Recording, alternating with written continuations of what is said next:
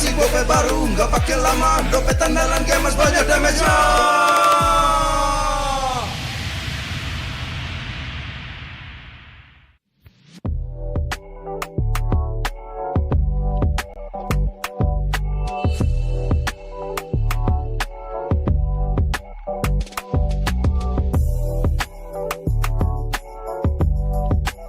Rasa baru makin seru. Pertama di Indonesia, kopi susu rasa cookies. Always ready, warnai harimu. Good Day Groovy Cookies. Nikmati sensasi asyik kopi cookiesnya. Tak ada hari tanpa mabar. Main ngelek, kerap buat ku tak sabar. Gimana mau main sampai kelar? Ini waktunya ku bersinar. Okay, let's do it. Game flash andalanku bikin mainku semakin hebat. Pin stabil main makin mulus, rankku fix naik terus. Tukar DG rings, diamond dan voucher game kau dapat. Cuma Games Max, makin-makin no debat. Games Max Booster, kini dapat DG Rings. Beli paketnya dan aktifkan boosternya di aplikasi Dunia Games.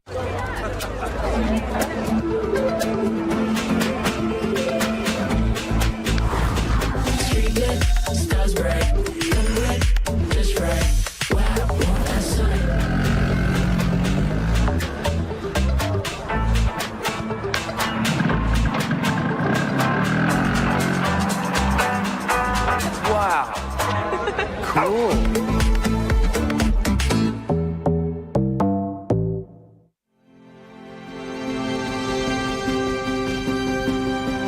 In an age long forgotten, the wills of gods and demons shape the fate of the world. Prosperity and war surged, caught in the eternal clash of divine glory and infernal wrath. Mortals rose in defiance, and after a long war and countless sacrifices, the world finally knew peace. In the new era, wars on the chessboard replaced the clash of swords. Here, legends and epics are reborn in a form the world has never known. Magic Chess Go-Go. Make your move.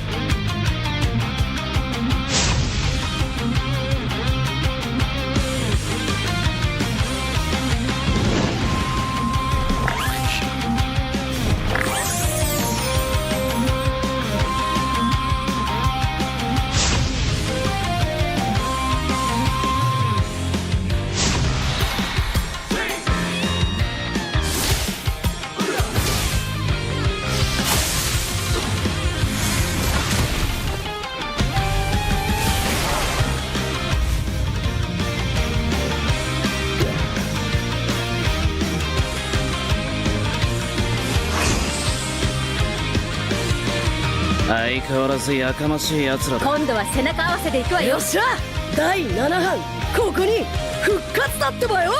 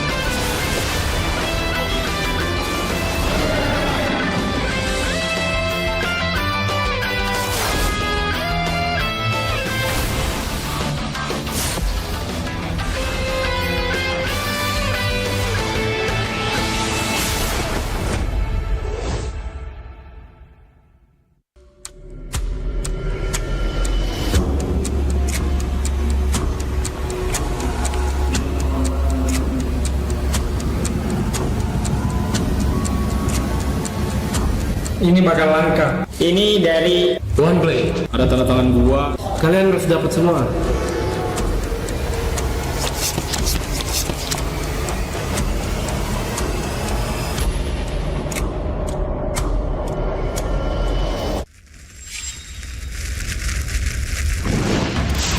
Minna! 渦巻きナルトが帰ってきたぞ。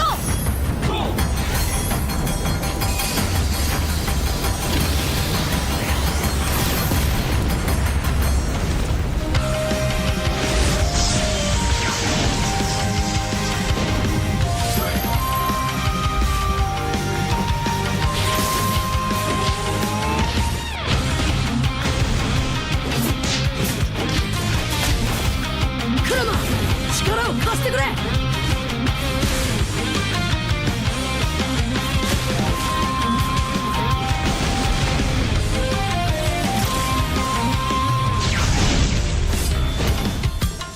っしゃ、第7班ここに復活だってばよ。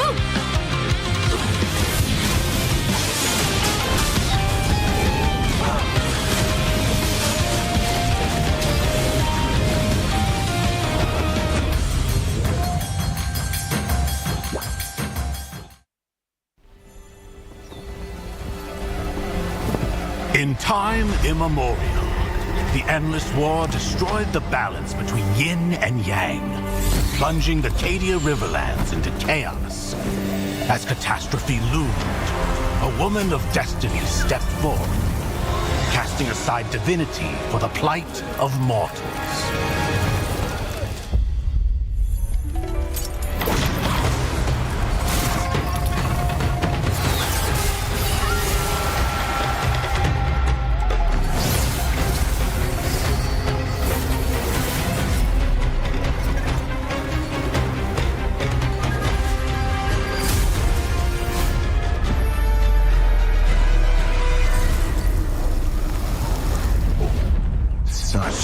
Sacrifice for a fleeting moment of peace in the mortal realm.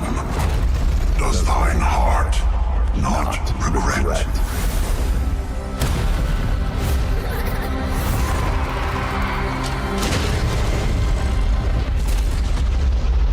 To protect the realm. What is there to regret?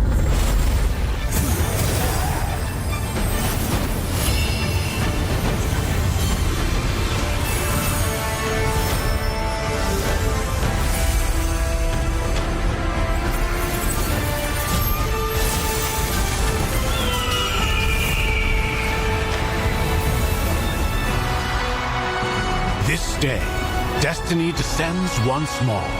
Zutian the Ordained, of untold merit and unbound benevolence, preserver of peace and prosperity, unfaded by time. This day, let heaven and earth bear witness as the Phoenix ascends the throne.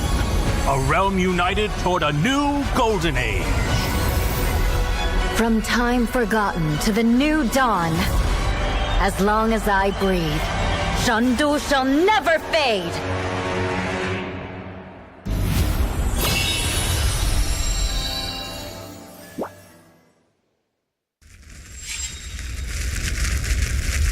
Mise te yaru yo.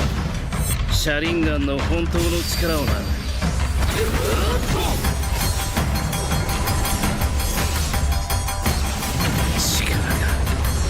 湧いてくる。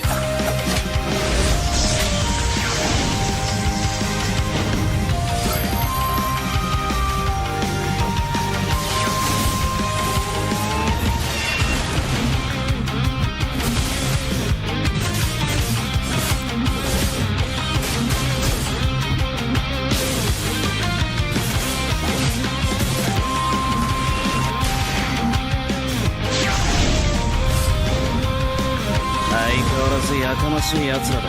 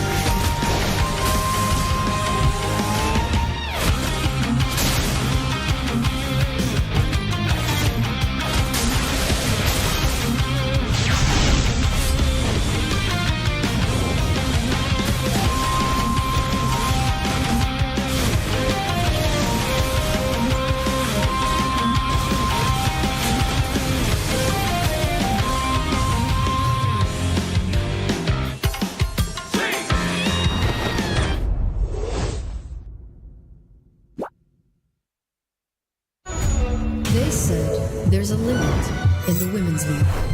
In MWI, we say limit? Watch us bounce. From the MWI queens everyone knows, to the stars who came out from nowhere, to the ultimate champions.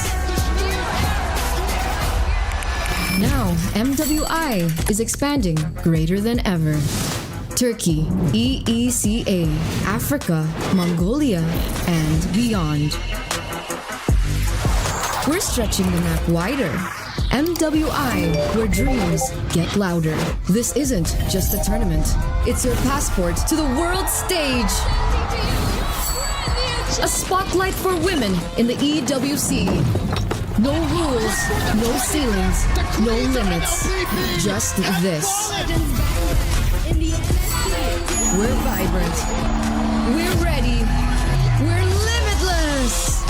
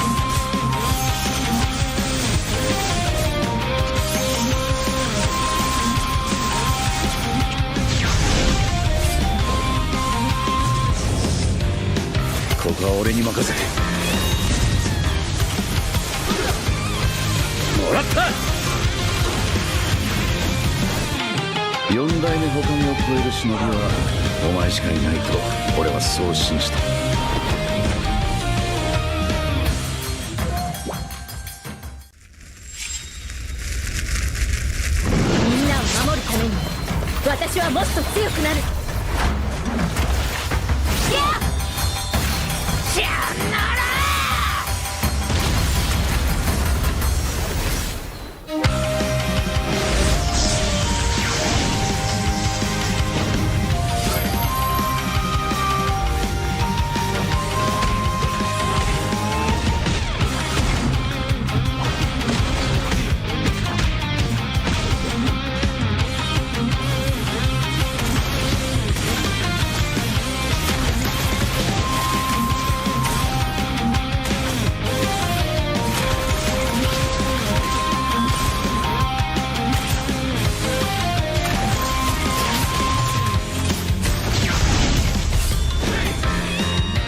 今度は背中合わせでいくわよ。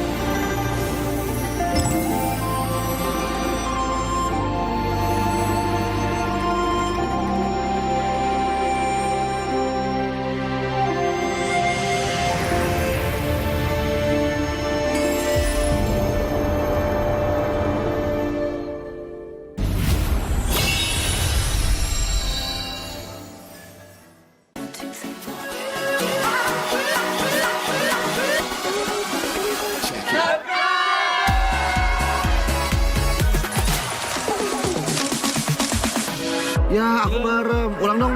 Gak perlu.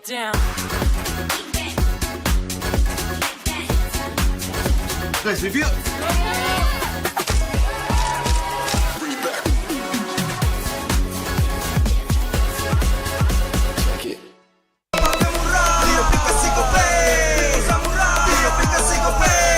Walau yang lain terus berubah, Gope konsisten, kasihnya pasti murah. Bayar tagihan murah di aplikasi Gope. Transfer 100 kali per bulan. Download aplikasi Gope baru, nggak pakai lama. Dompet andalan gamers banyak damage-nya.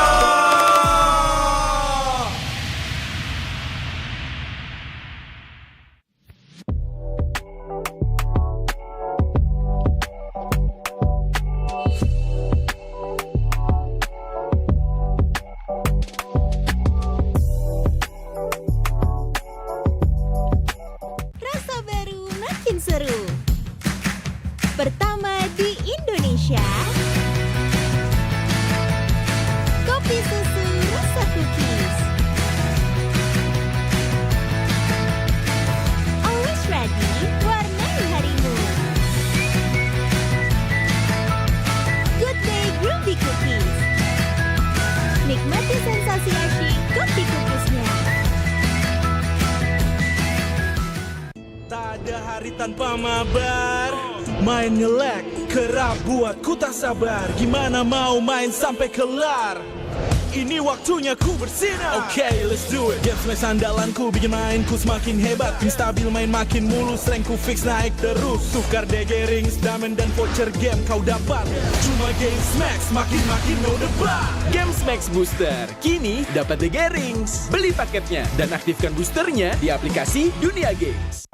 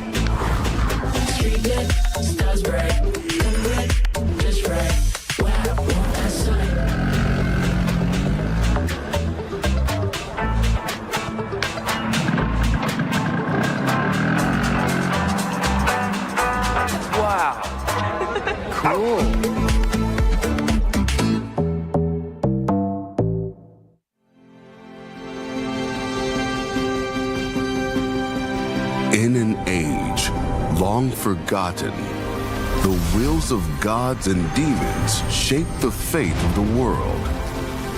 Prosperity and war surged, caught in the eternal clash of divine glory and infernal wrath. Mortals rose in defiance, and after a long war and countless sacrifices, the world finally knew peace. In the new era, wars on the chessboard replaced the clash of swords.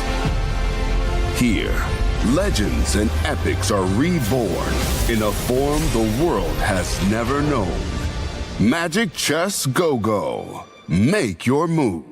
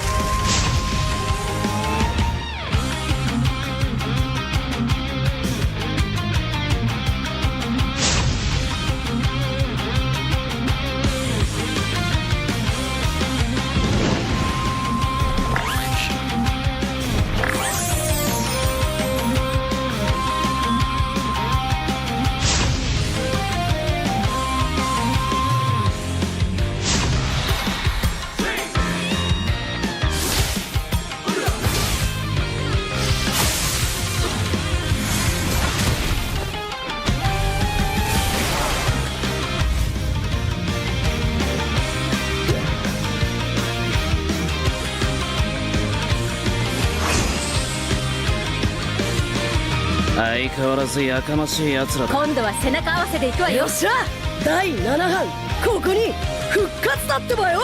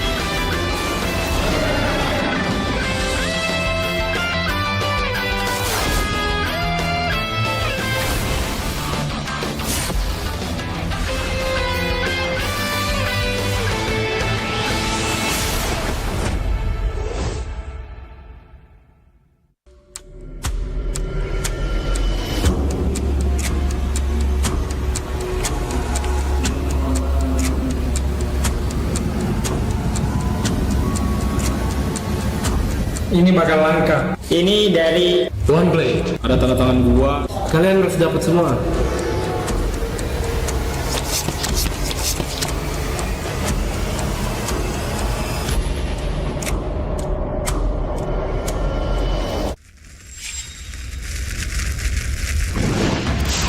Minna, Utsumaki Naruto ga kaette kita zo.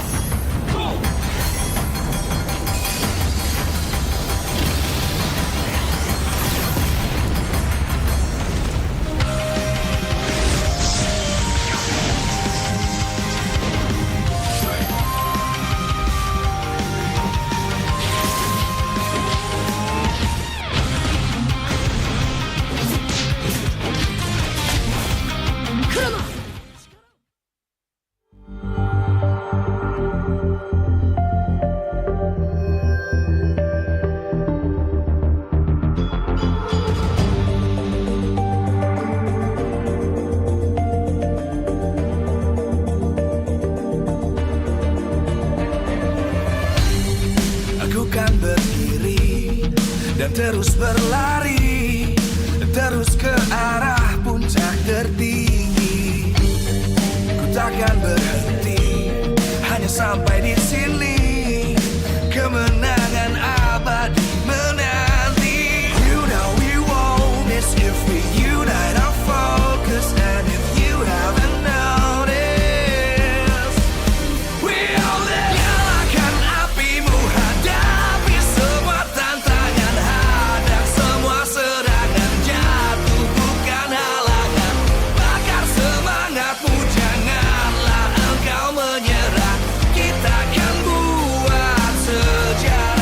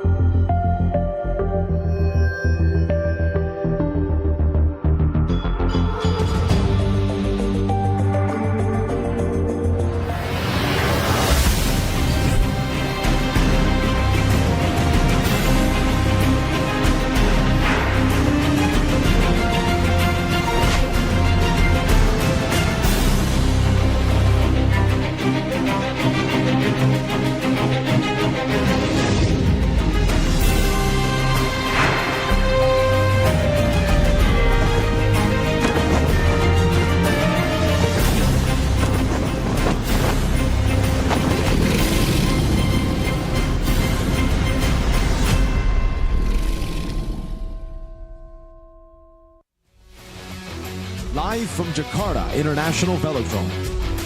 MPL Indonesia Season 15 is powered by Moonton. Supported by Esports Federation of Indonesia.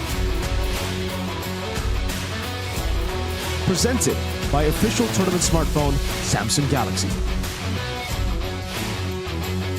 Official e-wallet GoPay. Official sponsor Head & Shoulders. Official coffee Good Day. We own this.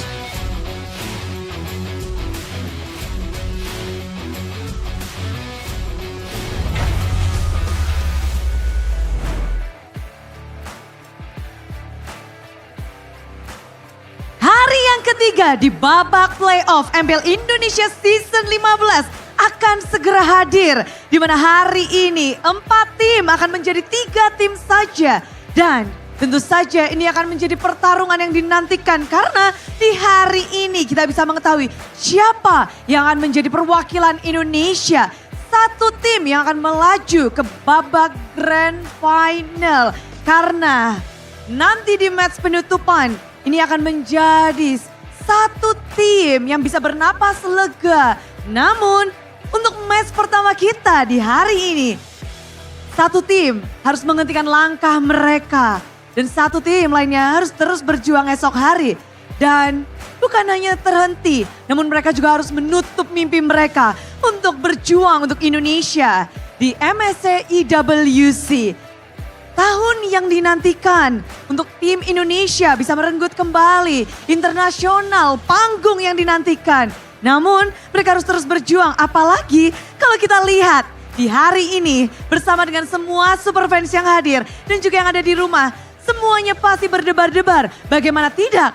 Pertemuan antara tim Alter Ego dan juga Geek Fam belum kita saksikan di babak playoff sebelumnya. Ini adalah pertemuan kali pertama mereka. Dan pertemuan ini antara hidup dan mati. Siapa yang bisa saling menjawab tantangan satu sama lain?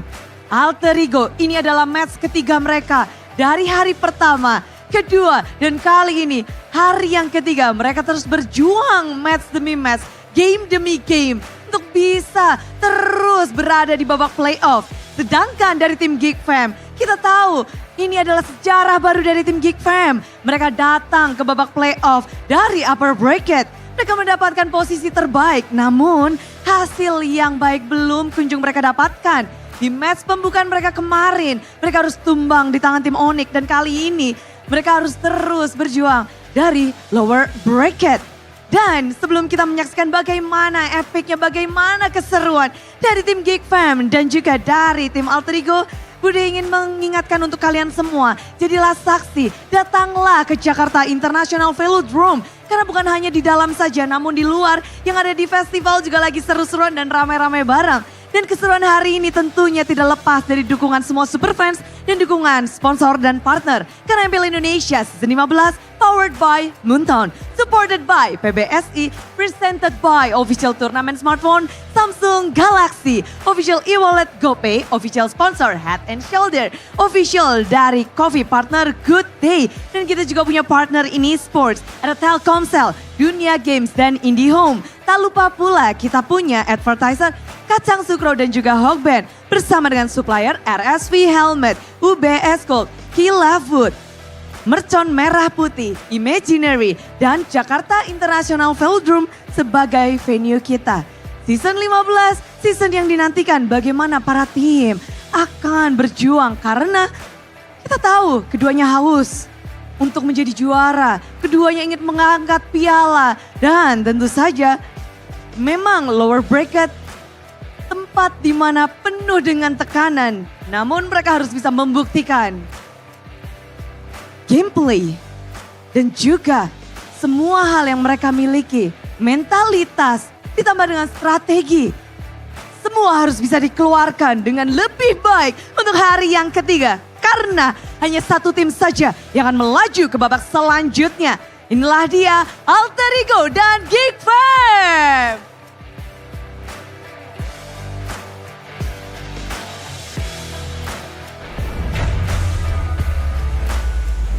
Welcome to day 3 of MPL ID Season 15 playoffs. We have one elimination match and one match to determine who makes it to the grand finals and also possibly to MSC.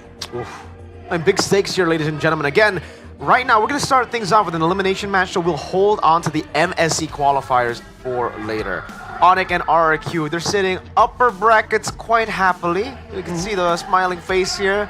You should be called smiling analyst today when RRQ wins. The smiling analyst. But will the smiling jungler still be smiling? So what are you smiling for? I'm smiling because I just love the game. I love MLBB. I love my friend over there behind the camera, Mr. Ranger Amas. Shout out to him. Mr. Guy, who's giving us some really, really good motivation right now. And Lim Kocho over there as well. MM. He's an MM player. He's an MM. Yes, sir. He's a marksman magnet because he plays all the marksmen. Assassin? Assassins.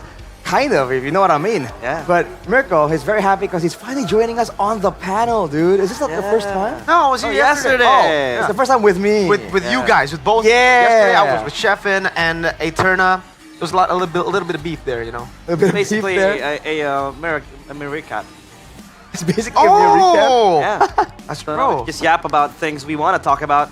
But obviously, we want to talk about today's schedule with 2 matches being played. It is Alter Ego against Geek Fam on the opening match. Okay. An elimination match. So one team sadly has to say goodbye to the second match of the day and possibly the most coveted one because it is the Royal Derby.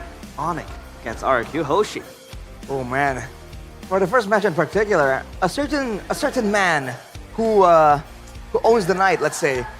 He's been very vocal about both these teams really not doing so well in the playoffs, despite the improvements we saw in the regular season, especially towards the end. In the playoffs, oh man, a lot of people have been criticizing the drafts, some of the executions as well. Yeah. We're kind of at a loss on what actually happened, because this is the exact opposite of what we were expecting. In a way, I kind of expected Geek Fam to have this kind of performance, at least for their first match, right? I hope it doesn't translate over to their second, because yeah, for the drafts are weird to me. It almost seemed like they had a formula working for them in the regular season, and now they've decided to be like, all right, let's ditch that formula and go for, I guess, what has been working in scrims. But these are some weird picks sometimes, you know? Like, I mean, game 1, I actually like that draft, the one with the Harith and the Fredge and Valentina. That was a draft that was, again, purely picked up just to enable the Harith. I understand that. But then game number 2, it was changed. The chip came through, and it's still at 0%. Sheffin pointed it out, which is crazy. BPE on a chip, 0% win rate. And then we got to see just like the Faramis contest for Geek. Like, they have such a high emphasis on banning Farsa Lo Yi to pick up the Faramis. And it didn't even pay off. Like, it didn't become a pick that got them the win. I mean, right now in this kind of meta with the players we see, there's so many good EXP laners and rovers that if you have a composition that forces you to kind of group up together, that's rough, dude. They'll get punished. Yeah, obviously Geek Fam yesterday was, I would say, kind of underwhelming because in the regular season they were rocketing off their way onto the playoffs. Top 2, by the way, upper bracket start alongside RRQ and Geek Fam. So that is indeed, I'd say a bit of a bluff there in the playoffs run in the first match. But obviously we want to talk about Geek Fam and take a look at their arrival alongside Alyssa back on stage. So Alyssa, who are we gonna interview today? Who? Halo, kembali lagi bersama Alyssa, masih di MPL Indonesia season 15 di babak playoff. Dan di match kali ini kita akan melihat antara Geek Fam yang akan melawan Alter Ego. Dan kayak sudah hadir bersama kita di sini ya. Ada tim dari Geek Fam yang akan kita culik salah satunya kali ya. Halo, Baloy. Apa kabar hari ini? Baik. Ini ceria sekali nih Geek Fam hari ini. Kenapa nih? Pengen mau menang nanti. Oh, pengen mau menang ya. Tapi memang kalau melihat ya, sejarah di regular season, memang Geek Fam ini belum terkalahkan dari Alter Ego. Nah, apa sih yang disiapin? Kalau yang belum dikalahin betul, tapi itu kita ini udah playoff, jadi kita lebih siap daripada mereka. Kayak kita belajar habit-habit mereka dan hero-heronya. Belajar habit dan hero-heronya. Dan kalau melihat ya dari season 11 sampai season 15 ini, bahwa dari ini pertama kalinya berjumpa dengan AE di babak playoff nih. Siapa sih yang paling kamu waspadai, Baloy? Ya itu pertama kali tapi bukan pertama kali ketemu Dream sama Hijime juga. Jadi gue paling mau ngelawan mereka, mau balas dendam soalnya mereka udah pernah pulangin gue season 11. Jadi kita akan melihat pembahasan Baloy ya kepada Dreams dan Hijime. Satu kata dong buat AE. Good luck. Good luck aja hari ini, good luck juga buat Baloy, semangat ya untuk Geek Fam. Dan kita akan melihat apakah nantinya Geek Fam akan bisa mengalahkan AE ataukah sebaliknya. So see you di match kali ini. Bye-bye. Good luck. Thank you, Alyssa, and that was Baloyski making his way into the Jakarta International Velodrome. He talked to Alyssa about having to understand the habits of Alter Ego. What habits do you think that Geek Fam has to be wary about? Oh man, where do we start? I think right now when it comes to bad habits, you don't even need to say habits because there are a lot of good habits. You can say how many bad habits do they have? Oh, the draft being very incoherent, really not synergizing with any of the other picks together. Overextending, random fighting, crazy, I don't know, just crazy in general. There's so many things to dive deep on when we're talking about Alter Ego's game that we can really nitpick. We can like pick everything. If you want to go that route, it is very much possible. So much to talk about as well, because sometimes it's almost like it's very situational. Yeah. Right? They're situationally patient and clean, and sometimes when the right factors are in place, they just blow up, and you're like, whoa, what is this? We saw that yesterday, but we want to hear on what Alter Ego has to say as they make their way onto the stage, backstage with Alyssa. Take it away. Hai, kembali lagi bersama Alisa, pastinya masih di MPL Indonesia season 15. Dan hari ini, saat ini Alisa lagi nunggu tim dari Alter Ego untuk sampai ke Jakarta International Velodrome. Dan sepertinya sudah sampai, jadi kita akan coba kita tanya-tanya. Wow, sudah siap. Halo Nino, apa kabar? Alhamdulillah baik. Alhamdulillah baik ya. Nino, hari ini kamu akan bertemu dengan Geek Fam. Menurutmu Geek Fam mode playoff gimana sih? Yang pastinya kuat sih, cuman ya kita juga gak kalah kuat harusnya. Tapi kalau ngomongin soal kuat gak kuat, kalau ngelihat di regular season, Alter Ego belum berhasil nih ngalahin Geek Fam nih. Gimana nih Nino? Memang belum rezekinya aja kali, sama kitanya mainnya kurang bagus dibanding Geek Fam. Oke, jadi hari ini harus bisa ya? Oke, dan Nino, kemarin di Media Day kan RRQ menang tuh. Dan Susujin ditanya, kira-kira besok AE dan Geek Fam akan lawanan, siapa yang menang? Dan Susujin bilang 3-0 untuk Geek Fam, karena katanya AE gak punya gameplay. Gimana nih menurut kamu? Gak apa-apa sih, mereka menang merayakan ya. Ya udah, itu aja. Keep humble aja ya? Ya, gak apa-apa sih, bebas mereka mau ngomong apa, yang penting kita main-main aja. Oke, dan Nino, kalau ngelihat dari Geek Fam, siapa yang paling kamu waspadai? Yang pasti Baloy sih, karena dia player yang punya makro play yang paling tinggi aja sih. Baloy ya, oke, kita akan melihat. Dan satu kata dong untuk Geek Fam. Good luck. Good luck sama juga ya. Oke, good luck juga buat AE, semangat. Dan kita akan melihat apakah hari ini AE dapat bisa mengalahkan Geek Fam untuk pertama kalinya. Walaupun di regular season kemarin belum berhasil, tapi hari ini kita akan lihat ya. So see you dan good luck untuk match hari ini. Bye-bye. Captain of Alter Ego, Nino, with a mature response, I would say, because obviously the gameplay was criticized by Baloyski, but Nino is like, nah, we're here to play. They can talk about what they want to talk about, they can say a lot of things about us, but all we have now is our focus on the game. I believe it was Sutsujin who actually made that statement, Sutsujin, right? Yeah. He said yesterday after beating Alter Ego, he thinks Geek Fam are just going to beat Alter Ego. And yeah, Nino just said, they can say whatever, they won, so it's fine. I agree with him. I think Geek Fam are the ones that are going to win here. Alter Ego's gameplay looks very inconsistent. Like when they get good picks, they do well, but the good picks don't come in a way where they force it. It's sometimes like it's onto their opponents. It's up to their opponents. Yeah, there's some luck involved. RQ yesterday, they tried to experiment in game one, I feel. And now obviously we want to talk about the audience topic voting. First ever playoffs duel, Geek or Alter Ego. Who will be eliminated? This is a hot topic to talk about. So you guys at home can vote. As of now, you know, this is indeed their first time ever meeting after 15 seasons of MPL ID. The first time meeting in playoffs. Yeah, because if we talk about the record, actually since season 4, there have been 23 meetings, Alter Ego winning 15 of them, and Geek only grabbing 9 wins. Alter Ego getting the better overall in the history situation. But again, it's a whole different Geek Fam. And right now, this is a Geek Fam that a lot of people are predicting to make it all the way to the grand finals potentially. Some to win. Some to win. So, yeah. So despite a bit of the dips, a bit of the questionable decisions in the drafts, in whatever, you know, that was just the beginning, the early days. Now though, when it's an elimination match, I think we can really expect another boost, another jump in performance, especially because it's Geek Fam, right? This is the anime team. Yeah. This is the shonen story team that gets stronger and stronger, and then eventually people are like, dang, they're too strong. What do we do? Yeah. And Beloy is like that veteran teacher type of character, right? Sensei. We have May Kids, he's basically Naruto. Beloy's he's like Jiraiya, something like that. Yeah. But hey, that's a good stat actually, realize that you brought up. I would love to know the before and after of Beloy. Like, I mean, Alter Ego throughout the history books, yes, has been able to win against Geek Fam. But after Beloy, how much do the stats skew back to like Geek Fam winning out? Yeah, Beloy has been seen as the pillar of Geek Fam. Plus, you know, Kyrie mentioned it as well. He's very good at scouting. He's very good at monster making, making monsters.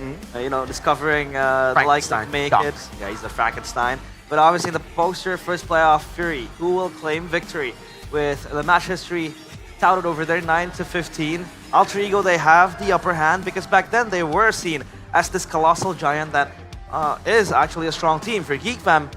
When they entered MPL, it was more of a start.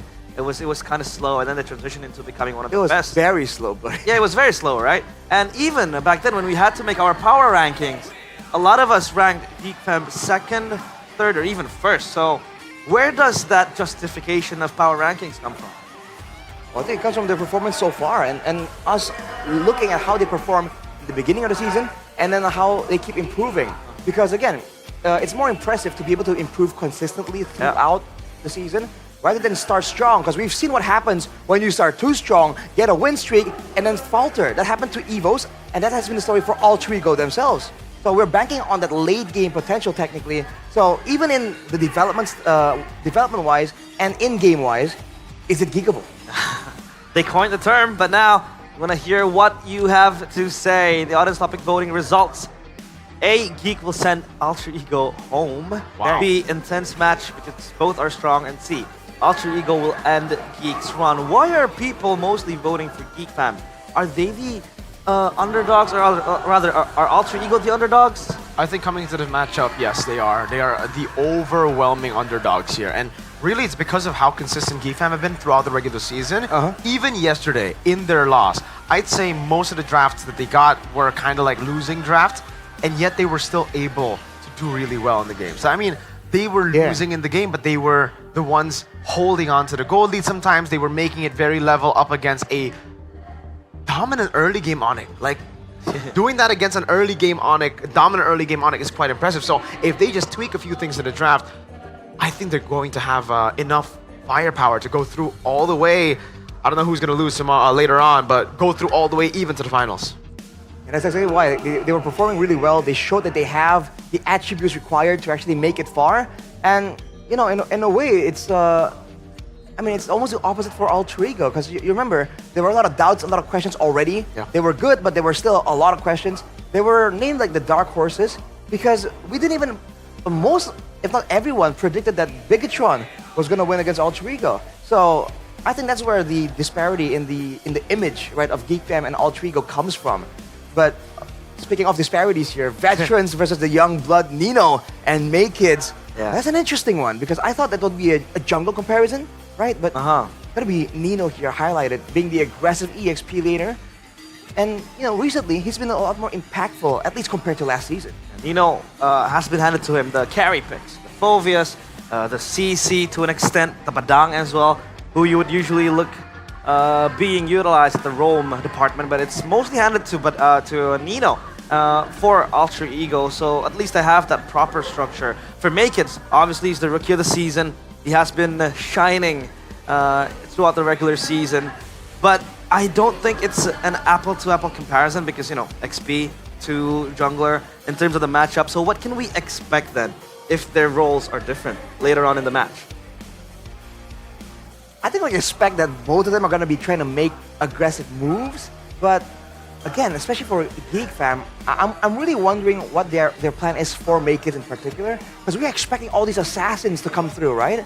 But I feel like so far, we've seen Make It do other things, not really being used as like the tip of the spear. Yeah. Whereas when they picked an assassin for Make It and kind of played around that, we saw that even against Onyx, they were doing, compared to when he's on a fighter, much better. So I feel like that has to be the angle that Geek Fam are looking at.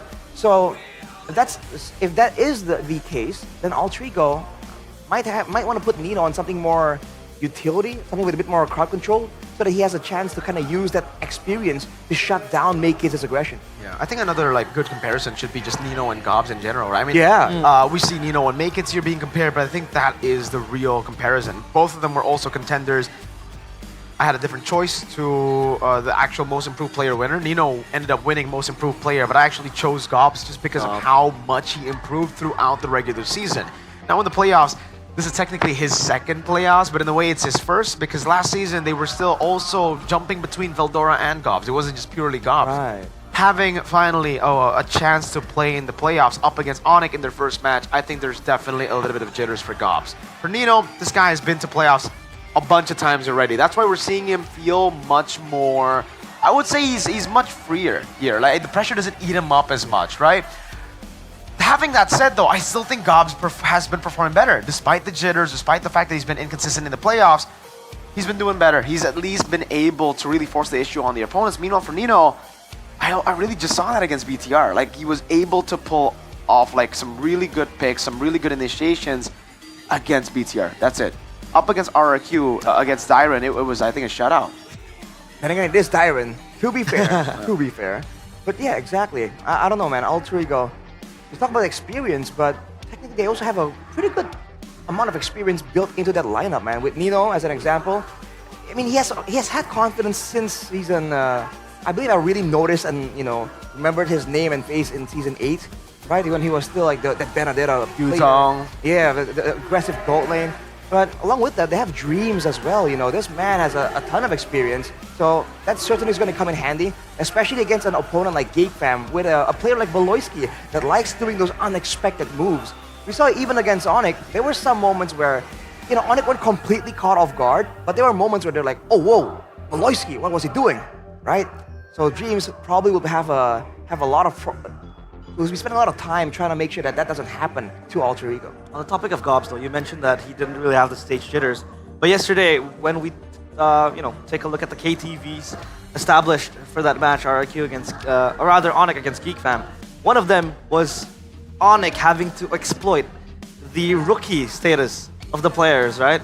And I think that might be a problem as well, but you said it, Gobs was able to push through the pressure. Make It was performing pretty well yesterday, and the Fredrin and the Suyo as well. But I think we have to see the entrance now. Ladies and gentlemen, welcome the two teams playing in the lower brackets today. Day 3 of playoffs. Match 1 commencing. Both red and black walking up on stage in the Jakarta International Velodrome. One, a team tainted as now the new generation, the team that will win it all, Geek Fam. The other, a team that was predicted to lose on day 1, who's been shattering expectations, Alter Ego. And they start their own version, somewhat of a miracle run. Alter Ego against everyone's expectations, against a team that could be said to be the favorites to actually win out in this match and potentially make it all the way till the end. Our Marshal Dimas brings in Bluffsy and Zephyr with NFR and Dora DSP. The battle begins here. What are the contrast, I'd say, drafting strategies that you see that Zephyr and maybe Bluffsy alongside Dora DSP and Nafari has? Oh man, for me, Alter Ego have been very inconsistent in their draft in a way where they have a certain template for the draft. If it doesn't work out, they're very bad at improvising. They would just go for picks that I would say doesn't make sense with the composition. Like, they are good picks. I feel like they have a template again of like what picks are good, what's in the meta, but the synergy was so off sometimes. I think yesterday it was a Phoveus with a Hayabusa. Hayabusa first pick and the Phoveus. What would you expect as a mage there? You wouldn't expect a Kimmy, that's for sure. You wouldn't expect a late game pick with a Hayabusa and Phoveus. You want to get mid control ASAP, especially when you're up against Farsa. If you're up against a Selena, I understand the Kimmy. You get more mid prio against Selena, you clear and you poke. Right. But against the Farsa, the Kimi pick was just out of my mind, and when it got picked, I didn't know what they wanted to do. And then they proceeded to go with a Claude pick too. So having a mid lane and a gold lane that needs to scale while you have a Phobius and Haya in your team that really wants to fight early and get a snowball. It really feels like they're kind of tunneling on some aspects of the game. So, for instance, instead of focusing on maybe the overall look, they'll be looking at laning phase, or they'll be looking at the team fights, and they want to get picks that work there, but nowhere else. At no other point in the game. So if the game goes long enough, and ideally they scale, they can win these team fights. But if they don't, right? The laning phase is tough, the neutral objective is tough, the macro play is tough. So I do agree. It seems like, despite the experience, that experience has not really transcended all the way into the draft and game plan.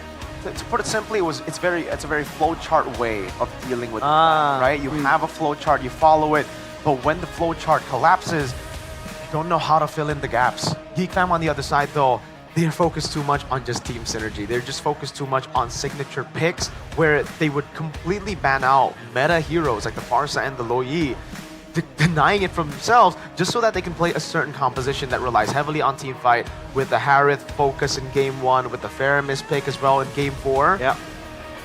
They can stick to the meta. We've seen in the regular season they are good with this meta. I wonder why they decided to do that. And I really hope that game is a wake-up call, a big slap in the face to be like, all right, guys, let's go back to what made us upper bracket second place team in the regular season. Well, moving on from that topic as well, Mirko, looking at the meta check right here, we saw Geek Fam earlier. Yeah. Pretty straightforward. But for Altrigo here, there's something that we have to talk about. The Fanny here in the most banned category. For the first time, I think, well, not for the first time, but previously with Altrigo and I believe Geek Fam's matches, there's no big impact for that Fanny, right? We talked about this before in the regular season. The junglers aren't really good Fanny players. But now, finally, we have a situation where one team has an amazing Fanny player and the other not so much. Altrigo are going to be absolutely at a disadvantage. You get a kiss of victory here by the Samsung Galaxy S25 series for Geek Fam. Princess Bedang and Farsa get the high-value picks in this match that can kind of set up. They can kind of go for that pick of style that enables them to shut down Altrigo. Match Altrigo's early game because they definitely have what it takes to do so, depending on the picks that they have. And stop using the chip, right? It hasn't really been working for them. That's unfortunate. But maybe if their whole style has been revolving more so on the objectives rather than the macro pickoffs, go with it, right? Pivot over there, and Geek Fam definitely knows how to play that style as well.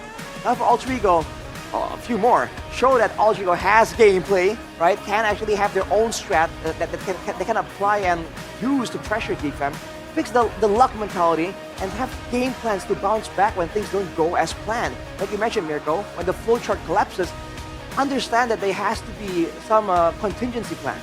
And Limit Geek's power heroes, like the Suyo, Maykids, I believe, has picked it 23 or 23 to 26 times, somewhere in that region. So that's definitely a big pick. And if they do ban the Fanny, I think the Suyo becomes the next thing that can be considered for Geek Fam.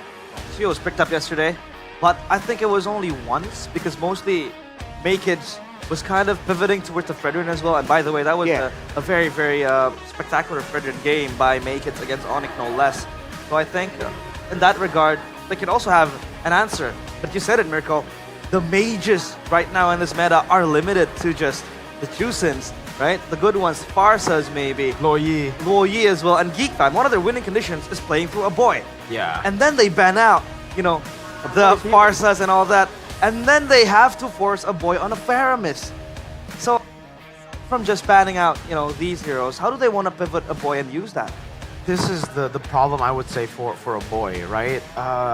Yes, they always want to play for a boy in the regular season, but he's been the type of mid laner to just utilize Valentina and Juicin for the most part. I think this season in particular, we haven't been seeing Geek Fam play for a boy like they did before. Yeah. I think because he's just not comfortable with the picks that are meta. That's why we're not seeing a lot of Lo Yis, that's why we're not seeing the Farsas, that's why we're seeing it banned out, because Farsa, Lo Yi, everything, it's at a 50% win rate.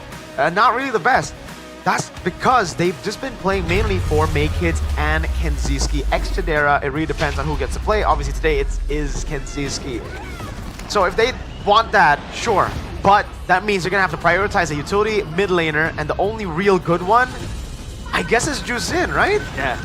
At this point, that is it. Even that gets countered. And with the Tushin now, with the emphasis on mid control and wave clear, by the way, going with the Tushin isn't even a guaranteed way to win anymore, right? Because clear the waves, and then something like Lo Yi, for example, is going to have so much more impact. But ladies and gentlemen, we're going straight into the drafting phase. Presented by the official tournament smartphone Samsung Galaxy S25 series. The Lo Yi picked up by Alter Ego, a Hijube special as well. Bar, Geek Fam, they take the Kalea and the Harith. Obviously, the Granger is the answer. In lane, it kind of fares okay against the Harith. You can kind of bully it past level 4, I think. And after Geek Fam, one last pick for them to round up phase 1. I think the safe choice would definitely be Fredgen or Lucas pick here, right? Have someone that can actually take a lot of the diversion, can be the one in front to take a lot of the initial damage from a diversion ambush play. We have seen it a couple of times, I believe. Lucas, how many times have we seen that for Nakeds? Once. 100% win rate in the regular season. Good route for Alter Ego, though, banning out the Suyo and the Fanny. We touched on that a little bit, Arashi, how the Fanny could be something that we are going to be seeing for Alter Ego ban, even in the first phase. But Geek Fam have done their homework as well. They see the box shot, they see the Joy, and the Hayabusa from yesterday. I mean, he's only really found success on these 3 picks in the playoffs. Yeah. Not even the Joy. The Joy has never been left open against him, but it will be the Fredgen pick here for Geek Fam. So once again, it's going to be a fighter in the hands of Nakeds. Feels like it's a bit of a waste of potential, but by all means, there must be a plan for this. With the Kalea, with the Harith already, it's building up to be a good team fight composition, but maybe they're more concerned just on the potential of getting picked up by the diversion. That's why they want to go for a fighter. They can be more mobile, more survivable, because you know that purple buff, the purple buff take is a death trap against a team that knows how to use that Lo Yi well. Is this maneuver from Geek Fam heralding a 5 jungler ban again for Rin? Why not? Because yesterday RRQ, I think he knew pretty well that Rin was tilting, and he's like RRQ. They're leaving Rin without an optimal jungler pick, right? Maybe he will try to pop up the Lancelot. But do you think that works against Geek Fam's composition? No, especially because firstly, Geek Fam, yesterday at least there was an option, Fredgen or Lancelot, right? Parsec gets banned here, by the way. It will just be mid laner ban, as I think, coming through. But yeah, on that point, Fredgen wasn't banned out. It was either Fredgen or Lancelot. Obviously, Rin is more of a Lancelot player. Now the Fredgen isn't even available. So if they ban Hanzo here, there's literally nothing else that Rin has gone for, at least in the playoffs. And then Geek Fam can pull the Dyren and pick up the Hilda. It's good against the Granger. I think opening up bushes is great too against the Lo Yi. And again, you've technically already countered the only... You're forcing Rin to either play a Lancelot, an assassin, up against the Hilda, or on an X-Borg or Leomord. Like, a really off-meta jungle, I guess. Here, though, they decide to go for the Padang. They think Hanzo's not even good. Yeah, and a hero encounter. A quick stat here. Total encounters 3 times so far, and it favors the Harith more. So what does the stat say to you, Arashi? It shows you that the Harith is stronger, and by all means, when the games are going as long as they have been going, by the way, the Granger scales, yes. But the Harith in the late game, my guy, we've seen that damage, dude. And more importantly than damage, the survivability as well. Yeah. Was it RRQ, I think, where Toy was able to tank out a full-on crossbow of Tang just by using the German Force and just dashing around, shielding up. That's a value option to have as a gold laner in a meta that's so aggressive right now. That final ban for Alter Ego is going to be the Valentina, so more mid lane emphasis. All right, I'm concerned about Alter Ego and how they're going to use this diversion because they don't have a lot of catch tools for now, and they don't have a lot of ways to really burst down the members of Geek Fam as well.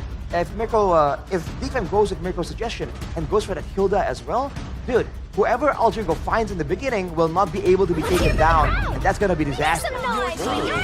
DC though, so at least more damage for Geek Fam because I think, physically kind of limited because the Fredgen will probably go utility, the Kalea does sell.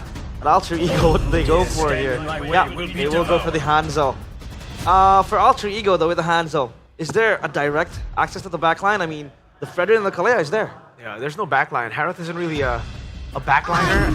To be honest with you, he plays in the middle. Great Edith pick there. Did not expect that to come through for Nino. Thought he would go for another, just tanky option, but knowing the CC is there, it does limit a lot of the options. Edith, that's why they banned the Valentina as well, right? Sets up for it. It's a good boy pick for a boy too. They decided to go for the Kimmy here for Geek Fam. Honestly, not bad here. They have a Kalea already. Okay. It is interesting, but obviously, we'll toss it to Gani and Sheffin to cast the game. Take it away. One must fall here in Jakarta International Velodrome once again, and it's between Geek Fam and Alter Ego. Back again with me, Sheffin, and also Gani. Gani, quick prediction. What's gonna happen? What's gonna happen in game one or through the whole thing? The whole thing? Yeah. I feel like on paper, Geek Fam, they are the better team. So let's see though, can Alter Ego prove that they are still worthy to stay in the playoffs? They pulled off an upset against Bigatron, but in this game, or in this match, another one will bite the dust. EWC is nothing but a dream for the fallen. Two families race with different values. The battle of chaos and constant. It's an elimination match between Alter Ego and Geek Fam. Let's get it, let's get it. Game one. What will happen here? Oh, spell check quickly. 2 Purifies on the board for the side of Alter Ego. And actually from the draft, right, you called the Hanzo ban, but instead they ran out the Badang. Yep. And that's a question, right, for Geek Fam. A boy with a Kimi. Let's check the win rate real quick here. A boy and a Kimi. It's only one game throughout the regular season with posting a 100% win rate. And this Hanzo, the longer the game goes, yes, you can kind of counter it with like pure damage towards the shadow that Hanzo's gonna pop out, but in the end, it is a danger for both backliners of Geek Fam. And also looking at the emblem here by IndieHome, so far nothing too crazy, maybe except a boy with the very brave mystery shop against this much dive and surprise mechanic from Alter Ego. So yeah, I think both teams here playing it very slow, fairly, right? Just touching and going. No real threat, no spell triggered as well, apart from the obvious retributions. And you can see here, early start, it's just, yeah, nothing too crazy below it though. Will not commit on towards an opening just yet. Yeah. Hey kids though, that's I believe that's going towards Rin instead of Make Kids, but I might be wrong. Early game for the first objective, I think it's gonna favor towards Geek Fam by quite a lot, especially with Make Kids on the Fredrin and Beloyski.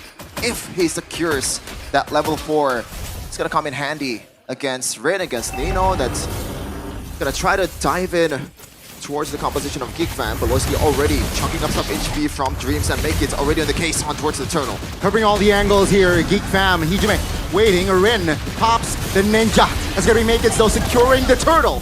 Beloyski though in front line, still level 3, getting bursted down, and now they're chasing Hijime. Diversion. Oh, Hijime will be able to teleport to safety, but that's a big win for Geek Fam. For sure, it's only a roamer trade, which is already equal, plus the objective take from a Geek Fam. And another win rate check here. Beloyski 6 matches and 1 losses in 7 games that he played with this Kalea. So this guy, man, his arsenal is getting bigger and bigger. You see the Choloyski, you see the Badangski in the second half of the season. Now the Kaleaski seems to be the main fish for Geek Fam towards Alter Ego, or maybe like all the opponents that they're gonna face. The whole playoffs, right? And it seems like English desk. No love. We are unanimous.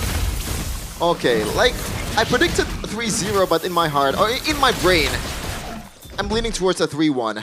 But these are some pretty harsh scores. And to be honest, even the players of RIQ that already beaten Alter Ego, they seem to agree with us as well. Sutsujin, pretty blunt with the way he's, pointing out the mistakes and the weaknesses of Alter Ego. He said that Alter Ego does not have a strategy, and Purify right away from Hijime, good traction pulls by a boy, and that's info before the second turtle begins. Yeah, it seems like Arfi no shoes, so he opted the Hunter Strike immediately. That's going to be the diversion play. Rain and Dreams teleported towards the top lane. Kenzie will sidestep Shaman Force giving damage and surviving. Great read by Kenzie. Yeah, and no diversion in the second turtle. That means no instant teleporter for the whole team of Alter Ego. That utility will cut their fighting power by quite a lot. Hijumero getting jumped on, no purify at all. Let's see, Hijume this time around taking a lot of hit and he will be taken down. Dreams 1v3, 4v1. I don't think he will survive this, baby. That's a bit too much. 4 guys on towards 1 in Dreams. There is a Revitalize, but he ain't gonna heal up anything if he's up against that much Famunity. As Geek Fam will take the second turtle without contest. Make it perfect so far in the objective battle. 2 for all, right? 2 for 2 for Geek Fam, neutral objective-wise. And yeah, they're slowly but surely establishing a very healthy foundation here. 2K gold almost in the first 5 minutes. An audience prediction by Gold Base, 63% to 37%. I was gonna say, this is pretty on brand, but I realized that I mixed up the teams. They actually predicted Alter Ego to win. Man, the La Familia, the Alter Champs is very, very trusting of his team. Scops getting jumped on by Rin, but I don't think he's gonna do much here. There you go. Oh, that's gonna be the quick purify. Beloyski triggering it. It does seem like that Beloyski is just disposes a lot of threat like with this Kalea. Yeah. He's taking a pitch. He's taking a pitch out of Rin's book, which is engaging every time it's possible. But the difference is, this is a Kalea, and you're trading a Purify with a Tsunami Slam. Gops getting chased on by 3 guys. Let's see, will Gob survive this 3v1? Practically, top lane will be pushed by Geek Fam, and Gobs will survive that, but it's gonna be Geek Fam again with the trades. 4v2 top lane, Arfi and Dreams now. What can they do? Make us look into zone Arfi out, and that's gonna be Dreams clearing it out. So Geek Fam again slowly just applying more pressure. Yep. And they know they have the pressure. Rin though, where is he going? Still has the ultimate to get away. So no threat. Beloyski though. AOG doesn't land, and it's gonna be, oh my goodness, Nino caught, isolated. Geek Fam now pushing the gears as they claim another member of Alter Ego. 2 members down and out. Looking like so far almost a perfect game from Geek Fam. In the first kill too that Alter Ego secured, that was a winning trade for Geek Fam, and now they're up to 3K gold lead in below 7 minutes. A position that Blovsy and Dora TSP is really happy to see, and it looks like Geek Fam not even needing a retribution to secure this one. Make it will try to get the orange, then the turtle will be theirs for the 3rd time. Perfect turtle indeed. Geek Fam just they know how to play the early game with this composition. Rin with the diversion. Not enough damage, I feel. That's gonna be Alter Ego just catching Stray still 7 minutes in. Rin gotta farm up. That's the only way for him to be relevant in this game because he's already losing at a 1v1. Oh, there you go, the Tsunami Slam and the Purify. Beloyski wins that trade every time he does it. Yeah. What? Okay. That's an awkward AOG. So again, 2 resource spent. Now make it soaking a lot of damage. Beloyski now trying his own members of Alter Ego. Traction balls. Connects on towards 2 in the back. It's gonna be RV taken down. Ladies and gentlemen, Geek Fam, they took down 3. And Geek Fam just steamroll this match in the first game. That was a good diversion. I don't think it's gonna connect towards anything, but again, the AOG by Dreams was nothing short of ridiculous for me. You know that Apoy has the flicker. He knows that the Apoy still has the second skill to get away. So why do we even bother to go for that one? Yeah. Looking at the items though, it feels like all the golds are coming towards Geek Fam, and you can see the massive difference in mid lane and EXP. This is Hanzo and Fredrin, a utility jungler too, which has 1K gold lead over Red.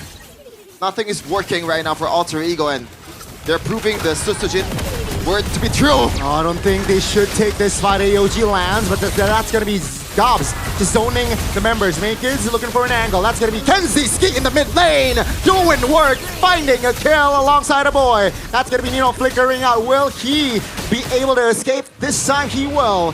1 for all. And the Lord is spawning. Kenziski, are you even a rookie, my dude? That was an insane Demand Force inside the turret aggro as the boy secured the concentrated energy. So Rin's potential to dive in, it just becomes worse and worse as the time goes on.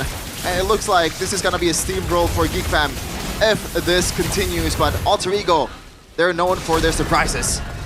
Seems like Geek Fam, they know they have Prio in the far lane, so they're taking the Lord Take slow. Whoa, that's a good poke. A boy though, oh, good flicker together from Rin. And there is no ultimate so far for Rin. Make it gonna try to go for Dreams. Oh, Beloyski Tsunami Slam! Closing the cap, Rin taken down. And that's gonna be Geek Fam again. Popping the Purify by Hijume. Geek Fam will back away. They know they are up in numbers. No junglers, yeah. They have all the prios in the Land of Dawn. This is a very disciplined Geek Fam. Yes, we know that they are overall pretty disciplined, except for that play against Onyx at the end of the match. Beloyski misses on the knock-up there. But he will find a way to be relevant again in the next team fight. So far, the only member that has bitten the bullet for Geek Fam is only Beloyski. So he's happy to die, man. Beloyski, we know the 7 death power spike, and he actually knows the meme as well. He recognizes it. Not even 7 though this time, right? And they are already 8,000 ahead. They're in trying to clear the far lane. Man. It's just cancelled. Another read from Geek Fam. Now they can push all 3 lanes. Yeah, they didn't even get the chance to clear that one. They're pushing on towards the mid turret there. No minions just yet. The lower's gonna crash down in the bottom lane, and they're gonna time it with the mid lane wave. Good management here for Geek Fam, and the Holy Shield in the bottom lane is gone and out for Alter Ego. Same with the mid lane. Alter Ego here will have to sacrifice the mid and the bot. Top lane though. Oh, okay. Because it's 11 minutes, they don't care. AOG doesn't land. That's in the back line. Oh, great. Purify, that's going to be Beloyski taken down. In the back, it's going to be Geek Fam trying to reposition as Dreams looking to close the gap alongside the diversion play. Now Dreams taken down though, as Nino with the knock-up is not going to be do much. It's not going to do much as Geek Fam, what a recovery as they found the counterplay. Now Vengeance pops, Hijume and Arfi will back away. Whoa. Pops the Shaman Force, and they will take down 2. And Alter Ego, only Rin left standing. Shout out to Gotham Chance because they sacrificed the Rook! And they're trying to end the game with Rin. Only the lone defender of Alter Ego. Game number 1 is easily on Geek Fam's side. They got the early, was able to translate it towards the mid game. And just before the late game, Geek Fam, they were able to close the game, and yeah, 1-0 Alter Ego. They need a lot of adjustments. Yeah, they do need a lot of adjustments, man. Maybe some talking too from and some reprimand from Sever, and it's like it's not even close. Alter Ego didn't even have a single good trade throughout the whole game. Yeah, not even a single objective. And this might be why they didn't ban the Hanzo in the second phase. They know full well that they're gonna be able to handle Rin on the Hanzo, and in a way, they want him to pick this crazy assassins because it's not been working for the Rin man. They just know how to counter it, right? And it shows from the first neutral objective where they already got the river. Alter Ego, they were just behind from that point and on towards the final push, and Geek Fam was able to clean game it. Oh my goodness, but our panelist is there to break it down. Mirko, Arashi, realize time is yours.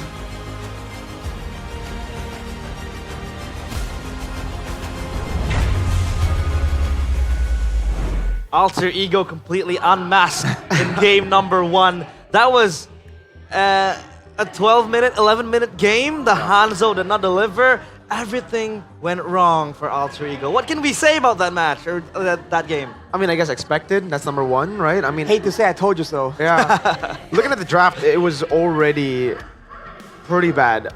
Just because Geek Fam knew exactly how to, they identified the alter ego issues. They really watched yesterday's game. They saw the blueprint of Kescute, how he was able to shut down everything that alter ego could do. We got to see RQ experiment with it, leave some of the prio picks up for their game one against alter ego, and that was their best shot while they got their power picks. Here, the alter ego, I think everything we said early on about them having very desynchronized drafts, about them not understanding, just the synergies of a lot of these picks, was visible. It was reflected in this game by far. They picked the Lo Yi, and unfortunately, I thought with the Lo Yi pick, like just having Hijume in your team compared to a boy, you would have technically more meta heroes in your arsenal, right? You would try to just nullify a boy a bit more in the banning phase mill, but they decided to ban Suyo still. They were trying to out hero pool Maykids with Rin. Yeah. Like, this is not a Rin issue anymore. It gets to a point where it's like, you need to enable your players, coaching staff. You can't just be like, all right, this happened yesterday, it won't happen today. Yeah, what are the odds, right? I don't know, it's like wishful thinking at best. Yeah. It's just cope. It's full cope drafting. It's full cope. But again, dude, it's so sad because you know that there's willingness for alter ego to try and make plays, but just wasn't anything there. There were plans to build a house, but there was no materials, man. Yeah. Like literally, they want to pick off, but the Hanzo has no damage, was kind of shut down. They had no lockdown. If they want to go for a full-on team fight, there's no big initiate to get the fight started. So, dang, dude, they had no tools whatsoever. It's like they're trying to build a house with like their bare hands, they need something. It's like those YouTube videos where they're able to create a house in the middle of the jungle without any... I can't really remember that. It's like the ancient... type thing. Like prehistoric technology. Right. Yeah, it feels like the draft. it's like a draft and inshallah. It's like just playing and hoping that maybe your players will deliver. But obviously, we talked about it, the Hanzo just being near inefficient, I'd say, because a single Synchro Fission takes him down to half health, even without the Zaman Force. So that is a problem as well. But I think for Geek Fam, they rounded it up pretty well. The CC, we had our own doubts for the CC because I think with the Hilda, they would have been able to shut down the early game earlier. But what can you say about Geek Fam in this game? Oh, they just played it clean.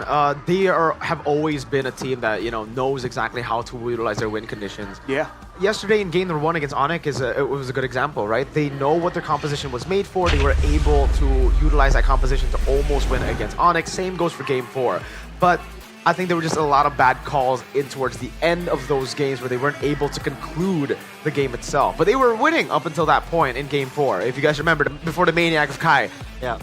Baloy, our MVP. Yeah, the player of the game presented by different from smartphone, Samsung Galaxy S25 series with the Kalea, take-off style-wise, just locking down on the prio targets, the Valkyrie Eco, everything just came flying for Baloyski. And he was still, chasing that 7 death buff, by the way, despite the game being clean. So we noticed that very early on, Baloyski, we're on to you. He's trying to get an even more dominant performance against Alter Ego. It seems to be the case. But again, everything that Alter Ego could throw at Geek Fam, they received and countered immediately. There was a fight where we saw Kenziski like wrecked. They just wrecked Alter Ego without the Zaman Force even used. Like, dude, that is rough, man. Yeah. Even in the beginning, they have a Lo Yi that was a pretty good pickup. We were expecting a lot of big things, but aside from not having anything else to use with the diversion, they didn't have anything to contest the mid trio with. They tried to fight the Kimi early on, get shredded down, and start losing the lane immediately since the early game. Dude, everything just went south for Alter Ego, and at that point, it's just like target practice for Baloyski. Off cooldown, dude. Tsunami Slap again and again. Despite the purifies, people were getting caught because Baloyski was just relentlessly going in for those engages. This is the point. Arashi just said it. No Zaman Force fight. The Miracle called it out. Yeah, they were still able to win. And then that's why he just goes in there. Hey, Zaman Force is still up, guys. Boom. They're able to do those magical things even without breaking a sweat. And on top of that, I think the Lo Yi pick wasn't really supplemented with any, quick burst type of deal, right? When you do the diversion, especially when you're coming from behind, you want to be able to burst down the prio targets. Yesterday, they did that pretty well with the Kalea, right? So you diversion to the back with the Kalea, you get the Tsunami Slam going, and you target like important heroes back then against RRQ. But I think in this draft, it's pretty hard to execute, especially when the Hanzo is easily bursted down. Not to talk about the Granger as well. I mean, the Granger can't really go frontline, right? So, yeah, I mean, again, bro, it's not rocket science. When you have a pick of composition, which the lawyer usually is, right? If you want a pick of composition, then you want burst and crowd control. It's not really like that complicated, right? It's like a prerequisite to actually get the stuff started. If you want to go for a full-on team fight, if let's say the diversion is a team fight diversion, not a pick of diversion, okay, we're willing to accept that. Where's the engage? Yep. You're gonna try and engage in an AOG. You know, we've been very vocal about Gatot being the sole engage tool, not really being ideal. And even then, if you wanna assume that was the idea, those diversions were not used in a team fight setup fashion, regardless. So, man, they are lost. That's why I gotta give props to Geek Fam again, to be fair, for them to be able to force out a lot of these picks, because it was just so tough in the second phase, right? Again, if we want to go back to the bans, Geek Fam, they banned out the Badang and the Ling. The Ling, another ban that made it the fourth jungle ban to Rin. Then the Badang ban, noticing again, there was no engage potential on the other side with just the Gatot Kacha. They're gonna have to pull off a hero that isn't in the meta, a hero that we haven't seen since like Reggie played it in the regular season, Edith up against the CC. And then it's also the CC / Hilda pickup for them. Like, why did they go for the CC instead of the Hilda? And we deciphered it again once we got in the game. We're like, oh, yeah, because like there was a Lucas still in play. Then I thought, okay, maybe Alter Ego in the next game, if that happens again, could be the one to ban out the CC and the Valen, leave the Farsa open. But then that would just give a Lucas pick over to the other side again. I mean, they can still play it an XP at that point, right? There are just so many ways that Geek Fam can utilize the draft, and this is what I was talking about earlier on during the post-game segment before the draft. Geek Fam have that mindset. They have the drafting mind of Beloy, and they have the drafting mind that can improvise on the go. They don't need that flowchart. Meanwhile, for Alter Ego, they see certain picks, they see the counter picks, and they're like, okay, we can't go Lucas here. I still think Lucas probably was the better choice, despite going up against CC over the Hanzo. Oh man, which is why I'm thinking like the pick order as well, like who gets their heroes first for Alter Ego needs to be kind of helped out as well, because they last picked the Rin's hero, you know, and that's the exact opposite of what we're talking about, right? There's some combinations, there's some strong picks that you want to have prioritized in your drafting phase. And speaking of combinations, by the way, hey, MSC battle plan ready. The EWC MSC later on, coming this July. Top 3 combo picks each region. So this is like the I think like the power map that we have, right? For MPLPH, obviously they love this Leo Jawhead. It was also implemented in MPL ID. Mostly picked up by EVOS. And they made it and work. Onyx early season. Onyx as well, early on. With Sicilian. Pre-Yeb, I'd say. And for MPL MY, they still go for the Suyo Jawhead as well, but the Selena Suyo, that is interesting. Yeah. I don't know about that. Selena Suyo, 6 picks and 6 wins is wild. 100% win rate. Wow. It's a synergy, bro. They both have 2 forms. Boom. Okay. Obviously, Kalea Beatrix as well. Being the favorite for that combo. But coming into the playoffs of MPL ID, we haven't seen much of the Kalea Beatrix. We talked about this early on because you said that the Granger was much more of a safer pick, right? Yeah. Because now everybody picks up the Kalea. With Granger, you can run Purify. With Beatrix, you can't. You have to go to the Flicker. You have to play super safe. So I think that is the case now for MPL ID playoffs, but do you think that will be translated to EWC, MSC later on? Oh, I don't think so. You know, I think a lot of the teams will have to take the risk later on at MSC, EWC. At this point, maybe we are seeing more of just the safe picks come in. But later on, especially looking at the scary teams there who've already qualified, they will not shy away from going in for like those kind of picks if the Granger and the Harith are banned out. Because to be fair, yes, the Beatrix is a good pick with the Kalea, but even in the grand finals of MPL Philippines, for the most part, Oheb, the champion, just went Granger. Like, he was just playing Granger. I think there was one game on Harith, and then all Grangers. It was Kelra who still wanted to pick up the Beatrix and did pick up the Beatrix. Won in lane, lost in the game though. So again, high risk, high reward type of pick that could work. but it really depends on the user, man. If you have a really good player like Kelra, it can work. If not, yeah, you're pretty easy to bully.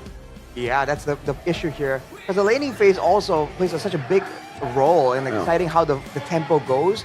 So even though it works well in the composition, in the team fights, you have to be extra considerate about the ganks, the dive potential as well in the higher levels. But my eyes were on the Matilda Alpha combo that was in the Philippines there. Yeah. I feel like, you know, I feel like there's a potential for that strat to be used more often in our MPL, and yet we haven't really been seeing it. Yeah, and now we have something special for you guys at home watching now, because we will be giving away 10k diamonds because of that gold deficit. So you guys can thank Geek Fam backstage maybe later on. Shake Beloyski's hand and or Alter Ego. Or Alter Ego. Yeah, that works. That works. Kind of rude though.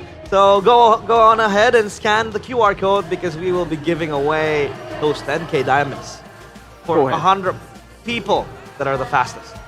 110 diamonds, 1 rupiah for everyone who's fast enough. If you fast, you get it, bro. First come, first serve type of deal, right? I don't have my Samsung phone to scan. I got you, brother. I got you. Scan that QR code real quick. Don't. No? What's that from me? We're gonna leave it for the people back home watching. I thought it's part of like the perks of being a caster. We can just scan earlier than everyone else. At least we get this later. We'll unbox a whole lot of these. So you got Luke? I got Luke 2 times. 2 times? Both cards I had Luke. So I got a total of 3 Lukes by the end of the day. Wow. Which tier though? Did you get like the SSR, like, you know, the top tier? B. It's pretty bad, but it's okay. We'll try our luck today with a super premium one. Hopefully we get it.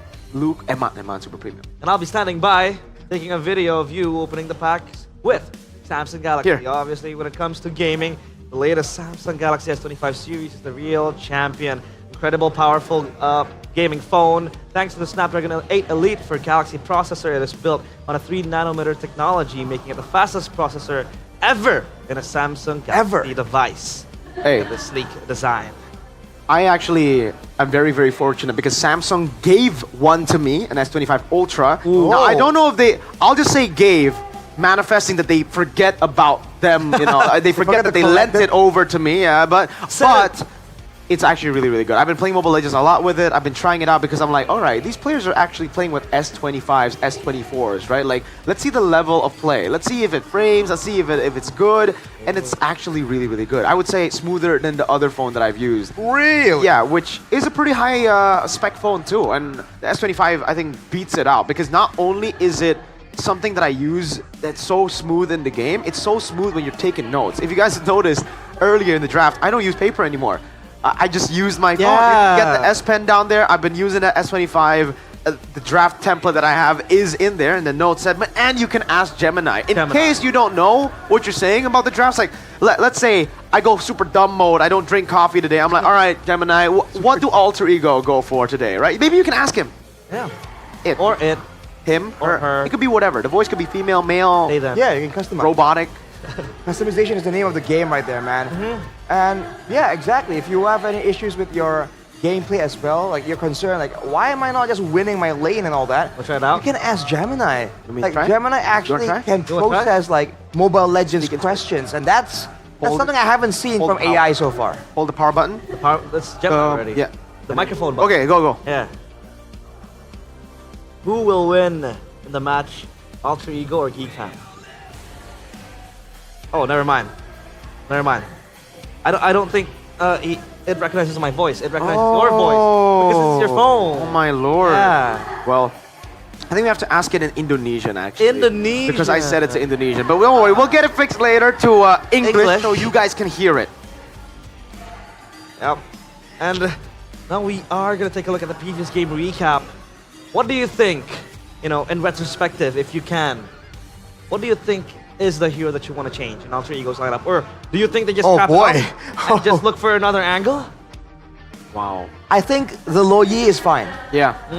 Keeping the Lo Yi, I think, is fine. And that's where the sentence ends. Is it the only viable hero? No, because afterwards, I think everything after the Lo Yi was already kind of shaky. You know what I mean? The Lo Yi was like the solid pick. Yeah. Everything else, I think if it's not bad, it can at least be improved on. Let's put it that way. Yeah, the risky choice would be, I would say, in the first phase, instead of banning the Suyo, ban out the Valentina. And then you go for the Lo Yi, enemy team goes for the Kalea and the Harith again, and then you go Lucas. You go Lucas Granger. I'm okay with that, yeah. You try to play for the low Yi. If you want an active composition, then you go for the active composition. You don't just wait and see if it's open later. Because you need to... At this point, you need to be the ones proactive in the draft. You can't just be the ones being passive and saying like, okay, Make It is just good at Suyo, we have to ban it. No, there are ways to beat it. We've seen it beaten before. Yes, it's his comfort pick, but it's not like it's a 100% win. Like, Onyx beat it too. I'm not trying to say Alter Ego are on the level of Onyx, but with Lucas, I think it's pretty good. Like, that was the main way to beat Suyo in the regular season. We're not the early game so hard that the Suyo becomes irrelevant. Now, we are back to the drafting phase, presented by the official tournament smartphone, Samsung Galaxy S25 series. Arashi, any opening thoughts for the draft? Somehow, some way, considering the team fight emphasis that we've seen from Geek Fam, right? We haven't seen them play like any kind of pick-up style so far. I was thinking like if they have the low Yi, why not go for something like a Franco? Right, go for the Franco that was so good in the hands of Dreams. Really impressed all of us. And low Yi Franco plus a burst damage source. I feel like that's pretty decent. Yep. So I think it's gonna be the Kalea again for Geek Fam. Either Kalea or low Yi, both are pretty good. I think Kalea is a bit better for Geek Fam. Alter Ego response. So they take the Harith away now, seeing how good Kenzie was. They want to go up against a Granger because Geek Fam, if they have an early game like they did before, it will be deadlier than the Harith. Harith is a mid to late pick, guys. If they snowball with a Granger and Kenzie gets like 30, 40 stacks in the early game, it'll be tough. Yikes. But I think Low Yi for sure. Yeah. If not, yeah, it has to be Low Yi. Low Yi Harith, Low Yi. Accompanied with Granger. Imagine they go chip. Oh, Marsa Gato Kacha. Okay, that's a solid choice as well. Change it up a bit, yeah. What about the Gatot though? Why is it so heavily picked on the side of Alter Ego? I guess they're just utilizing it as a flex pick. Like even yesterday I was kind of confused because RRQ were utilizing it a whole lot more than they did in the regular season. Yeah. We know that Edok is known to be more of a playmaker. Yeah. He's the guy who's the X factor for the teams, yet he goes for the Gatot. But instant Ling pick, not just a deny, but it's a good pick against the Farsa too. A die, right? And no Faramis as well too. I think they go Lucas, guys. I think they need to go Lucas here, right? Lucas against Ling. Yeah, you need to try to control the early game. It's up against Ling and Harith, so if you stomp in the early game, those two, you stop them getting to their mid-game power spike early. Again, they don't go for a jungle in the first phase. They go Phoveus. They set up for an early game jungler, but I don't think we're going to see much more of the early game jungler. They ban CZ, they're setting up for the Lucas. I don't know if Geek Fam are going to fall for it, you know? Or maybe they do and they just pick a Fallon. Oh man, there's so many ways Geek Fam can kind of adjust to this. And now with the Phoveus, yeah, you're winning in the lane, but can you actually get in the way of the Ling? You know, can you match the pressure? The pressure, because Ling, yeah, you have early game, you have assassination potential, but the other strong suit is that mobility. Cross map pressure for Geek Fam is going to be so good, and the guy you're going to be sending to clear usually is the EXP lane. With the Phoveus, that's not the case, man. He's going to be way too slow. They might have to be forced to use the Farsa or the Gato to do so. That can open up that Farsa to vulnerabilities for the Ling to go in for that assassination. Yeah, that Moskov ban, is it a ban to, you know, to just prepare themselves because Geek Fam know that Alter Ego needs someone who can match the pressure of the Ling. Exactly. That's why they take out the Moskov, right? And it's also one of the only picks that actually does well in lane against the Harith. Like the Granger is actually pretty good too, but the Moskov can capitalize on the fact that the Harith usually wants a team fight, so you just stay in the lane itself. Wan gets banned too, so they don't care about the Lucas. They think Alter Ego, well technically they haven't really used the Lucas anyways, so Geek Fam are trying to call the bluff. Oh man, but if they do, the Valentina is still available anyway, so... Yeah, exactly. It's not really a high-risk situation for Geek Fam. They would rather remove all of these safer gold laners in order to remove... They already removed the main carry potential, which is Rin, by banning away the assassins. They're gonna limit the carry potential of Arfi as well, and just like that, the two strongest weapons of Alter Ego are just down the drain. Bruno against the Harith? It's alright. You don't lose out in lane, you can actually battle against the Harith, but Bruno just doesn't do too well later on. Dude, like in the team fights, mid-game. Alter Ego are setting up for a front-to-back composition against a team that's already shown an assassin. I'm not quite sure about how that's gonna go. Oh my god. Okay. And Hilda. Yeah. Yep. Wait. Okay, so now Alter Ego, how do they match the Link's pressure then? Without potentially a split push hero or someone who can really have the mobility to do just that. Well, like the crimson Leomord. Yeah, that's the only choice. I mean, either that or Lucas. We haven't seen Lucas again. That's maybe why GeekFam didn't care about it. So now we see the Leomord. It's like the beta Lucas. So which draft do you prefer? Better draft, like Alter Ego or better than Game 1. I think they have some solid components at least, but I think I'm still gonna have to lean towards Geek. Rashi? I have to go with Geek, man. I feel like, again, there's things that Alter Ego can do, but GeekFam have the solutions there. The opposite is not true. Yeah. If Alter Ego win early game, they can snowball. Okay, so we want to hear what the casters have to say. It is game number 2. For Chefin and Gani, take it away. They dug deep in the back and Rin got their horses in the back too. Leomord on the jungle. This is something that we've seen in the regular season, but will it come to fruition against GeekFam? We're on towards game number 2. Let's see, Alter Ego, can they equalize in this game to make it a 1-1, or will GeekFam double their lead? Yeah. And this is also a Bruno, which we haven't seen this hero very often, but this is one of the pocket picks. I gotta say, for a lot of gold laners out there that wants a bit of a sustain and maybe some range as well. The burst potential on the late game is also decent, so maybe it can kind of match the late game potential of Kanziski. But again, this is Kanziski we're talking about. On a Harith, he is an absolute monster. He is, and seems like it's a different kind of feel from Game 1. Game 1, first minute, it was just, no invasion, no aggressive movement, but seems like the tempo is a little bit on the upper side here, Game 2. Looking to get more aggressive here, positioning-wise. Yeah.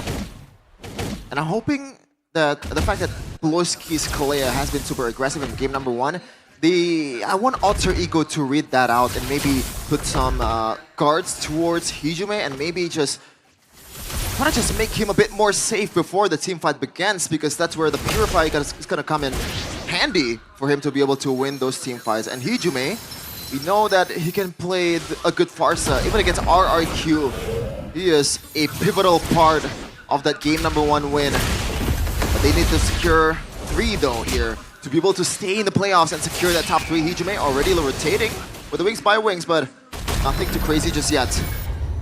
Both teams actually sending 4 members earlier on towards the top side, but they will not commit on towards a fight just yet. Turtle is up, so we're gonna see the first big fight here. Yeah, it's a Phobius, it's a Leomord. I think they have a good advantage here. Alter Ego, they're onto the case. Let's say 3v2 on the Turtle Pit. Kids finds the steal and finds the kill as Gobs will secure that one. GeekFam, same like game 1, they got the Turtle and they got a kill as well. I said that they have an advantage because the heroes that they have though. In the bottom lane, Kanziski is absolutely dominating the lane, but back to the point earlier. But when you have a really good Kalea and Poloski that knows the angles, knows that this one moment can change the entire course of the team fight, and also pretty much make it an easy retribution to execute, then it's a whole different ball game for GeekFam. Really is, and already, right? Minute number 3, 2 levels earlier on Rin and Makids. Rin now level 5, he's still behind GeekFam. It seems like they are trying to find an angle to, again, just invade. Bottom side not looking too hot for Arfi. Shaman Force spots. Oh my goodness! The dive is just perfect. Down to the AOG now. Rin with the horse. Barbiel will find a kill there. Still 1-for-1, but it's still favoring GeekFam. A worthy sacrifice, but maybe Alter Ego is a little bit happy with the fact that top lane wave is not even touched by Gobs, and he is up to 2 kills. The good thing is he's not towards the bounty just yet, so if he got killed, there's not much repercussion for GeekFam. They're on towards 1k gold lead, and a boy might have to use the Crimson Beacon. Never mind. He is calm and collected, man. And Arfi needs some help here in the bottom lane. This has been getting bullied by the other rookie. Kanziski is still going with his Mon Force. That's very aggressive. He knows that he is ahead. Applying more pressure. Top lane though. Technically a 2v1. Let's see. Gobs. He's A-okay. Clear the lane.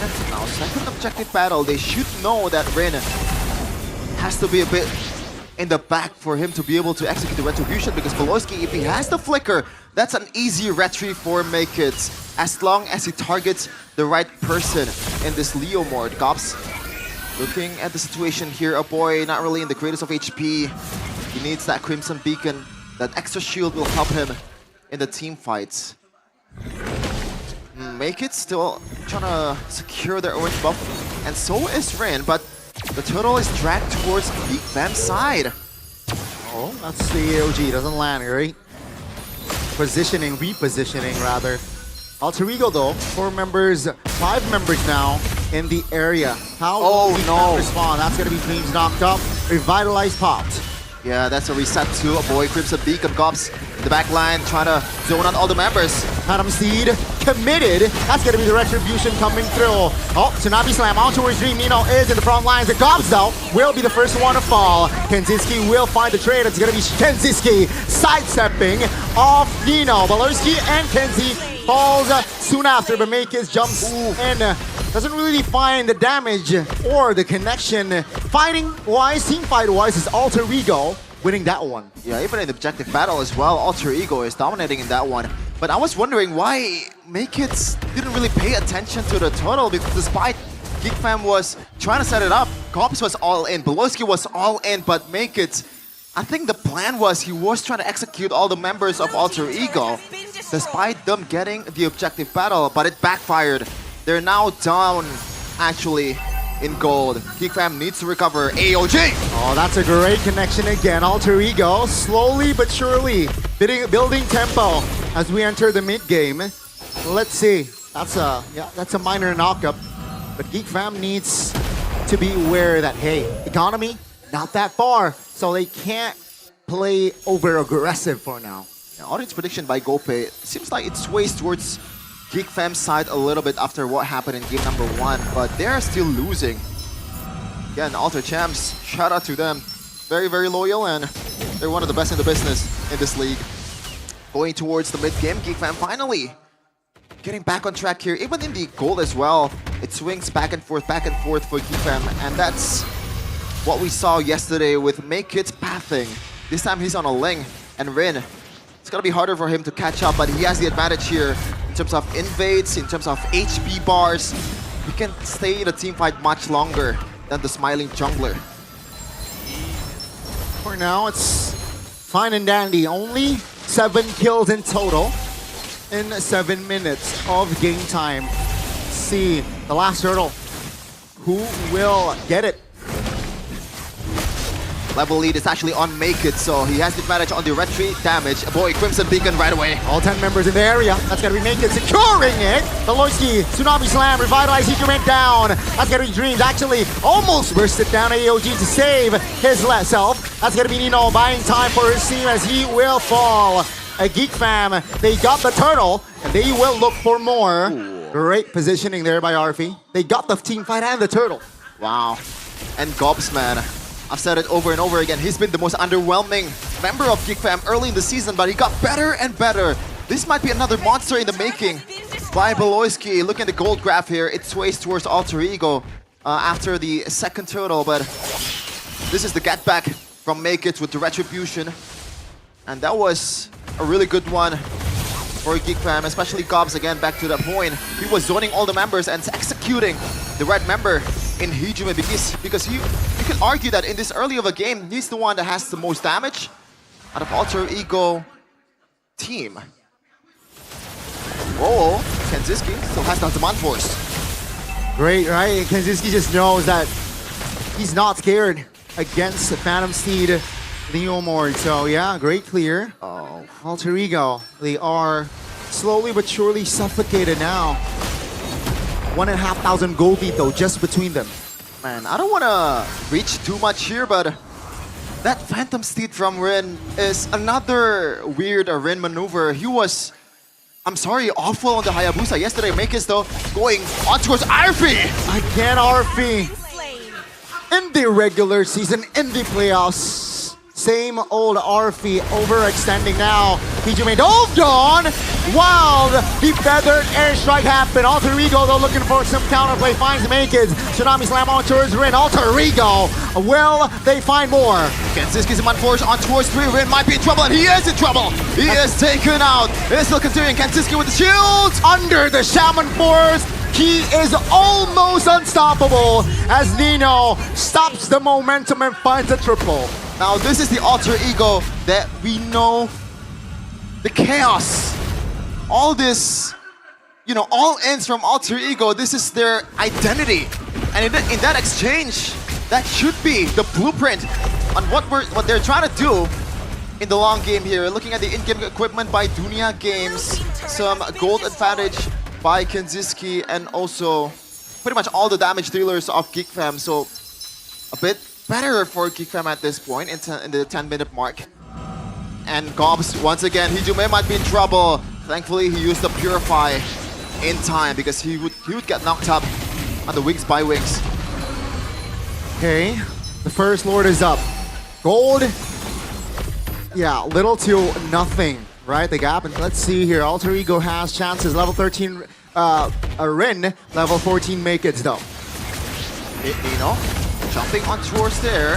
Kensuke still hasn't fought Shaman Force. Let's see, Vitalize, Shaman Force back. Feather airstrike in the back. Now, Beloski, first one to fall. That's going to be Harpy. Again, taken down. 2 for 1 still. Alter Ego, do they have it in them? Now, it's going to be Gauss now. It's Harai to provide cover. Make it stealing the damage. Oh my god. Oh my goodness. The damage from Nino, again, is enough to take Make-It's down. Kensuke still wants more, still looking for Rin, but he recalls in the bush. Kensuke, does he read that? The answer is no. That was a decent exchange from Alter Ego once again, also delaying this Lord take. But they lose out maybe in the bottom tier turret here, or second tier turret, unless Hijume clears the lane and use the feathered airstrike in time. Ooh. Again, Lord almost enhanced. Let's see. Seems like it will be round 2 for that Lord take after it was a very scrappy fight. Big one, but I don't think anyone won that one. Maybe more towards Geek Fam, especially because Make-It's, in that exchange earlier, once he pumped the Tempest of Blade, pretty much does not have any angle to enter the team fight again. He's just walking and basic attacking Gobs though. On the case, trying to zone out all the members of Alter Ego. Yeah, that's a concealed play. Oh my goodness, Tsunami Slam Feather airstrike and Rin falls. No jungler for Alter Ego. RP falls as well as Geek Fam. They will go on more. 3 members out, and this will be the sign for Geek Fam to take the Lord. Poetry in motion, the layer of CCs, the layer of engages that Geek Fam put on display there was nothing short of marvelous. And now they're up to 2k gold lead. And they're gonna take the Lord once again. Make-It has been 4-0 or 3-0 on the Lord in this series. Yep, this is going to be the widest lead this game, 4,000. Before it was around 2k. And Geek Fam has the Lord to play around with. Inner, only top lane standing for the side of Alter Ego. Let's see here what Alter Ego will do on the defense. It's tough. Rin seems like he's going for that Suyo-like build on the Leo Mord. I was wondering where Hijume is right now. This is a Farsa and the Chushin. You know, the wave clear is there for both, but I think it's more towards the Farsa, which kind of signifies that Geek Fam is a bit more dominant in this game. Boy taking some feathered airstrike shots, brings to the front line, taking the damage. See, that's gonna be the Tsunami Slam on towards Reed. He will fall first. Lord taking care of, Make-It in the back! Going work! Finding Hijume and finding another kill! While Make-It will not be able to survive as Kensuke though, still able to deal the damage. That's a flicker from Nino. My goodness, Nino! He has been the anchor for Alter Ego in this game. Oh my god! Kensuke, the young blood, shuts him down! Incredible flicker, incredible micro by the rookie! The cheaters are not there, but the W is there for Geek Fam. They are taking game 2 in this one. Ladies and gentlemen, it is official that Geek Fam will double their lead in the series. 2-0, and they are at match point. Wow. I was wondering, that Chrono Dash seems a bit too early. I thought he would save that for the knockup from the Phobius. But I forgot he has the flicker. And he was trying to bait Nino into thinking that this is the time to knock him up. And, you know, execute him. Very calm and composed, especially for a first season player. Insane calculations indeed from the rookie, who in this game outshines the veteran. Yeah, all the rookies, all the young bloods here from Geek Fam is doing work. Boloski surely is happy with the way the team is performing right now. Man, oh man. Geek Fam, I gotta say, if ever they're not making it to the EWC, the team is in a good hand. Good hands. Because Kenzie, Gops, and Make It is here to stay. Look at this. Oh my goodness. The juke, the sidestep. Wow, that was amazing. We gotta break it down. Our panelists, Mirko, Arashi, and Eterna. Oh, realize. Time is yours.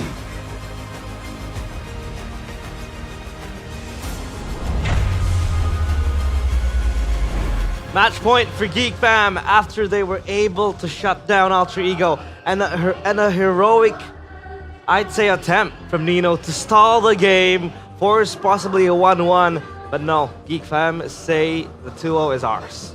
I mean, I was out of my seat. I was like, Nino, he's gonna do it. He's gone. Yeah.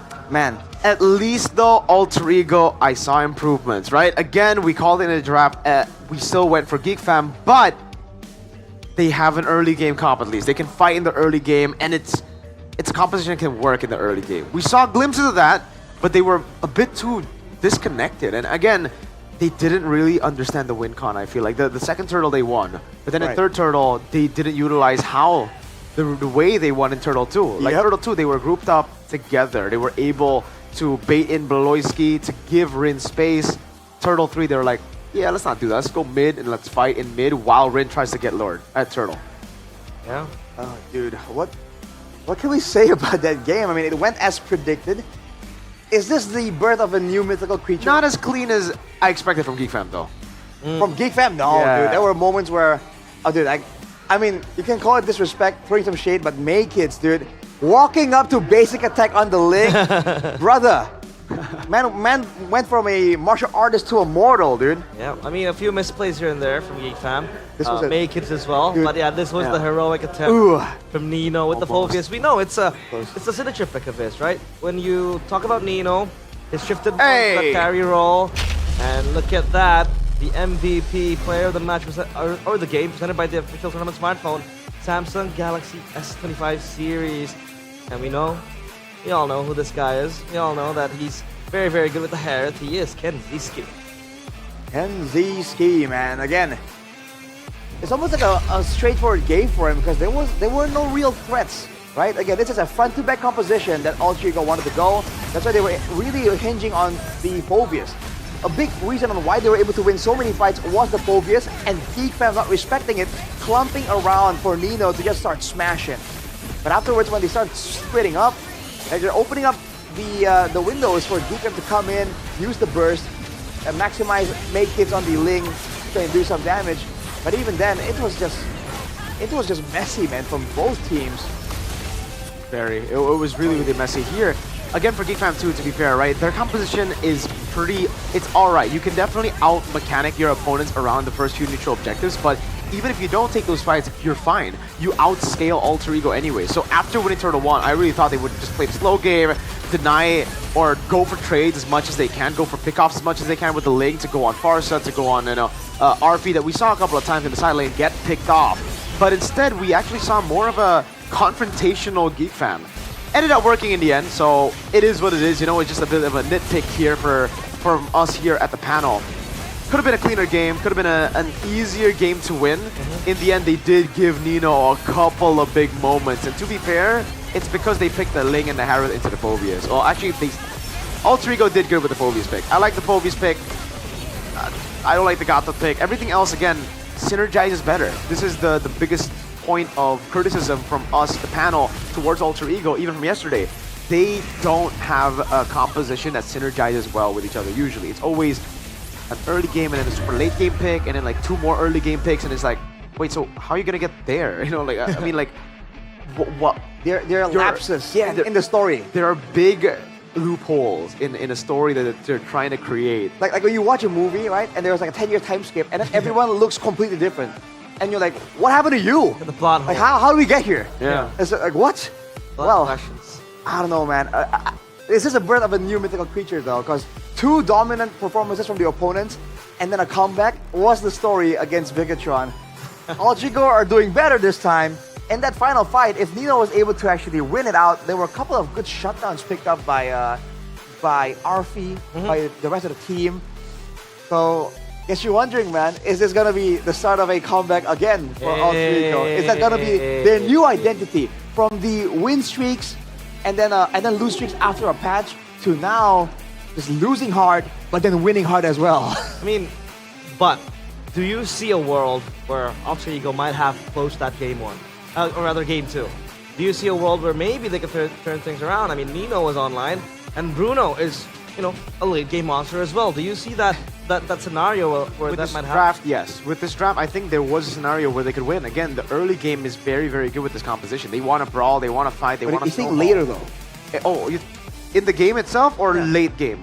Late game. Oh, I don't think so. Right. Because I think Arashi was the one pointing it out. He was like, I think the Alter Ego still actually have a chance after the Lord. I was like, no, I think this is where the window closes. Unfortunately, Alter Ego needed that Lord because I looked at the items, glanced over, Holy Crystal, Divine Glaive, Endless Battle already built up by Make It Sue. That means all the core items are done. And again, GeekFam outscale Alter Ego. The only thing that I saw in this game for Alter Ego that they could play towards is perhaps snowballing at the start of the game.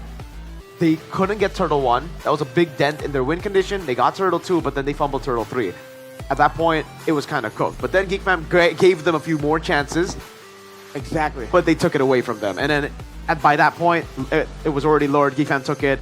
Holy Crystal, Divine Glaive done for Harith. It's done. Let's talk about the Leomord pick, right? We argued that maybe Lucas would have been better, and it shows. I think it would have been better still, yeah. It shows mechanically the way that Rin wanted to play, that Lucas would fit more. So this Leomord being picked, is it just an aptitude from Rin not being able to play the Lucas, or does he favors or is much more confident on the Leomord? I think it's statistically, we haven't seen. We've seen the Leomord once from Rin, I think. No, we haven't seen the Lucas from Rin. Yeah, but even the Leomord is only like once as well. One's better than 0, I guess, right? Because I guess. Clearly, the reason they went for Leomord is because they're not comfortable with Lucas. There's no way you would pick Leomord over Lucas in a normal setting if you can play both those heroes as well, you know, like, but yeah, they ended up, they went for comfort. Comfort has not given them, I don't know. I'm just like, when I was saying there's a chance, right? Yeah, I agree draft-wise there is no chance, but the fact that GeekFam were giving Alter Ego chances is what made me think and say like, you know, maybe there is a chance. If they're doing stuff like this, you know, they're underestimating Alter Ego. Because in theory, right, in the late lead game, the Harith has scaled, like Marco mentioned, the Ling has scaled. GeekFam having all the opportunity to play the macro game as well, there should be no way. Unless they give it to Alter Ego. And going into this match, I thought there's no way GeekFam would make mistakes like that, but they are. And that's where I get concerned. I think it's again a very good example of that flowchart. We keep going back to the flowchart because Alter Ego keep going back to the flowchart. First 2 picks, you see, what was it? What was first pick from Kalea? You see the Kalea here. Yep. I called out, I think it will be a Loi and Harith, right? They ended up going for Farsa Harith. Oh, sorry, Farsa and Gatot. Like the Farsa, the Gatot Kacha, not so much. Mainly because there's still so many magic damage dealers. Harith, notably, again, that could be picked up by the other side. Knowing those picks are there, knowing that you've also, they took away the Fredrin, right? They did take away the Fredrin in the first phase already. So they banned out Fredrin, they banned out the Baksha too, right? both those utility jungles are out. The Bakchuk was already banned out by Alter Ego, by Geek Fam. Alter Ego banned out Fredrin. Yeah. So, realistically, after you ban Suyo, what's the idea? You either get Ling or Make Kids gets Ling. That's why I thought it was gonna be Farsa Harith, and then they see a Ling, they go Hilda. Because it'll be probably Ling and Granger. It'll probably be Ling and Moskov, right? Two picks that if it's Moskov Ling, a bit too greedy in the early game, you can really punish that. If it's Ling and Granger, you get so much value with the Hilda. But in the end, they fell back to flowchart. Their first pick must always be a flex pick. They must always have a flex pick in there. They need to break this flowchart, man. They can't just keep utilizing it. It really is like they're conditioned to be like, oh, we pick one good hero, we need a flex pick. We pick one, we need a flex pick. But are there no other flex picks aside from the Gatot? Because, brother, I am not a fan. Unfortunately, no. Because the only flex that they have is the Gatot. The Badang isn't flex because Dreams has never played it. Yeah, in Nino. Well, he has, but it just never that well. Exactly. The only time he's played it, it wasn't good. It's only Nino who performs on a Badang. So that makes it a non-flex pick already. You can't go Phobius, not a flex pick. Gatot is the only flex for so many XP role. situational problems here. Yeah. It clumps up, man, especially in playoffs. A lot of puzzles. Oh boy. Ego has to answer. Badang was pointed out, but yeah, it's more of a Nino pick compared to Dreams, right? He likes to carry with the Badang, and he's very good with it, but on the hands of Dreams, not so much. And the Gatot Gacha just keeps getting forced. I don't think it's a very, very good pick as well that you can take early on by Alter Ego. But as of now, then, this is the last straw. This might be Alter Ego's last ride. This is the beginning of their comeback. Or that could be the case. But obviously, while we wait, we have an interview on stage with Bude, Clara, Mongsar. What are we seeing, Bude?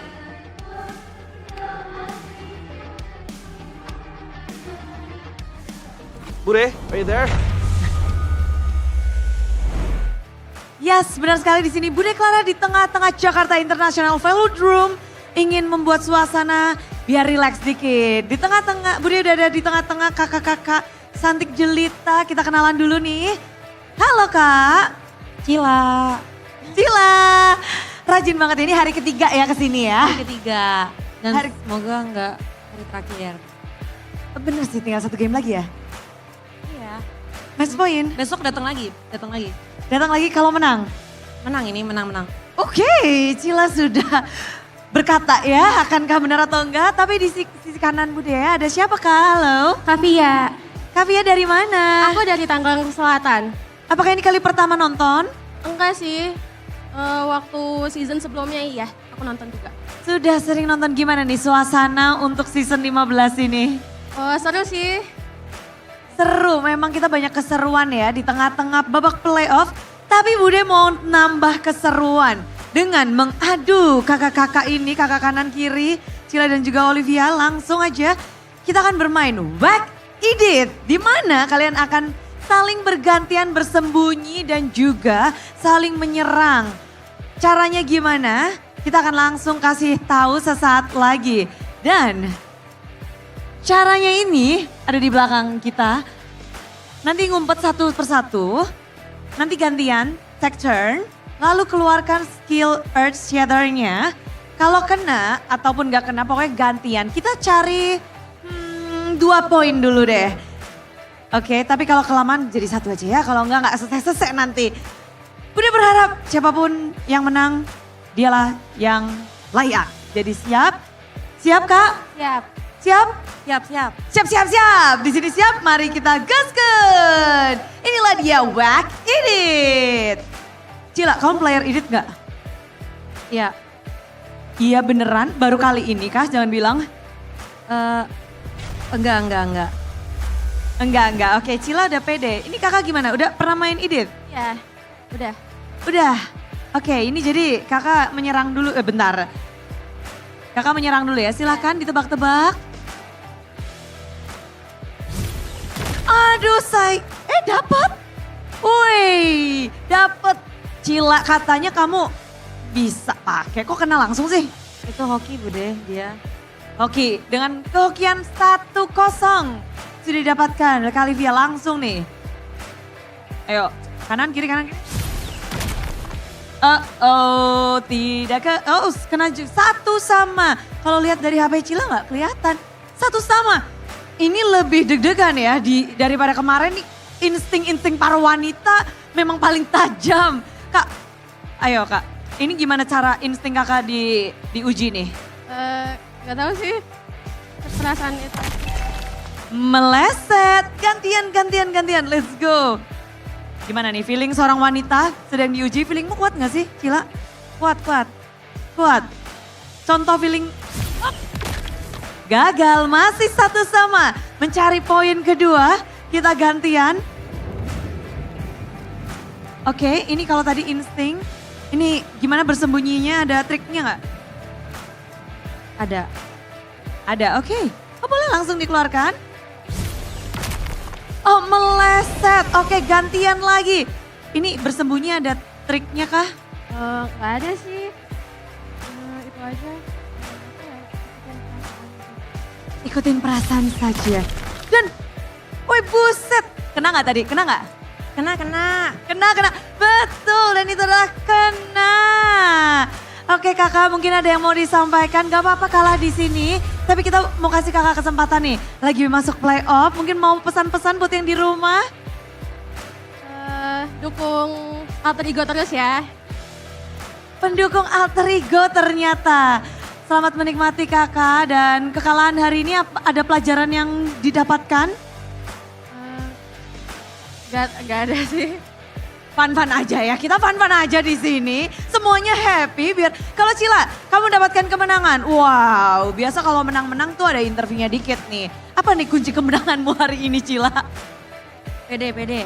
Yang penting pede. Apa yang dibutuhkan oleh timmu nih yang sudah kamu pakai jaketnya untuk bisa ngedapetin kemenangan game ketiga?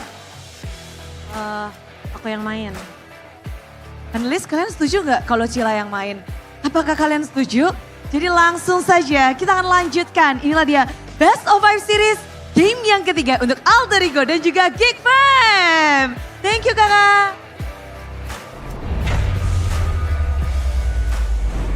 Mirko. Yes. You're a victim. Victim of what? And as a victim, I want to ask. Okay. Is it possible? Oh my lord.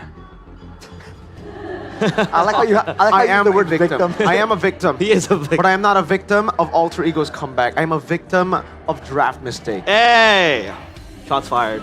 So is it possible that Geek Fam fumble the ball? And are you trying to say that they will pull out the Barats 2 times, 3 times? I know Beloyski. I have a lot of respect for the man. Yeah. If he decides to pull a Bigatron, I will lose a lot of the respect I have. The respect is going down, dude. So I think it's better to it's better. No way he does that. To pull out GoPay. That's true. I have GoPay right here. I've been playing on my Samsung phone, you know, but I've also been financially responsible. Financially responsible. So obviously with the GoPay app, there's a lot of things you can do. Pay your bills, top up diamonds, get that WDP rolling, or even just sending money to your friends. That's a good way to do it. And you can also participate in the GoPay Vote Your Champion. You can do just that by visiting gopay.co.id/games or open the GoPay app and select the top-up game icon. Click on the trophy icon at the top right corner. Click Vote Now to get tokens. Are you done? Then, Yeah, okay. Click Vote for your champion. You want to go RQ, right? Your predicted winning team and final match score. Tap RQ? Get 3 match score, up to though. 59 diamonds plus 1 token for What do you think, first-time man? voters. They're still trying to debate on which team they're going to predict. Spin. Now you spin. And boom. With all that, you get the spin going around. Man. Unlucky. Can't be that easy. Yeah. Can't be that easy. I mean, I've only just gotten GoPay coins. I'm not that lucky either, but maybe you guys are. Maybe you guys can get the electric motorcycles. Yeah. I think Realize actually won a power bank with it. So. Oh. Yeah. So I keep in charge. Power. So I'm in charge. I have the power bank, and I'm charged. Whoa. You're also portable. Whoa. I'm portable, yeah. You can walk into the Bahasa desk right now if you want to. We could let our intrusive thoughts take over. Or we could just be chill here. Yeah. We could just chill here together, play some Mobile Legends Bang Bang with our weekly diamond passes. WDP. Yeah, that's why it has a W in it. I usually get it from Lim. I talked to Arashi about this. Lim gives me the WDP. With me creating 10 bot accounts commenting on his TikTok videos that grants you WDP, but you can get a free weekly diamond pass or WDP on GoPay Games. It is purchasable at the WDP at gopay.co.id/games during flash sale at 3 p.m. to 6 p.m. And you can use the promo code from MPL ID Season 15 live streams to get up to 5 diamonds for just 1 rupiah. 1 rupiah. Oh, I don't know if you can see it. Can the audience read it? They can. I don't think they can. I'll wait. Pick a thicker. I'll increase the brightness. Pick a. I feel like you have to use like a thicker marker. Brightness. Ah, the marker. The brightness as well. Ah, my draft. We're on cam anymore. Oh no. It said Geek 3-0. Yeah. So that's what Mirko is trying to, you know, write down. But now, previous game recap. So, Leo Mord, big no, huh? To be fair, it's the only other pick that he's comfortable on, right? I can't really, at this point... Well, you can't really fault him. Yeah, because it's... Oh, you can, to be fair. Like, you should have a bit more heroes in your arsenal. You should be able to play Lucas. It's a meta hero. They had 2 weeks. That's right, Mirko. Double down. But this has been the problem for Alter Ego for... Forever, and even in the start of the playoffs. Yeah. The problem is that they're not playing to draft for Rin, right? Rin was the guy who was getting the limelight in the regular season. Now, he's stumbling time and time again. 5 heroes getting banned. He can't play what he wants to. He's getting chased down by a woman with an axe. Went by Dyron yesterday, right? So is it Alter Ego just abandoning Rin as one of their winning conditions? Or it's just them not having any options? Yeah, they just... I think it's a bit of both. Like, they are abandoning Rin, letting the 3 bans go through those assassin bans and still banning Suyo. Yeah. I really feel that there's an angle here where they play for Rin, and at least, right, at least they're going to be the ones who are dictating. Like, okay, we are the ones forcing you to ban out the jungles, not us kind of like struggling to, you know, gather the scraps and get something that sort of works for Rin, but not really. Because again, this guy was hyped up to be like one of the bigger rookies of the season in the beginning. He has that potential, just given the opportunities, you know, through the drafts. And this is like the curse of success. You know, when you're doing so well, the people want to tear you down. You know. Yeah. Comparisons being drawn. Social commentary.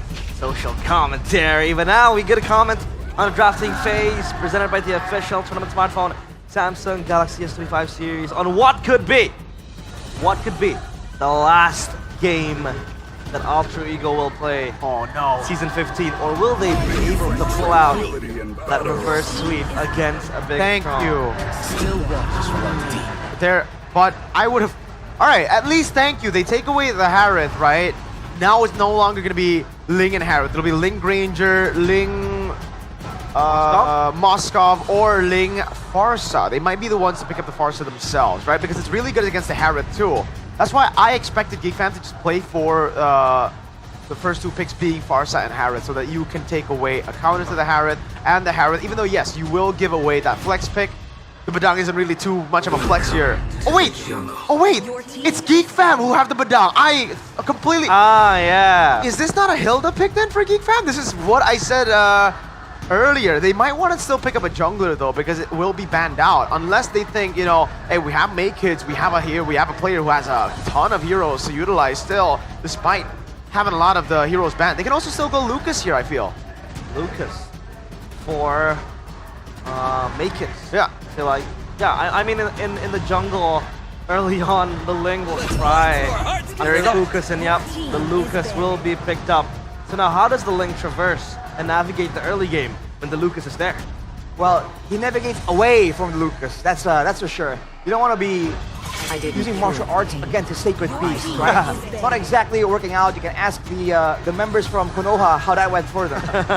But so for now, it's better. Alter Ego has a good chance of actually going for some pickoffs. They have burst damage, but so far no real big targets for GeekFam just yet. I feel like for Alter Ego now, the angle has to be to remove some of those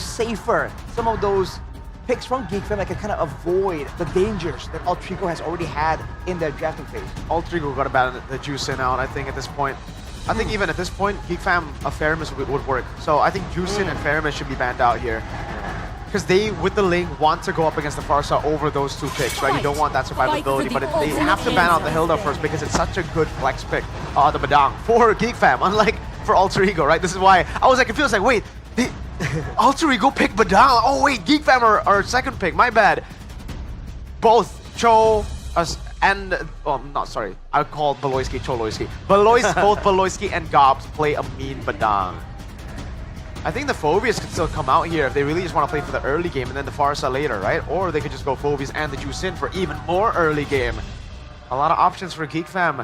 The bans though, however, I think if they don't have the Farsa in mind, it's fine to ban it out here. Yeah, agreed. Yeah. Because I think Alter Ego can really work off well with the Farsa. I think for Alter Ego, if they go for a Farsa or any kind of burst hero in the mid lane and then go for some kind of front line, it's looking like a decent all-rounded composition with good amounts of like pick-up potential in the early game.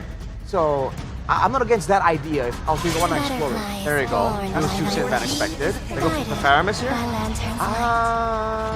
They did ban Valentina, and then now the Phobia, so the AoEs have been taken away, right? AoEs and a steal on the Netherrealm. So, yeah, actually, this actually makes sense for a Faramis. Though, if Alter Ego just pick up the Farsa or even like a Lo Yi, it'll be really good. Because, again, you gotta comp up, right? With the Farsa, or rather with the Faramis, excuse me, being picked up, Netherrealm pops and all that. And then they go Gatot. I like the Gatot too. Yeah, Gatot Farsa. Farsa is beautiful as well. Against clumped up opponents, you can just burst them down quite easily. Too. Geek Fam. This could be Gatot too. They want to pick up here. Yeah. It's good for Gatot too, realize, for Geek Fam.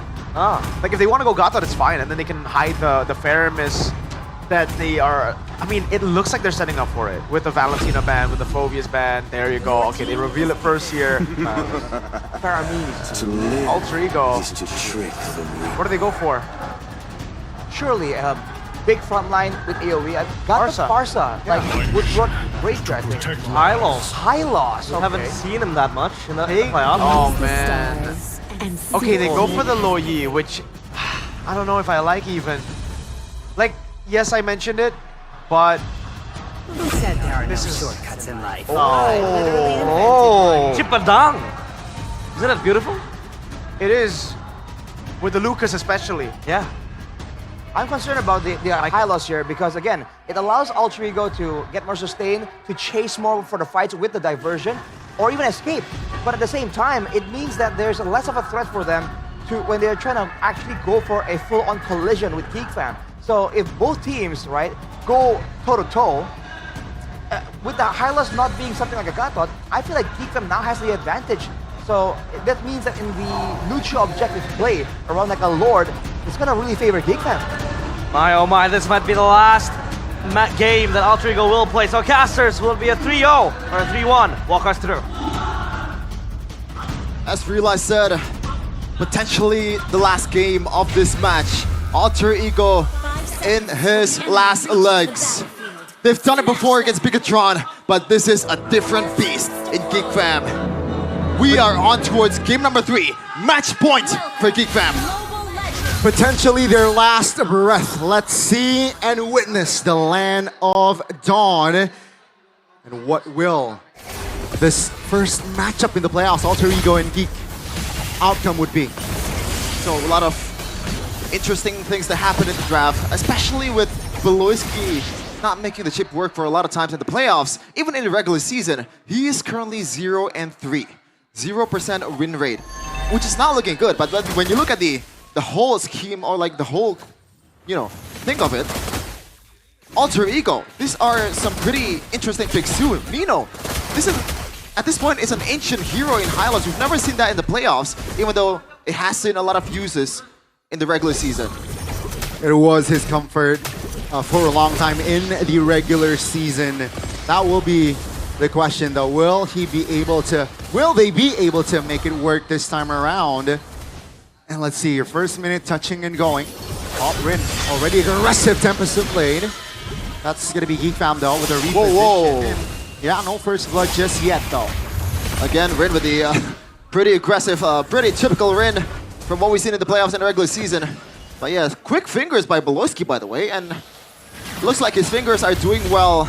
We mentioned that Beloyski has some problems with his hands in the last playoffs, and he's been doing a lot of recovery throughout the regular season for him to be able to perform in this playoffs. And it looks like they're gonna secure a W here in game number 3 and go towards the next stage. And some win rates that we can shed some light into. We had Ziski, 6-3 in the Harriet. He is pretty good Harith player. And make it Hail Beast Bomb is incoming. Not yet. Unleashing the beast though already. That's gonna be info. Rin now jumps in looking for the steal, perhaps. Vitalize Pop, make its comfortable take. That's gonna be Rin first blood, take him down. That's gonna be Make's almost taking Dreams down as well. 1-1 for Alter Ego. That's gonna be the turtle and the kill. I don't see any adjustment at all from Alter Ego. This is just the same old objective fight. What happened in the first two games? Rin not in the vicinity quick enough, and Beloyski and pretty much the whole frontliners of GeekFam was able to just shoo him away from the vicinity, and that way it's an easy retrieve for Make It any day of the week. They have to make that kind of adjustment in this game number 3, man, because this is, again, we reminded you, we were trying to remind you that this is potentially their last lives, their last bout in Season 15. See here again, the setup is just taking the first turtle all 3 games for now towards out of Geek. Version play. Oh, boy spots it, so it's not going to be a surprise attack. Yeah, kind of like a blind diversion from Hijume, but I think there was a pretty decent try for a blind diversion. Looking at the items here, rush towards a Thunderbelt for... Oh, Hijume though getting jumped on, the crash course! I'd say that's going to be shortcut use. Oh, great pull! Hijume taken down. Ino now under all 5 members of Geek Fam. That's going to be Hijume, Dreams, and Ino though still holding on with the Glorious Pathlight and Revitalize. RP dealing damage, but it will not be enough to save Ino. 2K in the bag, 4 minutes in. And not just 2K in the back, Kenziski already 3 kills. That is not a good sign.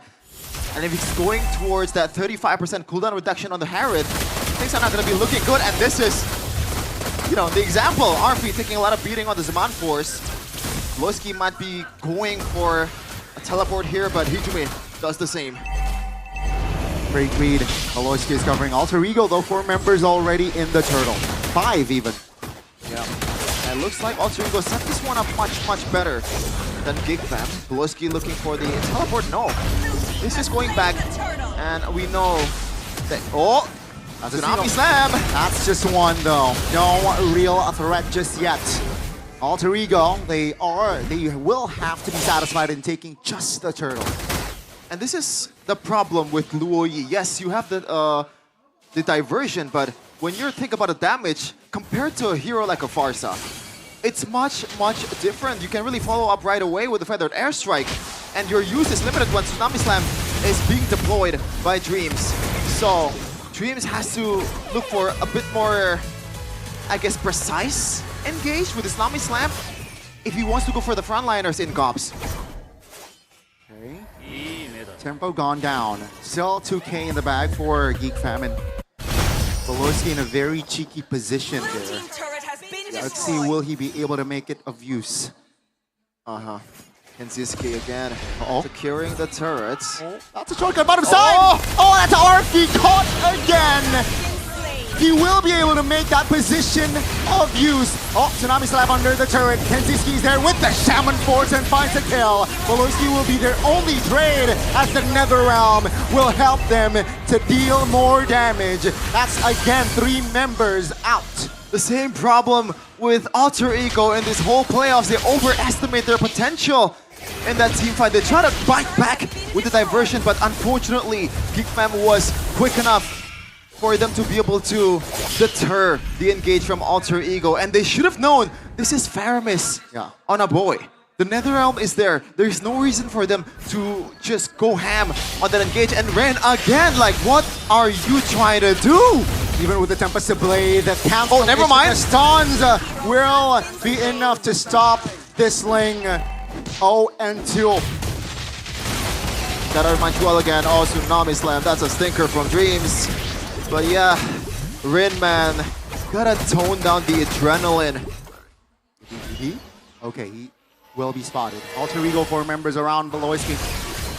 Will use that teleport to get out. 3K in 7 minutes. The same old story in this series. Bit of a reset there by GeekFam, but doesn't matter. Just cost them a few seconds to take the turtle. And it's going really well for GeekFam right now.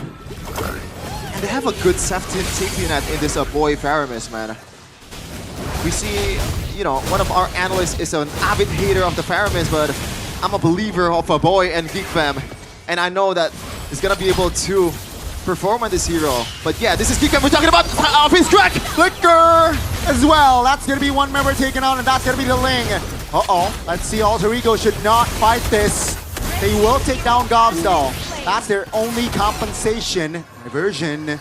Okay, towards the mid. So they are able to find the mid clear.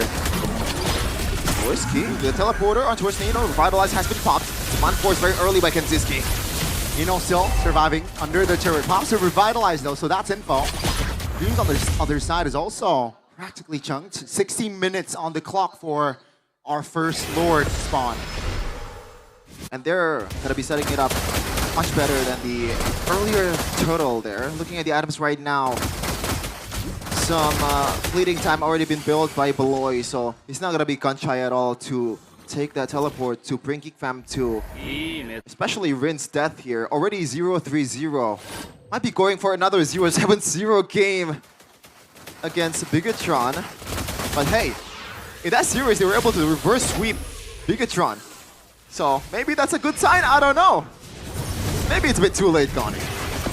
Maybe, perhaps, right? And if you notice, what, I think 3 minutes ago, it was only 2K, 2.5. They almost doubled their lead in 3 minutes now. Whereas Pathway don't pop. The back, it's gonna be shortcut. Use the 4 members of Geek Fam is all on Arfi. Arfi still able to side step for a while, but he will fall regardless. That's gonna be 10% blade. Reposition. Geek Fam now filling the mid. Kenziski miscalculated his own positioning. Punished. Diversion going to the back line.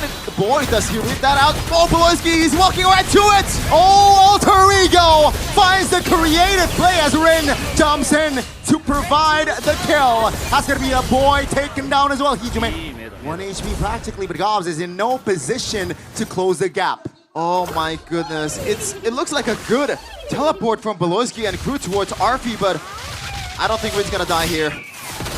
But you got to remember, they chased him until that mid turret in the mid lane. So a lot of resources being poured out for a single Granger. And you know, the diversion was so good. But I don't know about this one. Arfi is getting sandwiched by Gobs and Beloyski. He did this in game 1, he did this in game 2. And he is again out of position in game 3. Not just in game 1 and 2, Connie. He did it throughout the playoffs. Even though he was able to solo kill Eman quite a lot of times in the lane, the criticism is always there. The positioning, his, you know, zoning, or like his kiting is questionable. And he's on a Granger, a hero that's really good on kiting. I don't think so. I don't think Alter Ego has some counterplay. Nino pulled. Revitalized pops. And that's going to be, Nino, just sandbagging for, again, nothing. Lord should be free.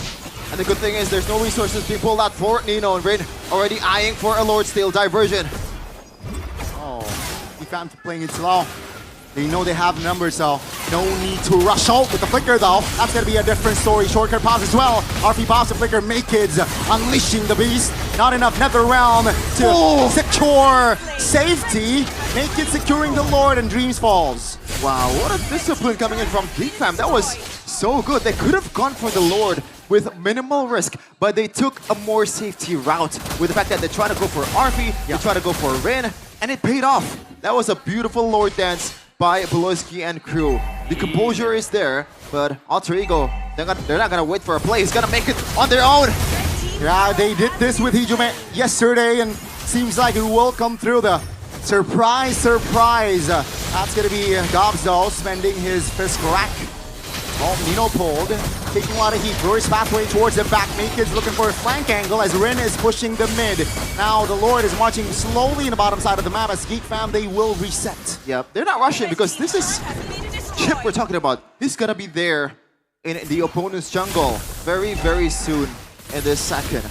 So Geek Fam, once again, they're trying to play it slow, trying to play it a bit more disciplined. And Beloyski, okay, gotta watch out for those push opens, man. Because at this point, a late game alter ego. Yes, they're not leading in gold, but the damage is there. Makers finds an angle on George CJ will force his own flicker. Lord marching the bottom side of the map. Rin still clearing the mid lane again. Oh, where's Pathway? Alter ego looking for a counterplay perhaps. No, they are just looking to slow things down. Oh man, and there was Tsunami Slam on George Malloy. Under the turret, great recovery. And that's gonna be Dreams actually pulled and taken down. Geek Fam taking the win slowly. Oh man, they try to do something, but Pelosi unfortunately still has the flicker. They gotta watch out for those timers on these spells. A boy very deep into enemy's line. Shadow Stampede. So aggressive! Oh, Gobs! Finds the connection and the opening for Geek Fam. And this might be the play that will take Geek Fam to top 3 as they push onwards. Can Ninos defend? Of course not. Congratulations, Geek Fam. Welcome to top 3. Top 3, one step closer to Riyadh, to EWC. They've been in this position before in Jakarta International Velodrome. The next step, going to the grand finals. And the opponents, we gotta wait because they are tough ones. They are. And what a convincing win for Geek Fam. 3-0. Alter Ego, after a dramatic win the first day, a tragic loss yesterday, it seems like they were not able to recover. 3-0 is your final score, ladies and gentlemen. And it seems like RIQ's players' words, especially Sutojin, is not without a proof. It's not without an objective analysis. It really is 3-0 for Geek Fam. That was a beatdown. Alter Ego had no chance at all throughout the whole series. But you gotta still appreciate what they've done in Jakarta International Velodrome. A reverse sweep towards Bigatron. But unfortunately, the road to EWC, to MSC for the 3-phase mask ends here in the lower bracket. It has been bloody. 6 teams entering the playoffs. Now, only 3 stands. And Geek Fam, this was the final play with Gobs again just opening things up. Oh my god. Yeah, the base wide open. Well done. Well done. It really is well done. But unfortunately, Alter Champs, this is going to be a hard watch. Let's give them our warmest send-off in the stage. Alter Ego. It was run.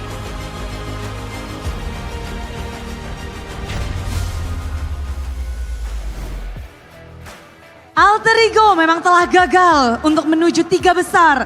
Namun perjuangan dari 3 hari di babak playoff dari Alter Ego patut diapresiasi. Dan ini adalah momen terakhir di mana perjuangan mereka berakhir. Alter Ego, Nino. Pertama-tama makasih buat Alter Champs udah dukung Alter Ego terus. Makasih buat keluarga, makasih buat Kodelwin udah percayain gue ada di season ini. Makasih buat teman-teman gue. Makasih juga buat coaching staff Alter Ego. Mungkin ini hasilnya kurang baik, cuman kita juga udah berusaha semaksimal mungkin untuk sampai sini. Nggak pulang pertama kayak kemarin, cuman ya alhamdulillah lah walaupun cuma dapat 4 besar juga ini hasil perjuangan kita selama 6 bulan ini aja sih Bude. Itulah dia perjuangan 6 bulan dari Alter Ego harus berakhir hari ini. Sorry Kodelwin harus muncul lagi. Sorry kok cuman dapat top 4. Tadinya gue janji ke lu kan buat lolos EWC, cuman ya sampai sini aja sih kok. Mungkin rezekinya ya nggak tahu sih Bude harus ngomong apa lagi ya. Cuman mau minta maaf aja sih, sama terima kasih. Dan banyak sekali ucapan yang mungkin tak bisa dikatakan. Alter Ego namun telah memberikan perjuangan. Kita akan bersama-sama menyaksikan dan menerima the one last ball from Alter Ego. The Alpha Familia telah berakhir perjalanannya. Alter Champs akan terus mendukung apapun yang terjadi karena mereka telah berjuang. Namun perjuangan yang sesungguhnya dimulai hari ini untuk tim yang masih berjuang untuk mewakili Indonesia di ajang MSC. Dan kita sambut bersama-sama kemenangan bersih 3-0 pertama di babak playoff. Inilah dia, Geek Fam!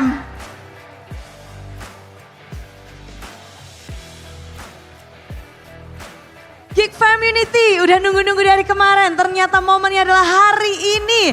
Dan Geek Fam menang 3-0 akhirnya di panggung ini berada di lower bracket. Baloy, gimana kemenangan pertamamu nih? Enak banget. Enak banget, ini jadi 3-0 pertama loh. Iya. First Ada time. apa? Ini Geek Fam kemarin kita lihat belum berhasil mendapatkan kemenangan di babak pembukaan untuk Geek Fam. Kayak dia per bracket harus turun. Iya, ya kita belajar aja dari yang semalam soalnya. Agak-agak ini aneh sih kalau kita yang last, yang game 4. Jadi kayak kita lebih disiplin aja hari ini. Ini lebih menunjukkan di hari ini. Iya. Ini jati diri Geek Fam yang sesungguhnya. Amin. Amin. Namun kita ngelihat banyak yang bilang kayak macro play dari tim Geek Fam kemarin seperti tidak berjalan. Ada apa gerangan dan hari ini baru jalan atau bagaimana Baloy? Iya, sama kita bagusin draftnya aja sih habis itu. Habis kalah kita belajar dari Oni, soalnya mereka kayak pintar-pintar nge-draft jadi kita belajar, kayak kita mau adjust apa. Jadi ya sekarang mungkin karena kekalahan semalam jadi lebih rapi aja sih kita dari draft dan dari gameplay. Secepat itu Geek Fam bisa langsung berproses dan memperbaiki, dan bukan hanya gameplay yang mereka perbaiki dan juga hasil, namun win rate dari Chip Baloy akhirnya ngedapetin kemenangan. Chip, memang ini lagi ingin menunjukkan bahwa Chip Baloy bisa nih. Emang bisa, tapi kita ada miscom saja sama draft kita lumayan susah buat TP malah bawa bencana. Tapi guys, kalau enak ya enak, bisa lah Baloy. Bisa Baloy, dan memang bisa banget, apalagi sekarang kita ngelihat dari tim Geek Fam. Mereka membawa 3 player anyar di babak playoff. Ini adalah babak playoff pertama untuk mereka, Kenziski. Halo Bude. Namamu dielukan, namamu diteriakan dari hari kemarin. Sebenarnya udah pada bilang ini Kenziski. Ini kayak bukan panggung pertamamu babak playoff. Senyaman itu sudah kamu di babak playoff ini? Iya, udah nyaman. Sudah nyaman, tapi bagaimana sih dengan pengalaman pertama? Biasanya tuh agak getar dikit, namun gimana untuk pengalaman Kenziski sendiri di babak playoff 2 match ini? Lumayan, ini ya, lumayan cukup buruk, tapi hari ini kita bisa lebih baik dari kemarin. Gimana seorang Kenziski menerima kekalahan di hari kemarin dan turun ke lower bracket? Mungkin kita tertampar gara-gara kekalahan kemarin. Mungkin hari ini kita lebih baik. Bener sih, ini lebih baik sih, 3-0.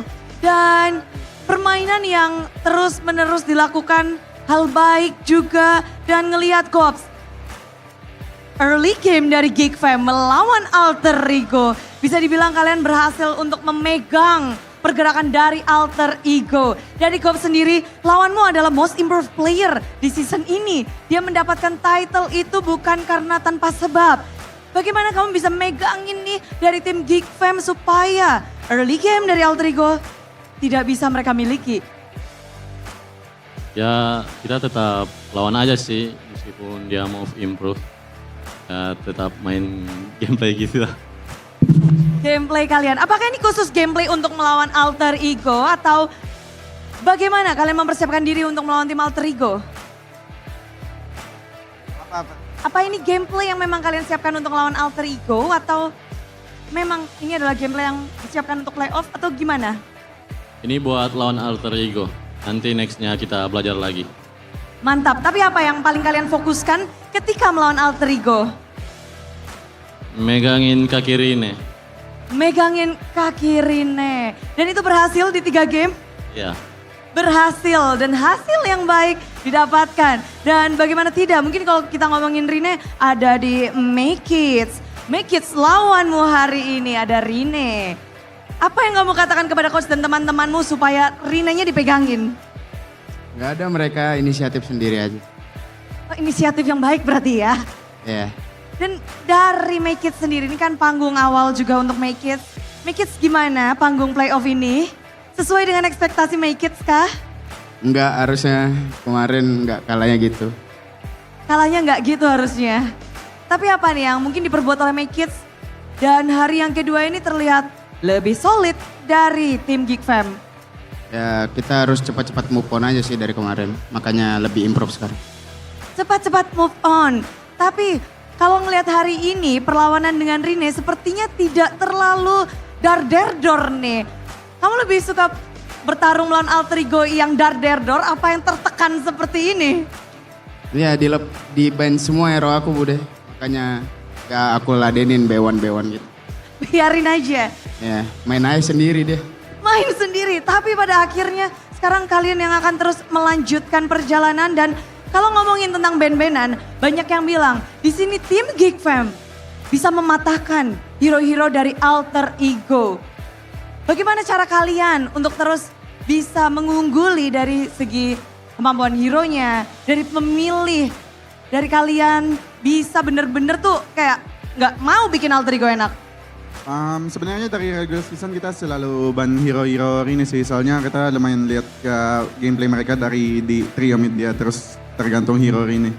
Nah terus kita belajar dari itu dan yang pasti lawan RQ kan pas RQ-nya ban kayak gitu mereka lumayan susah, jadi ya kita ini juga pakai, soalnya di regular season juga kita target ban ini. Target band Rine menjadi kunci kemenangan berarti masih sama dari regular season dan sekarang? Betul. Betul, tapi ini Geek Fam yang sama atau Geek Fam yang berbeda dari babak regular season? Yang pasti Geek Fam yang berbeda lah. Soalnya kita lagi panas-panas semuanya. Panas-panas karena satu langkah lagi kalian melaju ke babak selanjutnya. Final lower bracket tiket berada di tangan Geek Fam. Menjadi 3 besar Aboy. Kalian berhasil mematahkan alter ego. Kemarin sempat reverse sweep, remontada. Tapi kalian berhasil untuk mengubur mimpi alter ego. Dari Aboy sendiri, apakah ini berarti sesuatu untuk Moboy melangkah maju dan mematahkan alter ego? Kita tetap ngincer EWC sama Grand Final sih. Jadi siapapun lawannya, alter ego pun kalian benar-benar bisa tekan. Kemarin mereka reverse sweep. Hari ini kalian nggak takut udah pertama awal 2-0 terus reverse sweep? Tadi kita ingetin jangan kayak kemarin soalnya takut kena reverse sweep juga. Gitu. Jadi ada momen-momen itu? Ada pas 2-0, pas 1-0 sama ada. Gimana tuh cara kalian biar nggak ke reverse sweep? Respect sama drop yang bagus tetap, jangan happy dan ya respect. Soalnya timnya kan ya ada Dream sama Hijami kan, dan gue tahu gue pernah di reverse sweep sama mereka pas season 11, jadi kayak belajar aja jangan kasih mereka napas. Jangan dikasih napas dan sesuai dengan harapan mereka, sesuai dengan apa yang mereka inginkan. Tapi ya boy, nextnya, final lower bracket satu langkah lagi bisa ke IWC MSC. Kira-kira nih ya, siapa nih yang bakal turun ke lower bracket dan melawan kalian? Antara Onyx dan RRQ. Mau ketemu RRQ aja. Kenapa tuh? Gak apa-apa, penasaran aja. Penasaran aja. Dan apakah satu suara? Kalau Baloy ngelihatnya siapa nih? Kita kan dikalahin Onyx kan pas ini playoff, ya udah coba yang lain, RRQ. Coba yang lain ya. Jadi memang pengen coba-coba karena hari ini juga alter ego adalah lawan pertama kalian di babak playoff, sebelumnya nggak pernah ketemu. Dan pesan-pesan menangin kali pertama di alter ego di pertemuan pertama kalian? Gimana betul sih? Pertama kali ketemu alter ego di babak playoff dan kalian langsung ke 3-0-in. Kesan-pesan akan hal ini? Iya, gak liatin tim sih sebenarnya. Ya fokus sama tim sendiri aja. Oke, mungkin kata-kata untuk penutupan hari ini dari tim Geek Fam dengan melajunya Geek Fam untuk ke babak selanjutnya. Kita masih jauh dari yang kita mau, jadi Geek Community tetap semoga kalian terus dukung kita. Kita bakal kasih yang terbaik buat besok. Apapun hasilnya, gue bangga dan happy sama kita ada di Geek Community. Geek Fam Unity. Sekali lagi beri tepuk tangan dan semangat karena Geek Fam masih berjuang. Mereka melangkah maju ke final lower bracket. Congratulations Geek Fam. Yes, 3-0 yang begitu indah untuk tim Geek Fam. Bagaimana tidak? Inilah 3-0 pertama. Benar-benar mereka menunjukkan jati diri dari tim Geek Fam. Permainan macro play, permainan dari gameplay yang apik. Benar-benar membuat kita semangat. Dan sayangnya Alter Ego harus berpulang. Kita melihat bahwa 3 tim tersisa. Dan nanti di match kedua akan lebih menarik karena 1 slot grand finalis akan diisi antara tim Onyx atau tim RRQ. Dan sebelum kita berpisah, Bude ingin menunjukkan sesuatu yang spesial. Ayo, udah pada siap dengan device-nya? Samsungnya udah dikeluarin karena akan ada GoPay hadiah GG. Rame langsung semua yang ada di sini. Caranya gimana? Bude akan tunjukin cara biar kalian ngedapetin GoPay coin secara gratis. Asal kalian punya aplikasi GoPay, kalian bisa mendapatkan GoPay langsung. Inilah dia caranya. Pertama-tama pastikan kalian punya GoPay. Kalian nggak punya, download aja GoPay. Mau dimanapun pasti bisa. Setelah udah download, kalian tinggal buka GoPay-nya. Setelah kalian buka, tinggal buka kamera di dalam aplikasi GoPay. Setelah itu, scan aja, nanti QR code-nya akan keluar di layar putih. Dan setelah ada, tinggal di-scan, dipencet, klaim hadiah. Setelah kalian ngeklaim, otomatis GoPay Coins akan masuk ke dalam akun kalian. Udah siap? Siap, rame, let's go. Inilah dia GoPay hadiah GG. Tada! Edisi playoff, setiap harinya GoPay selalu bagi-bagi hadiah. GoPay memang GG. Dan kita bisa happy-happy bareng GoPay. Nanti GoPay Coins-nya bisa buat macem-macem juga. Dan pasti deh di sini udah makin happy, makin seneng. Semuanya bisa bersama-sama nih menggunakan GoPay kalian sekalian. Dan hari ini kita juga mau tahu nih bagaimana tim Geek Fam mendapatkan 3-0-nya membungkam Alter Ego. Dan tidak ada remontada lagi. Seperti apa? Kita akan langsung dengarkan kepada para panelis yang akan menjelaskan secara dalam. So panelis, monggo.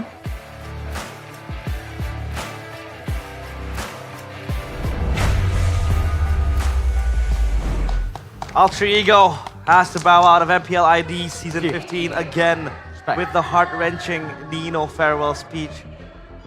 I'm sorry, which, is directed to Cordelwin, their CEO. Yeah. But tough luck for Alter Ego, they'll try next season. But thankfully for Geek Fam, they have achieved the first sweep in the playoffs of MPL ID Season 15 with a 3-0 win. They will be waiting for the loser between RRQ Hoshi and Onyx. Did you guys predict 3-0? 3-1? 3-1? 3-1. So Migani and Sheffin, we went 3-0. Oh man. Where do we start, Arashi, with this game? We start by appreciating the effort given, and which is in a boxing fight when you start talking about how tough the fighters are, guys are in trouble. Yeah, so it was a respectable attempt, man. They were able to find some moments there, but overall, man, there was clearly some level of understanding that Geek Fam just had over Alter Ego in the draft, in the game, and that is what allowed them to get so much more success slowly but surely, and this is the player of the match. The MVP, the player of the match. The Harith of the match. The Harith of the match. So, he's a Harith one trick? No, I'm kidding. He is very, very good with the Harith, and he was constantly carrying Geek Fam in team fights. The damage he's able to output is just phenomenal. And look at that heat map. That's the Harith. It's mostly obviously in his lane, but he's also not scared of looking for just jumping in the backline of the players of Alter Ego. I mean, obviously, it's a whole lot of gold lane for sure. But if you look at the positioning there, like the heat map, if I understand it correctly, he was making a lot of moves into the jungle of Alter Ego, showing again that the aggression was available, was possible for Geek Fam, and like Miko usually mentions, the Harith, with a couple of items, he wants to start brawling. He wants to start fighting. And in this match overall, the Harith of Kenziski has had ample opportunities to get involved in a fight and start snowballing, right? In the mid game, he's always standing on 2, 3, or even up to 5 kills, depending on how successful GeekFam are in forcing out these fights. So it's almost like GeekFam understood that, hey, Altrigo, the aggressive team, wants to fight. So we need to get compositions, get heroes that can benefit by winning off these fights and starting to snowball. Yeah. Unfortunately, they just couldn't handle all the aggression. And again, something that we already mentioned yesterday. Well, not yesterday. I think it was it yesterday? I think it was yesterday. The way you want to utilize the Faramis, if you do have a Faramis, is by aggressing forward. If you're a reactive Faramis, you're going to lose so much value. And unfortunately for Alter Ego, there was just no way for them to force out team fights. A few of the times that they were able to here, especially here, right? They were able to get a few shutdowns, but at that point it was too late. And man, I really respect RP because he was able to solo kill Eman twice on day number 1. Yep. But it gets to a point where the positioning needs to change, the game plan as well. A lot of people saw Setsujin's statement and maybe thought, all right, that might have been too harsh, you know, saying that they have no game plan, no gameplay. But it's very, very evident here. They are a team full of mechanics and full of like good plays when they get comfort picks. But when they don't, oh my lord. Imagine up against a Chip playing still in the side lanes as a Granger at minute 5. This is not an MPL level like decision. This is a barely MDL level position. How do you still stay in the side lane when you're up against a Granger when there's no one visible on the map? It's amateur-ish. It really feels like, man, they were lost, they were pressured. The pivoting, the adaptations from GeekFam were just too much for them to handle, and eventually, right, that bleeds over from trying to use all that brain power to figure out a draft possibility into figuring out how to move on the map. This is the area of expertise that GeekFam are just so good at. If you put GeekFam in the positions of Alter Ego, that's where they would understand immediately, okay, this is what we need to be doing. This is where we should be looking for something like this, you know. But Alter Ego, especially after game number 2, they just looked really, really lost. Like they were trying to go with emotions, do what makes sense at face value. But GeekFam doesn't operate on face value, right? There are layers to their approach, and eventually one of those layers will catch Alter Ego. And so unfortunately, they have to go back to the drawing board. And there's credit to be given to them. They got this far with a rookie, with 2 rookies technically. It's respectable. But by all means, man, they really were outclassed today by GeekFam. And the tilt is so real, realize. It's so real. Rin. Oh boy. Turtle 1 or Turtle 2, I forgot. Yeah. Turtle 1. The retri. Not just the retribution, but not utilizing Tempest of Blades as well for Turtle 1. And then missing the retri, Hijume being the one who takes the turtle. Yeah. The tilt was so evident from Rin. The time that he finally got a pick that is a comfort, he wasn't able to utilize it properly. Man. Is it too little, too late? Was that the compounding effect from game number 1 is the question, because it would have been such a shame if, like, you know, if let's say with this draft, Alter Ego could have taken game number 1, maybe we could have seen a whole different story. Alter Ego is a team that we always, you know, highlight for momentum.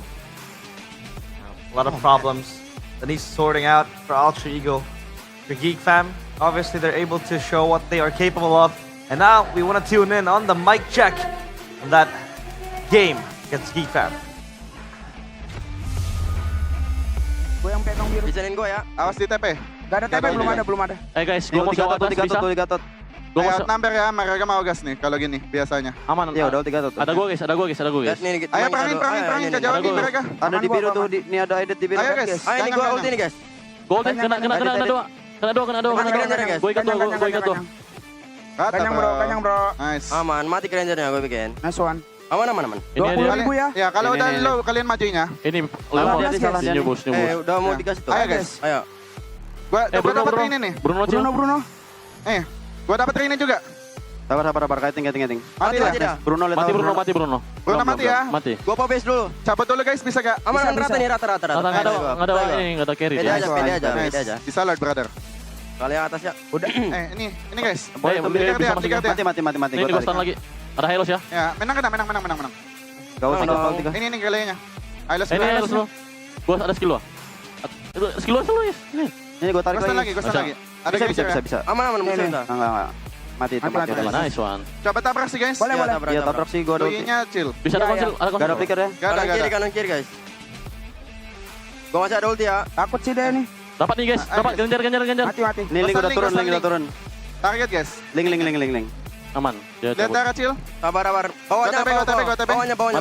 Mati. Bisain sih. Gak ada. Gue TP. Nice one. That was Geek Fam with calculated calls and all that. Clean. And the tilt. Did you see what Rin was doing when they went to end Crystal? What? He was orange buffing. When Hijume was fighting for his life, wanting to look for an angle to stop the push and possibly turn around, which I noticed think is that. very bleak, yeah, but Wow. he was doing the orange buff. I think, yeah, the tilt got into him, which I think is fair because, again, it's his first playoffs, but it could have been better, I think, for him. I think it could have been much better, man. That's really unfortunate. But you can even see that in the communications, Geek Fam, just layers, bro. Biloxi was saying, hey, they would usually do this. Meaning it's not just them reacting to the movements in the map. They have ideas on how all three go have like their habits, their preconceived paths and all that. Which is really good against a team like All Trigo that wants to surprise you, wants to catch you off guard. When your opponents have a grip on your habits, dude, that's rough. But it's time to press some buttons because we'll be on the Jersey wall to say goodbye to Ultra Ego. Goodbye, Ultra Ego. Beep beep. Boop, boop. Jersey wall. Di Jersey Wall ini Bude bisa bertemu langsung dengan Coach Dora namun dengan situasi yang berbeda. Iya Bude. Sekarang sedang dong full senyum. Full senyum hari ini. Ini benar-benar clean sweep dari Geek Fam. Geek Fam ngamuk atau gimana Coach Dora?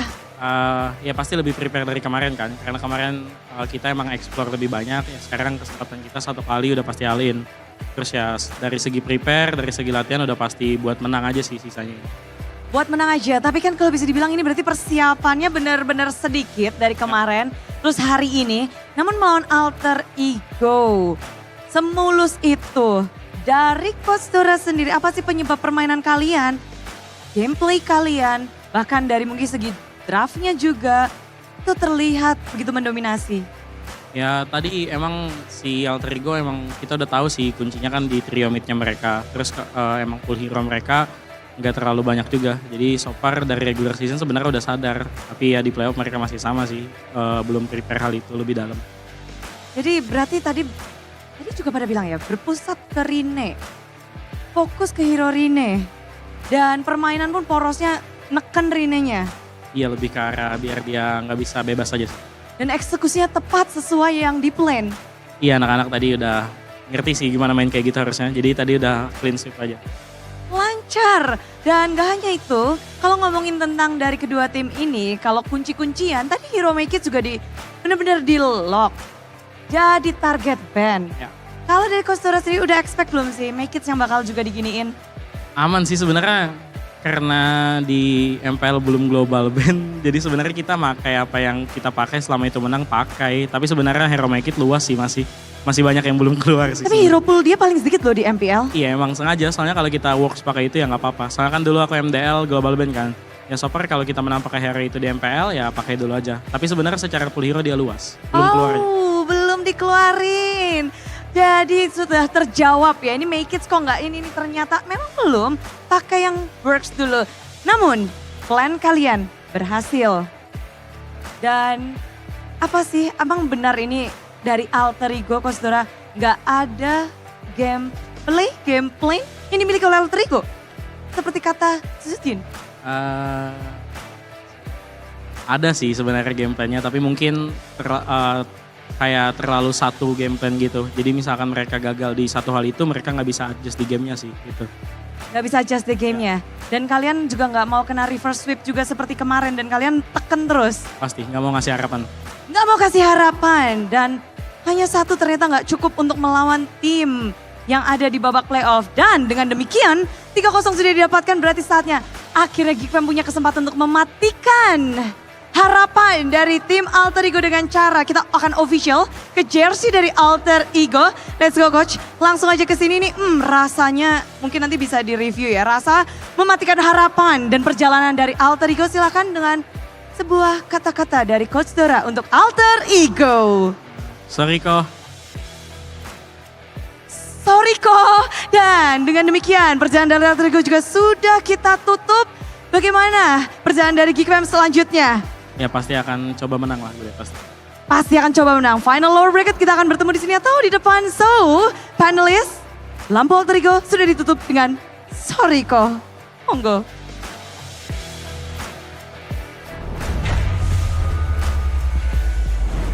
The red light confirms that Alter Ego is completely out. Bang. MPL ID Season 15 in the playoffs as well. So now, how do we talk about Alter Ego's problems then? What can they do better in Season 16 later? I think we've laid it out. Yeah, exactly. We've been talking about their problems non-stop. So it's kind of weird that now we're here where we're supposed to be saying, talking about that, but we've been talking about that. Yeah, a lot of problems that they might face. But now for GeekFam, what do you think are the things that they might try to withhold later on when they're facing up against those giant teams, Onyx and RRQ? I think just, again, stick to the draft that we saw in Game 1, Game 2 for the most part. I don't go for Chip Faramis. I think those two picks really worked out, but it was because Alter Ego kind of let that happen as well, right? Lucas was coming from a mile away. We called it here at the panel as well, but they didn't really have anything in preparation.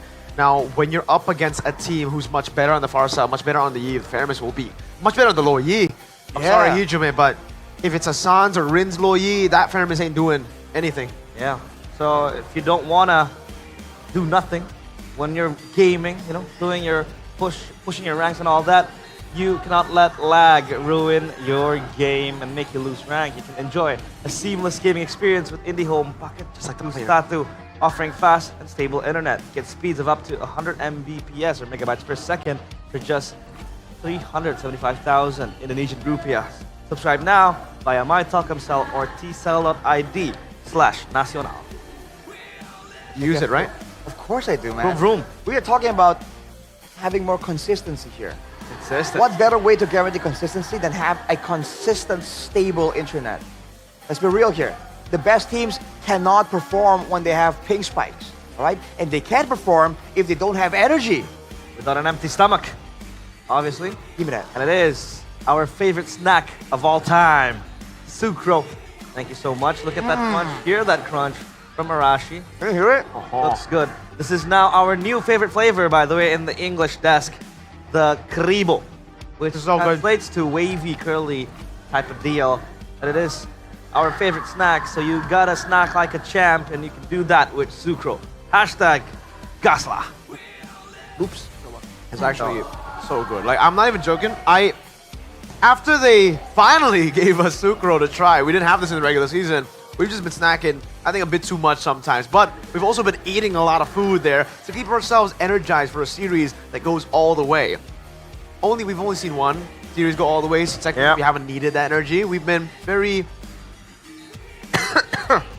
hemat. You know what I'm saying? Yeah, we've been saving our money for, a long vacation later on after MPL ID Season 15 concludes. So with the hemat in our way now, we enjoy the MPL menu by Hokben from starting just to 20,000 rupiah. We have a lot of menus available in the MPL Hokben favorite menu of the MPL Hokben fried chicken, MPL Hoka ramen if you want noodles, right? And you also have the MPL Hoka hemat. Whoa, whoa, whoa. That's our choice. Dude, for 20,000 IDR, that's crazy. If you guys want to reference, $1 US is 16,000 IDR. So this is like, it's way less than $2. It's like $1 and like 20 cents. Yeah. And that's the thing. We are saving up financially, but we're not sacrificing the quality. Because the Hoka Bento is just, there's never like a meal that you're like, oh, what the heck is this? Yeah, talking about saving, you mentioned it, Arashi. You have to save for the future. You have to invest in gold, and you can do that with UBS Gold. This little thing. By the way, today, gold has risen again. Like, the value of it has just been, it's increasing by quite a bit. So gold is literally your best investment. UBS Gold has basically kept us safe. We're very financially stable right now because of UBS Gold. This UBS has been sponsoring us for a while, so we've been slowly but surely grabbing UBS gold, slowly but surely transitioning towards gold. Gold. And that's what I get when I no play my regrets. ranked games. Gold. Not MVP, just gold. Gold standard. Gold standard. Gold standard. Yeah, especially if you actually get like, you know, the bit of the freebies, right? You get a little bit of this, a little bit of that, like, you know, a couple of grams each time, it adds up. And if you want good freebies as well, free wins even. Free wins. You gotta try out the Royal Guard, my guy. Royal Guard. This asset right here, it says don't read, but we're gonna do it anyway because it's just that good. Yeah. Tell them about it, Mirko. Which one do you guys want? Are you kind of a thumb sleeve guy or are you more of a powder guy? I'm a powder guy. Okay, so take this. Have you guys tried this? I have. Okay. I know exactly how good it is. Yeah, I use this a lot. I think in my early streams, if you guys remember, I was actually given the package of Royal Guard as well. And that's how I keep my phone clean. Usually when you use powder, guys, it gets everywhere. Like the screen is covered in that normal, white powder. Yeah, Here, powder. you can use the Royal Guard powder. It gets on your fingers, but it does not get on the phone. And it's super smooth, dude. If you guys ever wondered, how's Makers doing that on Fanny? How's Kai doing it? Royal Guard's got you covered. Royal Guard. And once that is all sorted, you have to be able to secure protection. Oh, we have a sample now. Because when strategy and speed are the key, focus and protection are everything, both in game and on the road as well. You can get the exclusive collaboration design of RSV helmet and MPL teams for any riding style. And with us today is EVOS. EVOS in the playoffs. Oh! Dude, it's official. EVOS are in the playoffs. Even though the players aren't here, the helmet is here with RSV. And hey, I can tell you a thing or two when it comes to quality helmets. I used to be a motorcyclist myself. I was already impressed by the strap that they have here because usually for the cheaper models, it's just the normal, the metal one. I don't know what it's called. In the fancier ones that you get with the full face version of these helmets, you get the double D-ring straps. And for this, this is the second safest option. It's the budget safe option and it's really, really good for you guys. So if you guys are looking for half-face helmet that protects you all the time, multiple straps. Kind of like it's adjustable, yeah. And you have this strap here, so even with gloves, you can pull on this and it just comes off. Sometimes I feel that's quality of life, dude. Kind of stretched with a good day. Long straps, and it is a good day because apparently it's a sweep. For Geek Fam, it is a good day, and for us, it's a good day too. Because good day is ready to drink. In one bottle of coffee with a variety of delicious flavors. By the way, our producers are telling us to drink it with the helmet. To do it. Dude, how do you do it? Okay, Let's get a spill. I'll do this. Okay. You just have to. Chug it. Hey. Okay. I don't think he can chug it. Yeah, he can. But he drank it. He's gonna have a hard time with the toilet. Now you got. I was so scared I was gonna spill. Oh, I got you. Hey. No. I closed it. It's okay. Good day every day. With Originale Cappuccino. Cappuccino Assassino. Cappuccino Assassino. Who's your favorite brain rot term? What's your favorite brain rot guy? With the tung tung tung tung tung tung tung sahu. Mine is patapim. Oh, that's a good one. So with good day, you'll have a good day brain rotting with us. So don't forget to grab your good day to have a good day. My favorite is Kaisalulu Kaisalala. It's a mythical creature. That's a lot of brain rots, but with good day, we don't brain rot as much. Because now we think clearly. Okay. But obviously, everybody's favorite game, MCGG or Magic Chess Go. Everybody. Think for yourself, man. I'm more of an MLBB guy. Listen, me, KB, Well, all you have are numbers. No, all he has is him and KB. He Not couldn't even name more. Name more. Yeah. We're the salesman of MCGG, and it is a free-to-play auto chess game. Transform players into master strategists. Yeah. Because me, myself, I don't like thinking that much. But with MCGG, with Magic Chess, it helps me think more. It also helps me with my prep in MLBB. Because back then, I didn't really want to think. I really want to just, get my point across. Wait, so do you want to think or do you not want to think? I want to think. But he can't think. I can't think. Usually, yeah. With MCGG, it helps me a lot. So maybe I don't need, Yeah. I don't need to take courses, lessons. Courses? MCGG. Courses? To be fair, the only reason it's not my favorite game is because I don't want to play it because I know how good it is and how big thing it can get. Valoisky almost just went full over to the left. if he continued playing MCGG, we would not be seeing him on this stage. We would be seeing him on the MCGG World Really? stage. Yeah. It is Dang. addicting. It's time. But you know what's more One for addicting? you, one for you, one for Opening me. cards. Go. Opening Let's go. cards. This One. is the first official player class Wait, for MPL they're like- Indonesia, the I'm carrying Nirvana it through here. series. Let's Oh. open them up. I was gonna damage the cards. We go one by one, all right, guys? Okay. One by one, one by one. Let's go. Hold up. Let's show up our cards and we'll see who has the best. And then if we get a player that, you know, that you want, then we'll I trade. gotta get some RRQs. I need CW Color Blast. All right. You ready? Yeah. So, 1, 2, 3. First card. Oh, Ray. Dreams. Okay. You? You went home. Octa. Okay, who's the best out of the three? I think Dreams. Okay, Dreams. you won this one. Yeah. Okay. 1, 2, 3. Oh, Ryota. This is a pretty rare Octa. card, guys. This is a rare card. This is a. What about this? Grading. Oh, that's tier B. This is higher tier. We've got 2 Octas. Okay, we'll see the tier list because Yeah. I think this is high. I got a pretty rare Ryota. B tier. I'll take it. I think Octa is here. just from the rarity, I think I'll get Ryota. Yeah. Oh wait, it's not. It's tier B too. It's tier B. So it's a. Yeah. It's a You draw got then. you got a tier C. You got a tier B too. Tier B. All right, let's move on. to Rashi, the get out of here. What's with your luck, man? I don't know, man. Oh, dude. Oh, I got. Hey. I got Evos. Look at me. Kibo. I got Calvin Winata. EW. What about your last card, Arashi? Gebe. He's an MPL M1. He's not even. He's out. I got X Bigatron, by the way. Hey, Shive. All right, one more last card. One more. Gebe. 2 packs? No, that's for later, Arashi. That's for match 2. We'll do it again. There's one more left in the stash. Whoa. We got Sans, baby. And 2 Ninos. And Gobs. We have an MVP one. No, MPL. This is MPL. tier B. God, Man, we're pretty bad. Like, our luck hasn't been that good. We Yeah. haven't been getting the Supremes. I think we should just move around. So, what was the best tier we got? I think it's tier B. Yeah. I got Octa. We got Nino. Turning around with the hologram. Yeah. as well. Here. So these are the ones we got. We got tier Bs. We didn't get tier As, unfortunately. Yesterday I unboxed 1 tier A, I think, with Eterna and Sheffin. But today is just about Bs. Maybe one of those. One of those packs will have a tier S, tier A, and a Supreme. Hopefully, but Mirko, do you still want this though? Color Blast. I already have it. Oh, you already I have that and 3 Lukes. Yeah. Who do I trade that with? I'll take the Annabelle one though. What are you gonna give it? What are you gonna give me for it though? I'll give you the most improved player, Nino. Sure, I'll take it. Or you want Ryota? Bro. Ryota. Okay. Ryota for Annabelle. There you go. Technically, I have the rarest card. What? Gebe. That's because he's no longer here.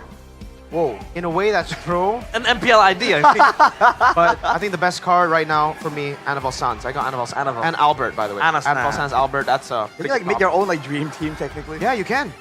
Gobs. Pretty good. I had Ryota. You know what? Shiva is my gold, and then Nino's my XP. There we go. This is my team. Okay. I have 2 junglers. Gobs. Keyboy. Hang on. Octa. Well, I have a whole team. I don't right even here. have a gold laner.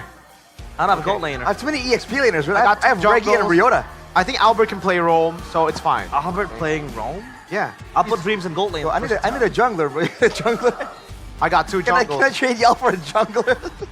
CW was a jungler. Here, take CW. I'll take it. CW was a jungler Boom. back in the day, so Check it out. go ahead, check it out, guys. You can get it here. The Nirvana collection is out in the MPL Festival. There's a booth for it. You guys can check it out. Grab your packs. The MPL Festival. I need an Eman Supreme, man. I we haven't all gotten a put- single Nah, I'm kidding. Eman. By the way, it's his birthday, Mr. Annabelle. So happy birthday, Annabelle. Happy birthday, Annabelle. My we'll goat. skip on the Nirvana packs. For his birthday gift. Give this to Mastika. He wants Evos. No. Wait. Yeah, Mirko, you just can't get like an Emon card? What? You can't get an Emon card? Just haven't been able to find one? I mean, I could just take this, take Ray out, and then print Eman, and then have him sign it, technically. Technically. But you want to get it like I want organic. Yeah. It seems like there's something in the way, bro, somehow. If one of those has an Eman, guys, it's mine. I'm not even trading. I'm stealing it from y'all. Do the other MPL regions have this? No. We are the first one to have. Wow. This is special, bro. I think in Malaysia they're. I might be mistaken. I think MPL M1 does have. I have remember a version. Yeah, of a their version own of cards. Yeah. Dude, I'm looking forward to people figuring out how to use these cards to make their own like mini games. Yeah. But that usually happens back then, before the internet, right? So we battle. I'm here. old. I'm sorry. Gold lane battle. Let's go. I choose you. Oh, it's the same, but your tier is higher, so. Yeah, I got a better Shive. All right. Jungle. Like Calvin with that. I think I win with NFL. All right. Fair. I even got him from you. Let's go mid laner. You've lost. I got the best. I Bang! got the real best Sans. You've lost. I got the original Kimi player. Oh, that's true. And look at the audience. If they get them on Supreme, I'm out. Mirko's gonna run towards the audience and just snatch it, dude. Yes, I will. That's not even a joke. Let's see how lucky can you be. So far, the audience has had pretty bad luck with the panel too. But they can't get the pack open. Slowly but surely. Don't you worry. We're gonna get it open. Oh, maybe. That's gonna be a good card in the future. Maybe. Yeah. Investment. Oh no! You gotta run over there. I gotta run. Oh no! Run over. Run and snatch that I on. can't believe that happened. That is the nature of gachas, man. The more you want it, the more you don't get it. Yeah. Oh, my lord. Okay, you got Onyx full Want that team. card. Onyx full team. Next is Lutfi. Outstanding! Tier A Lutfi. What? Allahu Akbar Lutfi. Next. Okay, it's magic. Magic, yeah. Wow. Dude, That's Eman and a tier A Lutfi. That's a pretty solid pack. That's the best pull we've had so far, right? That's the best pull. Yeah, yesterday I got an outstanding card too. That's the only tier A we got. But who was it? I actually forgot. Oh no, it's an outstanding Luke, I think. Yeah, I have a tier A Luke. Oh, you have a tier A Luke. Yeah, that's pretty good. Lore accurate. Lore accurate. So he is indeed tier A. You know what's tier S? What? The Naruto skins. Oh, for sure. Yeah. You have every single one of them? No, I only have Suyo because that's the only hero I'm good at.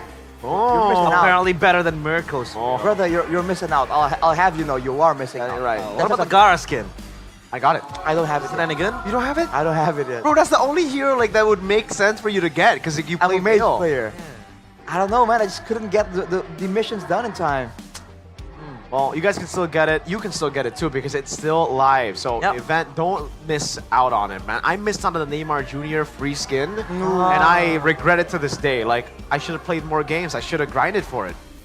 And I think I found a very, very fun mini game.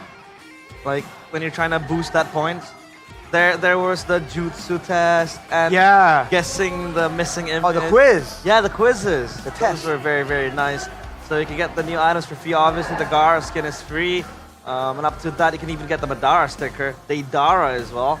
We have Naruto over there and those nameplates and got the voice lines as well, right? The voice lines are great. The voice lines are where it's at, man. I had to spend some diamonds to get the Itachi sticker. The emote. Itachi emote. Yo, you know the Jiraiya emote? The one where his nose bleeds? The nosebleed It's one? I love that one. Yeah, that's very nice. Especially when I meet eventually Wu Zetian in the Land of Dawn. This one I give it to Arashi because apparently he knows how to pronounce this hero. I might have to be a mage player, Arashi. The two heroes they've released that are mages have been real bad. This is how Mirko this is how Mirko selects what heroes he wants to play. They gotta look good, man. And the Empress Zetian is so good. And her coronation ceremony is about to begin. So watch the Path to Ascension cinematic trailer and share in that joyous moment from the 18th of this month, I believe, onto the 4th of next month. Complete tasks to get a new hero for free. For free! Zetian, My guy. free. Wait. Free? Free. Wow, I like that. I'm a sucker for free, man. It's very, very nice. Have you seen the kit? I have. Hero? It's quite broken. It's broken. Every hero pretty crazy. is probably broken.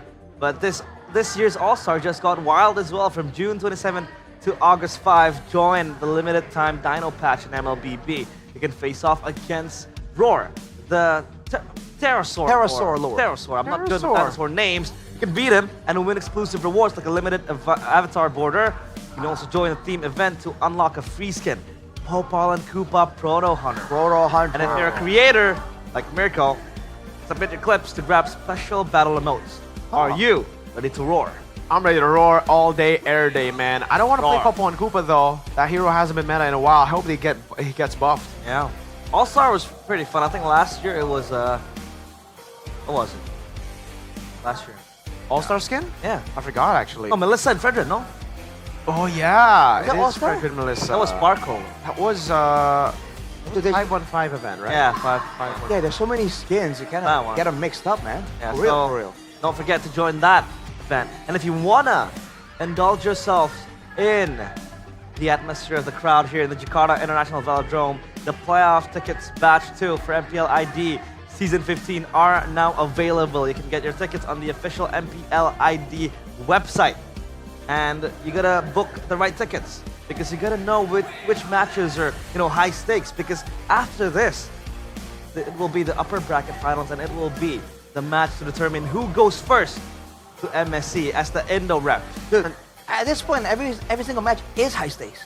Exactly. I mean, at this point, if RQ loses, they're going to have a tough match. If I lose, they're going to have a tough match. Geek Fam are the ones waiting in the lower bracket finals for that final ticket of MSC. But before MSC, you guys can still come over even if you don't have tickets. Let's say it's sold out.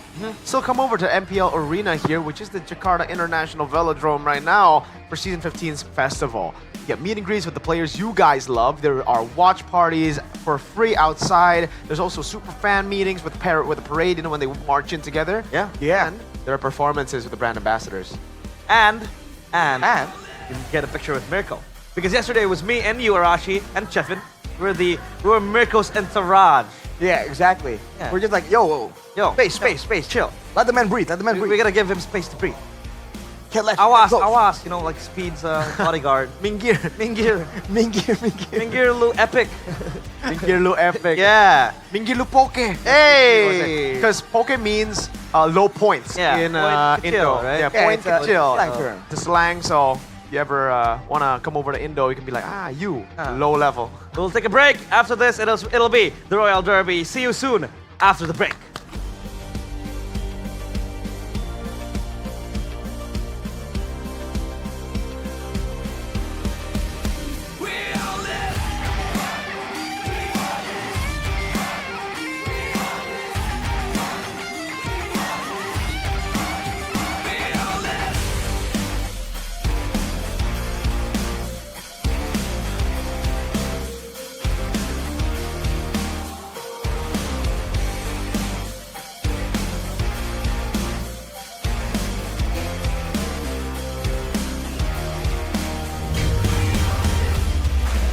Lagi di MPL Festival melaporkan langsung pastinya Alisa di sini lagi ada di boothnya One Play karena di sini lagi ada hal terbaru dari MPL Indonesia, yaitu ada trading card Nirvana yang bisa kalian dapetin langsung karena harganya affordable banget, satu paket itu 40.000 dan di sini juga udah rame banget sih. Kita undang kali ya salah satunya yang udah beli nih kayaknya. Permisi, kamu udah beli card packnya MPL ya? Udah. Wow, kenapa? Namanya siapa dulu? Kita kenalan dulu nih. Nama aku Christian. Christian, kenapa nih kamu memilih untuk membeli card packnya MPL? Kan di rumah udah banyak ya, lagi mau cari yang ada tanda tangannya sih. Oh, kamu emang ngefans sama player siapa? Kairi Acu. Oh, Kairi Acu. Oke, semoga kita dapat ya. Kita langsung unboxing bareng ya. Ayo. Oke, kita akan buka. Boleh kasih lihat. Ini dapat 5 pieces ya, 40.000 aja. Kita bakal lihat di dalamnya. Kira-kira dapat nggak nih Kairi Acu nih ya? Oke, kita buka dulu yang paling belakang. Oke, dapat. Sorizo Dewa. Oke, nextnya. Boleh aku pegangin? Oke. Wow. Ki. Dapat key. Boleh kasih lihat dong ke kamera dong. Oke, dapat EVOS key. Siapa lagi nih? Yang ketiga dapat apa ini? Dapat EVOS. Dapat tim EVOS. Wow, dapat tim EVOS nih ya. Dapat full collectionnya tim EVOS nih. Ada lagi. Dapat GB. Dapat GB. Nah, tapi udah pindah GB-nya. Ya, tapi udah pindah GB-nya, sayang sekali. Nggak apa-apa. Ini dari Alter Ego. Dan terakhir, last but not least. Dapat Gops. Dapat Gops dari XP Lane-nya Geek. Jadi boleh dong dikasih lihat semuanya nih. Dapat 5 kartu in total ya. Wow. Gimana nih, mau beli lagi nggak nih? Kayaknya mau sih. Ngincer Kairi sih. Masih ngincer Kairi ya. Ini yang nanti nonton ini kalau punya Kairi, trading sama kartu-kartu yang dipunyain Christian ya. Oke. Lalu kalau kamu undang dong teman-temannya untuk ke MPL Festival untuk nikmatin keseruan di sini. Ayo semuanya datang ke MPL Festival, nonton bareng-bareng kita nobar. Ayo kita nobar bareng dan pastinya Alisa tunggu kehadiran kalian. Thank you so much Christian. Enjoy di MPL Festival dan pastiin teman-teman datang juga karena gratis hanya sampai hari Minggu 15 Juni 2025. See you di MPL Festival. Bye bye.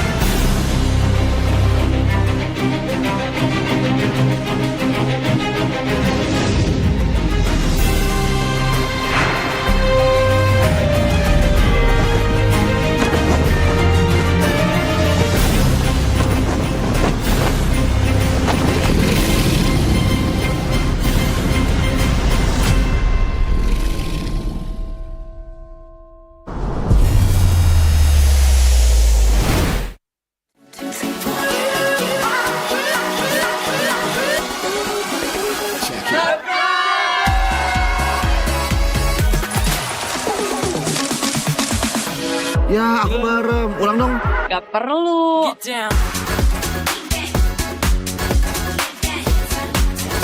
Guys, review.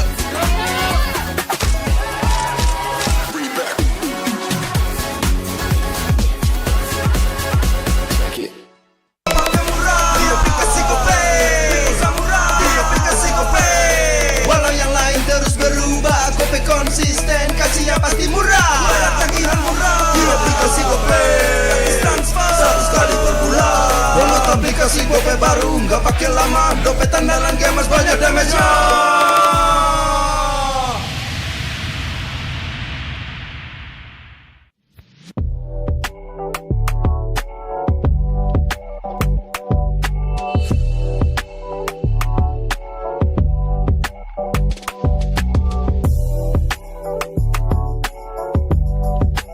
Rasa baru makin seru.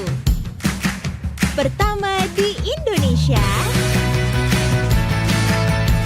Kopi susu rasa cookies. Always ready, warnai harimu. Good Day Groovy Cookies. Nikmati sensasi asyik kopi cookiesnya. Tak ada hari tanpa mabar.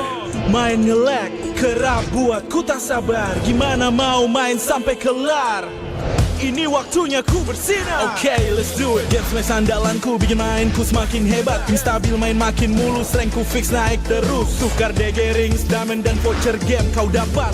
Cuma Game Max makin no debat. Game Max Booster, kini dapat DG Rings. Beli paketnya dan aktifkan boosternya di aplikasi Dunia Games.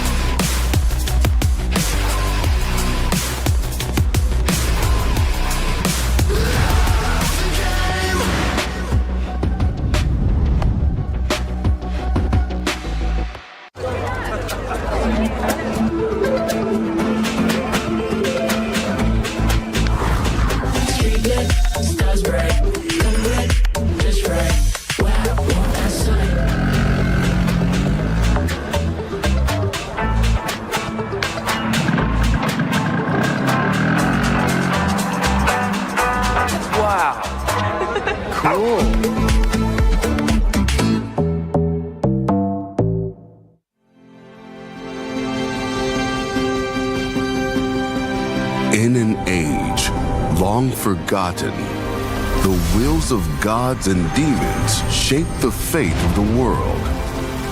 Prosperity and war surged, caught in the eternal clash of divine glory and infernal wrath. Mortals rose in defiance, and after a long war and countless sacrifices, the world finally knew peace.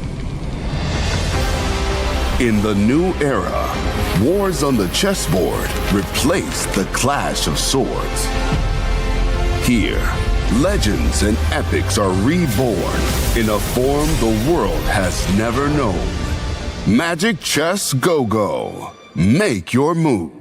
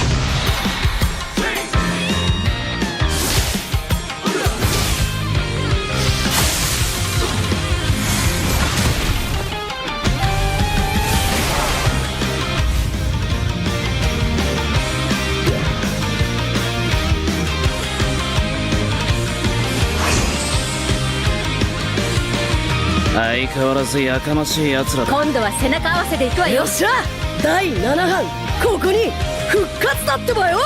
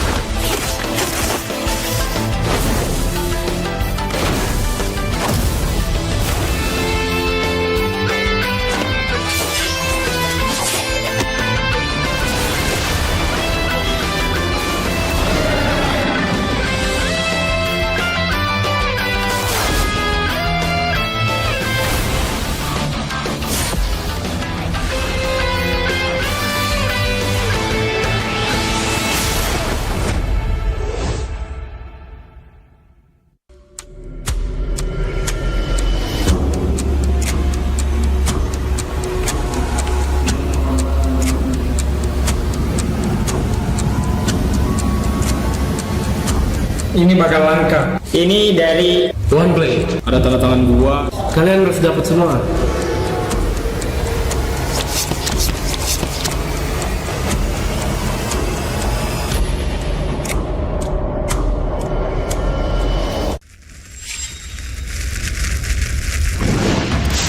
Minna! Utsumaki Naruto ga kaette kita zo!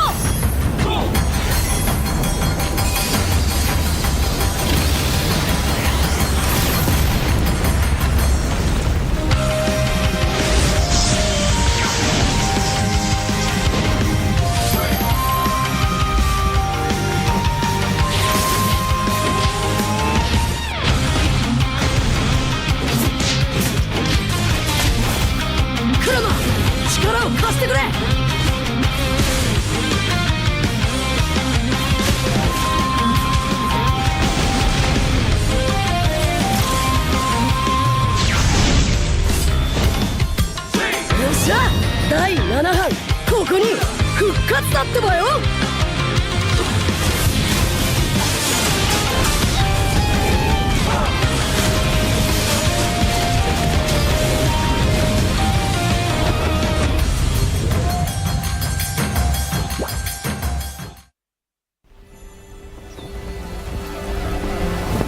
In time immemorial, the endless war destroyed the balance between yin and yang, plunging the Cadia Riverlands into chaos. As catastrophe loomed, a woman of destiny stepped forth, casting aside divinity for the plight of mortals.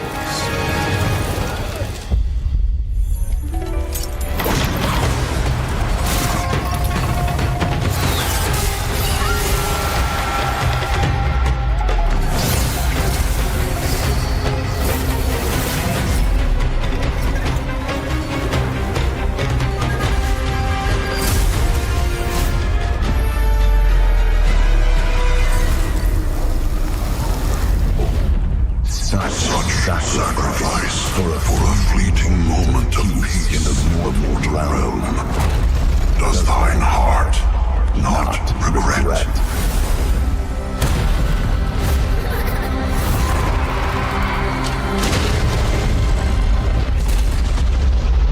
To protect the realm. What is there to regret?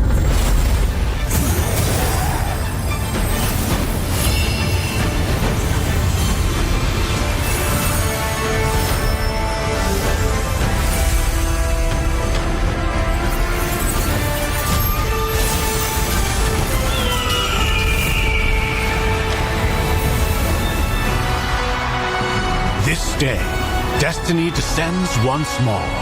Zutian the Ordained, of untold merit and unbound benevolence, preserver of peace and prosperity, unfaded by time. This day, let heaven and earth bear witness as the Phoenix ascends the throne. A realm united toward a new golden age. From time forgotten to the new dawn, as long as I breathe, Shandu shall never fade!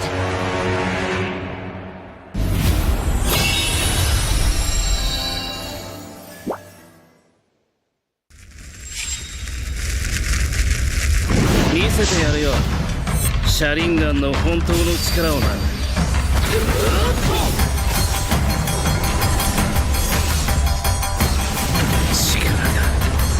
湧いてくる。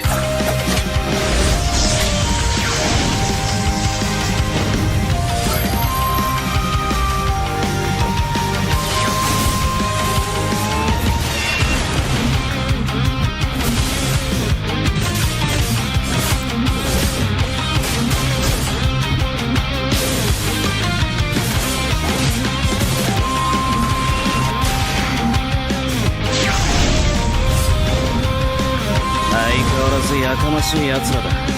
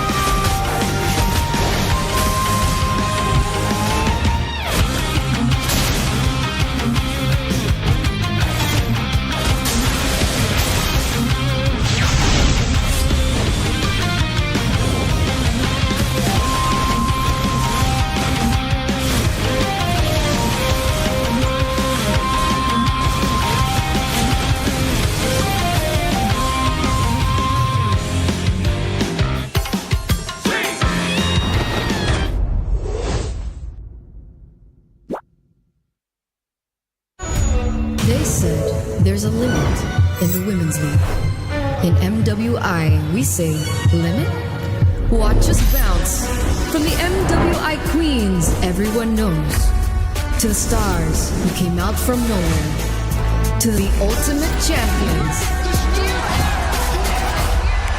Now, MWI is expanding greater than ever. Turkey, EECA, Africa, Mongolia, and beyond. We're stretching the map wider. MWI, where dreams get louder. This isn't just a tournament. It's your passport to the world stage. A spotlight for women in the EWC. No rules, no ceilings, no limits. Just this. We're vibrant. We're ready. We're limitless.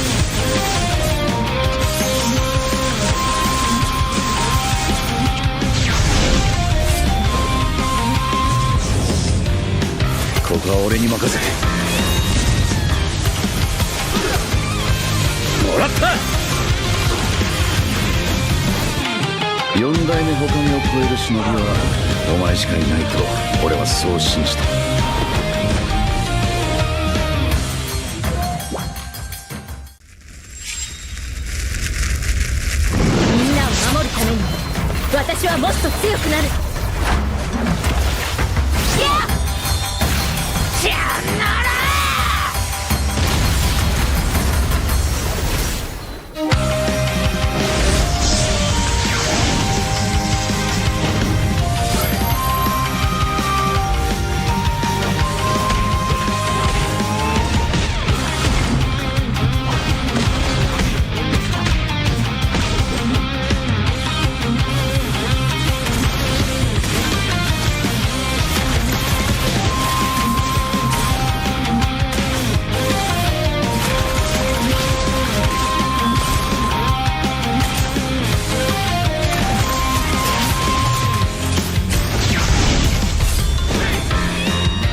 今度は背中合わせでいくわよ。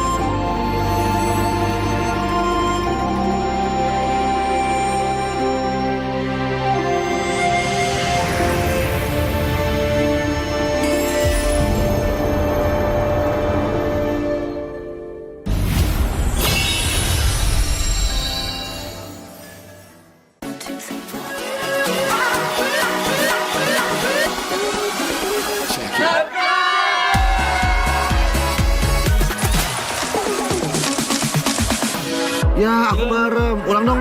Gak perlu.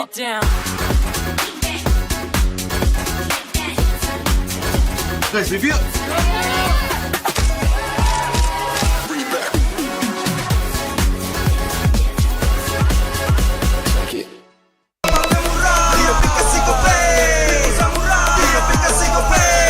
Walau yang lain terus berubah, Kope konsisten, kasihnya pasti murah. Tagihan murah, di aplikasi Kope. Transfer 100 kali per bulan. Download aplikasi Kope baru, nggak pakai lama. Dompet andalan gamers banyak damage-nya.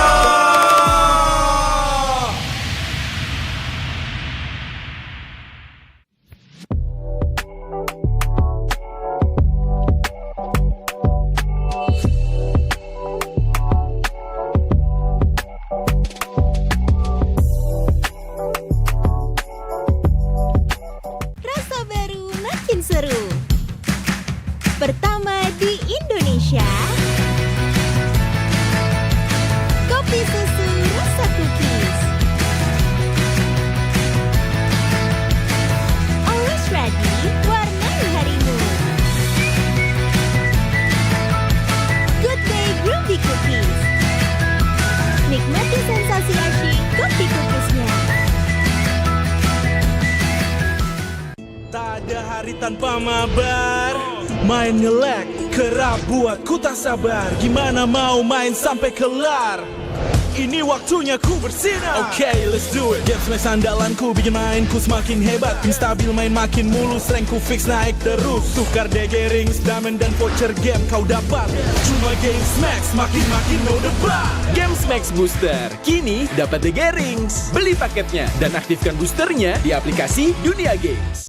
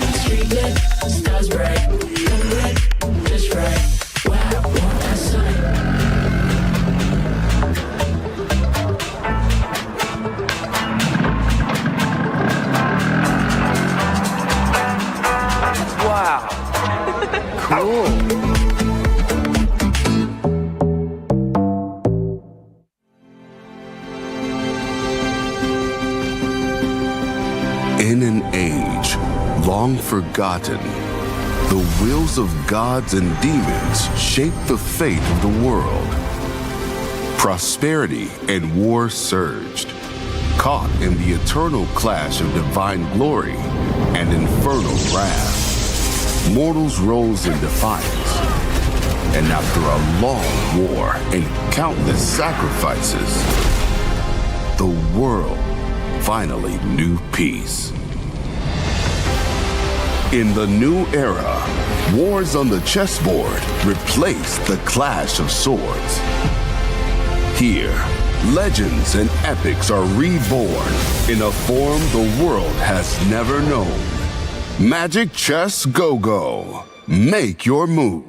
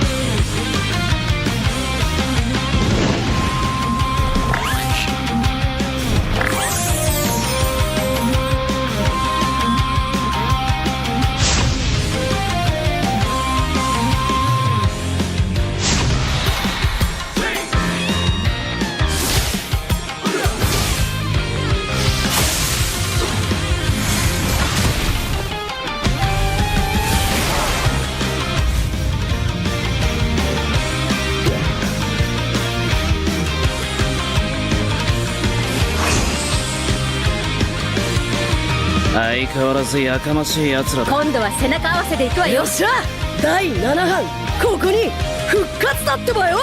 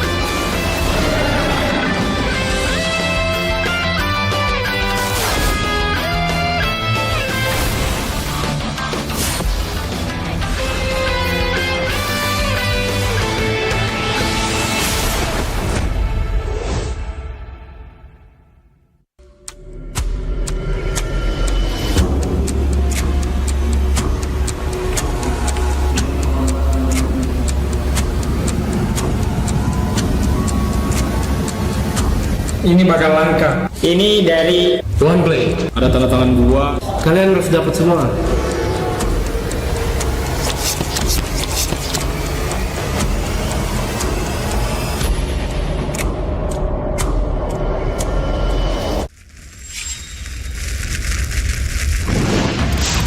Minna!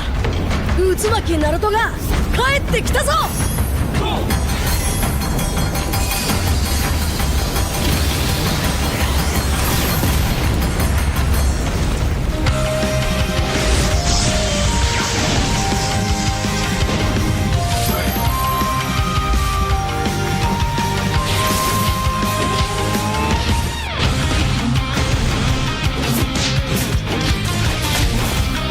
Kurama!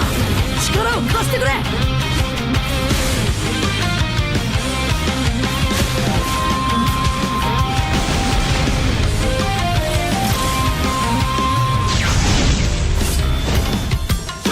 っしゃ、第7班ここに復活だってばよ。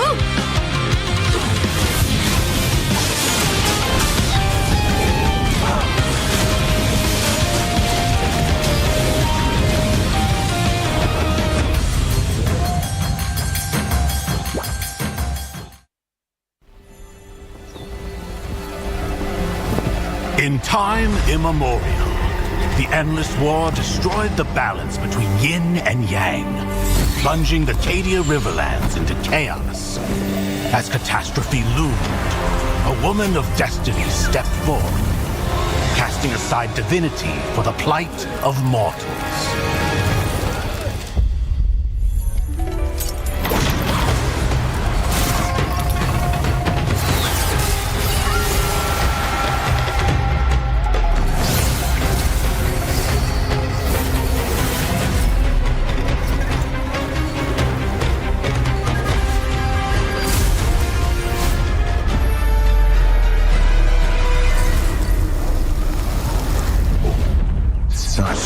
Sacrifice for a fleeting moment of peace in the mortal realm.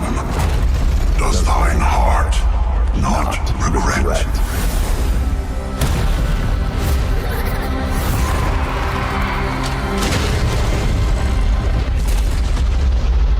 To protect the realm.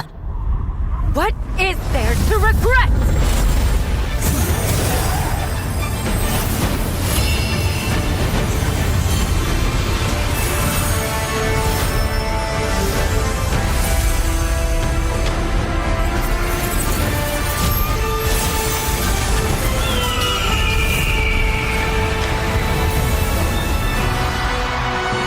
This day, destiny descends once more. Zutian the Ordained, of untold merit and unbound benevolence, preserver of peace and prosperity, unfaded by time. This day, let heaven and earth bear witness as the Phoenix ascends the throne. A realm united toward a new golden age. From time forgotten to the new dawn, as long as I breathe, Shandu shall never fade!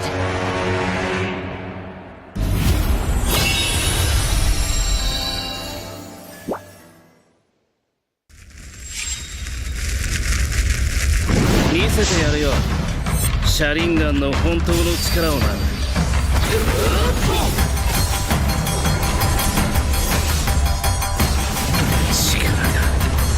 力が湧いてくる。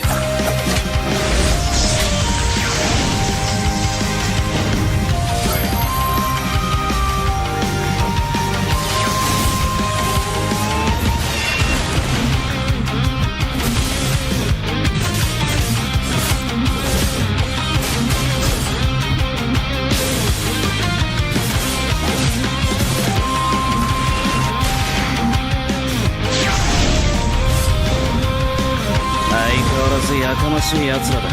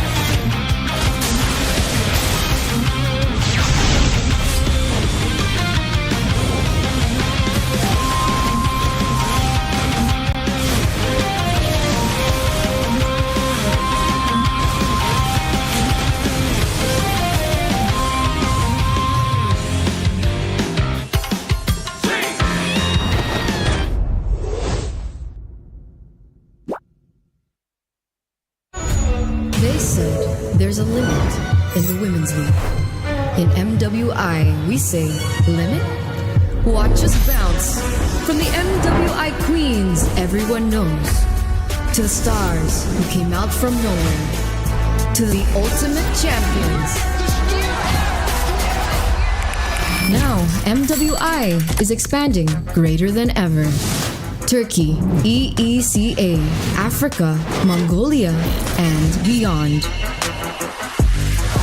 We're stretching the map wider. MWI, where dreams get louder. This isn't just a tournament. It's your passport to the world stage. A spotlight for women in the EWC. No rules, no ceilings, no limits. Just this. We're vibrant. We're ready. We're limitless.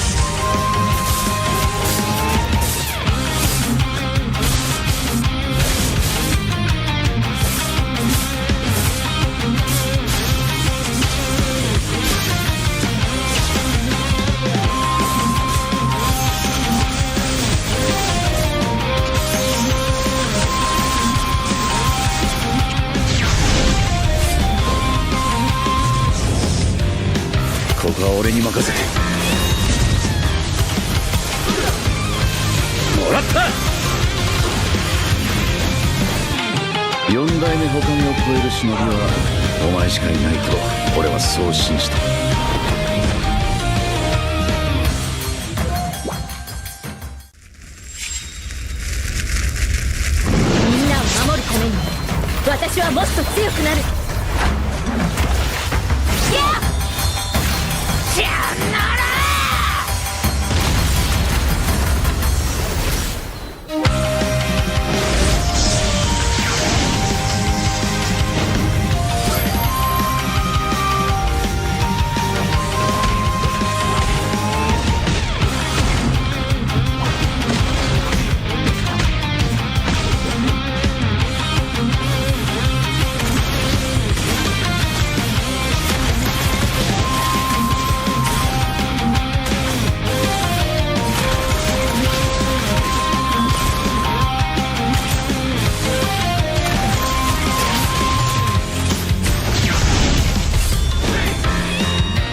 今度は背中合わせでいくわよ。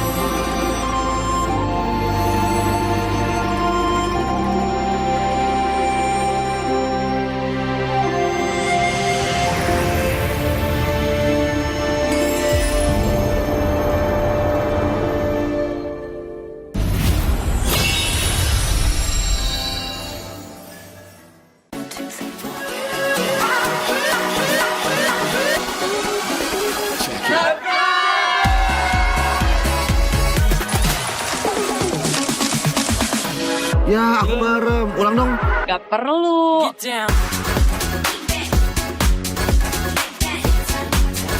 Guys, review.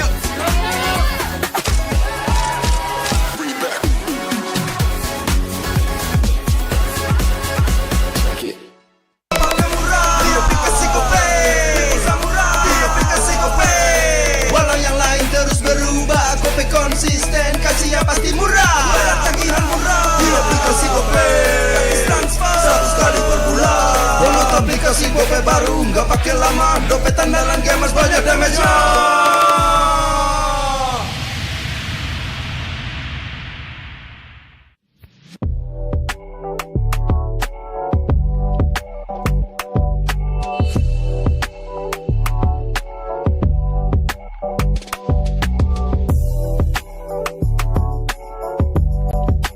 Rasa baru makin seru. Pertama di Indonesia. Kopi susu rasa cookies.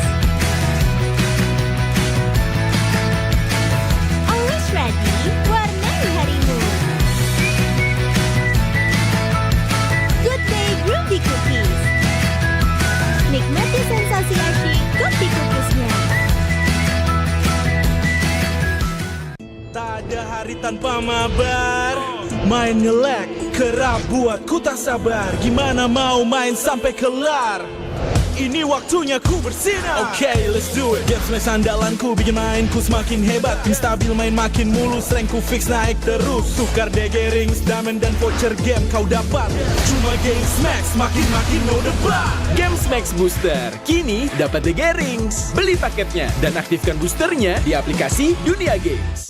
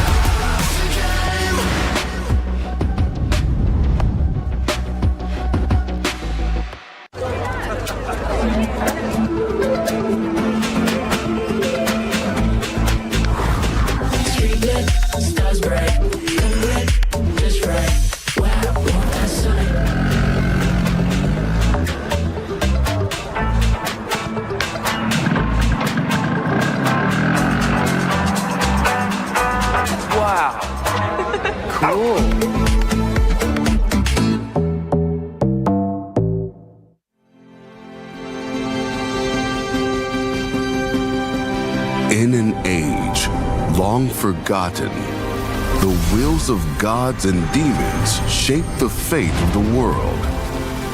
Prosperity and war surged, caught in the eternal clash of divine glory and infernal wrath. Mortals rose in defiance, and after a long war and countless sacrifices, the world finally knew peace.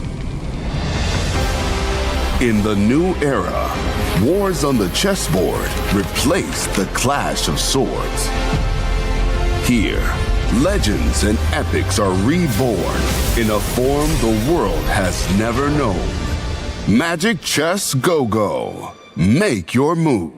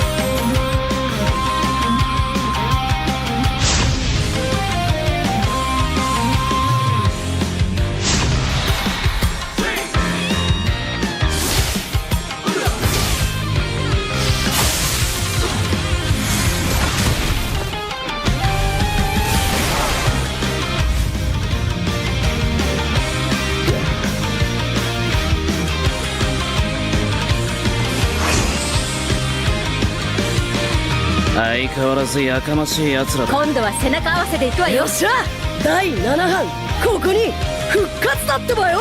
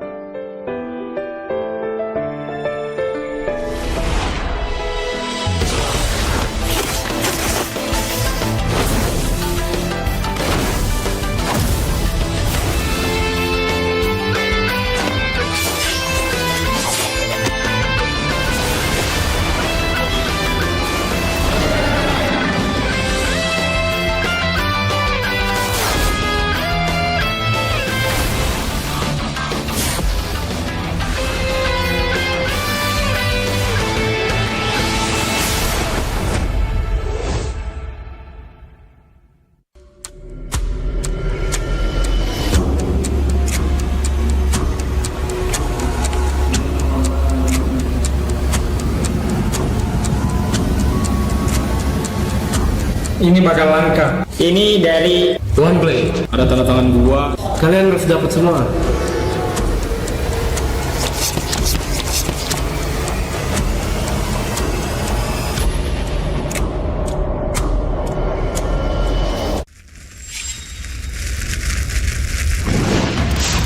Minna! Utsumaki Naruto が帰ってきたぞ!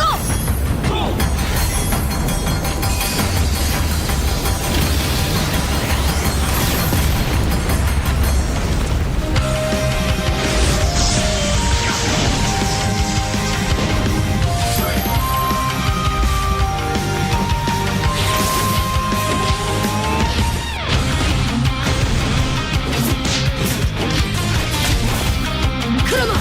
力を貸してくれ! よ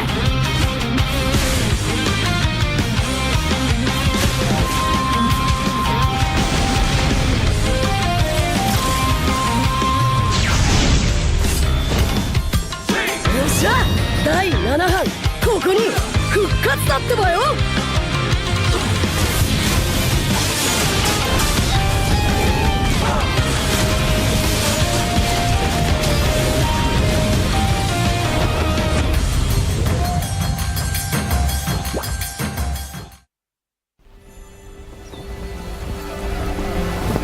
In time immemorial, the endless war destroyed the balance between yin and yang, plunging the Cadia Riverlands into chaos.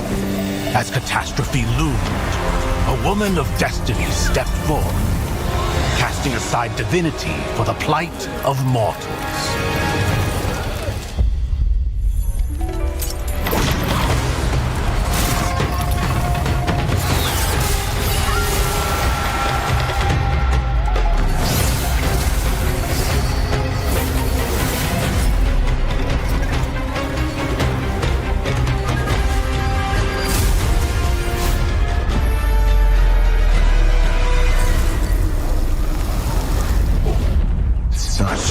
Sacrifice for a fleeting moment of peace in the mortal realm. Does thine heart not regret?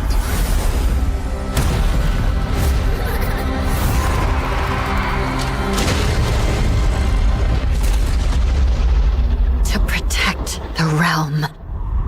What is there to regret?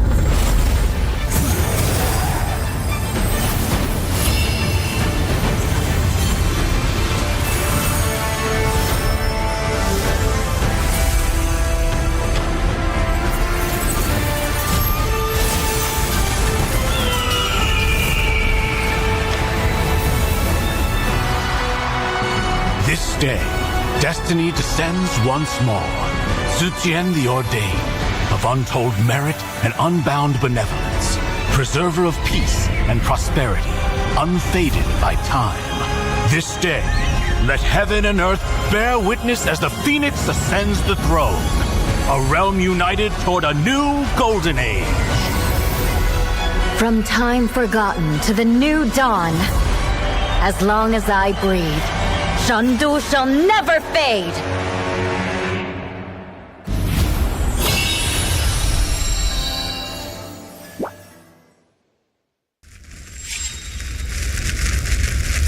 見せてやるよ。シャリンガンの本当の力をな。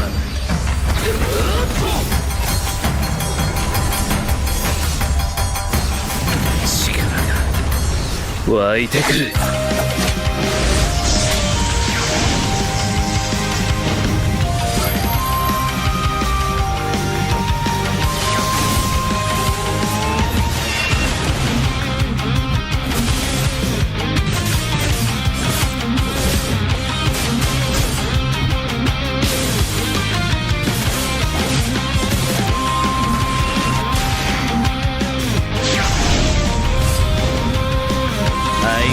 やかましい奴らだ。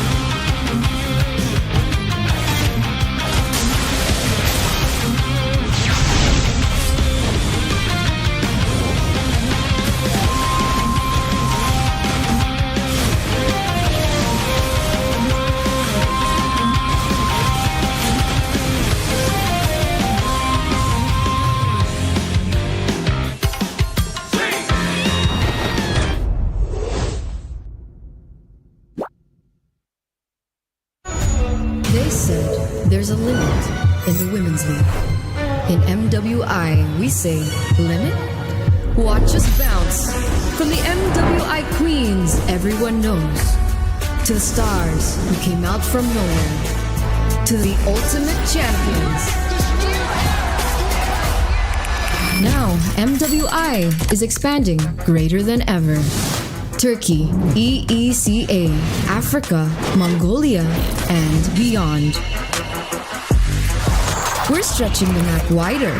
MWI, where dreams get louder. This isn't just a tournament. It's your passport to the world stage. A spotlight for women in the EWC. No rules, no ceilings, no limits. Just this. We're vibrant. We're ready. We're limitless.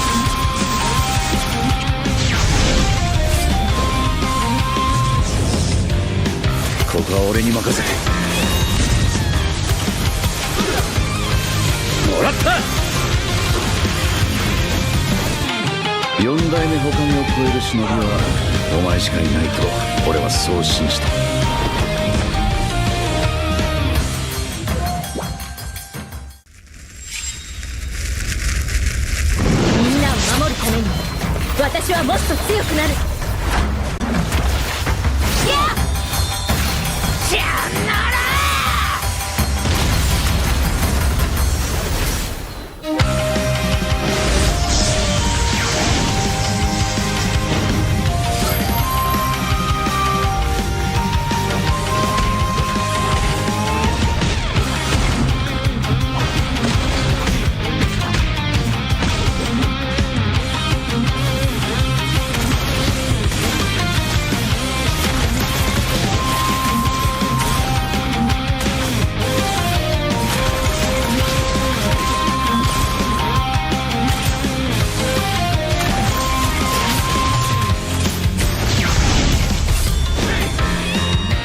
今度は背中合わせでいくわよ。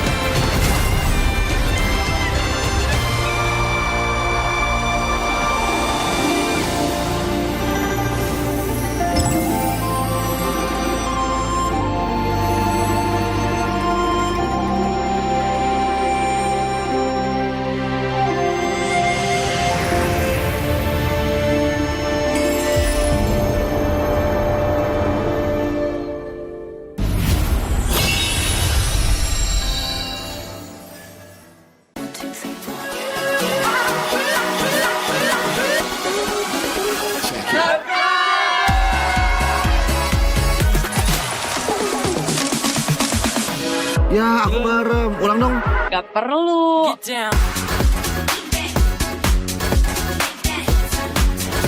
Guys, review.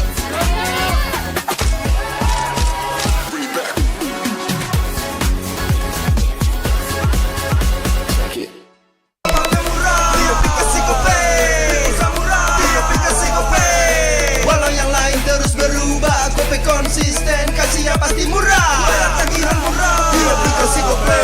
Gratis transfer 100 kali per bulan. Download aplikasi Gope baru, nggak pakai lama. Dompet andalan gamers banyak damage-nya.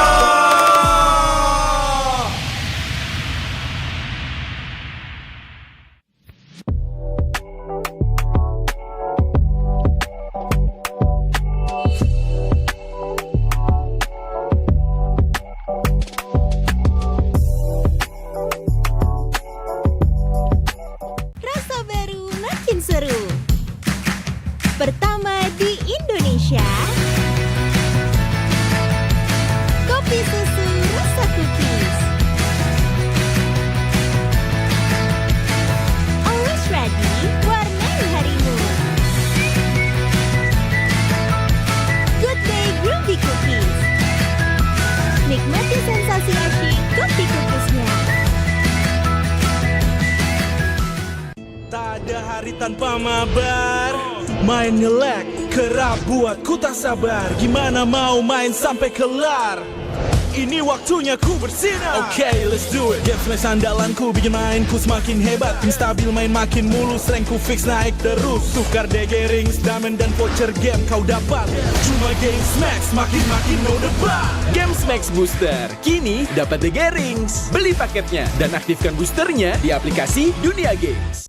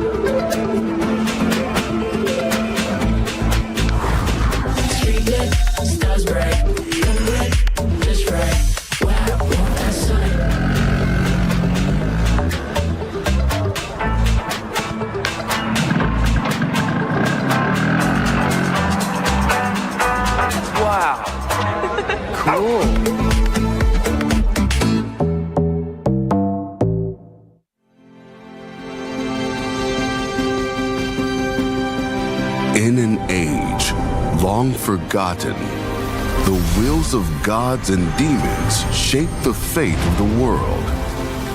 Prosperity and war surged, caught in the eternal clash of divine glory and infernal wrath. Mortals rose in defiance, and after a long war and countless sacrifices, the world finally knew peace. In the new era, wars on the chessboard replaced the clash of swords. Here, legends and epics are reborn in a form the world has never known. Magic Chess Go-Go. Make your move.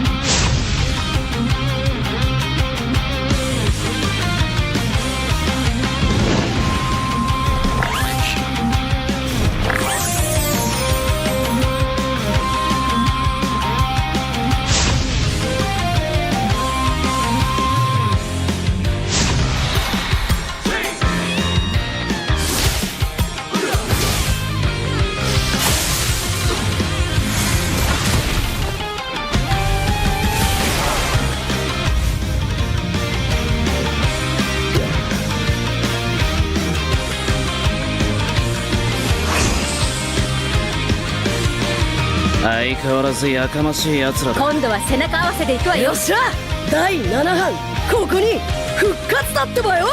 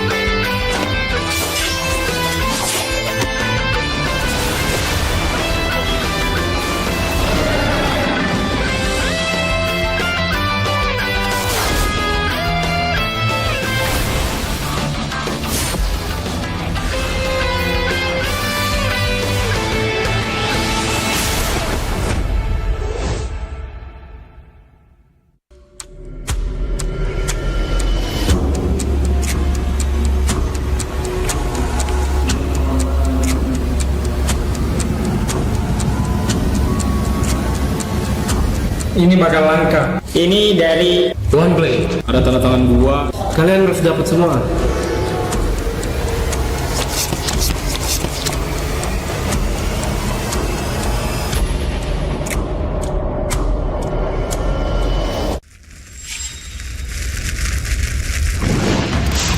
Minna! Utsumaki Naruto が帰ってきたぞ!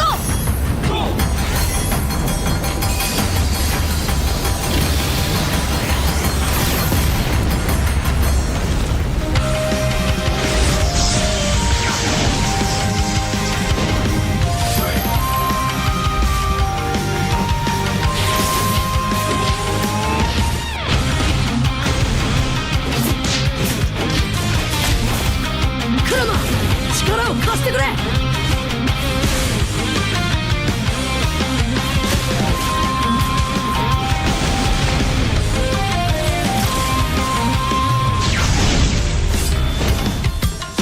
っしゃ第7班ここに復活だってばよ。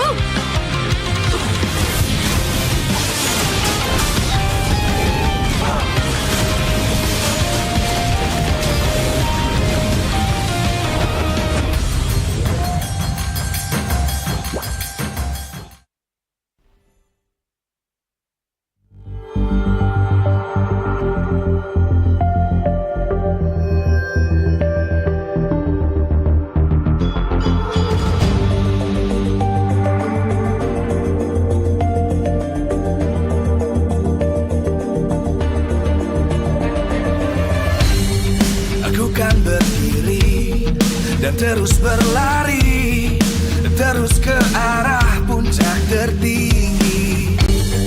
Ku takkan berhenti, hanya sampai di sini. Kemenangan abadi menanti. You know we won't miss if we unite our focus. And if you haven't noticed, we all live. Nyalakan apimu, hadapi semua tantangan, hadap semua serangan, jatuh bukan halangan. Bakar semangatmu, janganlah engkau menyerah. Kita akan buat sejarah. We all this, we won't miss. We all this, we won't miss. Saatnya beraksi, jalani ambisi. Aku kan menyawakan hari ini. You know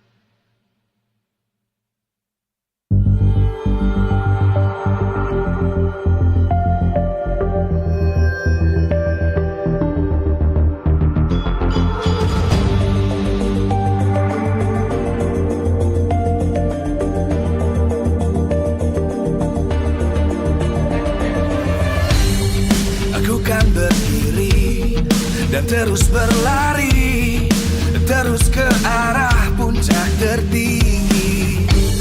Ku takkan berhenti, hanya sampai di sini.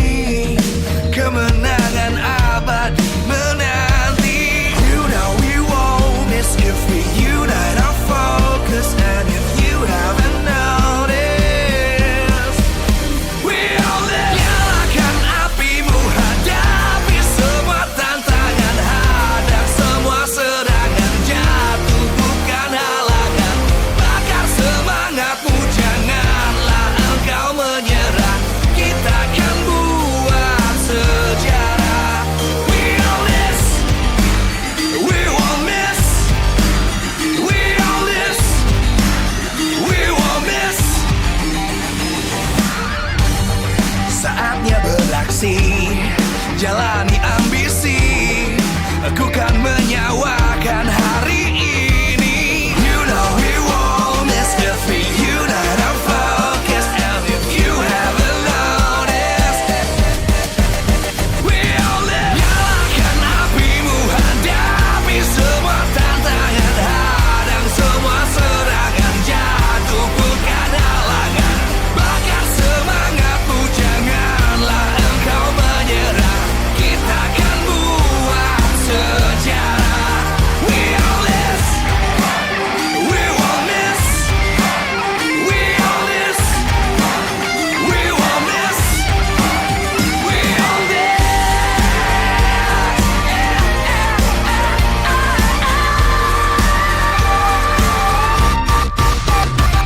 Nyalakan apimu, hadapi semua tantangan, hadang semua serangan, jatuh bukan halangan.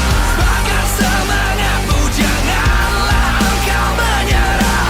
Kita akan buat sejarah. We all this.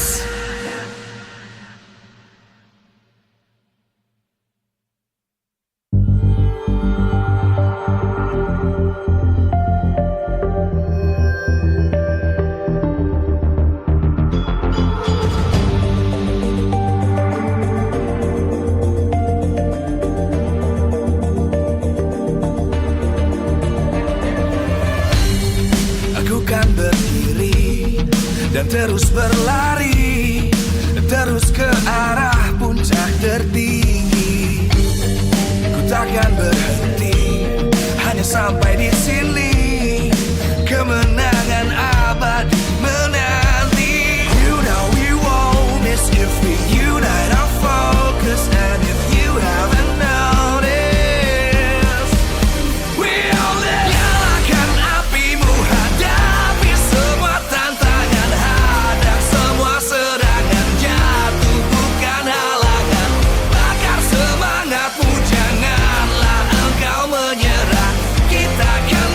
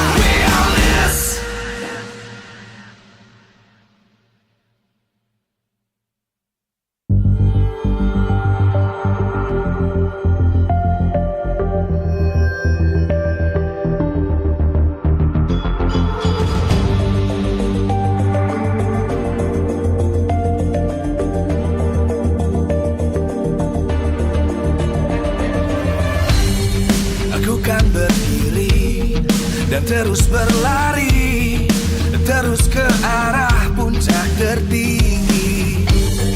Ku takkan berhenti, hanya sampai di sini. Kemenangan abadi menanti. You know we won't miss if we unite our focus. And if you haven't noticed, we all live. Nyalakan apimu, hadapi semua tantangan, hadang semua serangan, jatuh bukan halangan. Bakar semangatmu, janganlah engkau menyerah. Kita akan buat sejarah. We all this, we won't miss. We all this, we won't miss. Saatnya beraksi, jalani ambisi. Aku kan menyawakan hari ini. You know we won't miss if we unite our focus. And if you haven't noticed, we all live. Nyalakan apimu, hadapi semua tantangan, hadang semua serangan, jatuh bukan halangan. Bakar semangatmu, janganlah engkau menyerah. Kita akan buat sejarah. We all this, we won't miss. We all this, we won't miss. We all this.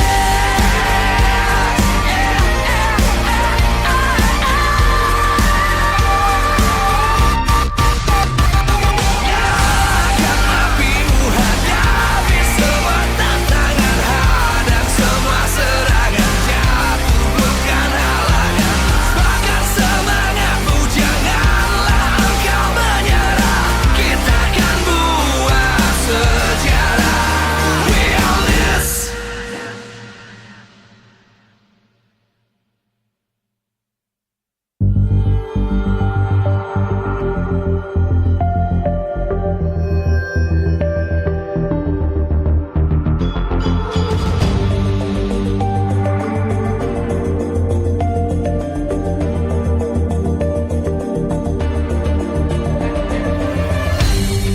Aku kan berdiri dan terus berlari, terus ke arah puncak tertinggi.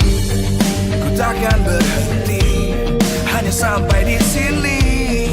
Kemenangan abadi menanti. You know we won't miss if we unite our focus. And if you haven't noticed, we all live. Nyalakan apimu, hadapi semua tantangan, hadang semua serangan, jatuh bukan halangan.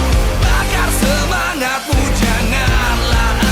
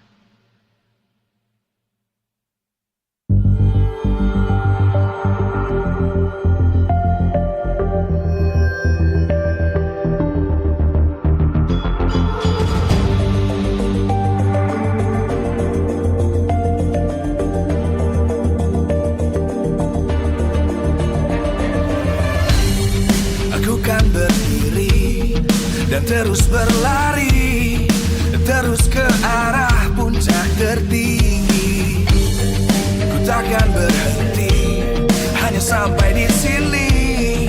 Kemenangan abadi menanti. You know we won't miss if we unite our focus. And if you haven't noticed, we'll nyalakan apimu, hadapi semua tantangan, hadang semua serangan, jatuh bukan halangan, bakar semangatmu, janganlah engkau menyerah, kita akan buat sejarah.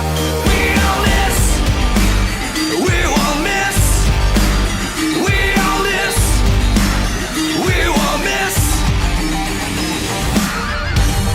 Saatnya beraksi, jalani ambisi, aku kan menyawakan hari ini. You know we won't miss if we unite our focus. And if you haven't noticed, we'll nyalakan apimu, hadapi semua tantangan, hadang semua serangan, jatuh bukan halangan, bakar semangatmu, janganlah engkau menyerah, kita akan buat sejarah. We all this, we won't miss, we all this, we won't miss, we all this.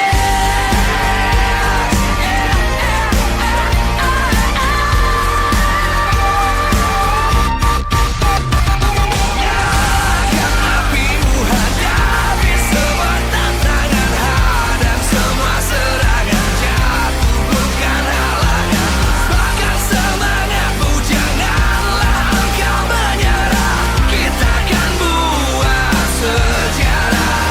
We all this.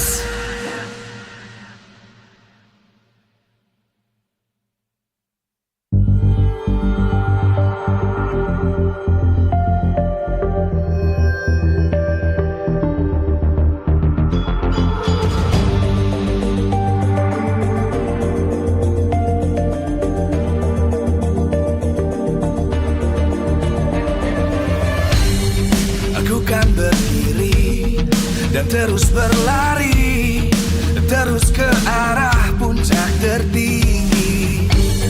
Ku takkan berhenti hanya sampai di sini. Kemenangan abadi menanti. You know we won't miss if we unite our focus. And if you haven't noticed, we'll nyalakan apimu, hadapi semua tantangan, hadang semua serangan, jatuh bukan halangan, bakar semangatmu, janganlah engkau menyerah, kita akan buat sejarah. We all this, we won't miss, we all this, we won't miss. Saatnya beraksi, jalani ambisi, aku kan menyawakan hari ini. You know we won't miss if we unite our focus. And if you haven't noticed, we'll nyalakan apimu, hadapi semua tantangan, hadang semua serangan, jatuh bukan halangan, bakar semangatmu, janganlah engkau menyerah, kita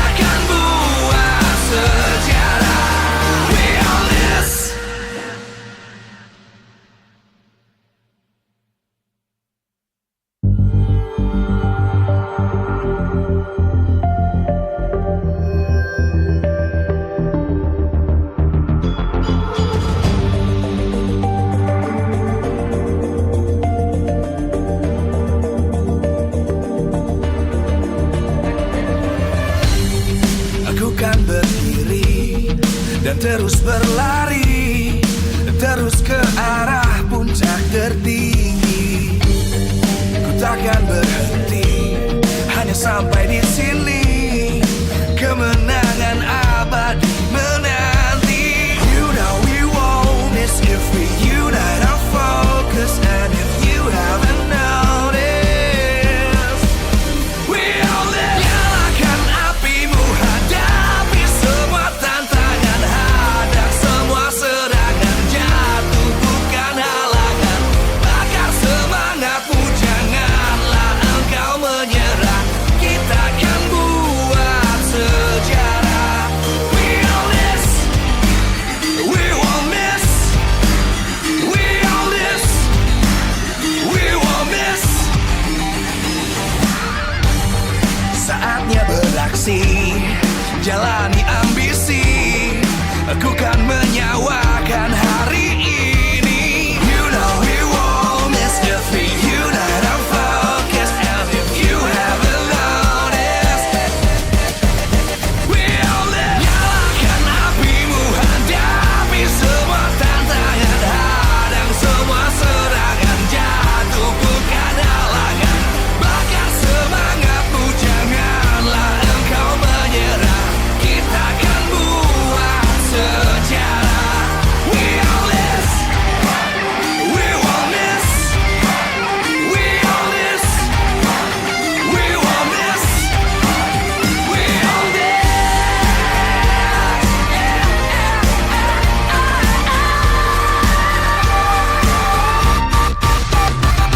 Nyalakan apimu, hadapi semua tantangan, hadang semua serangan, jatuh bukan halangan. Bakar semangatmu, janganlah engkau menyerah. Kita akan buat sejarah. We all this.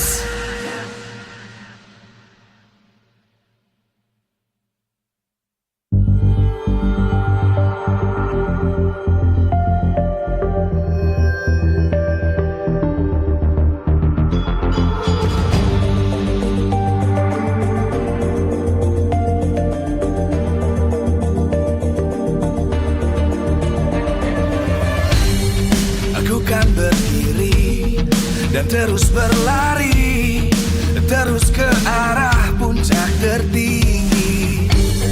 Ku takkan berhenti, hanya sampai di sini. Kemenangan abadi menanti. You know we won't miss if we unite our focus. And if you haven't noticed, we all live. Nyalakan apimu, hadapi semua tantangan, hadang semua serangan, jatuh bukan halangan. Bakar semangatmu, janganlah engkau menyerah. Kita akan buat sejarah. We all this, we won't miss. We all this, we won't miss. Saatnya beraksi, jalani ambisi. Aku kan menyawakan hari ini. You know we won't miss if we unite our focus. And if you haven't noticed, we all live. Nyalakan apimu, hadapi semua tantangan, hadang semua serangan, jatuh bukan halangan. Bakar semangatmu, janganlah engkau menyerah. Kita akan buat sejarah. We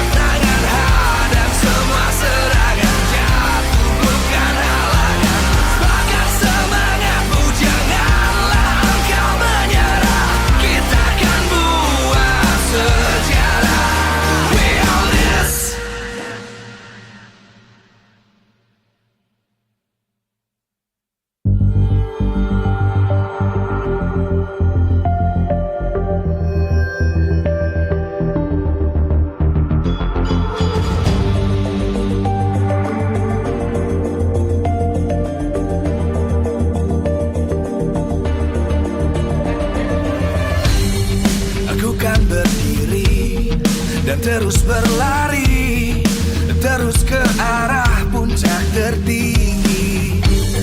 Ku takkan berhenti, hanya sampai di sini.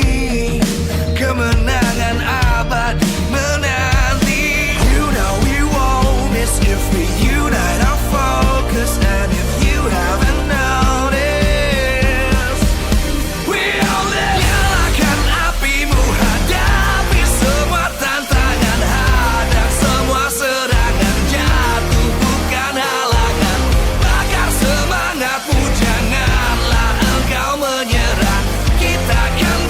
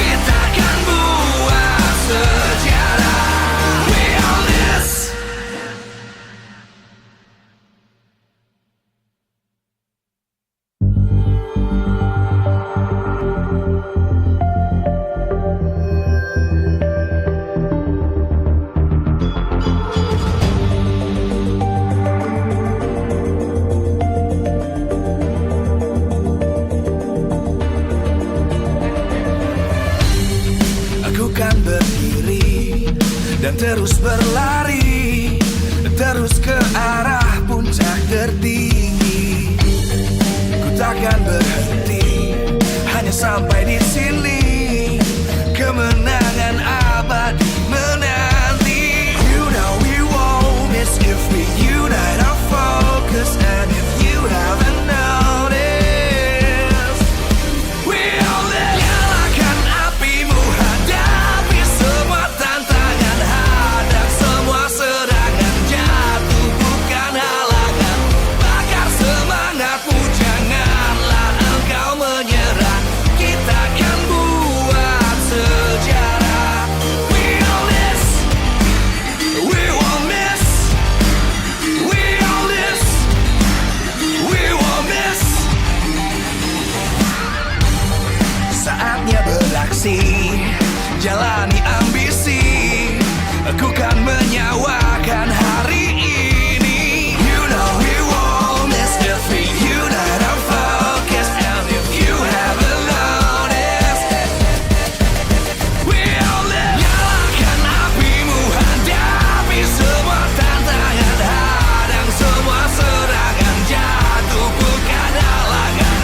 Bakar semangatmu, janganlah engkau menyerah. Kita akan buat sejarah. We all this, we won't miss. We all this, we won't miss. We all this.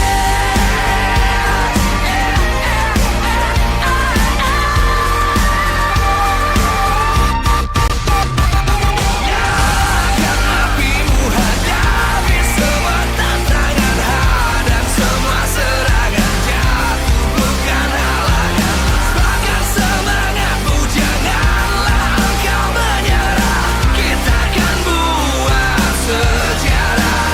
We all this.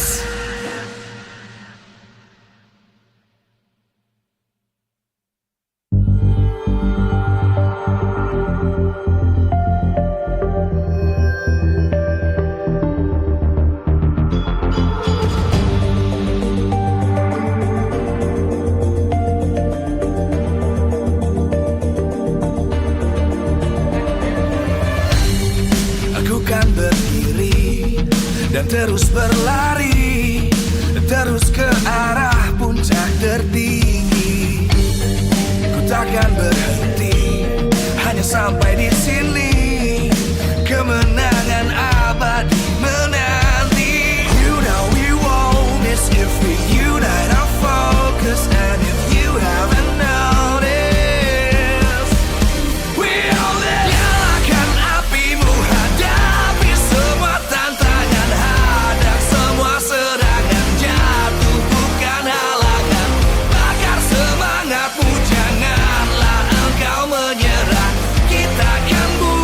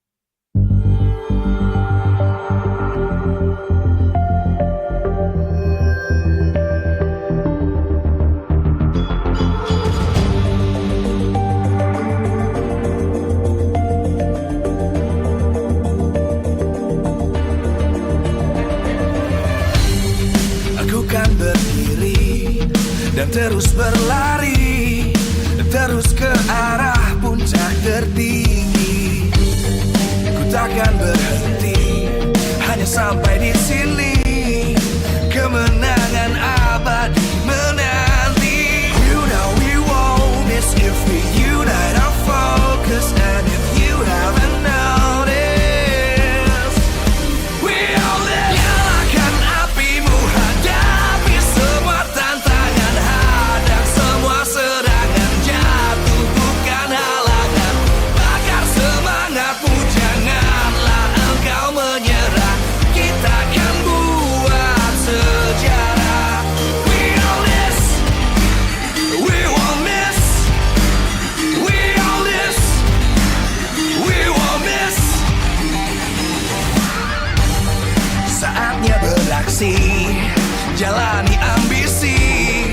Aku kan menyawakan hari ini. You know we won't miss if we unite our focus. And if you haven't noticed, we all live. Nyalakan apimu, hadapi semua tantangan, hadang semua serangan, jatuh bukan halangan.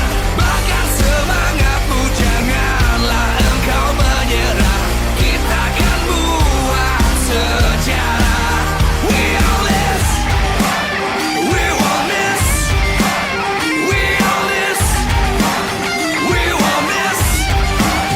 We all this.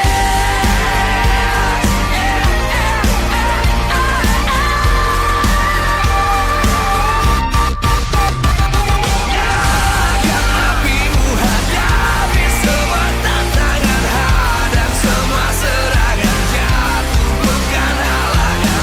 Bakar semangatmu, janganlah engkau menyerah. Kita akan buat sejarah. We all this.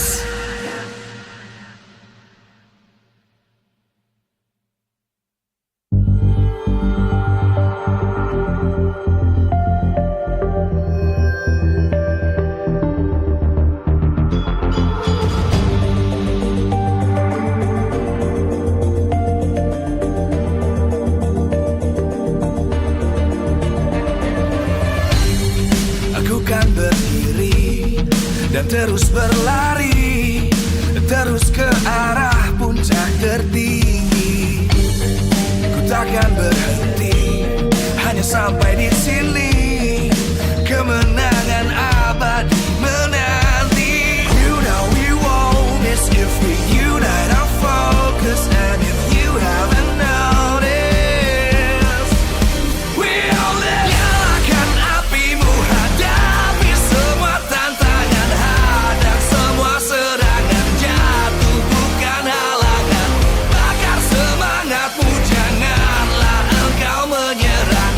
Kita akan buat sejarah. We all this, we won't miss. We all this, we won't miss.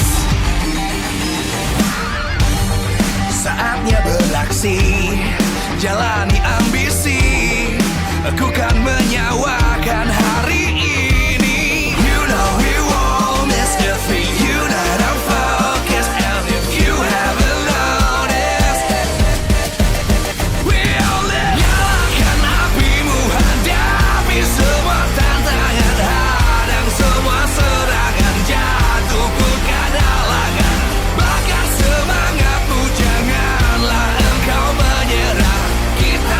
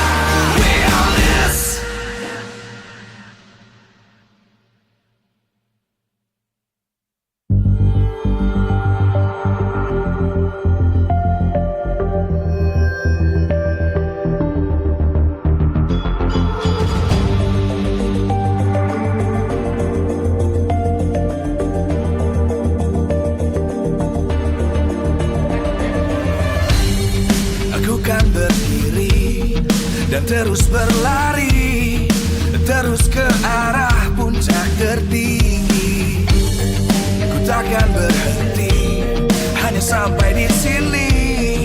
Kemenangan abadi menanti. You know we won't miss if we unite our focus. And if you haven't noticed, we all live. Nyalakan apimu, hadapi semua tantangan, hadang semua serangan, jatuh bukan halangan. Bakar semangatmu, janganlah engkau menyerah. Kita akan buat sejarah. We all this, we won't miss. We all this, we won't miss. Saatnya beraksi, jalani ambisi. Aku kan menyawakan hari ini. You know we won't miss if we unite our focus. And if you haven't noticed, we all live. Nyalakan apimu, hadapi semua tantangan, hadang semua serangan, jatuh bukan halangan. Bakar semangatmu, janganlah engkau menyerah. Kita akan buat sejarah. We all this, we won't miss. We all this, we won't miss. We all this.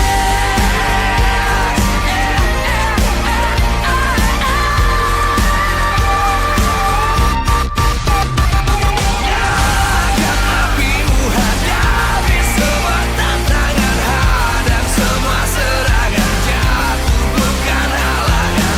Bakar semangatmu, janganlah engkau menyerah. Kita akan buat sejarah. We all this.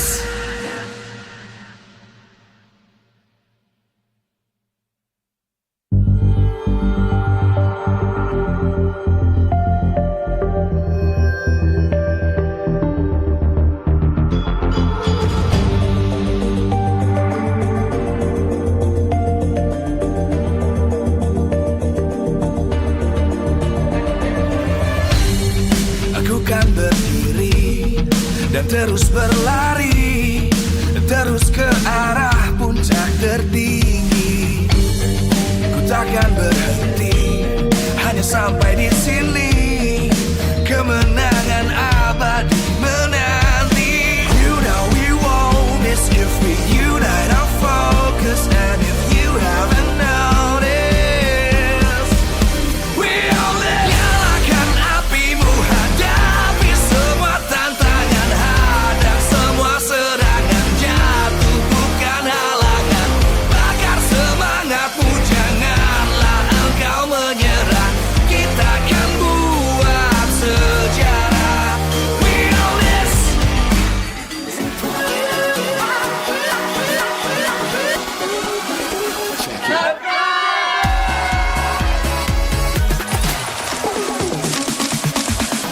Ya, aku merem. Ulang dong. Gak perlu.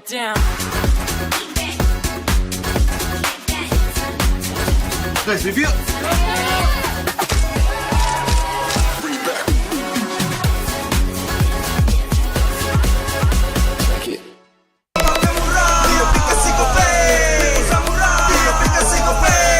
Walau yang lain terus berubah, Gope konsisten, kasihnya pasti murah.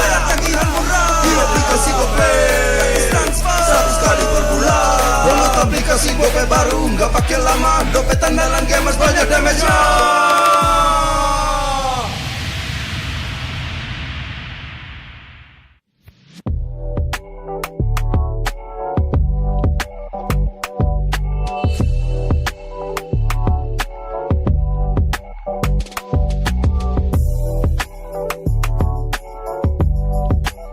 Rasa baru makin seru. Pertama di Indonesia.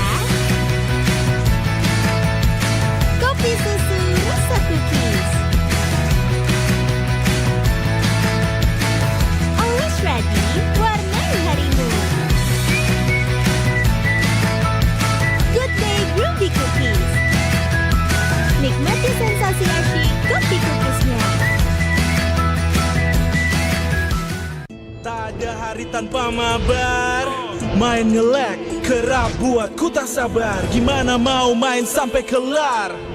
Ini waktunya ku bersinar. Okay, let's do it. Game smash andalanku bikin mainku semakin hebat. Tim stabil main makin mulus, rankku fix naik terus. Tukar DG rings, diamond dan voucher game kau dapat. Cuma game smash makin no debat. Games Max Booster kini dapat DG Rings. Beli paketnya dan aktifkan boosternya di aplikasi Dunia Games.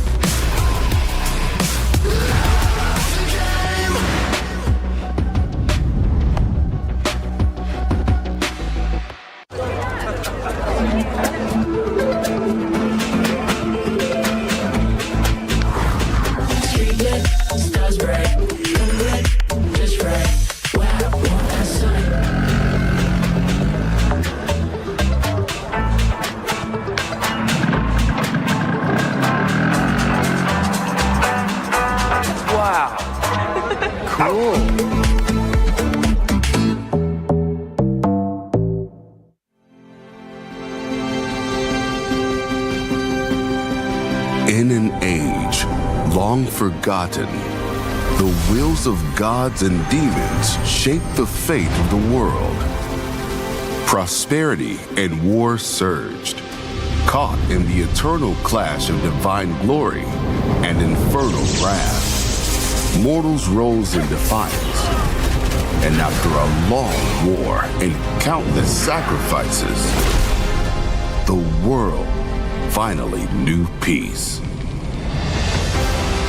In the new era, wars on the chessboard replaced the clash of swords.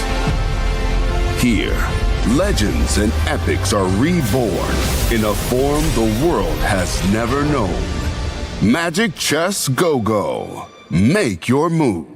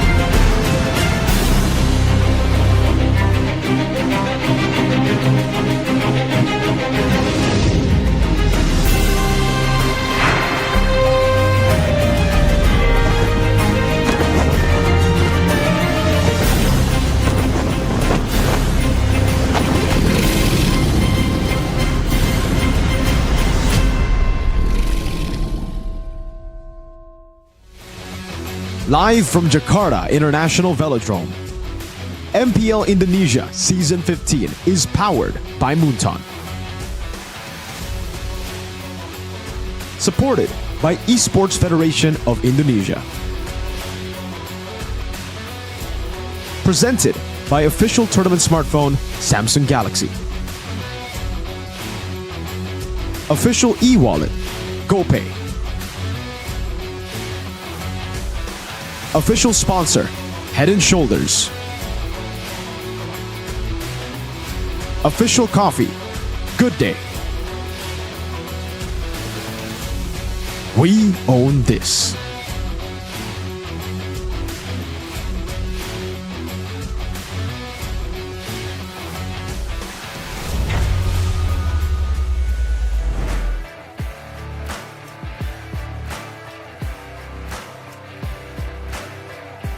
Superfans, bersiaplah karena hari ini di match penutup poin hari yang ketiga kita akan mencari tahu dan sama-sama mengetahui siapa yang akan menjadi saksi untuk perjalanan dari tim Indonesia.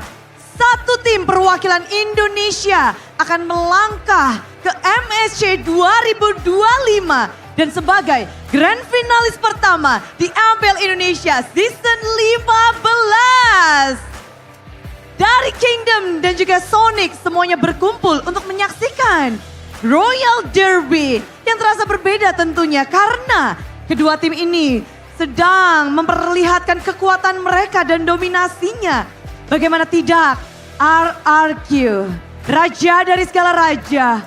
Mereka merajai regular season dan pula mempertahankan posisi mereka di upper bracket. Perjalanan yang begitu manis.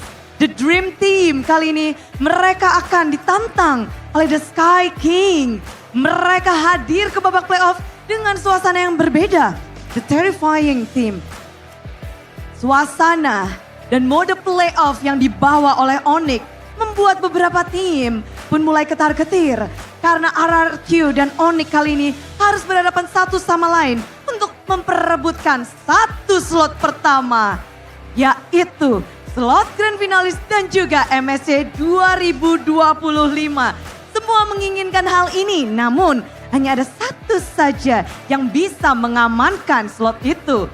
Dan kalau ngebahas tentang semua superfans yang sudah berkumpul, yang ada di rumah, yang ada di Jakarta International Velodrome, pastinya kita melihat bahwa antusiasme dan juga harap-harap cemas yang ada di dalam, yang ada di luar festival juga semuanya benar-benar menantikan dari kericuhan keramaian yang akan ditunjukkan oleh kedua tim ini. Namun Bude juga nggak bisa lupa bahwa semua ini bisa terwujud karena MPL Indonesia Season 15 powered by Moonton, supported by PBSI, presented by official tournament smartphone Samsung Galaxy, official e-wallet GoPay, official sponsor Head & Shoulder, official dari coffee partner Good Day, dan juga partner ini sports kita ada Telkomsel, Dunia Games, dan IndiHome, bersama juga dengan advertiser Kacang Sukro dan Hokben. Tak lupa kita punya suppliers, ada RSV Helmet, UBS Gold, Kila Food,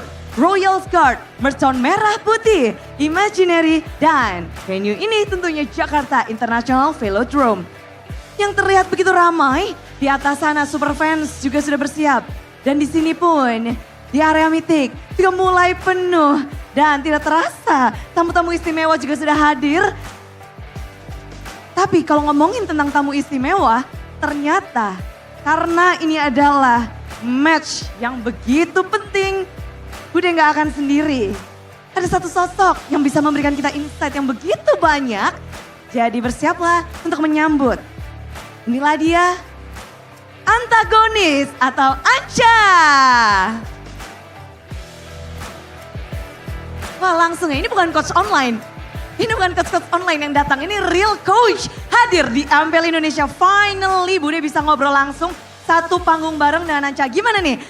Di MPL Indonesia suasananya mungkin? Antusiasmenya sih jauh banget ya Bude. Antusiasmenya emang di sini, tadi aku jalan di festival aja udah rame banget gitu. Ini kayaknya Kingdom yang lain belum datang, sama Sonic yang lain belum datang. Tadi aku lihat yang bawa drum tuh, itu kalau udah datang sih, wah nggak tahu lagi sih. Pecah ya? Pecah banget. Tapi kita boleh tahu bahwa sudah berapa season berarti melancong ke Malaysia? 4 mungkin ya, 4 season. 4 season bersama dengan tim. Kali ini ada di DP Niners. Namun memang tidak bisa melanjutkan berjalan di sana. Namun kita boleh tahu dong, ini memang lagi MPL Malaysia, lagi ketat-ketatnya atau bagaimana? MPL Malaysia emang lagi ketat sih Bude. Soalnya season kemarin tuh hampir nggak ada yang bisa matahin dominasi SRG kan. Nah cuman season ini kayak SRG udah mulai ada yang gigit gitu. Udah mulai tergigit? Udah mulai sedikit tergigit lah. Sedikit, jadi mulai pada mengejar walaupun kita tahu SRG udah ngedapetin slot nih. Ya. Tapi gimana halnya dengan MPL Indonesia? Pasti ikut nonton dong, pasti ikut ngelihat bagaimana perkembangan Indonesia. Kalau Indonesia sih bedanya Indonesia sama Malaysia ya Bude. Kalau Malaysia tuh bahkan semua netizennya udah tahu gitu. Yang juara tuh SRG. Kalau Indonesia kan ya ini final ya antara Onyx atau RRQ yang juara. Weh, cepet banget nih langsung ngasih tahu kisi-kisinya. Tapi kalau ngebahas, oke kita akan ngebahas itu lebih dalam nanti. Cuma kalau kita ngebahas tentang MPL Indonesia, regenerasinya. Banyak banget player muda, anyar. Dan terlihat mereka performnya sangat memukau. Gimana new generation dari MPL Indonesia? Regenerasinya bagus sih Bude. Sama kayak kita lihat nih, kalau di Onyx ataupun RRQ. God lane mereka dua-duanya rookie. Tapi udah ngasih performa yang bagus gitu. Jadi regenerasinya bagus lah. Regenerasi bagus. Gak cuma dari player-player namun kalau kita ngebahas tentang MSC yang sesaat lagi. Memang dinantikan. Kita udah ngeliat banyak banget dari berbagai region sudah terlihat. Para juara dan juga. Kalau dari Indonesia sendiri sebenarnya kita ada di potential. Tadinya ada 2, sekarang tinggal 1. Ada Geekfam dan juga Alter Ego. Kalau dari Indonesia, mungkin gak sih ini akan menjadi new gain di MSC? Mungkin, tapi kalau Geek dibilang baru kayaknya enggak juga sih. Soalnya dia M5 internasional, aku tapi belum bertemu MSC. dia. Oh MSC belum, ya benar. Mungkin bisa jadi, tapi for now aku rasa finalnya tetap, siapapun yang menang di sini finalnya tetap RRQ Onyx. Itu bold statement banget. Bold. Wah. Tapi gimana halnya dengan MPL Malaysia? Karena kita lihat banget banyak new generation untuk MSC 2025. Aero dan juga DX. Ini kan 2 tim yang ada player Indonesianya. Betul. Mungkin nggak mereka ke MSC? Kalau Rasi sih ya. Rasi kayak aduh semoga lah gak bisa ya. Walaupun agak berat. Semoga lah. Gak tuh Arga maksudnya dia Rasi. Semoga bisa. Walaupun saya yakinnya kemungkinan besar Aero sih. Soalnya semenjak kemasukan Hazel tuh gameplaynya lain. Kita kena bantai waktu itu sama Hazel. Oke. Jadi perubahan signifikan terjadi ketika ada player dari Indonesia masuk. Gameplay tim Malaysia jadi berubah. Ya betul. Saya sebenarnya agak kecewa lah sama RRQ. Masuknya pas banget lawan tim saya gitu. Saya udah ready lawan jungle sebelumnya. Pas masuk kena bantai. Selesai. Pusing kepala saya. Pusing. Tapi kalau ngelihat Malaysia ini sebenarnya jadi penasaran. Perwakilan Malaysia juga harus dihadapi oleh perwakilan Indonesia. Ini Indonesia bakal ngelawan gak sih? Karena dari tahun lalu Malaysia lah yang mendapatkan MSC 2025 SRG. Udah bisa ngelawan belum nih kita? Saya rasa udah bisa sih. Soalnya kalau ngelihat track record dan gameplay RRQ, Onyx ataupun Geekfam. Bagi saya bisa melawan lah SRG. Defending championnya SRG kan? Saya rasa bisa. Well, namun yang menjadi penasaran adalah peta kekuatan. Kita ngelihat Indonesia, lalu Malaysia, fokus ke Malaysia ini kayak karena ada Anca ya. Tapi apakah memang musuh utamanya masih Filipina? Musuh utama sebenarnya Filipina, SRG sama tim Indo menurut saya setara. Menurut saya setara, 3 ini. Tim Filipina, tim Indo sama SRG, bukan Malaysia, SRG. Oke. Ya menurut saya setara. Namun apa nih bedanya? Bedanya gak ada sih, menurut saya sama aja tergantung strategi yang mereka bawa nanti.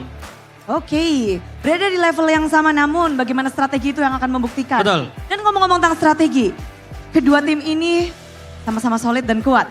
Untuk match kita yang akan menjadi perwakilan Indonesia, ada Onyx yang lagi mode playoff, ada RRQ yang menunjukkan kestabilannya dari babak reguler. Gimana ngelihat dua tim ini nih? Wah ini sih seru banget ya. Jadi kalau kita lihat dua tim ini ada satu perbedaan dan satu kesamaan. Oke. Kesamaannya, mereka tuh kalau udah snowball susah dibalikin. Oke. Perbedaannya, RRQ tuh power pick, sedangkan Onyx unique pick. Jadi makanya ini match yang sangat seru buat ditonton dan kalian semua yang udah datang menurut saya beruntung sih bisa ngelihat match sebesar ini di sini. Yes, kita semua pastinya akan menjadi saksi. Namun, satu terakhir, prediksi untuk match ini. Wah, gimana ya kalau prediksi ya? Sama kuat sih ini. Cuman ini siapapun yang menang ketemu lagi di grand final. Kalau buat prediksi sekarang, best of 5 ya? Saya rasa 3-2 Onyx sih. 3-2 Onyx. Namun bagaimana dengan para panelis? Apakah setuju dengan Anca dengan antagonis? Atau mereka punya insight-insight yang berbeda? Karena dua tim ini terlihat sangat kuat dan mendominasi. Kita langsung lemparkan saja kepada para panelis. So panelis, let's go Royal Derby.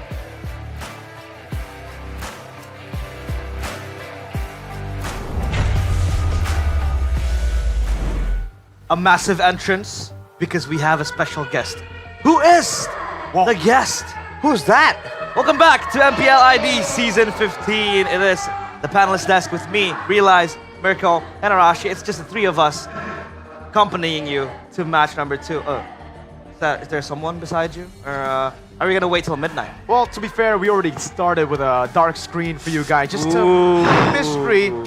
But the revelation is already here. We have Arashi all the way from the Philippines. Arashi! Oh, thanks for coming, man. How you doing, Midnight? I'm an RQ fan, by the way. I'm an RQ fan. No. Obviously, it's Midnight from MPL PH. Welcome to the Indonesian MPL. I was about to say Indonesian broadcast, but we're in the English broadcast.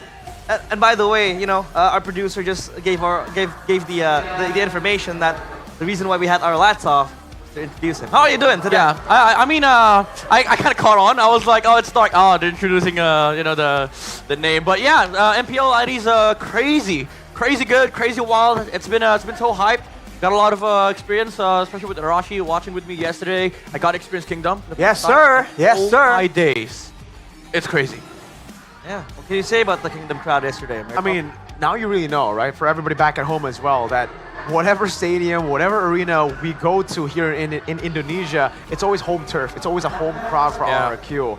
Heck, even here up against Onyx, pretty worthy fan base at rivaling RRQ, it's still the Kingdom who are overwhelmingly controlling the atmosphere of Jakarta International Velodrome. You gotta be careful though, their opponents are the Sky King, so it's Onyx arriving on the Velodrome. We're gonna go to Alyssa for an interview with the players arriving who will be interviewed. We had a few of the players interviewed earlier on, but now it's gonna be Onyx standing in their way. I believe they're arriving very, very soon, and we'll have Alyssa to interview the players. So Alyssa, walk us through. Who will you be interviewing?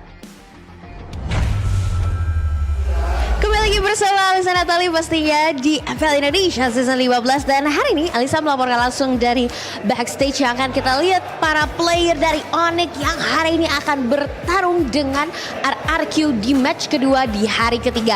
Hari ini mereka akan memperebutkan final upper bracket. Mereka sudah ada bersama kita. Good luck Onyx, semangat, semangat, semangat. Oke, kita culik sedikit kali ya. Di sini ada Sans yang bakal kita ajak-ajak ngobrol. Halo Sans, apa kabar hari ini? Baik banget. Oke. Sans, gimana nih di Jakarta International Velodrome lagi? Apakah ini bisa membawa Onyx untuk juga bisa melaju ke EWC MSC 2025 nih? Ya insya Allah hari ini rezeki kita. Ya semua pasti tim berekspektasi bakal menang. Tapi kita nggak ke situ. Cuman kita fokus di tim kita sendiri dan fokus di match ini. Oke, kita akan lihat ya. Tapi kalau misalkan ngomongin soal matchnya nih, soal orang-orang yang kira-kira kamu perlu waspadai nih. Kira-kira siapa sih dari RRQ nih yang, kayak patut jaga-jaga nih? Kalau di situ sih aku sebenarnya nggak ada sama sekali. Aku sama seperti yang aku bilang, fokus kepada tim sendiri dan kasih yang terbaik. Oke, baik yang bilang kalau misalkan mid laner yang bisa bermain seagresif kamu adalah Rins nih. Menurut kamu seperti apa nih? Kamu nanti akan menghadapi Rins juga? Sebenarnya nggak kenapa-kenapa sih, emang itu pendapat netizen juga. Jadi aku sama sekali nggak peduli mau lawan siapa, jadi aku siap dengan match siapapun. Jadi sama siapapun ready aja ya pokoknya. Ada pesan gak sih untuk RRQ? Semangat, kasih pertarungan yang seru. Kasih pertarungan yang seru dan kita akan lihat apakah di final upper bracket ini Onyx menjadi tim yang pertama bisa mengamankan posisi mereka untuk mewakili Indonesia di EWC MSC 2025. Thank you so much. Good luck ya Sans dengan Onyx dan kita akan melihat dan pastikan kita akan menonton di match kedua hari ini antara Onyx melawan RRQ. See you. Thanks, Alyssa. Midnight. Translate it for us. He said he's ready. He wants to be at MSC. He wants to do his best, and he's gonna prove himself in this stage. That's what being in Indonesia for 3 days does to you. That's benar. That's benar. Everything I've learned in the Philippines were like bad words. How do you already know how to speak good Indonesian? Because I have good teachers. Thank you, Arashi. No, like, Oh man. wait, He was with me the whole day yesterday. taught him good Indonesian? Yes, sir. I claim full responsibility. He was. But if you Well, can wrap there's up. good and there's good. So, you know. Yeah. They're good. It is good. But Sans obviously was talking about how he wants to focus more on himself compared to maybe just comparing himself to Rins. Yeah. But Rins yesterday was delivering a very good performance. Same goes for Sans. But what can you say, Arashi, about Sans yesterday? Sans yesterday is classic Sans, man. He goes with this aggressive hero that has vulnerabilities and somehow, some way, with the synergy with his team, he just makes sure that all these windows of opportunity that should be allowed to try and go with something like a Farsa, for instance, were just denied completely. We're hearing the banging of the drums from the kingdoms marching into the arena, but it's also the RRQ Hoshi players arriving. So Alyssa, take us through.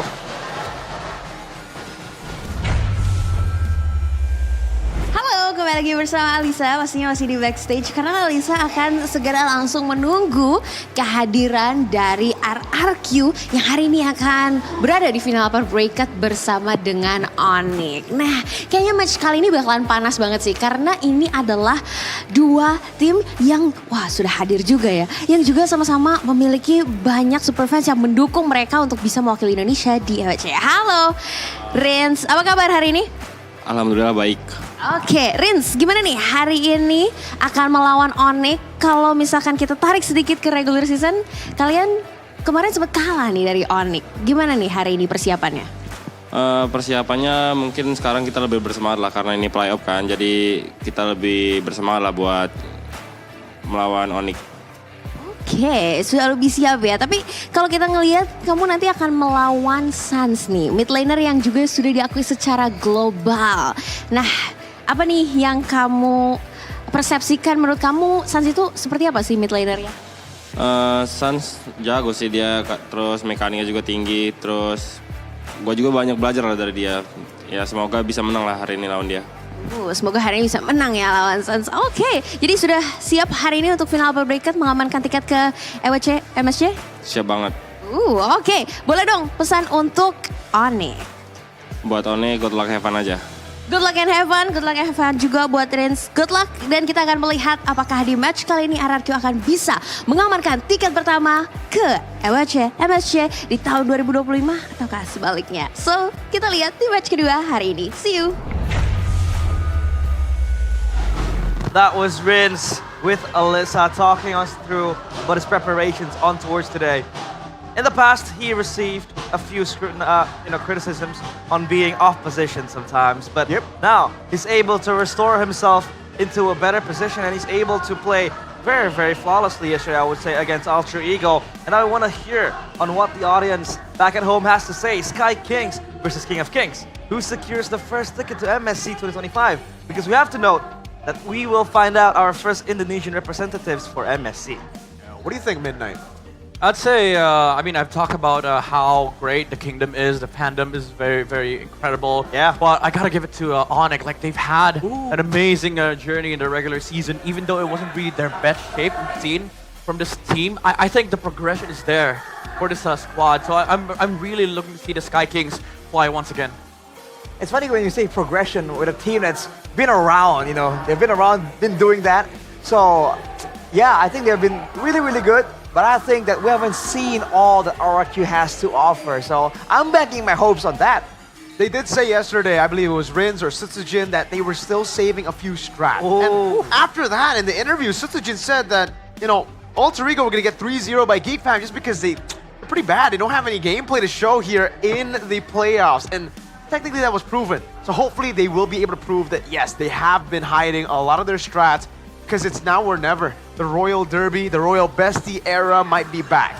It's obviously an era where we had to go through MPL ID Season 8, the Grand Finals was there, Season 9 as well, Season 10, even a treble of that era being around. Royal Derby though, in your eyes, Midnight, what does it kind of provide, you know, to the fans watching? I mean, it provides history and, you know, a backstory to this entire affair between RQ and Onyx. Back then, when they're at their prime era, this was really a huge match to witness. When this was happening, I was still coaching in the Philippines. Onyx, Indonesia was really scary, as well as RQ. Even though there was a big curve down to their performance, now we're seeing these two kings come back in the you know, the grandest stages. I think for the longest time for Onyx, especially in this season and even previous season, in the previous season, the only slump I saw from Onyx was really about, it's kind of weird. I think the meta shifted in a way where it didn't help a lot of the players that have made Onyx so special. Trio mid has lost a lot of power back in the day. It seems like the Sky King's domination is back, is over. No, wow, 79% to 21%. 79? To be fair, yeah, come on. This is the English stream where we I have know, mostly international viewers who probably don't have RQ in a lot of their pick'ems in the world stage. I'm gonna be honest, 40% of those Filipino fans. But 40? No, you're 70. 70. You're sounding more like 70, yeah. You know, Arashi, if there is someone that they can play for, you know, a window where RRQ can play for RRQ to win. By the way, before that, we're going to talk about Severo and Toy. You know, head-to-head, obviously these players are both rookies, right? Severo has been, for quite some time, the tip of the spear for Onyx in terms of when Kyrie's not showing up or maybe Sans is having an off day, Severo is there. For Toy, though, will he be a player that RRQ can really play for to get that win against Onyx? In fact, throughout the regular season, he's been the player that has a bit more like unpredictability, for sure. After the Coach Yab effect, though, we've seen Severo with his own share of crazy performances. So I feel like that is the main difference. What do you think, Midnight?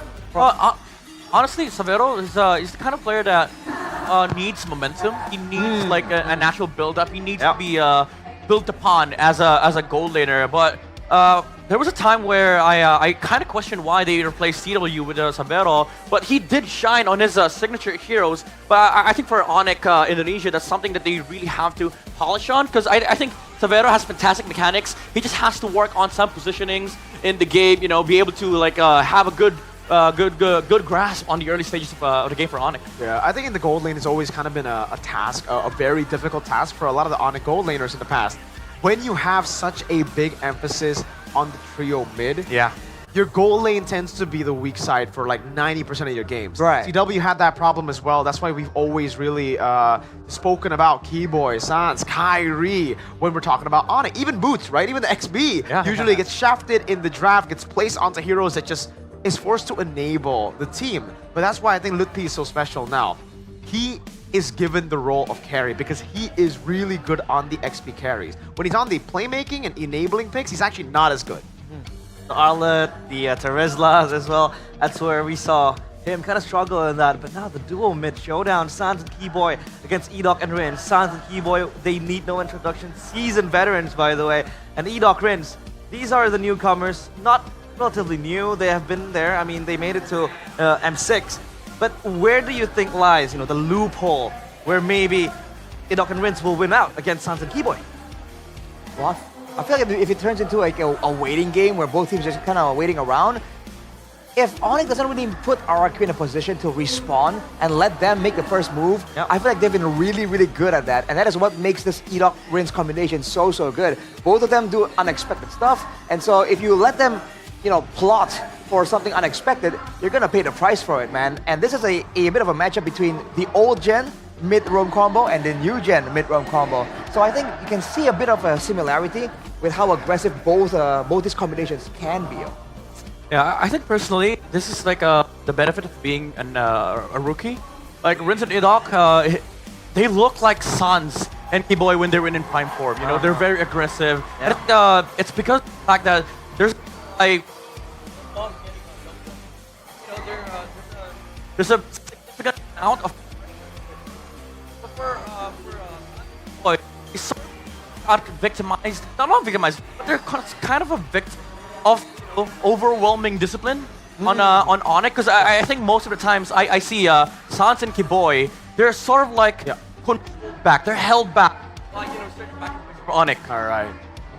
Again, I think we've seen a lot of, again, a lot of the plays from Sans. Just as I was talking about player rankings in #1 mid lane total kills, and #2, it's both Moreno and Sans, super active hyper carries in the mid lane. Yeah. We've seen a lot of those Kimmies, those Farsas for Moreno, for Sans as well, especially Sans.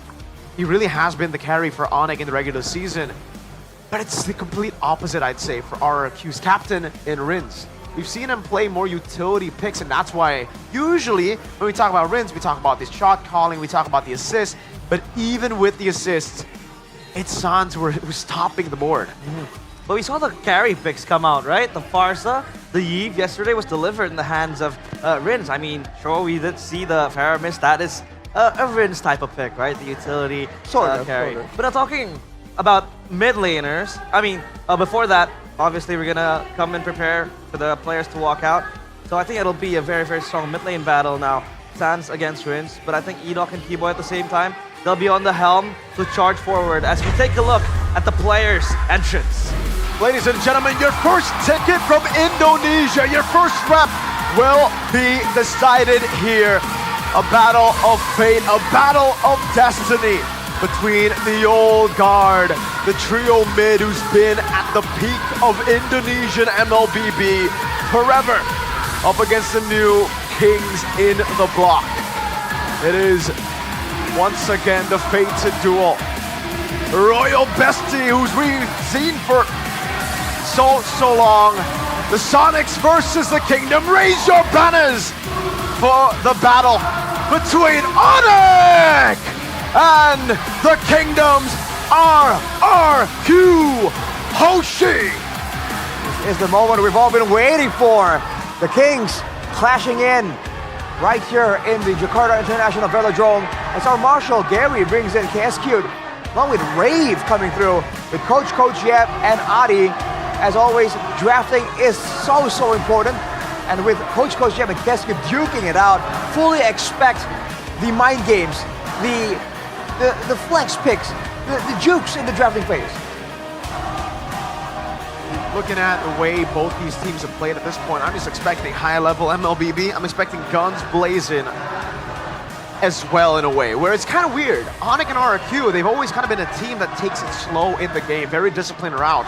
But RRQ have shown a different side entirely in their match against Alter Ego. It's much more brawly. It's completely different from the systemized KSQ style of RRQ that we've seen in the regular season, that we saw just last season too. Yeah, I think for this time, RRQ and Onyx has to start in an explosive way. Like, you know, for RRQ, they have to show their guns blazing. Game #1, show the strats, because I think Onyx has the advantage in terms of like pool, strategy pool. Like they have a lot of heroes to work with. They're very diverse. We've seen Kyrie pull out a Kaja jungle. Who would have thought Kyrie, you know, being the mechanic god that he is, pull out a utility jungler. Not just a utility jungler, a one-trick utility jungler that is just basically a walking stun, a walking divine judgment. And for me, that is the main weapon of Onyx. They could just target ban the specific heroes or the key heroes that RRQ could pull off. And that underlines, Mirko's point about Ludwig being the carry even more. Because Kyrie, the hyper carry that has been under Onyx spotlight, transitioning into that Kaja pick of the jungle, enabling Ludwig. And by the way, in that game, as the Masha, he was rampantly just juking it out against TLID. So I think that's insane. But now, the meta, I want to talk to Midnight a bit about this. What are some stern comparisons you can pull out, in terms of the meta in ID and PH? I think the shift to the utility jungler and having more damage XP laners allows for more breathing room in terms of the objectives, because now there's a lot of ways to to play the objective fight, especially the first turtle. You can trade with the damage junglers. That's why you've seen like the downfalls of the Pannies, because they're very multiple objective dependent with the purple buff and then also the the turtle. Now you're seeing more of the Bakshas, more of the Fredrins, and the flex picks. And I think that's one of the the key factors as to why this meta is not really diverse in a sense, but kind of like diverge away from the previous meta, wherein you allow more utility, more macro in the game rather than just completely brawling in the late game. There's more ways to play the game now in the early stages of the game. Especially with the higher level teams here in MPL ID, that is so true. You're seeing a bit of a multifaceted approach in the late game. Usually it's a pretty textbook situation where, okay, you control the waves. If you control the waves, you win the lore dance. But now, especially with teams like RRQ, like Onyx, you're seeing them find ways in their rotations, in who they send. They find these small changes, small little strategies that allow for more of the balance to swing in their favor. Even when they don't really have the wave control, they'll find ways to maybe dive in, go for a fight instead, right? So now that there are just multiple answers to a similar problem, teams that know how to pick the right one just have so much more of an advantage. And that comes with experience. So in theory, oh man, I think Onyx has a bit more of an advantage when it comes to that late game. Speaking of advantage, both teams will have their advantageous sides, right? For Onyx, it's always been the red side. Yeah, oh boy, that red side. But for Keskewed, for the longest time, it's always been the blue side. Yeah, we're gonna see two masterminds at work. This is the battle that we really wanted to see in the regular season, but go all the way to a best of 5. The fact that we finally get a best of 5 between Keskewed and Yeb, I really think this is a time where we can really shut up about, oh, bad drafts. Oh, why would you go for that pick? Yeah. Like, I mean, I really like where Onyx is at right now in terms of like strategy-wise. Like, there's a lot of different compositions that Coach Yeb could pull off. But for RRQ, again, as you've said in their interview, they've exposed themselves with saying that they've hidden strategies. But so far, Onyx has revealed theirs. The question is, how many does Coach Yeb has in his own pocket? Because right now they are the clear advantage, being on the red side as well. They can eliminate some of the heroes of Sutsujin, effectively blocking some of the comfort picks here for RRQ. Yeah, and now we are in the drafting phase presented by the official tournament smartphone, Samsung Galaxy S25 series.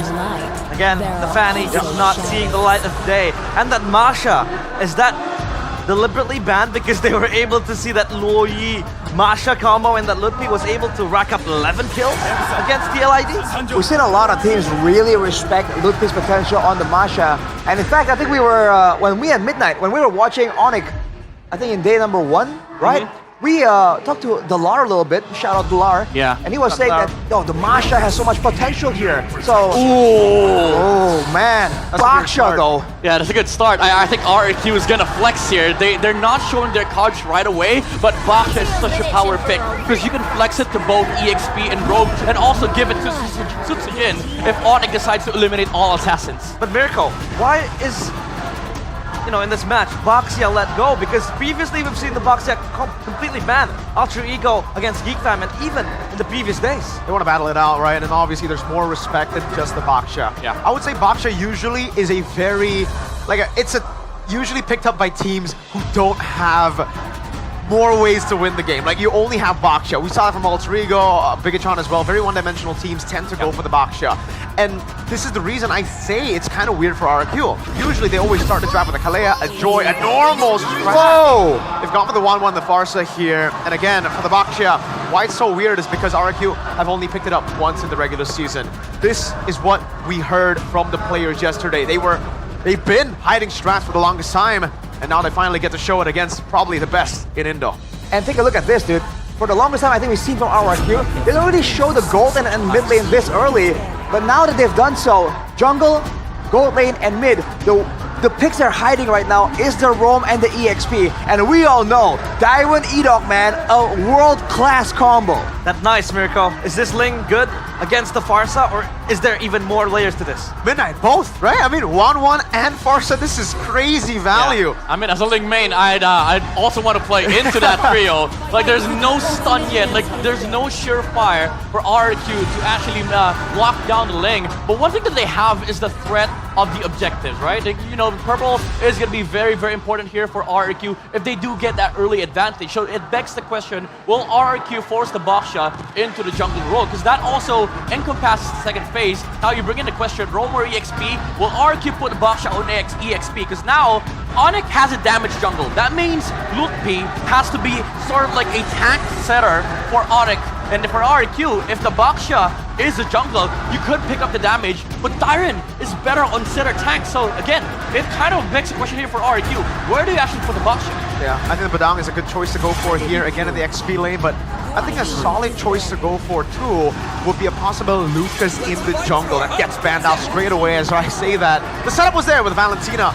Another thing I want to bring up for RRQ is the fact that here, I think they open themselves up to a possible Phobius pick. Ling, Harith, both going to be countered in a way, especially in the early game with a Farsa 1-1 and Baksha. It already looks like RRQ want a snowball from the start. They certainly have the tools available for the job, and immediately, right, the thoughts go straight towards Edok on that roaming position. A lot of teams have spent multiple bans to try and shut down his hero pool, but his signature heroes as of right now are still left open. Onyx playing a dangerous game right here. Yeah, Onyx might have likely wanted that glue pick for their side. Would be good against Farsa and 1-1, but Hilda is still available here for Lutpi, and also the CC pickup that could be taken for both sides. RRQ, though, on the second phase, again, Badang is looking like very, very good here, very good against the Ling. Quite annoying to play against Insu because there's a lot of like mini crowd control that he can dish out, and it also acts like a secondary wall alongside the Baka, Farsa, and the 1-1. What are the picks that Onyx can go for? They take the Phobius away. Good deny pick. That could have really been, I think, the nail in the coffin in this draft had they not picked it up. Again, this is pretty value for Onyx too. They're up against the 1-1. The only concern I have is the instant burst if the Phobius walks up in front of pursuit right into Farsa, right into the Baksha, locking him down. And I think RRQ, despite the Harith, can still go for something like a Gatot Kacha if they want to play safe. Yeah, I agree. And they've played 3 times the Gatot Kacha yesterday. And Edok has been really phenomenal on catching these heroes that are all out of position and could be useful against Onyx. So right now, I think Gatot Kacha and also like putting the Baksha on the jungle, and there goes the CC. CC against the Phobius. Obviously, it's a kind of siding towards CC as well, but the Gatot Kacha. Any thoughts on this pick, Arashi? Gatot Kacha, I think I would prefer Edok on something a bit more dynamic, but considering the needs of the team right here, they do require a bit more frontline. They need ways to deter Onyx from walking up straight towards that backline. So I think it's a great option to have an aggressive tool, but also a defensive zoning tool. Miracle, you might hate me for this, but I think Faramis is good here. Honestly, I see it too, right? They just really want to dive in. I feel like it's okay, especially against the 1-1. Yeah. But there's so much AoE. Once you get silence, this is going... Remember, your comp needs momentum. You get silence in a team fight, you have a few seconds where you're down. Yeah. It's going to be tough. I think they might have to go for a risky Eve instead. They go for the Eve. There you go. Okay, that wraps up the draft, and now it's up to Chefin and Gani to bring in the hype. Take it, Gassers! Wow, a very interesting draft has been concluded between Cascute and Coach Yep. Gani, early prediction as an Onyx fan. You know what? I really like the draft coming from RRQ, but you know that last pick, that Eve, yeah, very stable. And let's see, I just want to see and watch and enjoy, man. Game 1, jump into the Land of Dawn. Yep, this could go either way, ladies and gentlemen. These are the teams that has been dominating Indonesia for the longest time, and they are here in Jakarta International Velodrome. A chance for a shot at one of the most prestigious Mobile Legends stage. 2 kings who reigns over Indonesia. But today, there can only be one ruler here in MPL Indonesia Season 15 playoffs. Who's gonna book an early ticket to Riyadh? Will it be Onyx or RRQ Hoshi? Let's just jump into the Land of Dawn. Let's watch for game 1, and let's see here. Early spell check though. I don't think like something out of the ordinary. All right, so 2 Purify. Siren opted for a Purify. Keyboy though, 1 HP, very early. Is able to space out though. Well, the fact that he didn't spend the Flicker at all shows you the kind of bravado that Keyboy has. And Sutsujin in a true Baksha fashion already invading the jungles of Sutsujin. Savero might be solo killed here, Toy. Just a sliver HP away. We're gonna take a look at the emblem by IndieHome. Again, nothing too crazy. Again, pull yourself together. The usual 1-1 thing that people are going for. A lot more cooldown on the Wind of Nature to come, and also that Inspire that they really need. Seems like trade-wise, it has been favoring for RRQ, right? But nothing too fatal, nothing too lethal as well. Still, there is no kill. Let's see here, though, as we are entering the first turtle fight. Yeah. Speaking of first turtle fight, it's gonna be interesting because we're talking about Phoveus here. A hero that pretty much almost guarantee you to have a good zoning. Well, we gotta wait for a second though. That's gonna be the first engage. Keyboy pops his flicker calmly. That's expensive info though, before the first turtle fight. Yeah, it is expensive for Keyboy. He's gonna have to secure level 4 first before it's gonna be relevant in the team fight. Ludwig also spend that flicker, so a lot more resources for RRQ before the fight. As Rince already secured that level 4, he's gonna be able to poke sounds to the ground here. And Sutsujin is gonna secure this one freely, and Kai will just back off and play it safe. And just like Kingdom's fashion, Donnie, the crowd roars. Almost a solo kill by Sans there. Rinz was able to get out without using the Purify. And yeah, seems like Sutsujin will be aggressive. Ludwig though, Onyx, they want to fight for a V3 as of yet. That's going to be the Tempest Blade connecting onto it. Sutsujin damage will be enough to take first blood as Keyboy will take it. Kyrie now out of position. Kyrie punish him. And that's 2 kills on the board for Onyx. Might be more as Ludwig taking care of Rinz, and that's going to be it up. Taunting Kyrie. Turn by time perhaps, and that's going to be Kyrie not over-aggressive. It does look like a good invade there coming in from RRQ, but in the end, the quick thinking, quick response from the whole Onyx team, knowing that they are trapped in their own jungle, was able to capitalize this and punishes the whole team of RRQ. Talent prediction though by Gope. It looks like it's gonna be a close one, but maybe we gotta shed some light towards Midnight's prediction, because he's the guest here. 3-2 for Onyx. Oh my goodness. Kai caught early on. Great connection between Rinza and Sutsujin there, and Kyrie will fall. Yeah. That's, I believe, Toy secured the gold crab. This has been an interesting battle. The Golden Nose Salvador is on towards very early. Oh my goodness, that's gonna be the crossbow Tang. On towards Keyboy though, AOG defensively, but Toy isolated and will be taken down. Sutsujin looking for an angle on towards Salvador under the turret. Great cover as Keyboy will be the sacrificial lamb. It's a 1-for-1 for Onyx. The pendulum swings quickly here in the Battle of the Kings.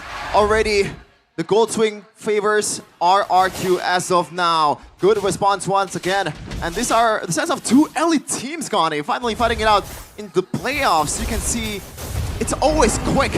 They're always quick on the uptake when something needs to be done. As Sutsujin might secure another objective here.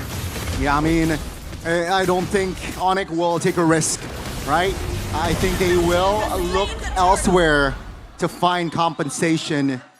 But yeah, for now, all is well. RRQ getting the second neutral objective.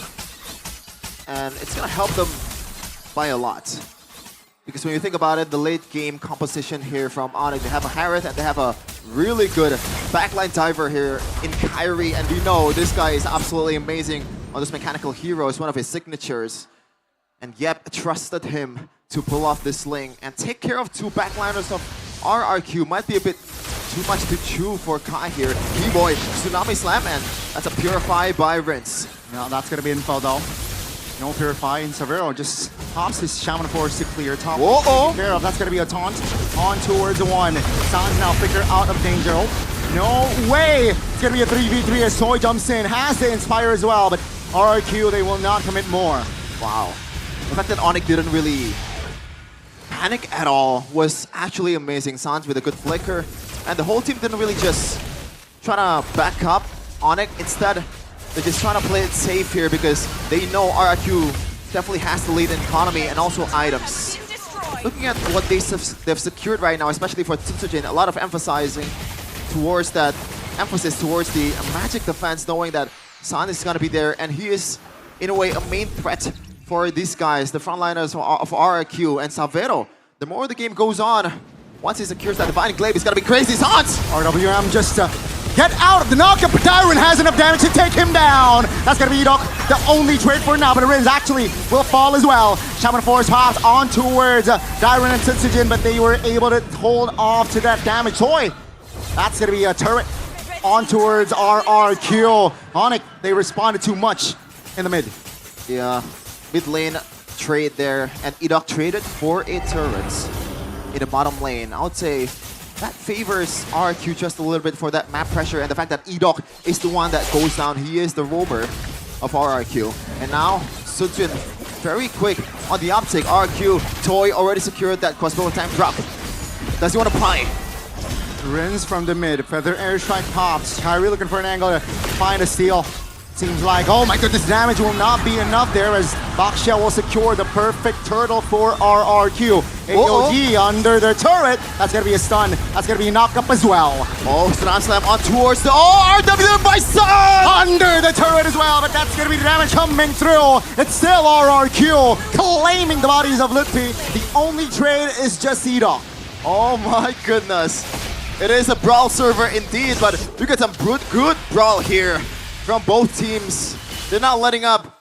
They're not really want to lose this game, of course, because the stakes are higher than ever. A ticket to EWC.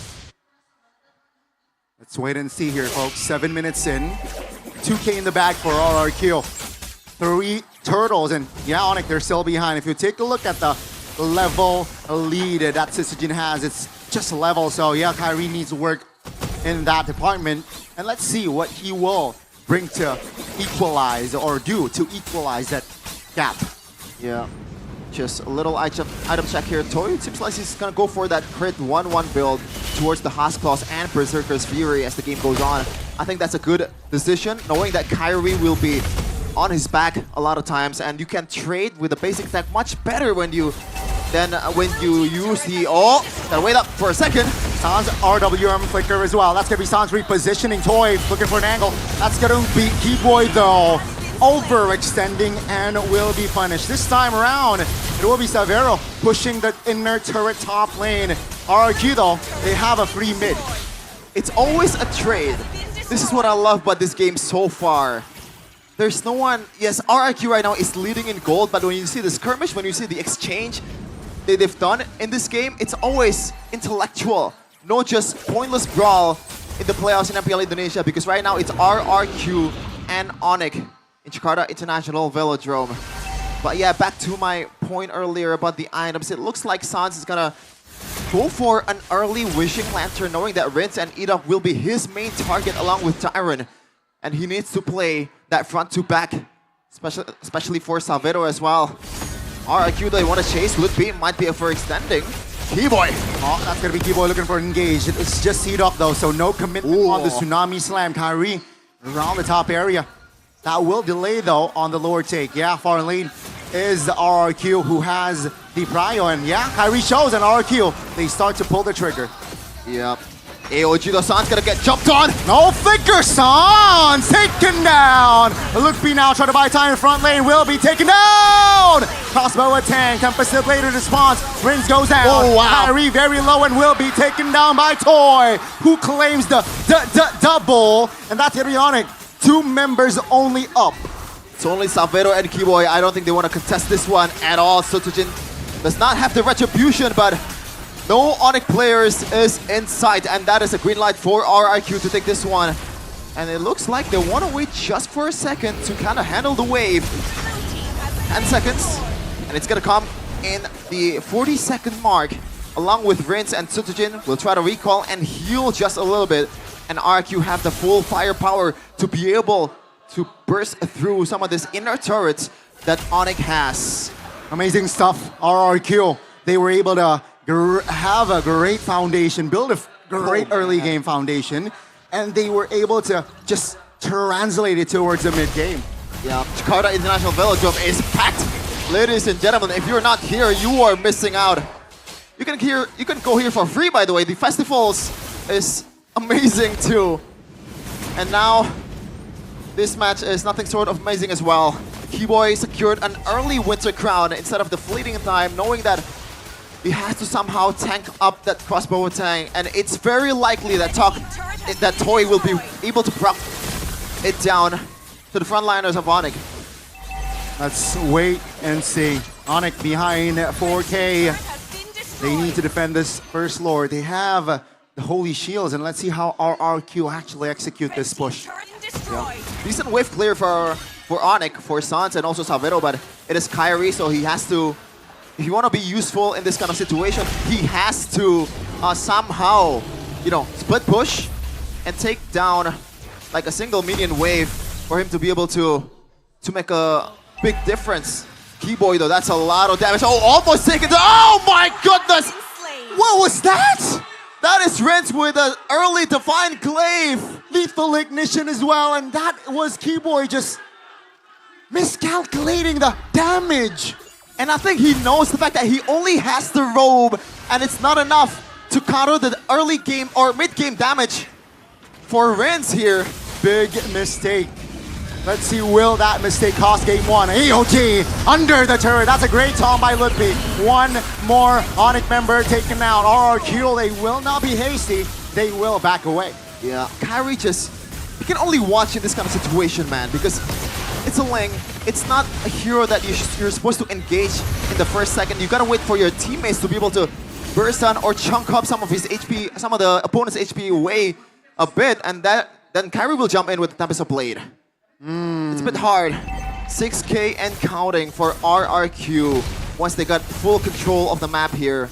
But Kyrie, this is a problem that RRQ needs to address too, because in terms of long lane presence, RRQ does not have a lot here. Yes, Tyrant can definitely solo lane and a far lane, but Ling will be able to make a difference if there is a 4v5 or a 4v4 in the strong lane. Kyrie will be there in a second compared to Tyrant. Yeah, and it seems like, right, Onyx, looking at the map, I think they want to contest this Lord, which I don't think is wise. Oh. That's gonna be engaged though. Real world manipulation pops. Keyboy flickers out. That's gonna be Savero. Oh! Shaman Force, Toy taken down. Now Kai jumps in towards the back, wins being the main target. That's gonna be Tempest of Blade connecting on towards 3, but the damage will not be enough just yet. RRQ repositions Edok now with the counterplay. Alongside Darren finds the double. Edok will be the only trade. 3 for 2. Oh my goodness, Shaman Force pops. That's gonna be RRQ down with the feather airstrike almost locking Savero down. RRQ still applying pressure. Despite Toy going down in the first second, RRQ capitalizes. And right now, they have the green light towards the Lord as well. It's an evolved Lord, and Kyrie, if he wants to win this game, if Onyx wants to win this game, there's gotta be some Kyrie magic in the building. And it's hard to pull off. Yeah. He is without a purple buff, and that is Ling. Take a look at the potential halved. Take a look at the read as well, right? Oh Wins my lord. immediately rotates towards their own purple buff. That's gonna be a free Lord. Let's see though, Onyx high ground, not too shabby. Yeah. But they lost already 2 base turrets. Yeah, but the thing is, Gani, Keyboy will look for someone to Tsunami Slam. And I cannot think of a good target here. Keyboy will be pretty much someone that burns a Purifier or a spell from the opposing team. Edok gets caught up, just AOG away. Tyrant still has a Purifier. Suchushin, do you really want to go for a turtle that's already snowballing and has a lot of items? So, Keyboy, like, what's the plan here? Let's see. Lord marching mid. Will this be the final push of game 1? Toy, half HP. That's going to be Tsunami Slam under the base. Edok, revitalized pops. Toy destroying the base. That's going to be Edok taken down. Lord will be taken care of. It's a look, he bursted down by Dyron. That's going to be Keyboy falling next. Wind of Nature, but too soon. Kai finds the angle and takes Toy down. Kai once again being the savior of Onyx. Sabino goes in, Kai again! Oh my goodness! Both going at it, both trading blows. Sutsujin very low. Can Sans pull the trigger? The answer for now is no. As RRQ, they have cracked open the base, but Onyx, they have defended. They have defended, but advantage is definitely still on RRQ, especially with all the turrets are taken away from Onyx. 4K, that's a gold swing for Onyx, so that is a silver lining for the Porcupines, but I don't know if they're going to be able to use it properly in this later part of the game. Real-time victory rate, that seems about right. 85% to 15%. The odds are against the Sky Kings. Let's see. Minute number 16. So we're 2 minutes away for the next Evolved Lord. Question is, RRQ, will they wait for that Evolved Lord timing? I would say yes, because it's only a minute and they can afford extra 30 seconds to kind of like delay. And RRQ right now, they have a pretty safety lead, I gotta say, especially from the map. And you can see there in the in-game equipment by Dunia Games, the main difference here is the EXP laner pretty on brand for a CC against a Phoveus. CC clears the lane much faster when he has the item, and also that Sea Halberd will come in handy against some of the healers or some of the guys that has a shield proc from Onyx. Uh-oh, that's a good taunt, that's a set. Keyboy flickers out, Feather Airstrike, everything. Tsunami Slam onto Tsujin, but that's gonna be the Buisan's in response. Oh my goodness! The all-in from RRQ will finally find Keyboy in the back lane. Tempest to Blade, Toy, 10 his Wind of Nature, good night. And Savero escalating house in the back, Tsujin falling. 3 members out of nowhere, taken out. RRQ is overzealous, and Kyrie once again being the executor of Onyx. That was a beautiful RWM by Sans. Maybe, just maybe, Toy needs to stack up with the magic defense because that was a bit too much damage. I do not know if a single, Rose Gold Meteor is enough for him to be able to handle Sans and Savero. Let's see, Sans now half HP, Winter Crown bought by Tsujin. Onyx, they might commit this Lord as Savero is using his Salmon Force to shield the members of RRQ. Mind you, that was the Lord not involved just yet. Oh, how does Onyx do this, man? This is the MSC Champ Composer, as we're going to take a look at the replay presented by Samsung Galaxy S25 series. You can see there, Keyboy kind of acts like a bait, and the RWM damage is absolutely insane. I thought Eve is not really a burst type mage, but apparently when you don't have enough magic defense, it kind of turns into one. Let's say the 15% odds are now doing the offense, ladies and gentlemen. Lord marching top. There you go. Onyx just playing it rather slow. Kyrie is busy doing work in the bottom side, so let's see how RRQ handle this wave. Oh, Ludwig might be on the receiving end of RRQ's onslaught, but it looks like they want to back off just a bit, knowing that Keyboy, pretty much the whole team of Onyx is ready to back him up.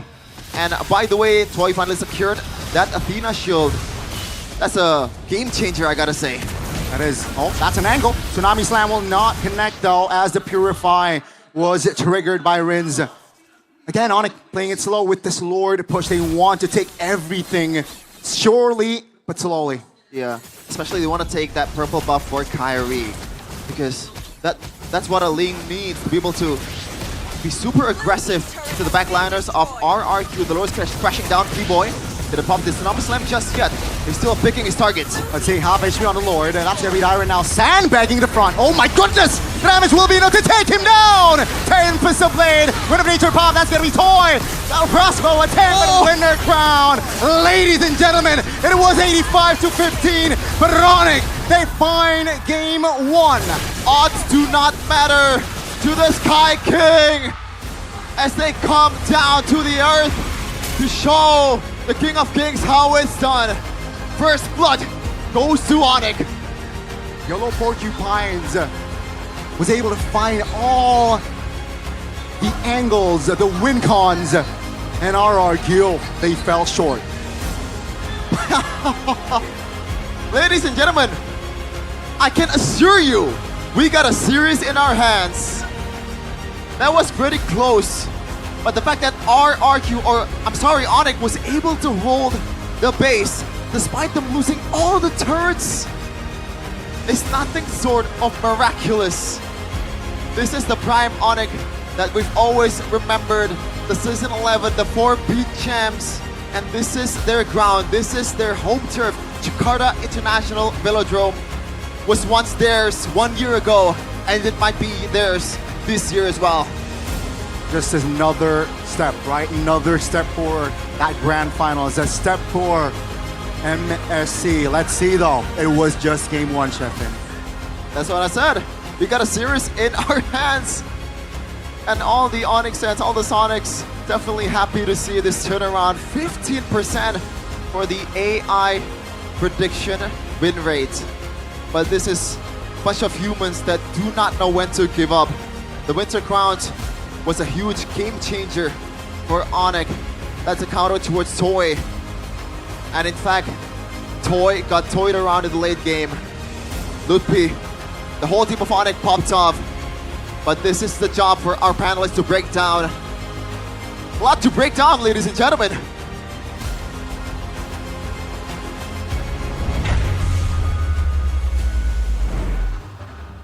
Yes. Yes. Absolute cinema. Bamboozled. Gobsmacked. Every word gobsmacked in the dictionary out there because that was one fight back from the Sky Kings. They take game number one of this upper bracket match. How are you feeling, Arashi? You okay? A bit sad, but it is what it is. I am a bit concerned though, because I feel like if you just read into the intentions, this seems like RRQ trying to steal away the initiative, right? Show this this fighter style that we haven't seen RRQ use, right? We were talking about how Sutsujin hasn't really played the Baksha at all, and then they bring it out. They were doing so well, they didn't get it done though. And I feel like if that is the intention, to start off strong, to kind of set the tone, then this is gonna be a tough loss, you know, for game one, but also for the mental state of the players of RRQ as well. Yeah, it's a good start. Honestly, like, exploiting strategy like this, something that you've never done in the regular season, not even once in the playoffs. And this is RQ stepping out of their comfort zone to pull off a game like this against Onyx. I think it's promising. It's just that, again, late game Ling, especially in the hands of Kyrie, you know, gonna suffer same fate. Commendable. Commendable, but obviously the MVP presented by the official tournament smartphone, Samsung Galaxy S25 series. It's the man in the mid lane. It's Gila-san. Mirko, talk to me about his performance in that match. I'm gonna push my agenda of the anti-Faramis group even further now. If that was a Faramis, that was gonna be a cooked game for sure. Sans, put him on a damage dealer. Put your mid laners on a damage dealer, please. Top 3 teams, please. Just see how much impact you could have. They really forgot about Sans, by the way. We called in the early parts of the draft that RQ were really looking for the snowball. 1-1, Baksha and the Farsa, and they were able to get that. That's why you could see that Onyx were really struggling in the early game. They had some solid components to hold them in the early game, like the Kalea, I'd say the Yves mid prio, and also the Phobias. But for Onyx, the main win condition is still the late game. Harith and Ling, and it's also the way that they played around the Yves plus the Harith. Why the Yves gets so much value here is because with the real world manipulation, you're putting the mobility field in the box of the Zaman Force as well. So you get double value when you lock people down. I think big ways that RK have been able to outplay in this game has been how they've been able to kite away from Severo's Zaman Force. Here, one small mistake, overextending just one play, and you get punished. This is, I think, Onyx always in BH and ID the way they play. They take a centimeter and they go for a mile. Yeah. And if you look at how they were playing there, like for RRQ, after a while, when they didn't seem to recognize that Onyx can now strike back, have reached that gold equilibrium to actually try and fight back with the items with the damage output in the late game. So again and again, you see Toy kind of left out alone, and Kyrie having space to actually operate, do at least a decent amount of damage, if not take out one member from RRQ and then get out. Whereas in the early game, especially in the mid game, when RRQ were just moving forward and there was no real safe zone for Onyx, you see that he got chased down again and again and was pressured for the most part. So I feel like his pressure there that kind of put Toy further away from the rest of Onyx, kind of slowed down the damage output from RRQ overall as well. And I feel like that was a big component in how Onyx eventually were able to just out-damage and outlast the late game coming in from RRQ Hoshi. Yeah, to be fair though, let's be honest here, like RRQ had that game. There was just a timer, a deadline for RQ to finish. When they took the Lord, they failed to push the top lane, but in all honesty, this was RRQ's game. Even though Onyx had the agree. first blood, they had the 2 kills. We were talking backstage, they were cooked. RRQ was cooked because the Link was gonna scale, but they were doing so many good moves on the side of RRQ, like pressuring side lanes, pressuring the purple. The Farza was doing so much damage onto the backside, and Onyx had to just rely on a split push game from Savero and Kairi. But RRQ, Hoshi, again, there was this problem with this composition that when you go for a team fight, you have to be very precise on how you engage, because you are going to be under the pressure of the real-world manipulation. Mobility is not your best friend, because this lineup has reach, but disengage is something that is already being taken out of the equation because of the Zaman Force. Now add the real-world manipulation to the equation. Positioning is important for RRQ, and where RRQ faltered is the positioning in the team fight in the late game. Wow. I mean, the way they played it was just perfect. I agree with you. It looked like Onyx were cooked, but because they were holding so well, they kept their base turrets. Yes, Keyboy died. There were a lot of flashy plays from RRQ. It almost felt very, very stable despite it all. Yeah. We kind of knew that, especially after getting the Lord, it would have to be, especially after the second Lord, it would have to be an evolved Lord to really end the game, to really give RRQ the final push over. And that's why you could see them making desperate plays. Towards the end, that Sans immobility field, that RWM that caught them all, was the big game changer in my opinion, right? Yeah. It was also a force because they knew that their game time, their win condition, their window of closing out the game was closing out real quick too. They needed a big fight to go their way so that they can get a free evolve Lord perhaps, because in the late game, Eve, Harriet, Ling, they technically outscale the damage dealers. Yeah, RRQ. That was a ticking time bomb that RRQ was storing in their backpacks. Obviously, it was kind of scary. But now, we want to talk about the debut picks that have been popping in each region. This is the MSC battle plan. Let's take a look at Lolita being picked up by Team Liquid PH and MPL PH. Talk to me about this pick, Midnight. Why don't you have that here in MPL ID? Against the Kimmy, there's right? a bunch of Kimmys, there's a bunch of Rangers, Irithels, mind you. Why don't teams pick up Lolita? I was talking to Arashi yesterday, and I asked him, why do you think Lolita's not picked here? And it was like, I don't know. I'll give you an answer. I agree. I also like the Lolita, as a potential solution to all of these marksmen. I'll give you the answer. The style that we play is very different. You play in a very slow style where it's like a lot of objectives, while the fights can be determined by one big ult too. But here, the brawls are so constant, man. One big ult with a Numenon blast like that, and it's like, it's just an addition to the fight. You get a big stun, but everybody fights back. Like, because of that action alone, Lolita isn't really that type of hero where, you can stay in the fight for a long period of time and constantly deal CC, constantly heal your players. Yeah. Gatot Kacha, even the Phobies, all the longer fighting abilities, all the longer fighting tanks are usually what we go for. Yeah. That's why we don't see Mincetar, Odette, and also Kaja. On Rome, right? On Rome. In jungle, we saw it. But the most OP pick out of everyone. Yeah. Barats. It can swing a game from a 2-0 all the way back to a 3-2. Wow. That Barats miracle, is it going to haunt your dreams? It's okay, brother.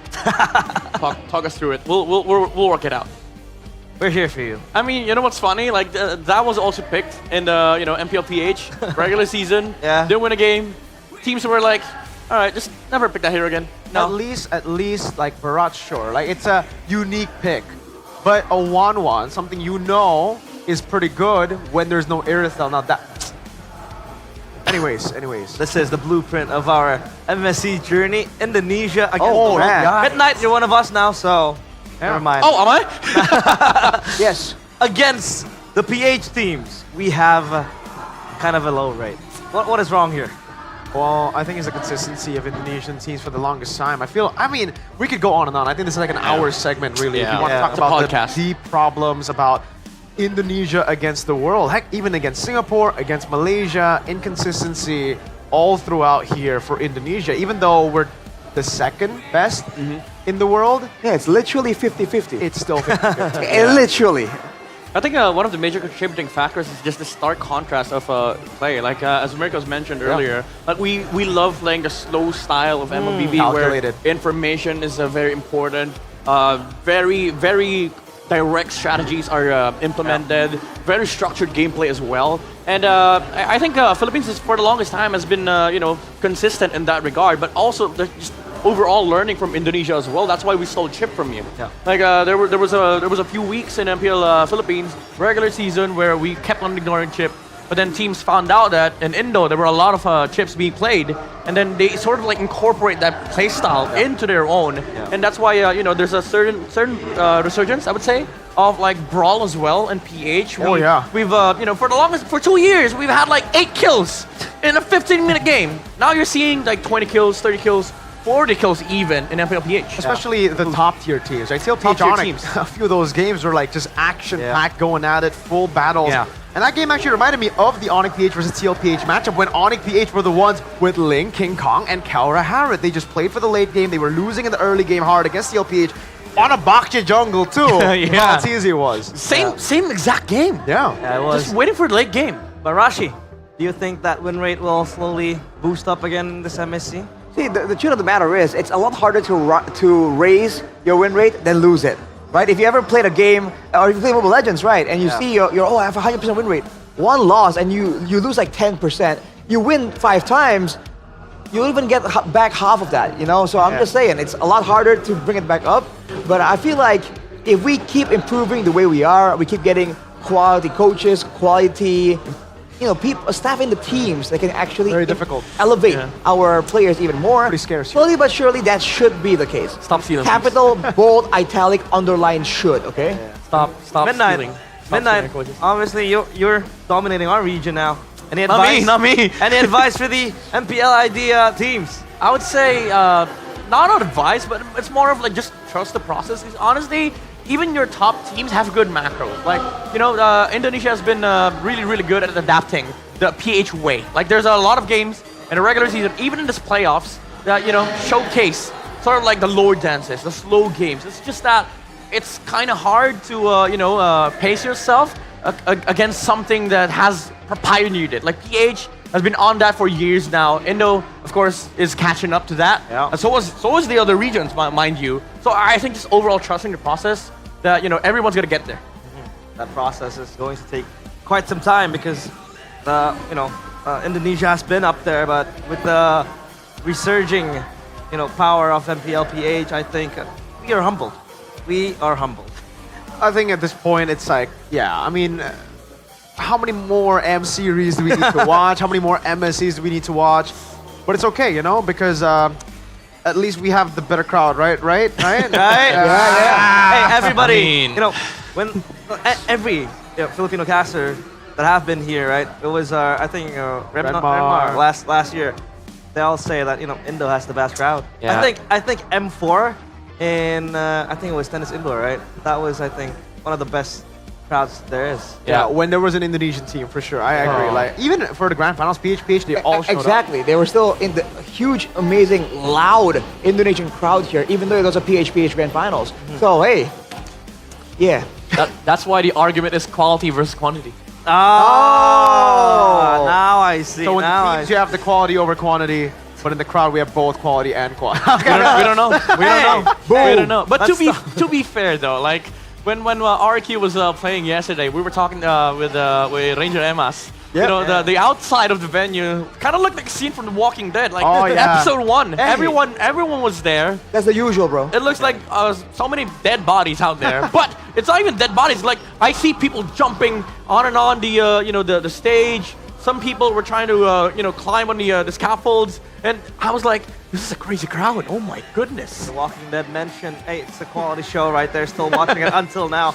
And now we're gonna talk about the game even more. What can RRQ do to maybe play the way they want to play, but not have that time restraint they have to close in 15 minutes, in 18 minutes? Well, if they want to go with the same kind of strategy, the timer is gonna be there. Yeah. That's just the way it is. Yeah. Okay. That's how it's balanced, right? If there's no timer, that will be the meta, obviously. That's true. But I think they need to recognize that Onyx understands that as well and knows how to play against it, and they were waiting for that timer. So they have to be a bit more smart, intelligent with how they want to play that early game and have like further plans on how to keep Onyx down as long as possible. And especially towards that late game, even though things are desperate, they want to make sure that they have a good balance of taking the right risks, but still respecting the counter potential. Because again, after all, this is Onyx. Yeah, they have to be, honestly, they have to be little RRQ here and rap. And what we mean by rap is RAP, refine, and polish. Honestly, rap. That was a good game for RRQ. Again, we all saw what happened early game, what happened mid game. They were in full control. It's just that mistakes have to be lessened. This is this is the playoffs. You're one match away from EWC. You should be able to control yourself, and I think that's where RQ lost their grasp in the game when they were forced into these errors from Onyx, like Toy overstepping as a 1-1, getting poked before the Lord actually pushed into the tower, getting boxed by the reload manipulation. I think RRQ, has the mechanics, to actually pull these crazy moves off, but there are some things in the game that you just don't do. Exactly. I think if we take a look at, again, the Snapdragon Pro Series Mobile Masters in the Grand Finals against Onyx Philippines, this was the main criticism as well towards RRQ Hoshi, is that they do really well in the early game. They have the better template. They know how to play the early game with their Kescute system so well. But when their opponents are good enough to handle that storm in the early game, to weather it, in the late game, their decision-making, when it's no longer that system, when it's no longer as formulaic as the early to mid, it gets kind of weird. It gets very confusing for them, and that's where experience plays a bigger factor. Onyx, trio mid, we know that the experience has just been amazing. And again, for RQ, they are newer players. They have newer and younger players. They gotta train that improv skill, dude, where they have no idea what's gonna happen, but they have to know kind of what they want to do, what they can possibly need to do as well.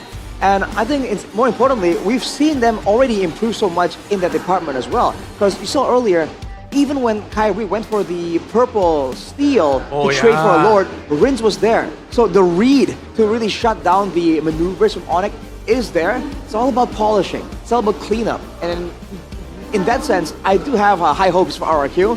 But let's see, man. With the next game coming up, only time will tell. RRQ has first picked again. So they will set the tone and set the tempo for the draft pick. What can we expect? Will it be the same bands again, the same picks, or will they try to pivot into a different angle on towards the draft? I really don't think they should change too much. Again, Yeah, it was a formula that worked, and they should have just played it a bit cleaner, right? Yeah. And I think they can. They could adjust just a bit, and then they can capitalize on a lot of the Onyx early game mistakes. Yeah, I agree, because the thing is, like, I've watched so many MLB games, I've watched so many series. I hate when people try to change too much when they just played a good game. Just, adjust accordingly, remind the players that these are the things that we shouldn't do, and, stick with the game plan. 'Cause again, overall, RQ had a full grasp on the game against Onyx, and, changing too much might just disrupt the momentum that they have. Exactly. Now we are back to drafting phase presented by the official smartphone, Samsung Galaxy S35 series, 3 bands. For RQ, it's still the Fanny, the Masha, and the Loyi. The exact same 3 bands to enter the second drafting phase. But the Hayabusa there popping up for Onyx. What does this tell you, Arashi? Are they scared of a possible Kyrie Hayabusa? Well, rather, Sitsujin Hayabusa, excuse me. To be fair, I mean, the 2 heroes that Sitsujin does really well is the Hayabusa and the Joy. That's a known factor at this point. So, I'm curious to see if it's actually going to be like almost a repeat, right? This is not Coach Adi anymore, the man notorious for just doubling down. This is Coach Yeb, but he was still on stage, so maybe that's exactly what we're going to see. Yeah, I was going to say, like, Joy on RQ is just suicide, because Onyx still has, like, Kalea Fredrin. This is what I like the Farsa and the Kalea, the steal as well from Sans against Rins. Now, Rins is forced to play, like, the utility mages now, which is still good at, if he gets his hands on the Eves. Unfortunately, the Zushin is banned out, but it locks in that that damage for Onyx, and also stealing away from RQ. Now, question is for RQ, with the Basha strategy, what do you pick on Rins that deals enough damage in the early game to sort of like make sure that you also get the control in the early stages again for for Toy? It's so good, by the way, like the Farsa steal here. They go for the Kalea earlier, they went for the Harith with the Kalea, now they go for the Farsa. We get the response of the Valentino, which I think is pretty solid. You still wait for the airstrike, and you will technically have a way to deal with the Harith if it's still picked up. But they go for the Irithel instead. This is, again, what Onyx did to GeekFam too. It's just in a different way. GeekFam made a mistake where they didn't go for the jungle, or sorry, they didn't go for the gold lane in the early phase, and then we saw the Irithel pick, the ban on Harith, the ban on Granger, the ban on Harith and Moscow to force the Granger or the Wanwan to come up for the opposing side. Now that they see the Granger, it's so easy for the Irithel, they swap it out again, and they deal with the possible feather airstrike counter to the Harith. Again, Onyx, this is the refined Yeb we're seeing, the refined version of Yeb from Game 1. Yeah, actually both teams are doing fantastic. in the drafting stage. Most of the Valentina third picks I hate, especially if you're not taking Lucas.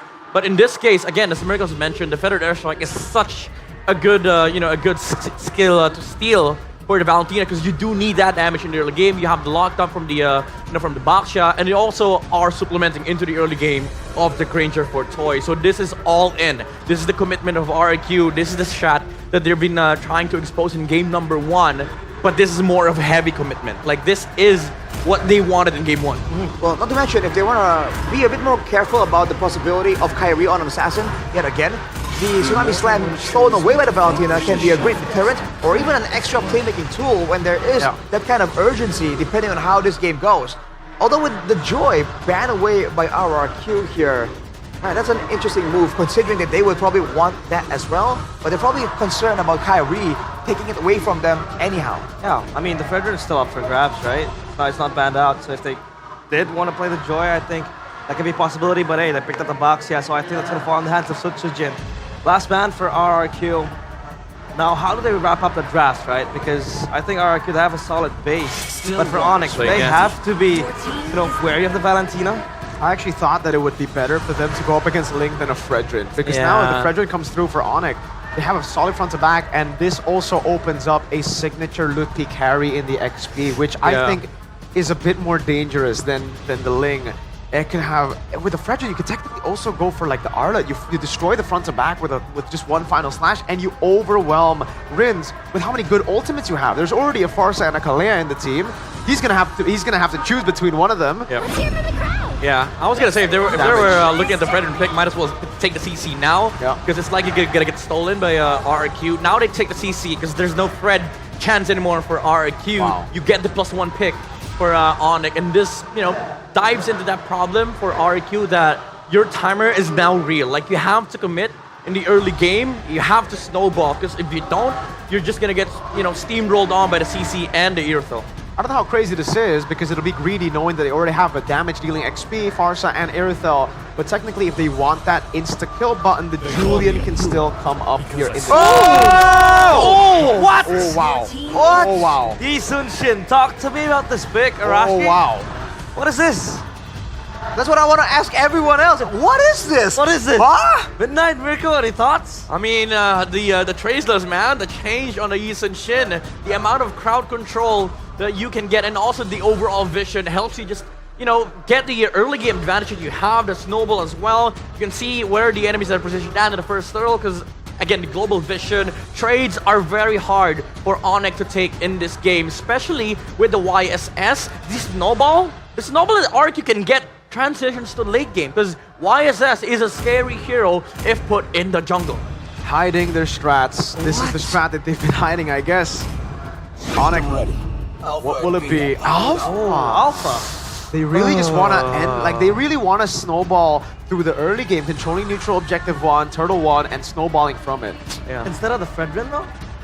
I think it's a better way to shred the Baksha, to be fair, right? Exactly. The Fredrin, the sustain that you have gets kind of countered by the Baksha, so you go in before the Baksha can do that, and you try to just shred through. You're not gonna roam Baksha though. Not really the most playmaking hero, so we'll have to see. RRQ with a whole different style. This is not the bread and butter strat they usually go for. Oh, a surprise pick to enter game number 2. We'll toss it over to our casters, Gani and Jeffin. What do you think of the Yi Sun-shin? Well, it seems like they're not lying when they say they're still hiding some picks away. 7th hero, yes, 7th hero of Sutsujin this season, the Yi Sun-shin. But the question is, will it come to fruition against the mighty Onyx? We are on to game number 2. Let's see if Onyx will double their lead or will actually RRQ with the Yi Sun-shin equalize in this game. Let's watch and witness the Land of Dawn. Here we go.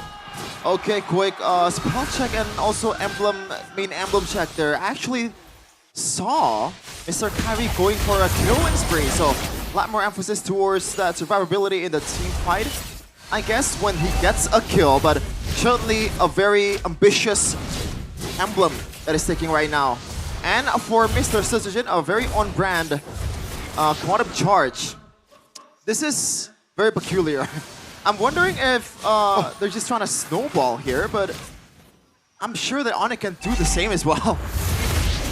Yeah, that's gonna be the bigger. That's gonna be a big question here in mid lane. Already an early recall. Edok trying to hold on towards that minion, but Onyx, oh, Riverside, that's gonna be Sutsujin making a move, forcing Sans to use that flicker. Oh my goodness, that's gonna be Sans taken down. First blood for Sutsujin, as perhaps they might want more. No, that will be just the early pickoff.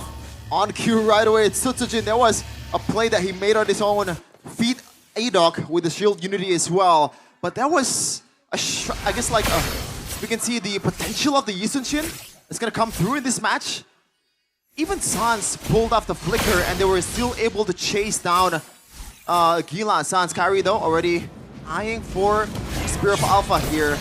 And the objective take is gonna be a bit tricky because Kyrie is on the Alpha, but the set coming in from RRQ with this Edok Baksha, with this Dyron, the down, will be amazing as well. I mean, the new and improved YSS is still annoying, right? The Mountain Shocker still gives a lot of information regarding the whereabouts. Now it's going to be Kyrie on the turtle. Sutsujin looking for an angle. Kyrie still finds the turtle. Sutsujin goes down. That's going to be Edok. It's almost taken down with the Revitalize there. Helps a little bit with survivability. But be looking for an angle to escape. Rins providing damage. Oh, the flicker from Dyron. Extra 200 gold added for Dyron. And also extra swagger as well, and that's why we've been saying that Dyron needs to have a set hero. And he actually can execute with those set hero as well. There's a reason why he's the first team in MPL Indonesia in Season 15. But that's also shedding some light towards the weakness of Yisunshin, Gane. Especially in this day and age, you want to have a jungler that can somehow sustain or just go in and go out. Hayabusa is one of them, Ling is one of them, but Yisunshin, it's going to be a bit tricky. You have to be a bit more reliant on towards your teammate to be able to make a play. Yeah, that's the thing, right? Sutsujin now, I feel like all he needs to do is not show most of the time on the map just to get that farm ASAP, just to get that level 15 spike ASAP as well. Let's see though. It's still anybody's game here, first 3 minutes. Still anybody's game. Oh, and a second objective will be up. Oh, Tsunami Slam right away. Yeah. But Purify's there. That's going to be Purify, and Mountain Shocker popped earlier as well. That's going to be Edok though, out of position. Revitalize. Oh, a great Spear of Alpha. It's just a roamer though, but that was a great response from Onyx. Get over here, said Kyrie. Sans though didn't want to take that trade with Rins, but beautiful punish there by the whole team of Onyx, knowing that Edok has nowhere to go. Even though he has the Revitalize, even though he has that extra damage reduction. But when you're up against the turret, aggro, and the Alpha, which is a great pick by the way, it's gonna be bursted with those true damages. We're gonna take a look at this, some of the win rates that's showing off just now. Keyboy 5 and 2 on the Kalea. So this is his bread and butter. Lupido. Oh, that's a 3-man knockup from Keyboy. Finally finding Rins on the Tsunami Slam. He deleted first. That's going to be Keyboy soaking a lot of damage. Will be the trade as Savero joins in and will deal a lot of damage as Kyrie again finding the retribution. That's going to be Onyx winning the fight and the trades. Amazing from Onyx. Now this is a whole different game from what happened in game number 1. It was RRQ in the early to mid game. Now Onyx has the advantage. And Toy taking a lot of beating from Safero. This is something that I respected from the Granger and the Airthel combo. And also something that, in a way, we kind of expected with the Yisunshin as well, because you're going to be prone to getting bursted down if you're ever so slightly overextending, especially with the amount of punish that Onyx has. Keyboy, Sans, pretty much everyone can punish, especially Kyrie. It doesn't matter how tanky RIQ's member are, it's still going to get taken down. Looking now isolated. Wow, what a fast setup there by RRQ. What? Onyx will respond. That's going to be Rins popping the Purify. Feather Airstrike does not land. Onyx failed to find compensation. Yeah, good one there coming from RRQ. They know that they have to get away from the crowd and somehow pick off with a Baksha, which they did beautifully on towards Lutpi. And that's something that RRQ maybe needs to abuse the next upcoming few minutes until Lutpi gets the defensive items. All fine and dandy again. Tempo gone down. Gold, just 500-ish between them. Not even. Oh, Key Boy. Great respawn there. RRQ committing 5 members towards the top side. And once again, folks, it might seem like Onyx is winning. It might seem that Onyx has the answers to all the questions that RQ is posing, but what happened in game number 1, they were up about 8k, 6k gold lead, but Onyx came back. Boy misses. Tsunami Slam though. That's gonna be Dyron. Now take him down almost. Flicker, but Severo finds the angle. Oh! The counter play from Renz, and Severo will be taken down. Enoch will fall, but that is still, that trade is just still favoring RRQ. RKO from Renz. This is one of the concerns that I have when I see Savero on the sprints. Something that we've been addressing throughout the regular season. Sans though, Toy might be overextending here. 2 guys on him. Let's see the angle. Now that's Purify popped. Ludwig trotted by time, but Sans finds the finisher, but Sutsujin finds the trade. Now Ludwig alone, Dyron and Sutsujin will be able to finish him off, as that's gonna be Keyboy a little bit late to the party, and that will be RRQ favorite. Just a bit from that trade. You can call us the Brawl server all day long, but if the Brawls are like this, I'm happy to see the matches. 8-8 so far, 16 kills in a span of 8 minutes. This is Indonesia at its truest fashion. Renz though, some pokes towards Keyboy, and he actually takes the Tsunami Slam once again because he knows that this is gonna be the main key for him to be, or for the RQ to be able to punish Savero without the Purify. Damage dealt. Sans, as usual, topping the charts. Sutsujin, though, it's a bit of kind of a silent killer here.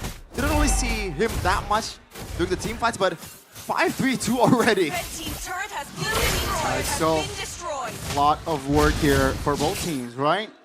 Remember, first game it was RRQ leading minute number 8, but they lost. So will it be different for Onyx, who has the lead early towards the mid? Will they choke? RQ looks for a push in the top lane, but doesn't seem to want to fight, as 30 seconds on the clock for the first Lord. Look at the gold lead, though, from Sutsujin from the Indian equipment by Dunia Games. That was pretty surprising. Yes, Sutsujin is one of the best farmer in the whole game, but the fact that Onyx is leading right now and somehow Kyrie is behind in gold is a bit surprising, I gotta say, because Alpha is also a good farmer as well with the true damage. So maybe Sutsujin, this is the time for him to be able to use his advantage and being able to output more damage than Kyrie, as Toy also secures a really important item there in Malefic Boar. All the frontliners of Onyx will be screaming in pain if he gets hit by the Detonatas. Sans pops the wings by wings. That's a cancellation by Ida. That's gonna be the flicker spent. That's gonna be Yitsuchin though, taken off the board. Great offense set up by Onyx. Yeah, no Purify, no flickers. This is a Yitsuchin jungler, and you gotta rely on the iframe. A bit of iframe to be able to handle all the CCs away from Onyx, and Kyrie did a good job pulling the trigger there. Now it's a 5v4, 13k on the Lord, they reset it. Onyx taking their time. Keyboy looking for an angle. Revitalized box. Keyboy moves back with Severo. Very aggressive angle here. RRQ, do they snip this one out? That's gonna be Feather Airstrike.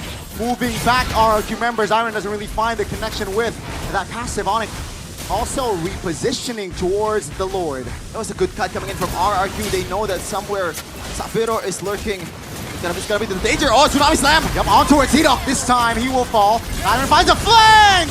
That's gonna be time to lead it. Onyx though, they will claim the Lord. That's gonna be 4v3. That's gonna be RRQ moving forward, mid exposed. Onyx, they find the objective, but they lose out on the fight. And look at this, they still want to go for a bit more here. RRQ can take the turret, can take the purple for themselves. Kyrie, looks like he was able to secure it. Sutsujin secures that endless battle as well. So another true damage here for RRQ to be used to the frontliners, especially for Kyrie, which is deathless so far in this game. The killing spree did do some work.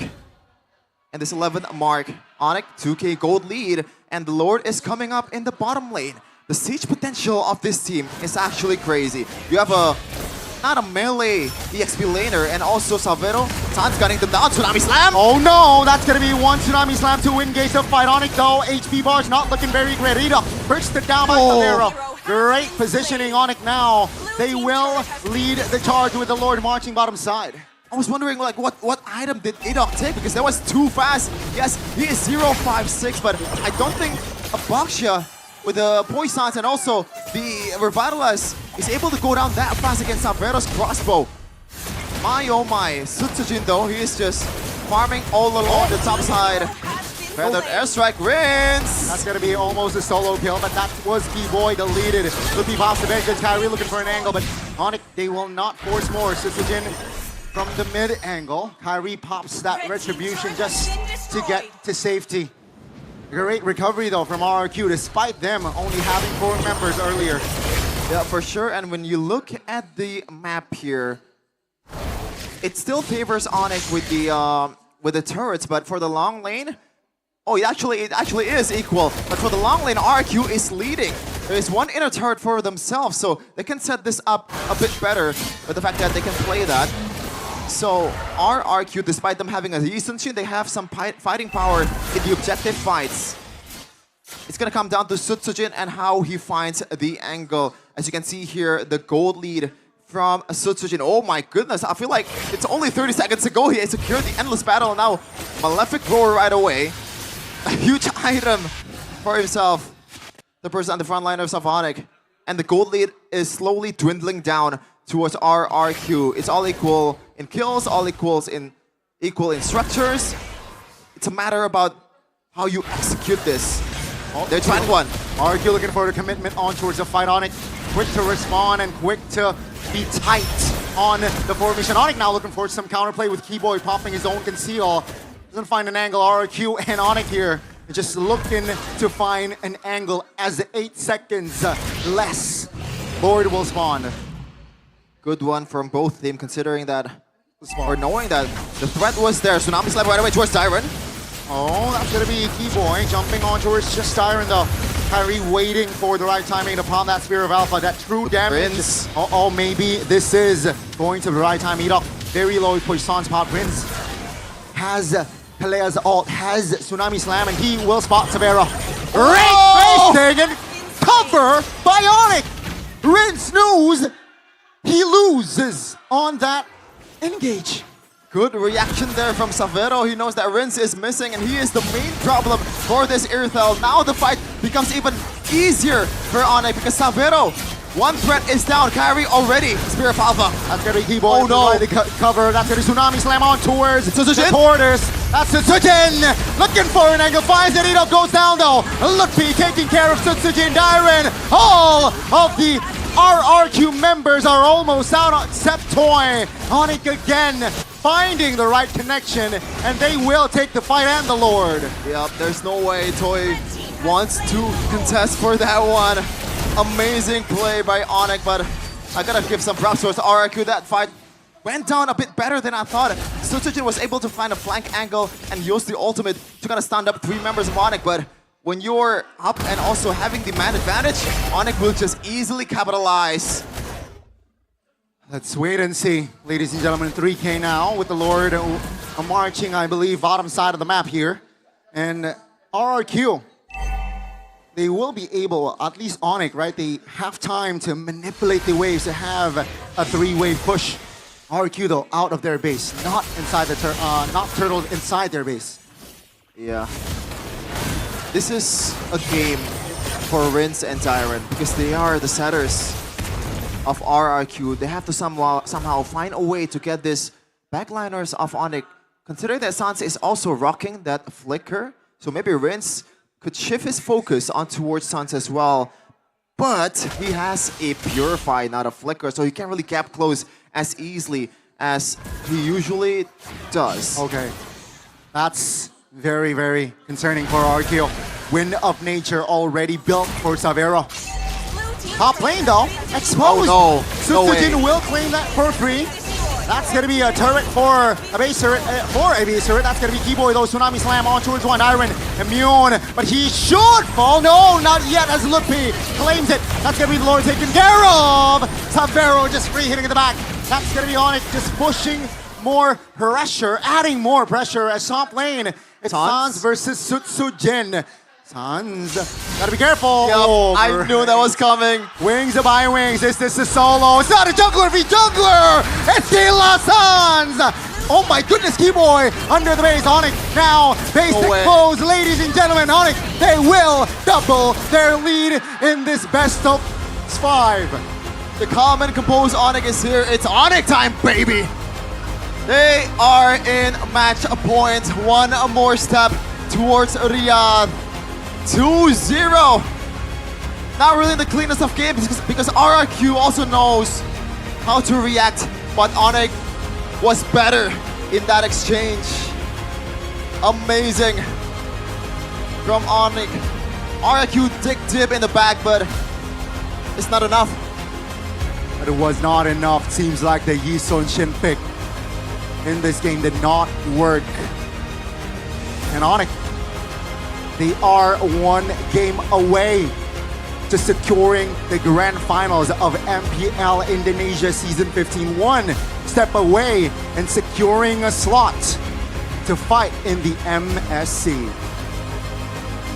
And boy, we might see the old Sans back again. Now this is the playoffs. This is the ultimate stamp. This is the ultimate stage for Sans, for him to be able to announce that he is back to the Gila Sans form. Look at this. Wow. It's a 4v4, but Onyx still want to take it because mostly the gold lead is on Sutsujin.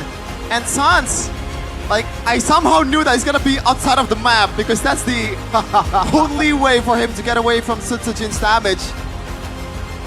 Calculation, the boldness, so composed. This guy, Gila Sans. Gila indeed. I said that we have a series in our hand, but it might be over after the next match. Do you think so? Our panelists, give us an answer.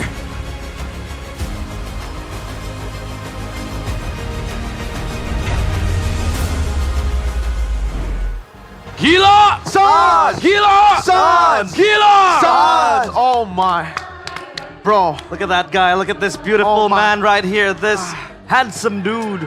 Brother man. Sans, this guy is so good. Out of this world. Stop the recall from happening. Sutsujin couldn't even get out of that spot. Good. But most importantly, he was able to get the elimination against Sutsujin up top. Mage against an assassin, by the way. Right? When Sans on the Farsa, it's a whole different beast, dude. It just makes the hero like 10 times better. Brother, you do not play a YSS god with a YSS. You do not outplay the original YSS god. This is the guy that picked recent Shin in the grand finals of Season 8 and got a savage against RRQ Hoshi. Sans, the original YSS god. You're right.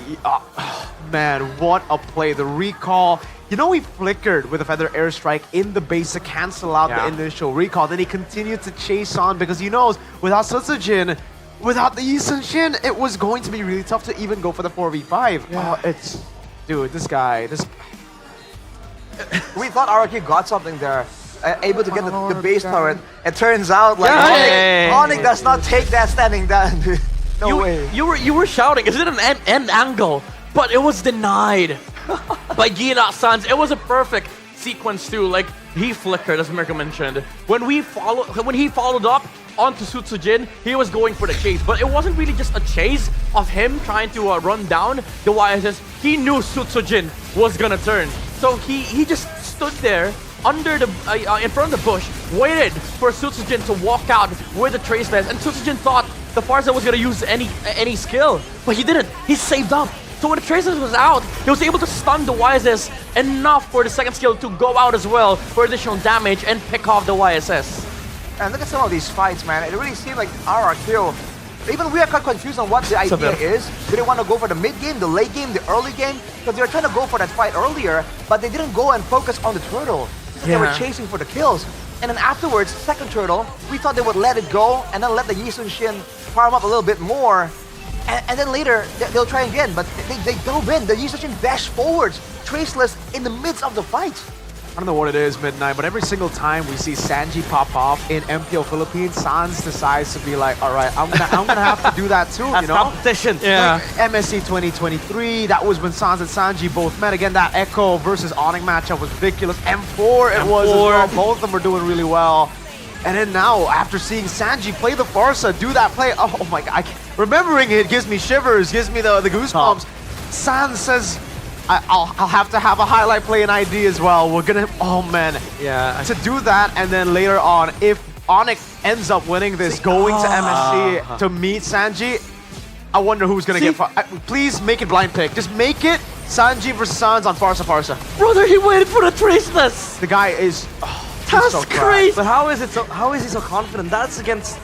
Because he is not YSS. Because he's insane, brother. He knows. He does not operate like a human being. He is gila, bro. He knows the limits of the Yisung Shin. No one knows it better, I feel, than Sans. At that moment, Su Sujin was not playing the YSS. Sans was playing the YSS. You're gonna do this, and if you do this, I do this. Su Sujin was merely dancing to Sans' tune, brother. Exactly. Wow. But I will have to say, if we have to nitpick, that early game was disastrous for RRQ. With this composition, you do not want to face off against the Alpha in the early game. That's why we saw the Alpha, we're like, all right, they want to snowball. And yet, RRQ said, sure, have this on a silver platter. Luckily, they were good enough to actually stabilize somehow in the mid-game, which is, in my opinion, quite crazy in its own right.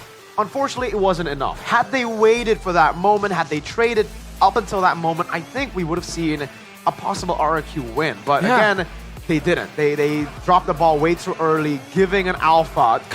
508 on an Alpha. This is an assassin stat on a fighter that is very one-dimensional. You go old, you need to win the fight. If you don't, you're kind of cooked. Yeah, you know, he was sitting in the same boat. Kyrie, if you lose the early game, that's it. You know, you just lose to the snowball of RK Hoshi. But I think, you know, the definition of snowball here is not that you're taking the first objective. You're taking the first turtle. No, you're taking your timing. You're waiting for the power spike to come so that you're able to maximize the existence of the hero. And Arki Hoshi, this is not a lineup that wins first turtle, especially up against an Alpha, up against a Farsa, and a Kalea. You're a YSS. You have to time the traceless for the retribution steal, but guess what's gonna follow? Like never-ending crowd control from Onyx Philippines. You're gonna get doped on by the Alpha. Grip Alpha with the with the feathered airstrike. YSS dead. So RRQ needed to play for the resource game so that when the YSS timer comes, you shut down the Alpha, you play with the Granger, play alongside it, the timer of the Skypiercer, and then take objectives. Yeah. I don't know if you noticed, but you said Onyx Philippines. Oh, did I? Sorry, Onyx. It's a habit. At least we know that game was PH worthy now, right? Yeah. So, hey. Dude, it felt like, they know what they're supposed to do, but it's just at the wrong time. RQ, they needed to, wait for the YSS items to come out, play under the timings. But what happened was the reverse. Onyx was just allowed to utilize the Alpha, utilize the the existence of the Varsa, and then the Granger, YSS mid-game power spike was no longer. Yeah, like they mistimed when they're supposed to do the things they were supposed to do. I think the only reason why they were even able to recover, I think was mainly Dyron, right? With Edok being on a non-real playmaker hero, being on just a roly-poly, right? Rolling around. Professor KB walked over earlier, had a bit of a conversation, and he said like, Edok on a Baksha, really? What kind of plays can we expect? Well, not much. So it was Dyron that was going with those fist cracks, with the Badang plays. But it just, again, wasn't enough considering the context, how difficult it already was for them. So it's a possible winning angle. It just did not come through, man. Yeah, but also the existence of Gila Suns. Like again, Dyron had an amazing crowd control. Three-man stun with the with the Badang, but unfortunately the feathered airstrike was there. Sort of like zone out the the damage healers on the backside, and most of the time it was Onyx IDs. Pacing in terms of the team fight, and RQ wasn't just able to, catch up in terms of damage, in terms of farm, and in terms of execution because Onyx was just prevailing in every single team fight. Yeah, this is so good as well for Sans. The storyline is that we all had kind of like the consensus that he might be declining in the early season of MPL IDC. Well, he was. 15. He was, technically. And, Yep came back and it felt like he was finding his rhythm again and fitting well into Onyx, and now, look at him. It's like Prime Sans all over again. Yeah. Or is it Prime Sans? It's like it never left. Yeah. Like it never left, yeah. It's like it never left. To go back to the draft again, though, we were already talking about how RQ, they had a pretty good formula in game number 1. unfortunately here, we said maybe don't change too many things. Onyx forced it upon them, right? With the Farsa pick. That in itself stopped that same composition from coming out for the side of RRQ. And despite Onyx winning game 1, they wanted to win they wanted to win convincingly. Game 1 wasn't that convincing. They had to wait for the late game. That's when game number 2, stealing the Farsa away, was a genius move in the end. One of the best steals. You saw the Valentina and you're like, okay, that Valentina is pretty good because you can steal the feather airstrike, but then you watch the game again, one of the many things that Sans was able to do that wasn't really highlighted earlier is the fact that in a lot of team fights, he just plays so far back that it's hard for the Valentina to steal the feather airstrike. So most of the times, Prince was forced on the Tsunami Slam, and with a Purify, it's very, very hard to get the Tsunami Slam on any of the real targets. You're really just kind of like a reactive Tsunami Slam user on the Valentina with Purify. And he had to go Purify because you're up against Kalea. You don't want to like gamble on who gets the tap on Tsunami Slam more faster. I somehow get the feeling if the tables were turned and Sans was on the Valentina instead, he might just do it though. Yeah, to be fair, if you're Sans. I get the feeling like that might be the case. Yeah. We're kind of glazing Sans at this point. But yeah, exactly. Valid glaze. Valid glaze. Sans and it's not just on the Farsa. Whenever he's against a Valentina, he is just so good at it. Yes. Back when the Faramus was meta, he does not give up the Netherrealm and all these other big ultimates. That's true. His awareness, right? He just knows exactly what the opposing team is looking for, and he just knows the best way to kind of like be close enough, but not really. And it really baits out a lot of different reactions coming in from their opponents. Yeah, and that's true. Like, you know, if you're a Valentina, there's some things that you want to do in the game, but if the enemy knows what you're gonna do, it's hard because like information is one thing, positioning is also another thing. Valentina versus Lucas, sometimes Lucas, you know, they flex it to EXP. They don't even show up to the fight until it's too late. You know, that's the thing that Sans abused in this game. Positioning was you know, very, very important for Onyx ID. We'll take it to Bude Clara Monster up on stage as she has an interview going. Bude, what's happening?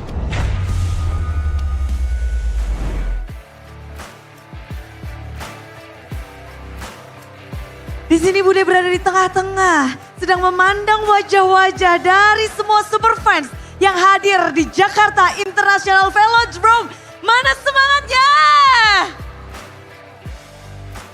Tentu kita melihat kalau dari Sonic, mereka matanya berbinar-binar.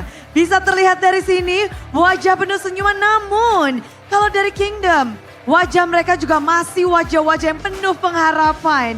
Mereka berharap bahwa RRQ bisa mengejar ketertinggalan poin. Dan kalau kita melihat semangat dari super fans tentunya berbanding dengan bagaimana perjuangan kedua tim ini untuk mendapatkan satu slot pertama untuk babak internasional untuk MSC 2025. Dan satu langkah lagi Onyx bisa mendapatkan itu, namun lawan mereka adalah tim RRQ yang kita tahu kestabilan mereka dari babak regular season yang dibawa hingga babak playoff. Namun kalau ngebahas tentang internasional tentu kita boleh berbangga karena kita banyak memiliki piala internasional. Dan khusus yang paling berkesan mungkin adalah gimana kalau kita ngebahas tentang legenda yang membawa piala internasional ke Indonesia. Di sini akan bergabung bersama Bude langsung yang terkenal dengan kebarbarannya. Langsung wajahnya pada takut nih ya. Kita akan langsung sambut saja untuk ngobrol-ngobrol. Inilah dia Donkey Barbar Koyur. Halo. Kok udah lama kita nggak bertemu. Boleh dong disapa-sapa yang ada di sini kok. Halo semua penonton. Salam barbar. Salam barbar. Gak jadi deh. Salam barbar, semuanya pada say hi juga di sini kok. Tapi bentar, kok lagi ngapain kok? Lagi di rumah Eko. Lagi nobar kah? Iya, lagi nobar sama Eko ini. Lagi nobar Terus bersama. lagi jodohin anakku sama anaknya Eko. Lah. Jadi panjang ya ternyata ya. Tapi rame banget pastinya di situ. Lagi rame-rame, tapi sebelum kita ngobrol lebih jauh, kita akan membahas sesuatu karena udah ada legenda. Kita juga akan ngebahas perjalanan yang ada. Inilah dia, sesuatu yang akan kita bahas bersama-sama. Di mana kita tahu Koyur, Romer menjadi satu momen atau role crucial juga yang ada Dan kita bisa bahas juga dari season ke season, era ke era, ada ikonnya masing-masing. Koyur, dari season 1 sampai season 5, wajahmu terpampang. Lalu selanjutnya ada Leo Murphy, tasnya.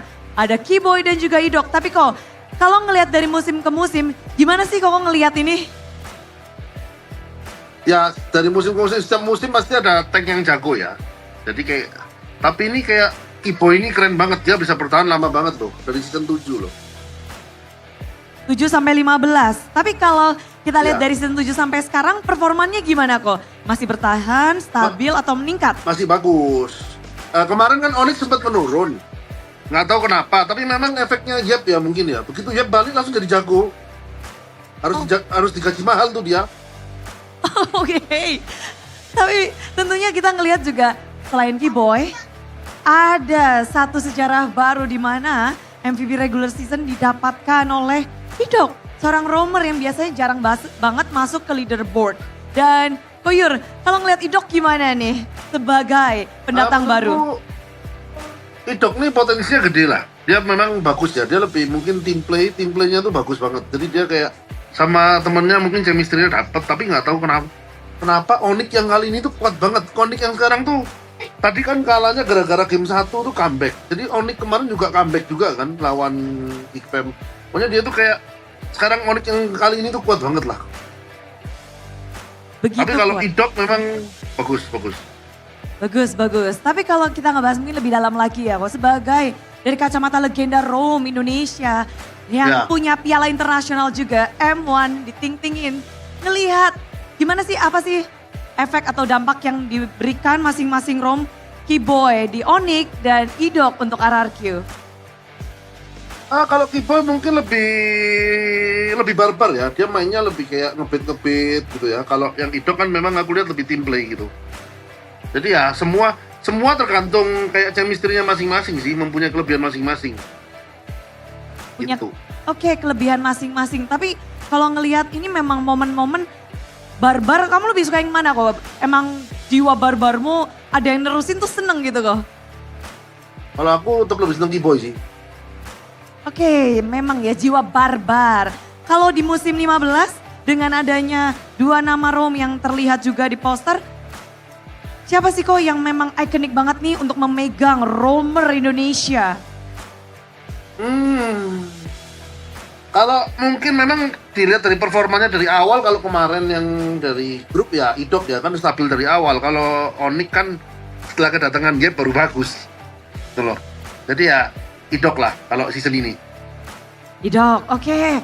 Jadi memang terlihat ya dari regular season dan ternyata efeknya sangat berkesan bagi seorang Dangki Barbar. Tapi kok kalau ngelihat momen-momen banyak sekali yang terjadi untuk MPL Indonesia season 15 sesuai dengan prediksi Koyur nggak? Sesuai dengan prediksi enggak sih. Onyx aku pikir awal-awal tuh Onyx tuh bakal ya udah kayak stuck gitu. Tapi tiba-tiba Yep is back. Ya beda lagi dah. Oke. Yep, effect merubah segalanya. Tapi betul. Kok ini tim yang menang kali ini akan ngedapetin tiket MSC IWC. Koyur punya prediksi nggak kok? Siapa nih kira-kira yang bakal ngedapetin? Ya RRQ sama Onyx lah. Oh, RRQ dan Onyx. Ini dua nama ini. Siapapun yang kalah tetap menunggu. Siapapun yang kalah di lower tetap menang. Yang dapat pertama siapa nih kok? Yang dapat pertama ini udah pasti Onyx lah. Bukan pasti ya. Hampir pasti kan udah 2-0. Susah mau comeback gitu. Tapi semoga aja RRQ bisa comeback. Jadi mengharapkan 5 game kok? Oh, harapanku 5 game kalau bisa. Harapannya 5 game. Tapi mungkin ada yang mau disampaikan kok untuk penutupan perjumpaan kita yang online ini kok? Apa penutupnya? Salam Juan COK. Oh wow, pokoknya salam untuk semuanya yang ada di sini ya. Dan itulah dia Dangki yang memang barbar. Dan melihat hari ini thank you banget kok. Game harus terus berlanjut. Di mana Best of 5 Series kita hanya bisa melihat perjuangan dari setiap tim. Dari Kingdom yang masih berharap dan juga dari Sonic yang ingin terus mendapatkan kemenangan. Dan panelis pun sudah siap untuk membreakdown seperti apa. Tapi kita kasih semangat. Sekali lagi, mana semangatnya untuk match ini? Dan semangat sudah mengalir, langsung saja panelis. Silahkan game ketiga.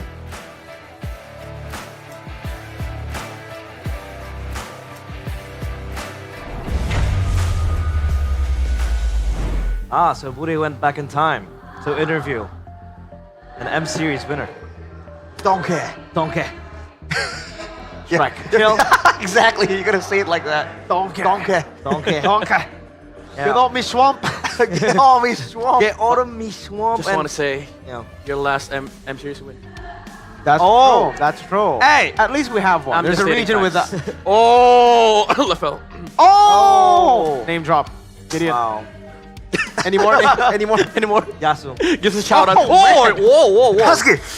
No. Shout out to the whole world. To the whole world. The whole. At least we can say we have all the M series here. Exactly, Like- brother. Let's go. Yeah. I think we're gonna cool it down a bit because I think it's Dandruff fallen. Have you been drinking shampoo, Virgo? No, it's impossible. It's No, I'm impossible. kidding. That's impossible, I'm bro. just kidding because I shower every day with this. What do you? Yeah. With where's it? Right there. Here. There you go. This. You gotta move This is- on. this Head is a and shoulders. It midnight. wipes out 100% of wet dandruff. Plus, it's oh no, I hate this. This is a Initiation. this is a custom. Okay. We do A here long-standing at- tradition. Hey, I'm I sort was of trapped I now. was there. Thank God, my first season there was no Head and Shoulders yet. And then the next season I had this. constantly every week. You hold it until we get to draft. Okay, Yeah, This okay. is You gotta hold it. the signature. I'm gonna be honest though. Testimony, exactly. I'm gonna be honest. I bought one. Yes, earlier in the Ah, morning. yeah, I bought one. yeah. Yeah. Did you get this one? Or Yeah, mental or lemon? yeah. I could show it to you later. Okay. Okay. And then even when I was in your room yesterday, right? We ate together in your hotel room. I saw Head and Shoulders in your bathroom. That's me. That's you. That's me. What's your favorite flavor? That was stolen. Flavor. That was stolen. That was stolen Oh, from? I got a snitch on Arashi. Technically, we didn't steal it. All right. The end of the regular season means that like everything is technically ours, right? Yeah. Like the Samsung as well by the end of playoffs. Like they've served their purpose, right? So I was reusing, recycling. Reuse this. I don't know if I can do that. Hey, Arashi. I had to do that for like I think 5 minutes or around like 10 minutes. I'm committing. Nah. I'm committing. And let someone like take a screenshot. It's just like some I know. You know what? I know. no context. Deep inside Midnight's mind, he wants Mr. Producer to cut off to like to the draft. Zipper, Yeah. don't do it. We're gonna stick here up until draft. Yeah, Just want to say, there's a shower in our bathroom. That's true. that's true. I can actually take a bath while we do draft. No, not in game. In game. Well, that'll be a quick one. You're like, How long do you take? I mean, There you go. See, Zipper just told us just that go. we're not gonna do the drafting phase for another I think 30. for another 30 minutes. Yeah, Yeah. so Oh. you're gonna have to Hey, hold that's- that right there. It's gonna freeze. Oh, that's what they did at the end of the regular season. They put it in on the their last head. day of the regular season, we all like we put it on our heads. Yeah. Me and Eterna. All right. Even though I'm holding on to this, I'm kind of tempted to just put it on my hair. You want to do it after, like when we're done with the match later. Yeah, but it's Yeah. gonna Don't drip worry, we'll out. get another one. It's okay. Okay, nah, just nah, fill nah. up a All right. whole bottle. Thank you, Mr. Cameraman. But don't worry, chat. I'm still holding on to it. Thank you. Thank you. Finally Midnight. The Head and Shoulders treatment. Now though, It smells good though. game recap. It is. It does. Yi Sun Shin. Obviously, we were all surprised by that pick, but yeah, it was laid out and concisely what happened. No, just go on. Carry on. Oh, it's dripping! It's dripping! It's dripping, dude. Okay. No, it's not dripping. It's not dripping. Don't worry. Thank you, Mr. Producer, for making this off cam because we don't want to see that mess. It's not a mess, This bro. is It's between not his a mess. fingers. It's between his fingers. It's not a mess. I'll be putting this on my hair later on. Yeah, you have to. Again, though, if we have to bring it back to the drafts here, Yeah. it's look at how relaxed the man is. By the way, who's the better? Oh, you really gotta do it Hey, here right this now is- after that performance. Diabolical. Type the players' names now in the live chat. You guys think it's Rins Dude, this is rigged, dude. or San? After that clip, of course. And that was baked fresh in our minds right now. Yeah. I'll answer then. Moreno. Alright. I'll answer. The mid laner that's out of playoffs, right? Sanji? No. Moreno. Suelo? Hey, Suelo? listen, Suelo? listen. Suelo? Listen, guys. your mid laners will lose at MSC, like at least one game. My mid laner is undefeated. Oh, that's true. Okay. My mid laner is undefeated at MPL PH. By the way, my Fanny has a perfect record too. Yeah. 0% win rate, 0% lose rate. Perfectly balanced, as all things should Perfectly be. balanced. That's not balanced though. Who's the better that's it. Farsa? Yeah, that is not balanced. Oh, man. man. Hey, usually when these kind of polls come out, it's, you know, broadcast native. You know, like if it's an ID, usually the RRQ votes, you know, they pop up. Oh, but not over even- there, not even ID. we can see that even in ID, Sans is voted to be the better Farsa user. Now, Hey, it's equalizing now though. it is equalizing. Is it? Sans is still far. Ah, never mind. It Mirko. jumped back. Mirko, what do you think are the comparisons between Sans and Rince when it comes to the Farsa?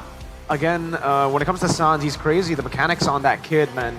Yeah. He's so good. He knows the limits of the Farsa. He knows instinctually how to utilize it. He has the calculations in his head. Meanwhile, for Rins, I think it's kind of like it's pseudo Sans when it comes to mechanics. He really shines when he plays the utility role, mid laners, because he's the main shot caller for the team. He's not really the guy that you would look to make those mechanical plays. Even against Hijume, I had a conversation, I don't know who it was with, but we agreed that Hijume mechanically is the better mid when it comes to playing the Farsa compared to Rins, but Rins is just so smart with it. Yeah. And he knows how to calculate. I haven't talked to you about it, but I would agree because even when I was with Arashi yesterday, in my mind I was like, Hijume's really good on the Farsa as well, and he's kind of gapping Rins. Yep. In terms of the mid lane aspect, and I would say like he's not the best in terms of like damage dealer in the mage role, but he does have like the good moments of being able to zone out their opponents. But again, last game it wasn't really possible because he had to play against a Kalea. And now, obviously, into the drafting phase we go on what could potentially be the last drafting phase of this evening. Could be actually. And Onyx, just one win away from that ever-coveted MSC ticket.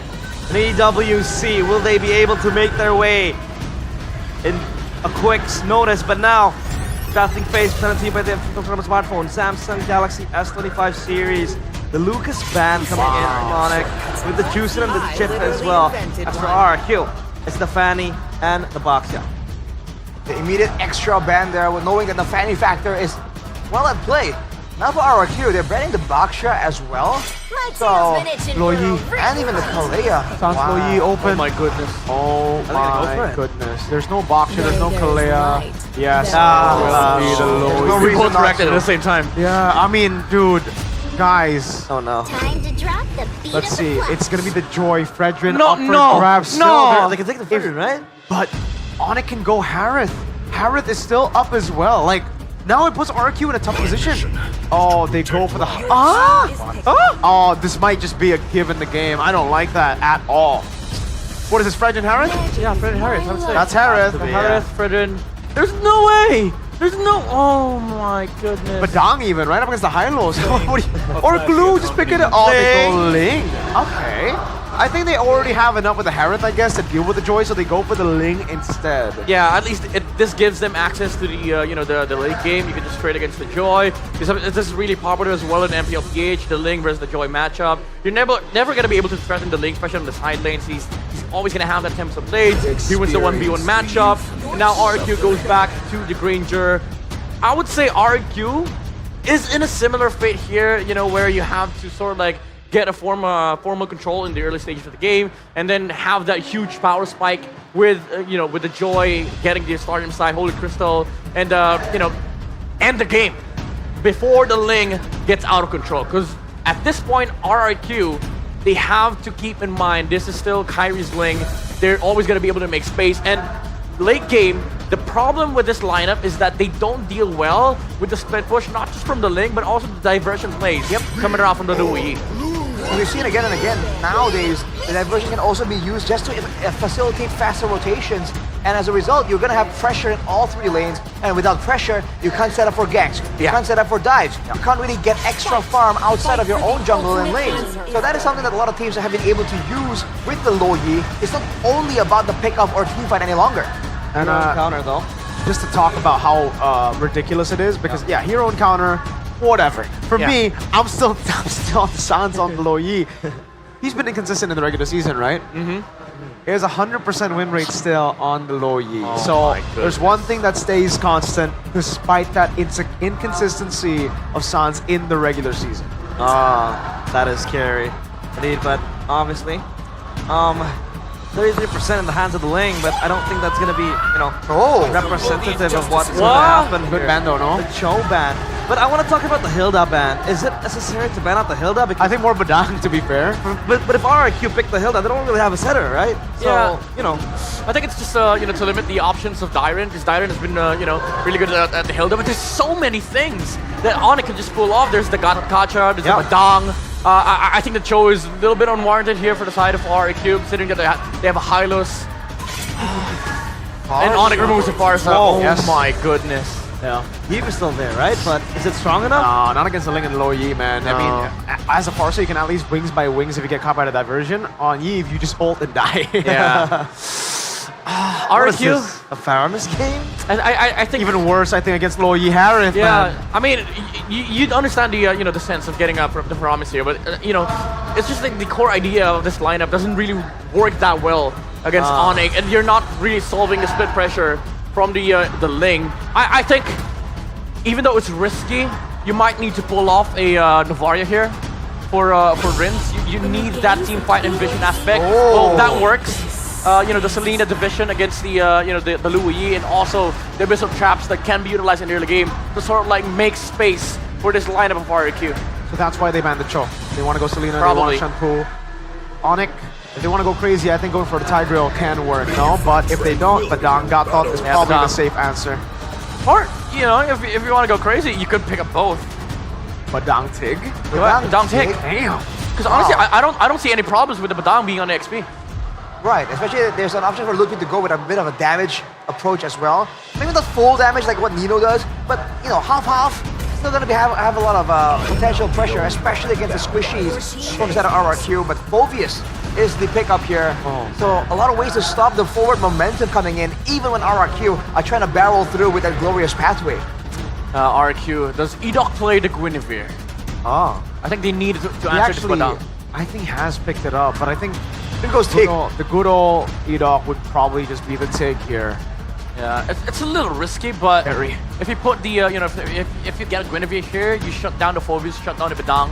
You let the you let the Joy do his thing in the middle stages of the game, and it allows for RRQ to have this amazing engaged comp in the mid game, but it is quite risky. Takes the option. There we go. Edok finally getting his hands on a pick that we've been waiting for all playoffs. So far, it's just been him on uncomfortable picks. Gatot earlier again. So finally, 3-0 or 2-1. Yeah. I gotta believe, man. It's never over until it's over. Hey, you got a believer and a kingdom in him. But obviously now it's time for Chefin and Gani to take the stage. Will it be Onyx that will jump to MSC, or will RRQ still fight back? Let's go to the casters. Onyx is one game away from Riyadh bound, from MSC, from the prize pool of $3 million. All they have to do is win it out and beat RRQ in this game 3. But surely RRQ will not just stand back and let it happen. What's gonna happen in this game? Game 3 commences. Lanadon, here we go, as we will witness what will happen here in potentially the last game. Will today be the day of clean sweeps, or will RRQ deny that here and on? Surely a clean sweep is not really on everyone's bingo card, but you don't gotta watch out for Sansa's first level or 2-level damage here. Rins winning the trade there with the Abyssal Arrow. Now, this is gonna be pretty interesting. The Joy and the Ling. An assassin battle? Like, what's gonna happen here? They're gonna go toe-to-toe? Like, if we're talking about, like, the on-paper 1v1 potential, I think Kyrie has the edge, but surely this is not a 1v1 game. Edok finally getting his hero on the set. So it's gonna boost RRQ's potential on the team fight, surely, if he knows what he's doing. And I bet you he knows, because he is the MVP. of Season 15. Kyrie though eyeing for engage.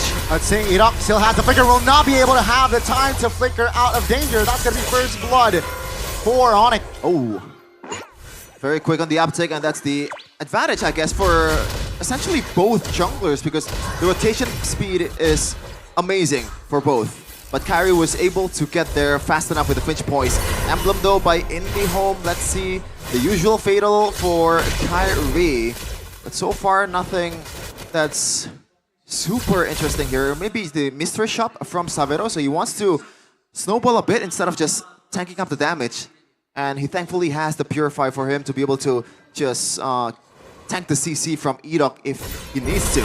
Pistol arrow lands to Lutpi, but it's just a bit of damage before the turtle fight begins.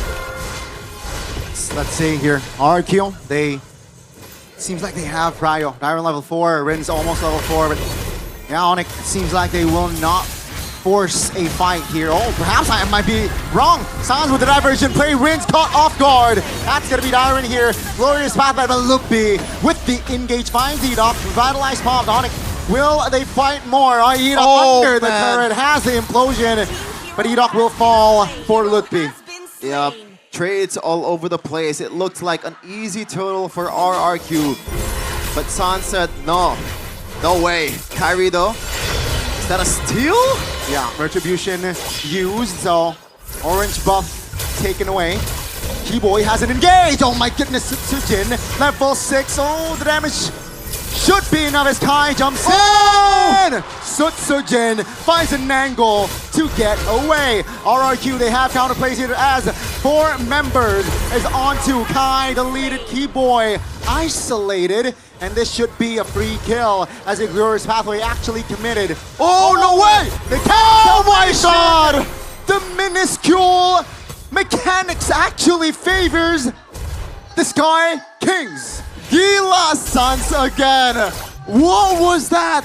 I thought Edok was making the right play, and it was the right play, trying to drag out both Sans and also Keyboy outside of the diversion area, but not enough apparently. Insane mechanics and also recognition that he needs somehow, save Keyboy from his demise. But speaking of Keyboy, he is on the down once again, Gani, and we know he is 100%, yes, before this day, he is 100% on the Badang. 10 matches or 10 games he played on this hero. We saw Sutsujin finding a cheeky angle to escape Pen-san say, hey, we can do better. Let's see here, reset gold. Yeah, very, the difference is very low. The turtle will be up here soon. Let's see who is going to take it. Yeah, I think Onyx will somehow use the diversion again for Sans to be able to take the bushes behind RRQ, but Rince knows what he's trying to do here. He tried to just cover all the bushes for the whole team of RRQ for him to be able to spot out this micro mechanics or macro from Onyx for them to be able to catch them off guard. It becomes even harder, but Kyrie is there trying to get the total. See here, it seems like both teams taking it slow on the second turtle take, and RQ, they are filling and committing more in the river area. Then again, Kyrie is on a link. Also, Sutsujin knows this. He is a level ahead. Lutpi looking for an engage there on towards Sutsujin, and yeah, taking it slow. Okay, some damage towards Sutsujin, but nothing too serious. Kyrie secured the Berserker's Fury. That's a pretty big item. Edok getting stunned up. Oh, implosion! Yep, on towards one. Severo pops his Purify. RQ, what will they do? Edok, half HP, Glorious Pathway committed. Turtle half. Selena doesn't land. That's gonna be Lutpi. Sandbag. Oh! Keyboy finds the connection and 2 members deleted. That's gonna be Sutsujin though, looking for compensation. He moves back, but Onyx, they will be in control of the turtle. Immediately after I mentioned that he is still 100% on the Badang, he proves that this is why he's been unbeatable on this hero. Absolutely crazy from both Keyboy and Sans in this early of a game, and that is why they're the best roamer mid lane duo in MPL history. Sutsujin might be in trouble. No problem for him. Let's see. RQ, they need to at least find something trade-wise. They are behind on gold. Map control. This is perhaps the play. That's going to be the implosion. Flicker committed. 2 members caught. Tempest Blake also triggered, but nothing else. Precision, half HP. Ludwig misses. Yeah, RQ, they tried earlier, but great spacing from Onyx. Yeah, this is why Badang is such a good pick here. And even the Phobias, because you have this engager, the Edok, even Sutsujin, is gonna have a hard time for them to be able to get into the team fight, because these two are engage denier, assassin denier.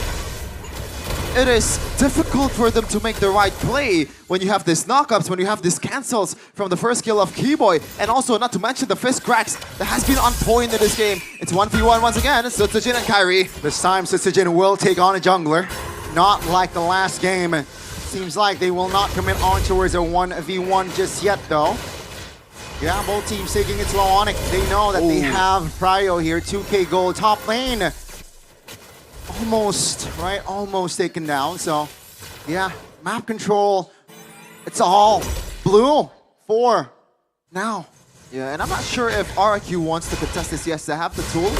And if Rince can land a hook or a good abyssal arrow, then that would be a difference maker before the team fight begins. And there you go. Sutsujin is just gonna split and try to get the bottom turret, the first tier turret for himself. And I think that's a good move, knowing that RQ is at a massive disadvantage in this fight.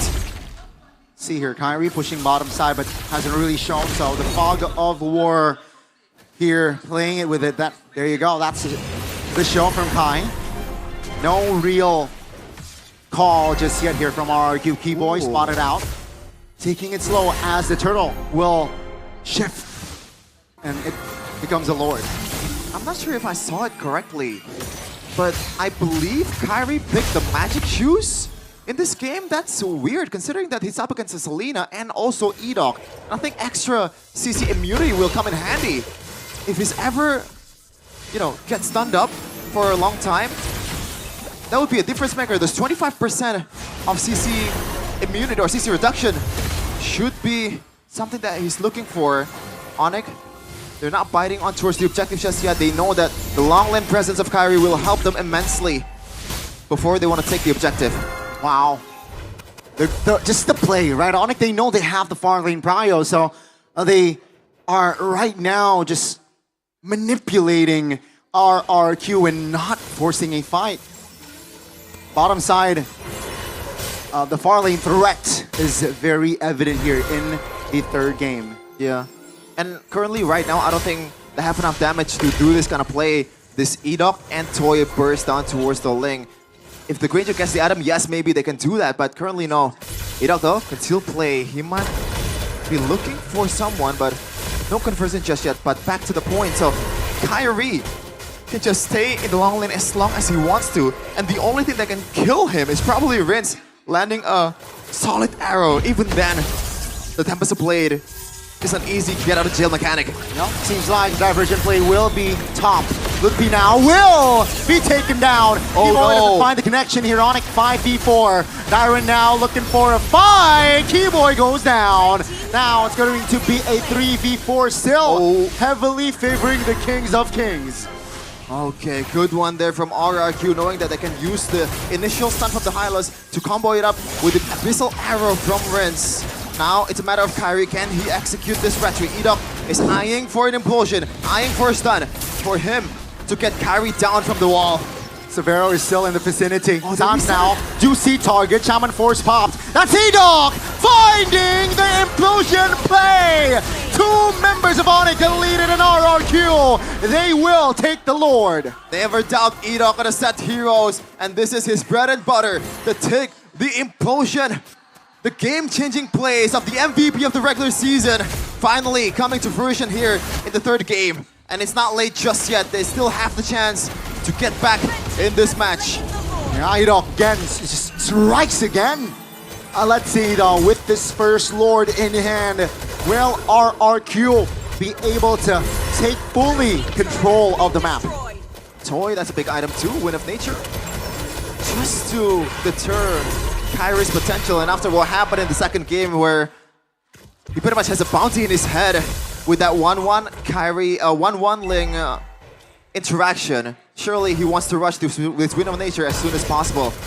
Looking at the whole thing though, let's see if there is something that we can discuss here. So far, it's nothing too crazy. Edok maybe not having that fleeting time is a bit interesting. He wants to go for more tankiness, knowing that, you know, he's gonna be one of the two frontliner of RRQ to take the beating, to take the front to back from Sans and Salvero in the front line, and he rushed the Radiant Armor. Okay, will that MR be a big factor? Let's see. RQ, they're taking it slow. Lord will march top lane. It seems like, yeah, Onyx will sacrifice all of their inners. Base turrets will be the main priority of Onyx to defend, and seems like now Lord will charge. Okay, Lutfi didn't get arrowed. Savero, look at the wave clear, that is immense. And RQ will just back away. The Abyssal Arrow lands. Nothing too much HP. Base turret top is not looking too hot for Onyx, but at least they have defended. It seems like the inner turret bottom side though will still stand, so that's a plus. RQ, they will siege more as a mid and top enters the vicinity.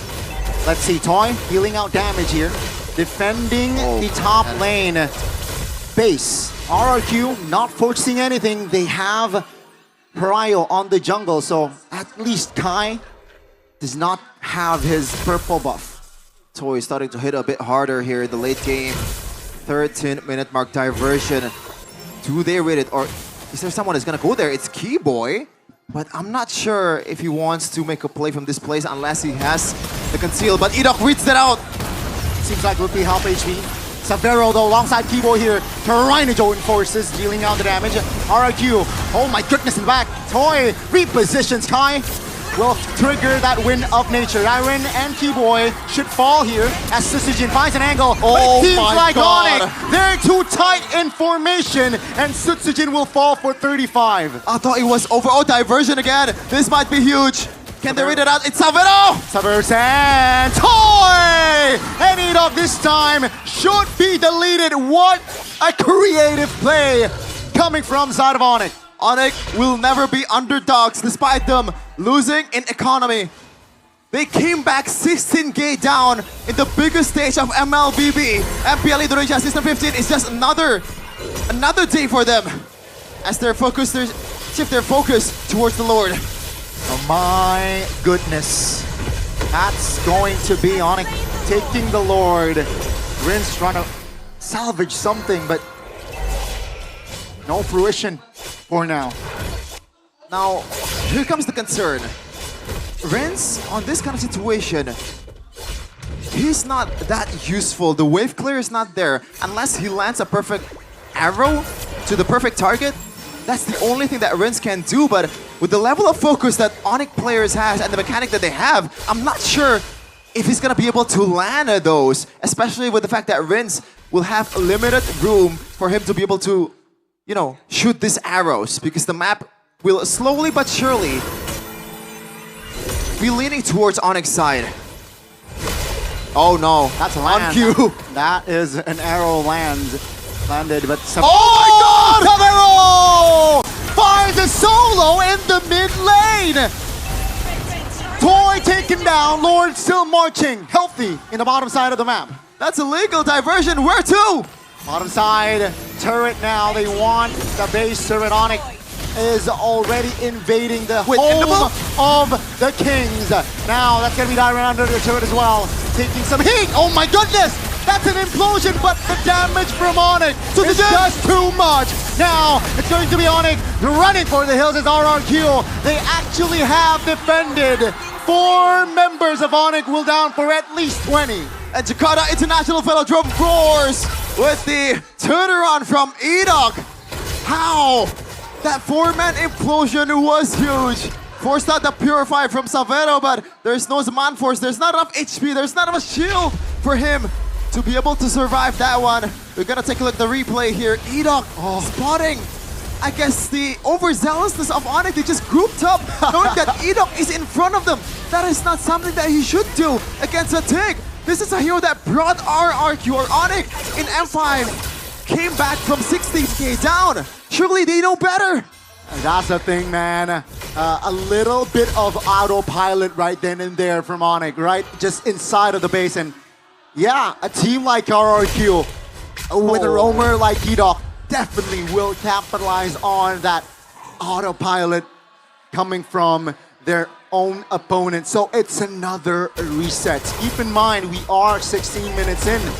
So yeah, let's see here. Definitely RRQ have increases their odds to perhaps potentially force a game 4. Yeah, the increased odds are there, especially with the...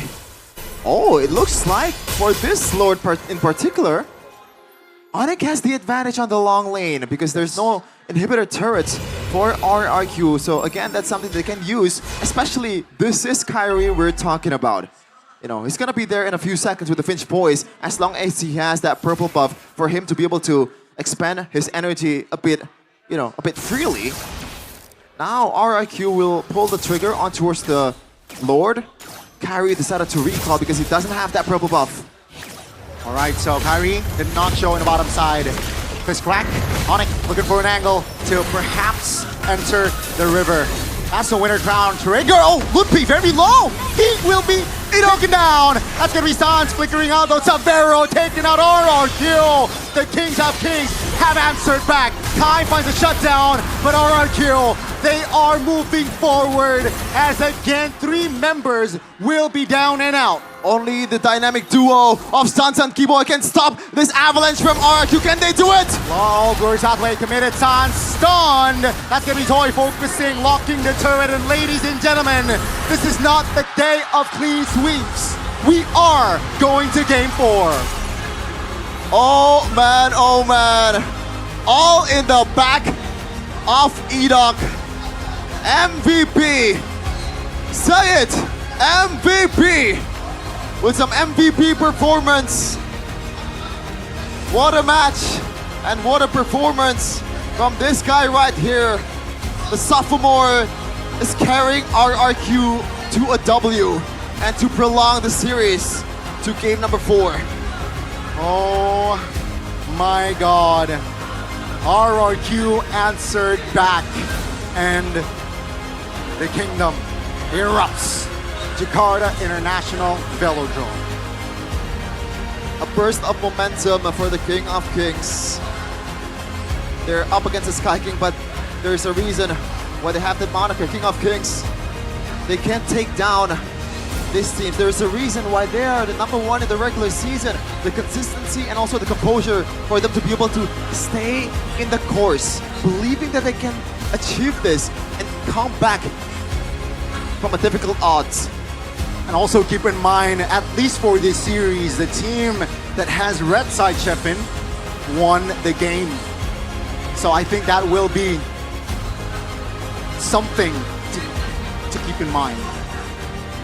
And by the way, we doubted the Hylos, but I feel like the fact that the Abyssal arrow lands so much before the team fight, that's also because of the Hylos. Yeah. Maybe our panelists can break it down even further. Time is yours, guys.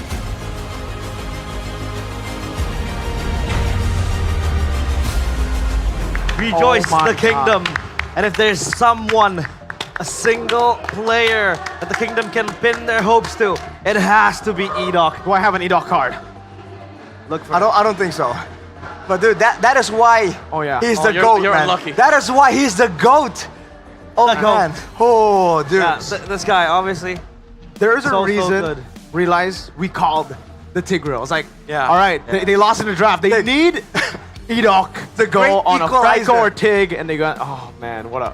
They needed that one moment, right? That could turn the team fight around. That one big ult, which by the way he did on that possibly what was a last defense. Yeah, that was an end angle for Onyx. And then Edok. But So you were saying Edok happened. he walked into position. Yeah. There, here. This one. So he went and flickered in. Oh my. Sans sort of walked in too, and Onyx did not expect that set because, you know, he waited for at least 0.8 more seconds before he went inside and get that found that set. I'm speechless. I'm stuttering because I'm stuttering. Not stuttering. Dude, stuttering. I Because can't I talk. couldn't believe Edok pulled off that play. Yeah. I can't talk that well right now. I may or may not have been jumping around yelling when that happened. Yeah, the whole place erupted. The roof went off, and Arashi was just screaming on top of his lungs. But the MVP, the player of the game, it is, and it has to be Edok, presented by the official tournament smartphone Samsung Galaxy S25 series, and yeah, that single implosion at least. But aside from that, anything you can highlight that Edok did in the entire game? Well, he was doing a good job screening for potential dangers, and several times you saw very, very clutch intentions behind the Sacred Hammers from Edok. But unfortunately, Onyx were just doing a great job mitigating a lot of those big moments until later on when RRQ were able to find some trades off and they're able to kind of match when it comes down to the damage output. That's where Edok really started coming up online, dude. He was just so patient the whole time. Before that, I guess knowing that there was something they could have done anyways, but dude, that's it. And it turns out, right, I mean, usually when you're up against Edok, it's so easy to just say, all right, let's go Purify, let's deal with it. Yeah. That's why the Selena pick ended up being really, really good in the end, right? I mean, at the start we were thinking, all right, why Selena? Turns out it was a setup for Edok to get those implosions. Before that fight happened, the one where the implosion landed on two, both Severo and I forgot the other guy. Oh, by the way, crazy Severo assassination here.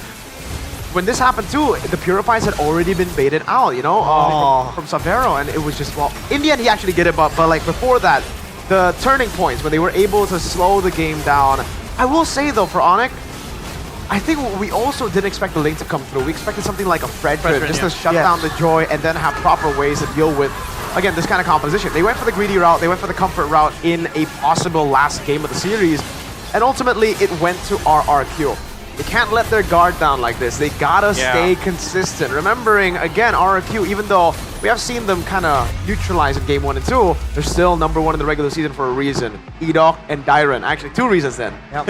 I have to give a shout out a bit more to Syzygy as well. Like we said, on the Joy, this guy just is a bit better. He's not the clutch kind of player like we were talking about. He's still the same kind of more hesitant kind of jungler. But you saw that on the Joy. There was that one escape against Kyrie that was very impressive. And even in that final fight, he did a great job just actually outputting the damage and zoning out, dealing damage to the whole backline. Even though in the end he missed the final dash, and you know he got picked off against Kyrie. But you're seeing him just perform so much more, so much better in a clutch factor as compared to the other assassins that Syzygy usually brings to the table. Yeah, weirdly enough, it doesn't brawl in Joy. I think that's why Syzygy Joy works for RRQ. Like you know, they learn to play the game in a slow pace. Not really slow, not sluggish, but they find their timings. And I think for RRQ, this is very important. But for Onyx, this is where they got sloppy. This is very similar to how RRQ played game #1. They just got sloppy in the the later stages of the game. Dyron getting picked off in front of the Lord, in front of the bush, where the Hylas was checking, used the glorious pathway, the arrow hit. And that's where the game started slipping off for Onyx, because even Kyrie couldn't hold the side lanes anymore because RRQ was forcing the issue. Yeah, that Brave Smite pickup though by Sans, did he really need to survive with that emblem? Was sustainability necessary for this Loyi? Yeah, I think at this point it's a pretty common spell, or sorry, not spell, common emblem to take right now. The Brave Smite over, just damage dealing, because on the low Yi, especially up against a very aggressive composition like this from RRQ, you do need a little bit of survivability, especially in the early game. I just gotta give props though to RRQ for playing that game well, because despite the fact that yes, we didn't like the Ling pick, there were some picks that we thought would come out, like the Tigreal to deny Edok. RRQ just played a good game. Actually, Edok played the best game of MLBB. Here, I think throughout the series, out of all the individual players, despite Sans going and getting a crazy individual play last game, Edok, this is the reason you want to take away the playmaking from him. You want to just put him on the Hylos, on the Gatot, on the Baksha. No, for your opponents you do. You want to put him on the Hylos, the Gatot, the Baksha. Don't put him on the Tig. If you're his opponents, if you're RRQ, Keskute, he finally, I think it clicks now, he's like, damn, we really got to go back to the regular season. We've been throwing out strats that we've been hiding. There's a reason. Yeah, I think this is comfort for RRQ. This is where they thrive on a lineup such as this. You perfectly realize what the timing is. You play for the late game. You let the the Selena and the Tigreal kind of sort of like control the early to mid, and then when you are in fighting shape, you execute to perfection. And I think for RRQ, this is where the coach comes in. All right, that's a good play. I like that he didn't panic. Because honestly, keyword there is not panicking. You saw when Edok tried to roll over onto the lane when Kyrie contested for the Lord, he didn't even use Flicker. He just let Kyrie waste his energy. And when they saw the lane had no energy, he went for that crucial, ultimate onto the backside. Yo, by the way, do we see 2 Sky Piercer builds for a toy? Or is that a mistake? There's a Sky Piercer there at about 6 minutes, and then there's another one at 18. I think he might have sold it then for something. Yeah, he might have sold it for something, which is like, yo. They bought it again. What? Something behind that. 80's not enough. Rose gold, no? There's like a rose gold behind it. Because he has both Rose Gold and Wind of Nature, but it could also just be the boots that he sold for one of those. Yeah. I wonder what he sold it for. You get the stack still? Like if you sell it and then buy it again? resets, it get reset. Yeah, it resets. I think he knew that, like, okay, Severo was doing well, and he didn't get a lot of stacks, so he sold it, but then he was like, oh wait, we're starting to win again. I'll get it again. Yeah, probably. Maybe. Which is, it's an interesting decision there, but I guess shows you again adaptability, and shout out to the whole team as well, despite what we were talking about the Sans.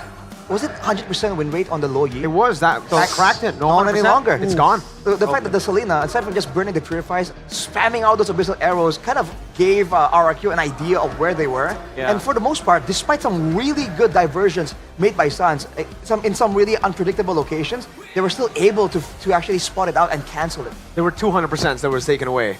Lo Yi and Badang. Keyboy Badang was 10 picks, 100%. Yo! First loss for Badang, Keyboy, and Lo Yi Sans. No way. Thank you, Mr. Edok. Thank you.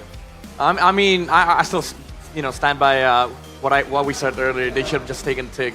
Honestly, because when you mentioned it, I was like, why not? Just take the the Badang XP and then put Keyboy on Tigreal. Then I agree. RQ suddenly have no solutions up until late game. But you gave Edok, the Tigreal. He acted like Marky. He became the solution for RQ. It was always been the staple pick for Edok, where he was, pushed on to make the clutch plays, right? Even the regular season, he has been doing in week in, week out. And that was one of his strongest picks, and now given to him on a silver platter, which, by the way, RRQ was losing in the draft until that pick come up. And maybe Onyx Greed as well kind of got to them, so... Yeah. It didn't even seem like they won so hard in the drafting phase. It's just that the way that guy plays it's a different hero, bro. My Tigreals in rank don't look like that. Oh, that's different. Nowhere close. It's shown up. Yeah. Let me play Tig for you. We'll see. Let's see. An astronomical gap right there. I think we're gonna cosplay as Edok, bro. This guy's gotta go. Midnight with the implosion. or shedding darkness on the opponents. Just Midnight. What was that? Midnight. What the hell? Oh man, what a game! Really beautiful game. And now I hope they finally found the formula. Realize that Edok needs a playmaker. Yeah, because they keep on putting him on the high lows, right? On the box, like Arashi mentioned as well. He's not gonna do much with the box. I mean, he can scout, pull around, but that's not what Edok is for. He's there to play make. He's like Luka Modric, right? Just setting the tempo, right? Yeah. Pushing the Steven Gerrard. Washed, by the way, washed. Edok's not washed, okay? Yo! And I think, to a certain degree, they were thinking of maybe making him the frontliner, but I think it's more than that. He's the playmaker. He's the one who have secured RRQ finally their maiden game in the series. But on stage, we have Bude Clara Mongstar to take an interview. So Bude, what's up?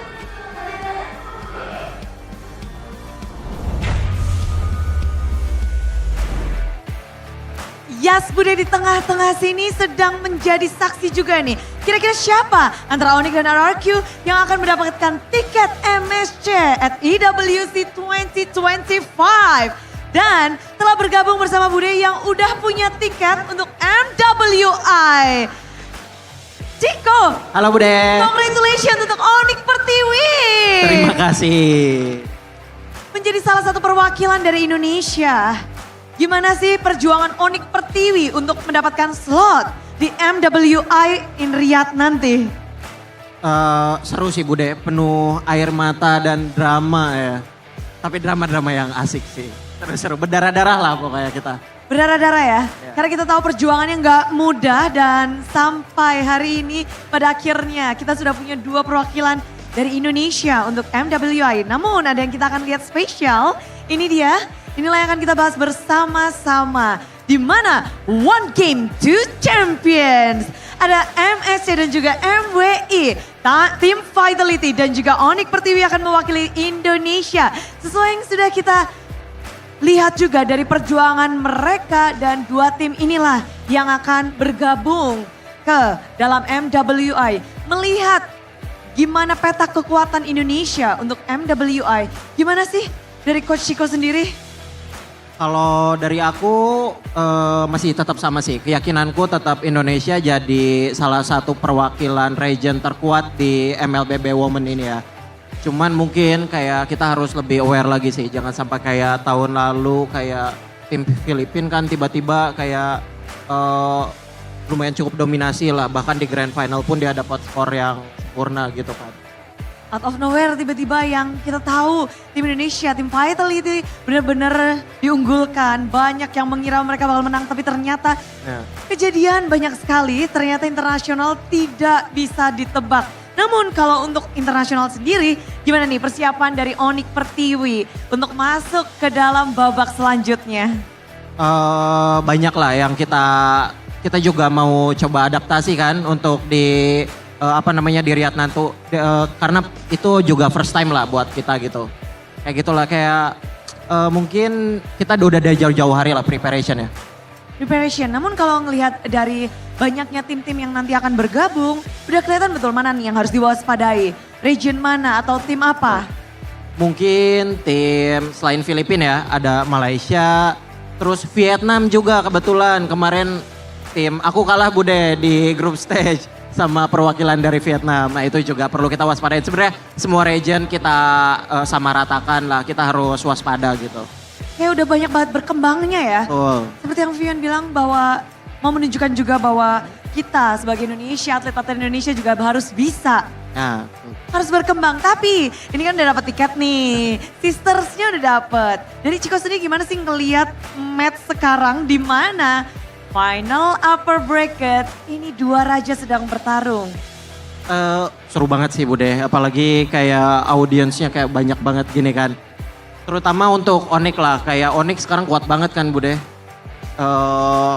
Kembalinya Coach Chep kan apalagi tuh. Menurutku season ini bakalan di MSC-nya juga nanti bakalan lebih seru lagi lah dibanding tahun lalu. Karena dari permainan tim Indonesia yang sudah berubah atau bagaimana? Kayak Indonesia sekarang udah makronya udah bagus-bagus lah Bude. Bahkan udah nggak kayak dulu lagi kan kayak brawl server katanya atau apa, itu Indonesia udah makronya udah bagus banget sih. Nggak cuma bisa jati diri gelut-gelut brawl server aja, tapi makronya juga udah jalan. Betul. Jadi kita bisa punya dua playstyle dong. Sebetulnya dari dulu juga emang kayak gitu kan. Cuman lebih kental lah ke team fight-nya kan. Kalau sekarang mereka lebih wise lah kayak kapan ngambil team fight, kapan yang enggak gitu. Mereka makronya lebih bagus aja sih. Oke, sebagai keluarga besar dari Onyx saat ini, Chico, udah penasaran. Banyak yang bilang ini adalah prime-nya dari Onyx yang tiba-tiba kembali. Onyx mode playoff, itu beneran gak sih? Kalau yang season ini ya Bude, kayak Onyx lagi bagus banget sih. Kayak lagi anomali gitu. Anomali yang Kaja Jungle Bude kemarin. Wah keren banget sih. Jadi dari hero-heronya aja bikin bahkan ya, keluarganya dari sendiri strateginya kaget. Udah menurutku step ahead sih, one step lah dari musuh lah. Ya tapi ngelihat betapa kuatnya juga dari tim RRQ. Gimana ngelihat tim RRQ di playoff ini? Menurutku RRQ-nya juga bagus sih, cuman Onyx tetap lebih unggul lah. Bajunya sudah terlihat ya di sini ya.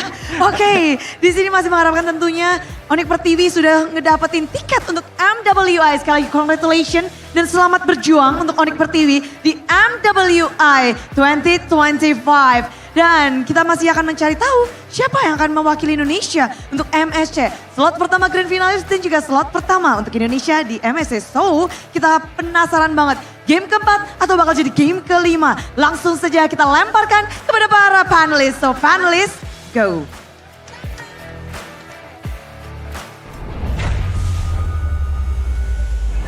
Thank you, Uday, Clara, Mongstar, and Chico. Chico, who is currently the coach of Onyx Pertiwi, which is the female team for Onyx, and he was ex-Rebellion coach. Ex-Rebellion, by the way. Ex-Navi, but wasn't he in Malaysia for a bit? Yeah, he was. JP Niners. Yeah. Then he, I think he got homesick. So. Are you homesick of MLPH?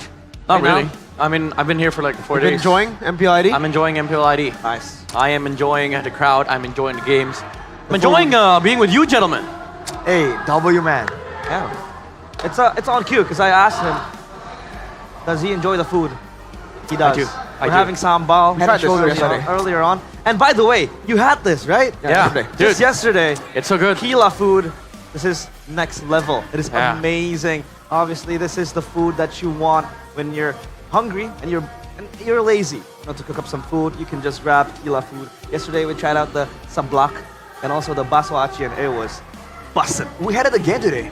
Ah, yeah. Oh, you got it again? Yeah. It's delicious. All right, He, how was it? he treated me. I mean, if you're gonna ask me, I'm gonna have to keep a stash at home because it's that good. You'll have to stash it up because late night cravings, you don't really want to, make the time to cook. It's all simple with tequila food. Don't forget to grab yours now. They have different flavors. They have a lot of, variants that you can enjoy. Tequila food, midnight approved.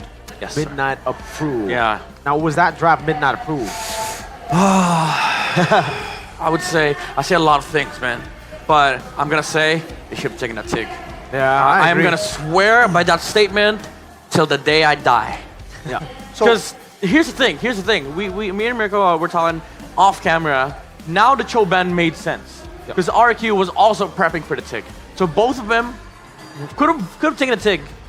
RQ wanted the TIG, but Onyx was like, nah, let's just go full views, and Edok happened. We were calling for the TIG too. Yeah. Yeah. Well, so is that Onyx, trying to find out if they can deal with the TIG? Or is that Onyx really thinking like, they just want a different solution there? Because remember, even for the jungler, we were thinking Fredrin, not Ling. Yeah. So is that the idea? Can we deal with this Sutsujin Joy without the Fredrin? Because, I'm not going to put that beyond someone like Coach Air. Onyx always, I don't know what it is with them in game 3s, man. Against Game 3, they lost. And then game 4, they won. Geek Fam, game 3, they lost. And then game 4, they won again. And now, game 3 against RQ, they've lost again. Are they give chance? Are they giving chance? Are they, because they went for a comfort draft, dude. The Ling instead of the Fredrin, full counters the Joy. Yeah. The Phobias instead of the TIG that we were talking about. I don't think it's an Onyx thing because even in day one of MPL ID and even in MPL PH, most teams lost game 3. Like they get 2-0 and then they get 2-1. Game 3, I think at this point is just a curse, or maybe just because most of the teams that win game 1 stay on the same side now, and then game 3, a switch up happens. Yeah. So what can we expect then? And Game 4's draft, I mean, obviously they were opening up their cards. Even RIQ revealed that Yi Sun Shin and the Tigreal is out. Do you think now it's Onyx time to respect that Tigreal or other playmaking heroes of Yidok, or go for a different route? I think instead of going for their comfort, they would be benefiting a lot more from just denying RIQ their comfort, right? I think this is the difference here when you have so many more versatile options, where you can play so many more heroes at such a much higher level, like Onyx in ID right now. They can just make sure that the opponents doesn't get what they want, and for the most part, overall, most likely Onyx are gonna come out on top. Can I pose a proposition here for RIQ? What is that? First phase tick. Oh, first phase tick. Some teams do that. And some teams have found success in first phasing second phase heroes because your enemies are not going to be expecting it. I'd say if they actually got the red side, yes, it makes sense. First phase, last pick red. Yep. I mean, last pick red, first phase, Oh no. But if they're on blue, which unfortunately they are, Yevov has taken back the red side away from them. I think if they really want to go for another EDOC special pick, it can be the Franco later. So they can still save it for later. Yeah, Franco. It's still same band, back to the basics now. Wait, Harith gets taken out. Lo Yi left open again. Oh, okay. This is different for RQ. Onyx. Oh, never mind. Let me just say, red 3 for Onyx is very, very dangerous because Savera could get the 1-1. So RQ might need to take it out, but if you're Onyx, you're planning ahead of RQ. You just take the Parsec here. Tranquility and battle. Well, Padang Lo Yi. probably because RQ didn't. I would say the Kalea was a good priority, but now you have to be concerned about the Louis again, and then there's also that threat of the 1-1 red 3. So I think RQ needs to get their hands on the 1-1 on this next upcoming picks, because if not, I don't think they're gonna be able to stand against Avero's 1-1. Wouldn't an Aerithal still be available though as a counter to that one? No, it's red 3.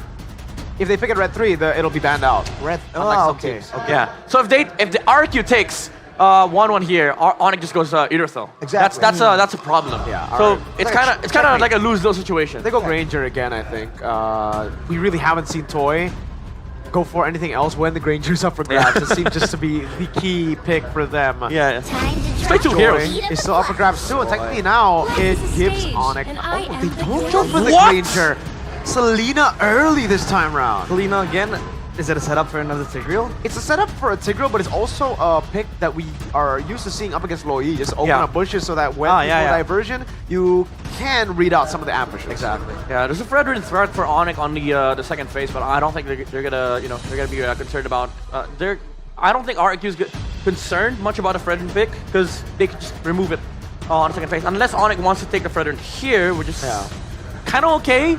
But they lose the the gold date advantage that they could potentially take when they take the gold date here and then remove some of Toy's heroes. So either 1-1 or Fred. Aerithal. I thought it was preemptive. Yeah, I thought it was either the 1-1 or the Fredrin. We have seen Savero just go straight onto this Aerithal just as an option, not as a response anyway. So, I was questioning about that, and it's most likely due to how Onyx likes to go with distance management, and the Aerithal is a perfect solution for something like that. I think what they're doing here is choosing to not care about gold lane matchup at all. Because now RQ can either get 1-1 or Granger, but all matchups, Savero wins. So now Onyx can just relegate their bans towards Edoc, and then also the XP flex. This is next level from Coach Ship. Yeah, and even if there's a pick that still does all right against the Aerithal, it's kind of like a non-confrontational pick, like a Moskov. Yeah, It's Moskov. Like you go fight, I'll go and play in the side. So if Onyx wants to, again, force RQ to play to play the Granger or 1-1, then after the tick ban here, they ban Moskov. If they want to play it safe, again, take away the playmaking heroes from Edoc. But I don't think you want to take away Franco now, because the Kalea is still there. I don't think you want to double down fully, so the Moskov makes sense to ban here, right? It's another way to technically deal with the Aerithal through just playing in the side lane. Yeah, maybe the Hylos or the Hilda. They can remove from RQ because well, that too. But I think the Hilda would have made more sense.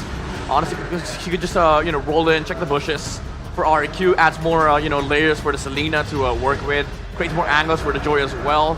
But for Onyx, I don't think they're much concerned about the gold lane again because they have the airfill. So Fredrin might be the next choice here for Onyx if RQ does not take it out. They can still go Fredrin Masha, no? Like the Masha's actually left open. Oh, you're right. That was a pick that RQ have always banned out so far in Game 1, Game 2. I forgot about Game 3, but it's left open to RQ. Do they still decide to read into it? They ban the Fred. There you go. All right, so the threat of the utility plus Masha. They can still go Masha here and then last pick Kaja. Wow. Oh, Kaja? Oh, against the Joy. Yeah, even though there's a Selena, this is not rogue against Kaja. The Kalea though, yeah. It'll be good against the Joy technically if the Joy walks up, but if the Kalea is the one who goes in first, then the Kaja with the low Yi. Yeah. I see it. But then Onyx will be inclined to play. It's still okay. It's still okay. Kickoff, right? So thing is, like Onyx, if they take the Masha here, it could potentially set up the the Kaja, but I think the best answer here for RQ is still the Hilda. Like you just have a walking hero that tanks everything on the side of on Onyx, and also it's a Dyron special. Oh, they rushed it! Midnight! They rushed, bro. Double it down. RQ, if you don't take Hilda here, I swear to God. Whoa, Midnight with the call, and now it's up to RRQ. How do they want to respond to this? You need somebody that just wants to die in front of the Kaja. Hilda. I mean, not really die in front of the Kaja, but suicide himself.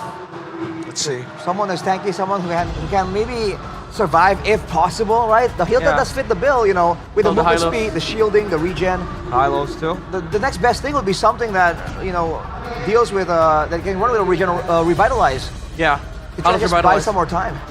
What do you go for Dyron? What do you go for gold? That's the question. Granger, Bruno? Experience the youth. Still the Granger. Back to the roots. Wow. Double G's. All of them die, so this combo from Onyx. So I agree. Sure, Masha then? Honestly, if you want to greedier out, go Julia and Kyrie. Wow. So Julian on Kai, Kaja on Keyboy. Yeah. And then Badang XP. Yeah. Insta kill button with the Julian. We have seen in the past as well. Yeah, Go they for the did normal back to Masha. it. There you Still go. the same. Man, they didn't ban the Masha. It's a win-win draft for Onyx either way. Midnight, the call. That was Midnight. good. That was impressive. The call and the coach and the caster. Wow, and now I'm getting glazed. But it's Kyrie that needs to be glazed in this game. Yeah. And now 100%. it all comes down to this. An almost repeat of the picks that Onyx showcased in their first match of the playoffs. And now, will it be the end for RRQ? Or will Onyx be pushed to a deciding game of 4? Let's take it over to our casters, Goni and Jeffin. Second appearance for the Kaja, and 2 of them are Kyrie's in the playoffs. Onyx, they got what they want.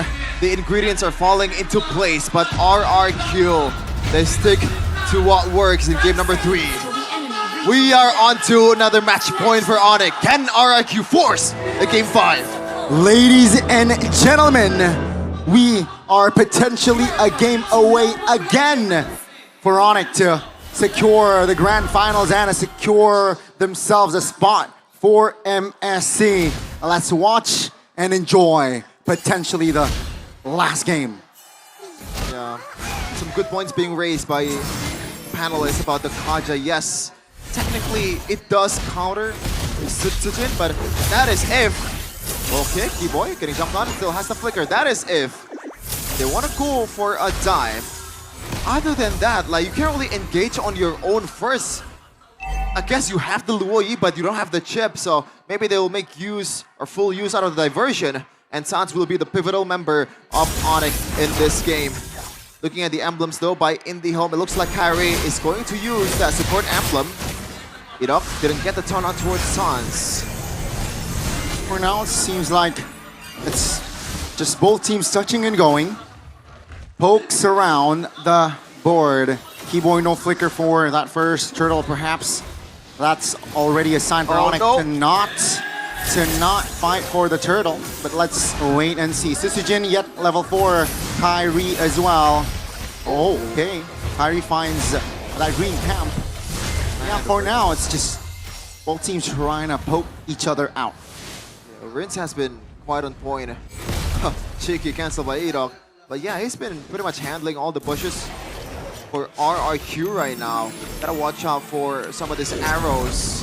There's a few people, there's a few players that can make the Selena work. And Rince was one of them in the regular season, and he's showing his full potential here in the playoffs. Lutpi though, already level 4, Keyboy. Hasn't secured it just yet. And Onyx will force to concede the total. As expected as well, right? No contest for Onyx. RRQ secures the first neutral objective in the game. And mind you, the history-wise final upper brackets all a sweep. It's been a sweep for RRQ. Season 7, 8, and 9. So let's see, perhaps this time around it will change between RRQ and Onyx. As again, they are a game away for us grand final spot. Considering the game win rate also, Rince is still pretty much unbeatable on the Selena. 3-0, 100% win rate. So he's looking to make it perfect again in his 4th match in the regular in this season 15 with the Selena. But surely it's gonna be a tougher test here with Lutpi also securing this Masha, which has been banned quite a lot in the playoffs for some of the XP laners that we have here in ID. Luke, Lutpi are the 2 that can make it work the best. Looking at the items though, it looks like Kyrie will go to that Thunderbelt route again. So minimal damage for tankiness. But again, surely the RQ, if they don't fight, I think it's gonna favor them because Sujin will just farm up much better than Kyrie. This is a problem that they have to address. Onyx will have to force a team fight on towards RRQ with the diversions. That should be the win con in the early to mid game. It's all quiet though, right? For that divine judgment. I don't think it has been triggered this game here, and Kyrie's level 7. Let's see though. 15 seconds on the clock for that turtle. RRQ seems like they will set up for that turtle take as well. Sans, half HP, that's not a good sign. Yeah, solid pokes from Rintan. He's been handling Sans with this Selena, man, 2 games in a row. Look, he's on a Masha right now. Oh, diversion, gotta watch out a little. Sutsujin might be in trouble. Look at That's gonna be Sutsujin though. Distracted, rather, by Lutfi. He will reposition. AOG will connect on towards Lutfi. That's going to be Lutfi though. First hit down. Toy finds the first blood. Keyboy very low but high. Calm retribution. That is going to be a kill for a trade. Thankfully, they got the turtle because if Sutsujin takes it, that's an L on all over the department for Onyx. The gamble that paid off from Onyx. Lutfi, he got to tone down the aggressiveness. Yes, they need to use the diversions, but it has to be a bit more calculated with the all-ins. Okay, and tempo slowed down again. Onyx, they will play it slow. Diversion. This might be a great setup. That's gonna be Keyboy forcing Toy to use that flicker. Base, and that's gonna be a turret taken down. No. Oh, that's going to be a pull by Kyrie, and Severo will be the executor. Onyx pulling Idok back, and that's going to force the AOG from Idok. Yeah, another concern that a Kaja jungler has is the gap close. It's not really that great either because you don't have that flicker, you only have a retry. But, you know, Kyrie makes it up with the fact that he was flanking Toy from the side. Good one coming in from Onyx, and they secured another turret. Even though economy right now is still favoring towards RRQ, and that should be all Sutsujin farming the hell out of this Toy. See here, RQ, 4 members in the mid. Onyx only 3. Will they be able to capitalize on this? No, it seems like both teams just wants to clear 25 seconds on the turtle. And Onyx seems like they will rotate towards top lane. Yeah, Lutfi though, this is quite interesting. He's just gonna go towards the far lane here, trying to make something happen. Idok conceal, but so far, no target just yet. Onyx, they're not owning the bushes. Yeah. Purely just because Tyrant is on a Kalea and Rinse mostly on this Selena, man. The arrows, even the, you know, a single Abyssal Trap, the utility is just too big. Diversion by Sans. Great awareness. Oh, that's going to be the connection on Sutsujin. Great taunt. Onyx 5v4. Onyx will somehow keep it tight formation-wise, but they lose out on the turtle take. Yeah, Kyrie, he's forced on a jungle that literally does nothing but a single point lock engage, and that's a problem. This is someone that's mechanically gifted, someone that can make a play of his own, but he's forced to be this utility jungler. Veteran has a lot of utility. Baxia can roam around the map really, really fast, but Kaja, the utility is just so minimal that Kyrie is not really, you know, so effective if he doesn't get that divine judgment towards the perfect target. Okay. Just 1,000 gold between them. Onyx still have some counterplay here with Severo still untouched. Let's see how RRQ will handle this fact. 60 seconds here for our first Lord in the game. Sutsujin looking for an engage. AOG lands. Purify pops. Onyx, great recovery, and they will move back. That is why you use the Purify onto the Airthel, man. The arrows and the AOGs from Idok. That was a good punish, but thankfully Savero still has the Purify. But also good use from Onyx, though. They're not really down by much. Oh, Tsunami Slam on towards Tyrant, and he is out. Another Sky Piercer stack from Toy. RQ playing it very, very well. Structured, patient. I like it. Onyx, again, suffering a loss. But then again, it's just Keyboy, the roamer. Taking it slow. As long as Severo is able to farm, I think they will think they are A-okay.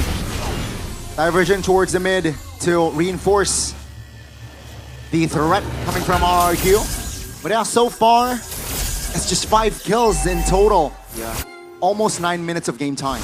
Especially for Onyx, a team that feeds off the early game, just want to dominate the early to mid game. This is something that's quite rare to see. And that's because Kyrie again is on a Kaja. They're not gonna be able to be as dynamic as the Prime Onyx that we're seeing, especially with Chip. It's non-existent in this game. It's only the diversion from Sans. Other than that, there's no gap closer for Kyrie. Oh, that's a big knockup. That's going to be on it. Collapsed on. RRQ looking for angles. Kyrie still tanky enough, but in the back side. It's going to be Lupi taking one down. Kyrie very low. Toy claims the kill. Sutsujin very low and taken down. Savero finds the kill, but it will still be RRQ taking 3 down. God. RRQ got away there because they took a fight in that tight position, a position that really favors Sans by quite a lot. But thankfully, the frontliners are frontlining for King of Kings. They live to see another day, actually winning the trade also. It was 3 for RRQ and 2 for Onyx. A good sign building up towards the late game, and Toy is just packing up on the Skypiercer, man. 4 by now. Things are definitely not looking good here for Onyx, but it seems like they want to contest. Diversion for... Okay, they send the Keyboy. Toy is in that area. Taunted, oh my goodness, everything put on towards Keyboy. That's going to be Rin's distracted. Kyrie secures the Lord. As RRQ now, they will shift their focus on taking Lupi down. They will get it, and that will be Onyx though. Still claiming the Lord. Oh, risky again. Thankfully, Kyrie is as good as ever with Retribution despite him being on a Kaja. That was a big gamble from Onyx. Thankfully, they didn't just overreact from the fact that Keyboy is getting picked off. Lupi was in the back. They know that they have to take the Lord for it to make the trade worth. They have to risk it with the Kyrie and the 50-50 against Sutsujin. Purify there. That's info though, 80 seconds on that Purify. Yeah, I think Savero untouched. That I feel is one of the main positives from the side of Onyx. They still need to neutralize this 2,000 gold lead, and let's see here with this Lord push, perhaps they might turn the tables around. Now, how do you see Jason? Oh, Savero does not have the Purify! Oh my goodness! AOT doesn't land. Luckily, but Iron is there to secure that kill. And ladies and gentlemen, the collapse from RRQ is beautiful. 2 members again down. Lord, though, will charge and will take a base turret top lane, which is not good, because Lord will spawn in the bottom side of the map. That was almost the worst case scenario, but thankfully, again, Gila Sans was there. Onyx is playing with the limits here, playing with a lot of, margin of errors. Now they're forced to defend with only Sans being the lone wave clearer.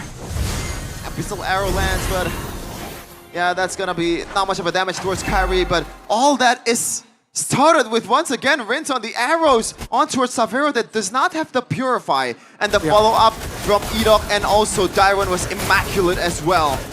So this team, man, when it clicks, it really is clicking. I mean, Savero needs to respect the potential, especially when his Purify is on cooldown. And don't show too recklessly. That's going to be the Tsunami Slam and the AOG combo. Let's see Onyx from the back. Suts again! Finding the flanks, finding the double. Almost got the triple as Tor secures another stack for that Skypiercer. Keyboy will not be able to find an escape as Edok is the only compensation alongside Iron. It's only Lutpi, 17 seconds on the clock for Sans to respawn. Lutpi will try to defend this one all alone until all his teammates are up. Only 3 for RQ. No, it's 3 for RQ. This is a time for them to end the game, but do they want to go for it? The wave is coming in. Yeah, minion, luckily for Onyx, is up. So yeah, I saw the timer. Yeah, RQ will not be able to end there. But Onyx, they are given a warning sign there that they need to be careful. Oh, diversion play wins! What? Out of position! And Onyx will be there to punish Onyx now. They have Bryo on the Lord. Far lane is pushing towards their side, and it's a 5v4, but Sutsujin oh my goodness, Sutsujin! Looking for a play. Let's see, Sutsujin stunned up. Oh my goodness, what are you doing? That's not the play! He goes in all alone, not knowing that the whole Onyx team was there to punish him. That was absolutely unnecessary, especially when you have the Retribution. Why? It was a 5v4. Toy was practically top side of the map. Why would you look for that play, Sutsujin? And now Onyx, they will secure the Lord. And will this be the final push? I don't think so, but if RRQ makes the same mistake, this push might be the push that takes them to the grand finals to MSC as well. Only one game separates them from Riyadh. They have Salvero. And still in an okay place, 3-2-3. And he's stacking up the items. Toy secured that Blade of Despair. He's gonna be hitting like a truck. Lord comes in on the top lane. Diversion from outside of the map. Oh my goodness, Aloy!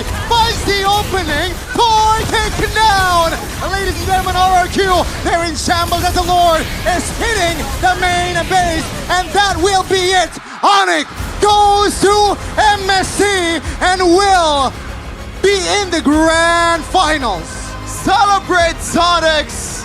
RRQ fell asleep for just a sliver of second, but Sans in his Gila form, truly a maniac. What a play to end the game, and what a way to come back from a sticky situation. 3-1 from the yellow porcupines, and the kingdom is theirs, at least for now. They secure a spot in the grand finals, and they qualified to MSC. Boy, oh boy. Wow. The Sonics are definitely up for joy. But that diversion play, Sheffin, that risk, that gamble, Toy deleted, that's just, all hell breaks loose and Onyx takes the game. Oh man, you mentioned something about joy, Connie. Yeah. But I feel like the joy killed them. Sutsujin, that was a very, very questionable push check. It's a joy against a Kaja. You have to somehow know. Why? I still don't get it. I'm still speechless on that attempt. That is something that they shouldn't have done. But once again, Onyx will just fist bump it out. So officially for the first time, the upper bracket finals kings, which is RRQ, especially against Sonic, they will go to the lower brackets where they will meet with Geek. This was the final push, the diversion play. Oh, beautiful, beautiful harmony from the yellow porcupines. We're gonna hear a word or two from the winner and see how they feel with the fact that they've secured a spot in one of the most prestigious tournament, MLBB. Onyx, welcome to MSC.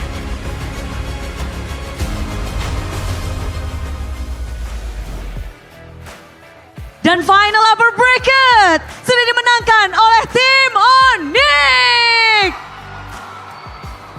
Bukan hanya final upper bracket, mereka menjadi grand finalis pertama yang akan melaju untuk hari Minggu nanti dan ditambah satu slot untuk MSC at EWC.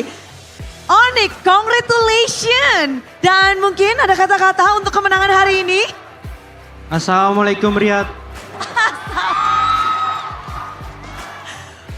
Balik lagi nih untuk ke Riyadh. Dan kita melihat bahwa benar-benar Onyx hadir di sini di final upper bracket dan match terlihat begitu ketat. 4 game lagi kalian mainkan. Namun Bude penasaran untuk melawan RRQ. Bagaimana sih? Boleh diceritain mungkin? Dia tim ini sih lumayan kuat lah. Jago-jago. Jago-jago. Namun kalau dari Lutfi sendiri kita ngelihat kalian menggunakan Kaja Masya kombinasi kembali untuk game keempat. Apakah itu berarti sesuatu? Apakah ada maksud tertentu dari kombinasi itu? Nggak ada sih. Kita main aja. Main aja, apakah ini Ya. mode kepengen riat atau gimana?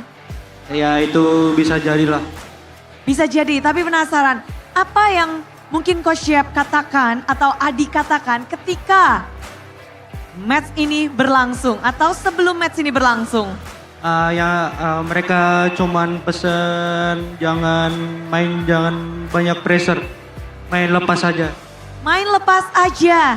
Dan kalau dari Suns sendiri, Suns. Ini mode Suns apa? Semuanya teriak, gila Suns, terus-terusan. Kayaknya ini benar-benar momen yang begitu mendebarkan momennya Suns, prime-nya Onyx kah? Oh, nggak tahu sih prime-nya apa enggak. Yang penting yang pastinya kita lumayan konsisten di playoff ini. Ya. Oke, konsisten dengan 4 gamenya. Awalnya bisa dibilang konsisten. Soalnya kan di playoff beberapa kali, 3 kali kita menang sampai ke grand final kan. Jadi bisa bilang konsisten lah. Pokoknya fokus dalam kemenangan. Game 1, 2, lalu 3 sempat kepleset lagi. Memang ini di game ketiga kalian suka coba-coba atau bagaimana? Atau ada sesuatu hal yang kalian rubah setiap game ketiga? Kurang tahu sih itu Bude, emang di playoff kan kita setiap game 3-nya kalah terus kan. Cuman aku nggak tahu, nggak bisa berkata-kata sih. Tak bisa berkata, tapi kalau kemenangan hari ini, katakan sesuatu Suns tentang kemenangan hari ini dan balik lagi ke Riyadh. Ya, let's go final. Kita masih ada 1 match lagi, ya semoga lancar jaya aja. Semoga lancar jaya. Masih berfokus terhadap grand final nantinya. Tapi kalau dari Savero, King Savero. King Savero, kali ini benar-benar momentum sedang didapatkan oleh Onyx. Namun lawanmu hari ini adalah The Young Blood yang namanya juga sama-sama diserukan seperti halnya dengan nama Savero. Gimana sih untuk pertarungan di babak playoff melawan Toy? Seru lah. Soalnya dia jago juga. Kompak juga lah timnya. Tadi buktinya aja agak hard game kan game semuanya. Dari hard game itu, kasih tahu ke Bude, gimana cara kalian untuk bisa mendapatkan game-gamenya? Mungkin lebih tenang aja sih di komunikasiin gamenya. Lebih tenang di komunikasiin game. Dan Savero, kasih tahu dong, suasana Onyx pas playoff sama regular season beda nggak sih? Lebih seru lah sama lebih hype di playoff ya. Lebih seru dan lebih hype. Jadi dari vibes teman-teman satu tim Onyx itu mereka malah lebih hype pada saat playoff. Ya, lebih hype. Bisa kasih tahu kenapa? Apa? Kenapa tuh? Emang mereka suka dengan panggung yang besar atau pengen ngangkat piala lagi atau hype-nya kasih tahu itu kenapa? Mungkin pengen bantu aku sama Lutfi angkat piala kali. Asik. Satu langkah lagi bisa angkat piala. Semakin dekat untuk Onyx mengukir sejarah kembali di tempat ini. Tapi perjalanan mereka tentu nggak mulus. Langsung kita tanya aja kepada sang burung kaja. Ada Kairi. Kanya itu kaja kah? Kenapa? Kainnya kaja. Ya di Kairi kanya kaja. Kenapa di game ini muncul lagi nih? Memang akan jadi hero yang kalian gunakan dengan kombinasi ini atau bagaimana? Kaja lagi. Ya karena udah nggak pede main assassin tadi. Ini jujur atau bercanda ya? Ya bercanda. Tuh kan. Langsung pada kaget pas saya, pada ketawa di sini. Tapi kalau melihat dengan momen-momen yang ada berat juga untuk Onyx, kenapa terlihat sulit untuk ngedapetin kemenangan atau snowball lawan RRQ? Ya karena RRQ jago juga. Tapi momen apa tuh yang membuat kalian kayaknya cukup kesulitan? Ada sebabnya kah? Atau ada playernya kah? Atau gameplay mereka Player kah? mungkin player idok. Idoknya? Ya idolanya Kiboy. Idolanya Kiboy. Kamu diapain sama idok Kairi? Kayak tadi doang ada momen kan si idok. Kayak momen Kiboy pas M5. Ingat Kiboy aja. Momen Kiboy dilakukan juga oleh idok. Tapi kalau dengan momen kalian tertinggal dan pada saat ini adalah lawan kalian RRQ yang konsistensinya memang kita tahu mereka begitu konsistensi, tapi kalian menurunkan mereka ke lower bracket. Untuk Kairi, does it mean something for you to put RRQ on lower bracket? Nggak ada sih, sama kayak biasa aja, kita fokus sama tim kita. Fokus aja sama tim kalian. Tapi, what is your focus on this match? Apa fokusnya Kairi? Stealing Lord, stealing Turtle? Fokus menang. Fokus menang. Gimana tuh caranya menang di match ini? Apa ya? Nggak tahu sih. Tiba-tiba menang aja gitu ya Kairi ya? Tiba-tiba menang 3-1 skor, cukup puas dengan hasil ini? Ya, belum puas. Belum puas. Karena belum juara. Belum juara, masih dinantikan Sonic. Tapi kalau kata Kairi, Idok menjadi sebuah masalah. Kiboy, benerkah itu?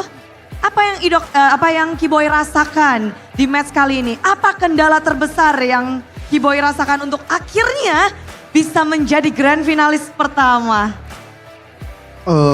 Kalau kendala ya pasti dari Idok lah. Karena dia gameplay, makro, mekanik semua dia jago. Hero pool juga banyak. Idol muda gue lah.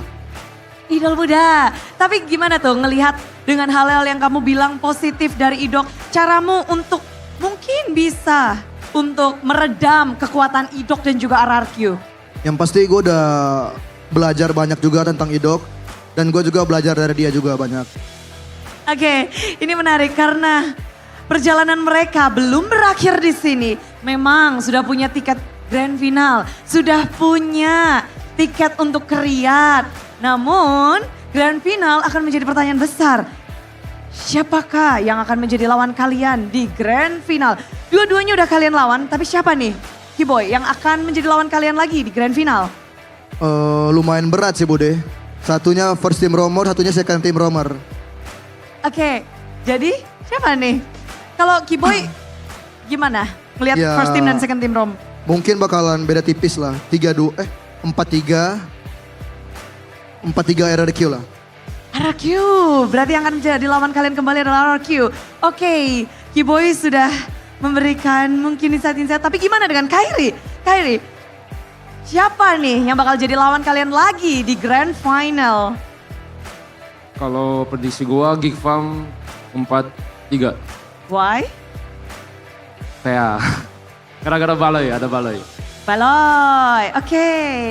Kalau Savero, siapa yang akan menjadi lawan dari Onyx di grand final? Kalau menurut aku 4-3 Geek. 4-3 Geek, kenapa tuh? Ya karena ada Baloy sama Make It jago banget. Jago banget, singkat padat jelas. Namun gimana halnya dengan Sans? 4-2 kayaknya Geek. Karena? Apa yang kamu baca nih? Lebih bagus tim playnya Geek kayaknya. Ya. Oke, itu kalau dari Sans. Sobat Hang nggak bisa di rewind ya. Tapi kalau dari Lutfi gimana? 4-3 RRQ. Ada apa? Kenapa? Mungkin tadi lebih sengit aja sih lawan RRQ. Lebih sengit dan berkesan. Tapi pada akhirnya grand finalis pertama siapapun lawannya tetap grand finalis pertama adalah tim Onyx. Dan silakan sampaikan sesuatu, mungkin ada perwakilan dari Onyx untuk kemenangan hari ini dan juga untuk grand final. Terima kasih Sonic yang udah datang dan udah dukung kita. Jangan lupa dukung kita di hari Minggu. Jangan lupa datang. Jangan lupa datang dan sekali lagi beri tepuk tangan yang meriah untuk tim Onyx. Bude, ada tambahan. Bisa? Apa? Kata Kairi dari hashtag 9 Go Riyadh. Dari hashtag 9 Go Riyadh. Inilah dia tim Onyx. Membuktikan diri. Thank you banget Onyx. Namun kita belum berakhir sebenarnya. Nanti kita akan bertemu lagi dengan Onyx karena jangan kemana-mana, ada yang spesial. Hari ini dimana kita tahu bahwa kita memiliki 2 dari ladies perwakilan untuk Riyadh dan 1 dari perwakilan untuk MSC. Di hari ini kita mendapatkannya Dan kita akan langsung mengundang karena ada sesuatu yang spesial. Kita akan sign off untuk para player, member, coach dari Onyx Pertiwi untuk naik ke atas panggung. Karena mereka akan mendapatkan simbolis perpisahan dan simbolis pelepasan dari PBSI. Dan juga tentunya kita semua ingin berharap yang terbaik. Onyx Pertiwi dipersilahkan untuk naik ke atas panggung. Perwakilan untuk MWI 2025. Ini dia Onyx Pertiwi. Mereka berjuang dan pada akhirnya bisa mendapatkan slot ini. Oleh sebab itu izinkan Bude untuk mengundang Bapak Ken Truvano selaku anggota bidang kompetisi PBSI untuk bergabung di atas panggung. Untuk bisa menyerahkan simbolis untuk Onyx Pertiwi. Dan inilah dia perjuangan para player bersama dengan coach. 5 member. Ada Livi, Sev, Po, Karta Slim, dan juga Yipi. Semuanya berjuang. Dan ini adalah simbolis pelepasan, sign off. Yang kita berharap bahwa Onyx Pertiwi bisa membuktikan diri di ajang internasional. Kita akan mengabadikan momen ini, berfoto bersama, dan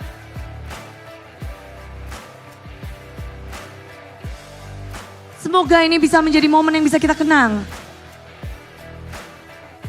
Bagi Onyx Pertiwi yang akan mewakili Indonesia di ajang MWI 2025. Dan terima kasih kepada Onyx Pertiwi. Dipersilakan untuk kembali ke tempat duduknya. Dan untuk Bapak Ken boleh tetap di sini karena bukan hanya Onyx Pertiwi, sistersnya yang keriat, namun juga Assalamualaikum Riyad dari #9 Goes to Riyad. Inilah dia, tim Onyx. Sekali lagi mereka bergabung bersama kami di atas panggung. Dan dari tim Onyx akan pula mendapatkan simbolis untuk perwakilan Indonesia. Bapak Ken Truvano selaku anggota bidang kompetisi PBSI akan menyerahkan simbolis bahwa kami semua mendukung tim Onyx untuk berjuang terus mengharumkan nama Indonesia di ajang MSC One Game Two Champions. Kita akan abadikan momen ini bersama dengan jersey yang telah diberikan. Namun bukan hanya ini karena juga ada simbolis lainnya di MSC. Kita tahu setiap tim yang bergabung memiliki kunci. Dan kunci itu akan ditandatangani oleh para player. Mereka berhak mendapatkan kunci karena mereka bergabung di MSC 2025. Tanda tangan satu persatu dari para player. Setiap semuanya memiliki momen. Mereka akan menjadi perwakilan Indonesia. Ini adalah kali kedua untuk tim Onyx bergabung lagi. Back to Riyadh. Kalau langganan MSC, Onyx memang. Namun kalau ke Riyadh ini adalah kali kedua. Mereka juga benar-benar berjuang. Musim lalu memang bukan musim yang baik, tapi musim ini mereka berdedikasi. Nyala dengan semangat juang baru. Inilah dia tim Onyx dengan kunci yang mereka miliki.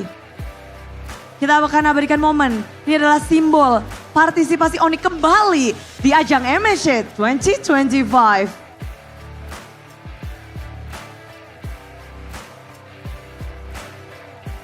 Oke, momen sudah diabadikan, kami undang kembali Onyx Pertiwi untuk kembali ke atas panggung. Kita akan berfoto bersama the brother and the sister.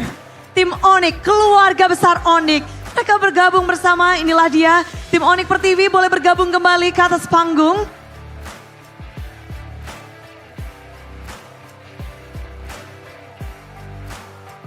Kita sudah melihat salah satu perwakilan dari MWI, salah satu perwakilan dari MSC. Dua-duanya dari Indonesia, dua-duanya dari tim Onyx. Dan kali ini kita akan mengabadikan momen keluarga besar dari tim Onyx. Sonic pastinya sedang bergembira karena bukan hanya dari Lady Sin saja, tapi dari MPL pun mereka memiliki perwakilan. Inilah dia momen berharga yang harus kita abadikan.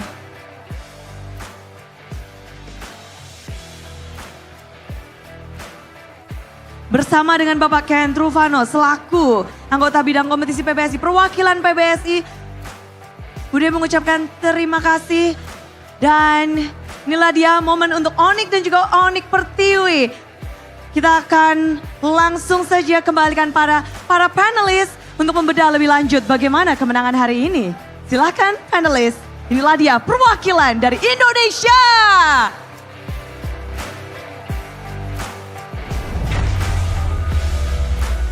Wow, there is something. Well, hold up.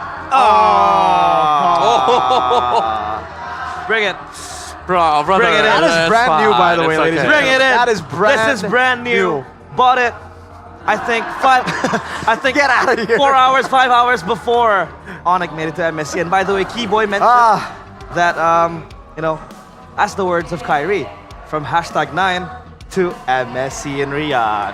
Hey, congratulations Onyx for making it to MSC, our first Indo representative in MSC. But hey, Arashi Hoshi, it's fine.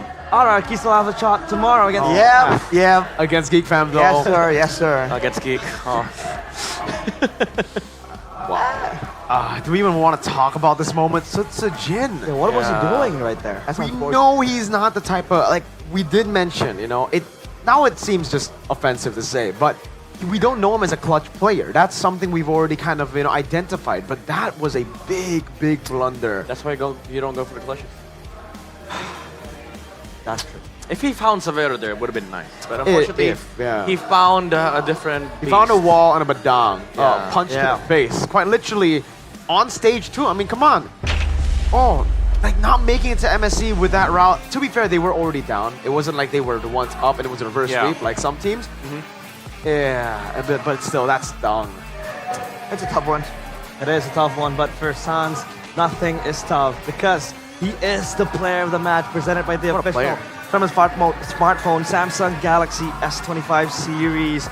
I think a string of very, very impressive performances, and I think they should just change the heat map to, The teleport. a drawing of a goat.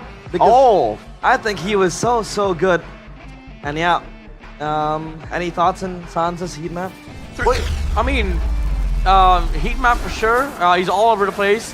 I could have sworn the heat map should have belonged to the other players because he kept sending, key players on the other side. But mostly the positions that he take, as you saw the drawing earlier, it was primarily on the bushes. He's making sure that they check the bushes. He provides vision, but also secures the spot for the diversion. And I can't believe that I'm gonna say this, like. Sans literally was just obliterating RRQ. 3 games. 3 games. MVP. What a performance again for a player of. I agree with Realize though, right? Like usually when I hear that from Ghani, I'll just be like, just to add some more banter, I'd be like, go. No, but seriously, this guy is definitely. Oh, wow, what a retry from Kai too, man. The whip into the retry. Severo, please keep it clean. Like a couple of times in this game, it was very throwable. It was very RRQ winnable because of Severo. Luckily, it was a battle between the two S's, Severo and Jin, and the blunder was a blunder there. Ultimately, the bigger blunder belonged to Jin. But yeah, Indonesian GOAT, I think it's safe to say for me too, if I had to choose, leave Sans. We had this conversation before the playoffs started. Who do you think is the Indonesian GOAT? Some say Lemon, some say Sans. I mean, it's up there for I conversation. think it's between like an EVOS M1 player or Sans. Yeah. I don't think Lemon comes in there. Oh, sure thing. I mean, for Sans, he has been able to, deliver performances like this week in, week out. And this is a winning play. I don't want to try to frame Jin into making a loss out of this, but was that Jin misplay that significant into, rattling RRQ and giving Onyx this boost to close the game? I think so, but I mean, even before that, there was the pickup onto Rins as well. I think at that point, the idea was that we gotta be unpredictable. We gotta do something so crazy, it might just work. And several times with RRQ's approach like that, they have fun moments, but that's just a problem when you rely on that kind of unpredictability and explosiveness. When it works, it works. When it doesn't, man, that unreliability can lose you games in one fell moment. It begins with the Selena getting picked off, and then Sutsujin trying to do something. Again, if he found something, would have been a sick play. Yeah. But the fact that he attempted it without weighing out the risk, without having like good odds, he was just going in and just betting it on blind luck, and it's just too idealistic. To be fair, I feel like this is yes, we can hate on Sutsujin, we can obviously criticize him sometimes, but that was also Rins making a crucial blunder. I don't know what he was doing so far up front when the team was down. Everybody was still like in base, around base, trying to defend the Lord. So technically, like, Sutsujin made a mistake, yes. Was it a big blunder? Yes. But if it wasn't for Rins dying, I feel like he wouldn't have made that mistake too, right? Because again, Sutsujin kind of wanted to make a play to equalize the man advantage that Onyx got from Rins dying. And to make matters worse, it's not just the the Selena dying, but also just the initial setup. Well, we were backstage looking at each other. I was like, this is the worst possible setup for RQ. Yeah. Lord bot side, top side was cleaned up. There was a diversion play waiting to happen. So if Onyx gets the Lord, that would have been just game. And unfortunately for RQ, somebody died. Now the next thing you know, Sutsujin's going to a blind check on the bushes. Onyx gets a kill onto Sutsujin, they get the free Lord, game's over. So the initial setup was very, very bad for RRQ. Yeah. That's such a bummer for RRQ, but we want to hear on the mic check that Onyx has to bring. Tune in this mic check. Coba udah gue cut semua. Lihat gue badang top. Dari mid ya guys. Aman, ada gua. Di kolong. Kalian lanjut aja guys, gua bisa ini bisa badang guys. Bisa boy. Bisa. Nih badang nih. Nih badang udah siluar. Gak recall guys, Susansin gak recall. Badang guys. Bisa perang lagi. Gak recall Sansinya ya, udah retri. Mati satu. Orang. Basya. Gak bisa balik guys, Susansin. Oke, enggak bisa balik. Gak bisa balik, aman. Mid ya. Jangan mati ya. Bisa balik dia, aman. Ke gua heal dikit-dikit. Bisa di mid guys. Bisa celeng ya. Ada gua di aman, gak ada ulti dia. Bisa masukin guys, gua ada ulti lagi. Butuh gua ngalang. Valen. Maju. Mati.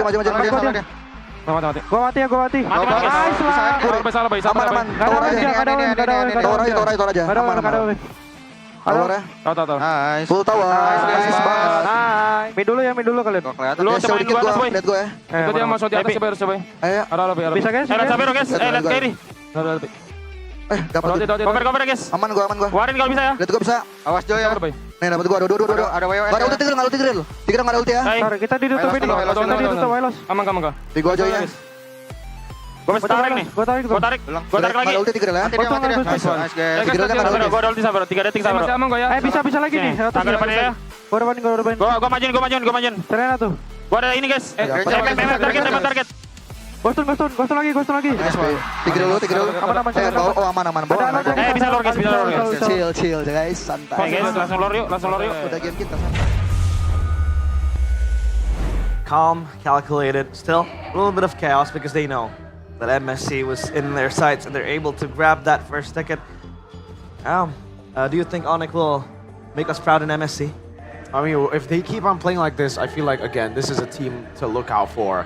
Before this, after especially watching MPL Philippines playoffs, I was like, oh man, we're kind of cooked. But hey, Onyx are giving me hope, right? Like, I am feeling the Onyx that I felt in Season 11. Maybe not that level yet, but they're getting there slowly but surely. Because even the players, when asked, is this Prime Onyx? They were like, I don't know if we're Prime Onyx yet, but we're consistently improving every single game. Even Kyrie said, yes, we are good now, but we can still be better. We can still improve. There is room for improvement. And the fact that they keep saying this means that, again, the hunger is back. The hunger that was once lost from this Onyx lineup, I can see it.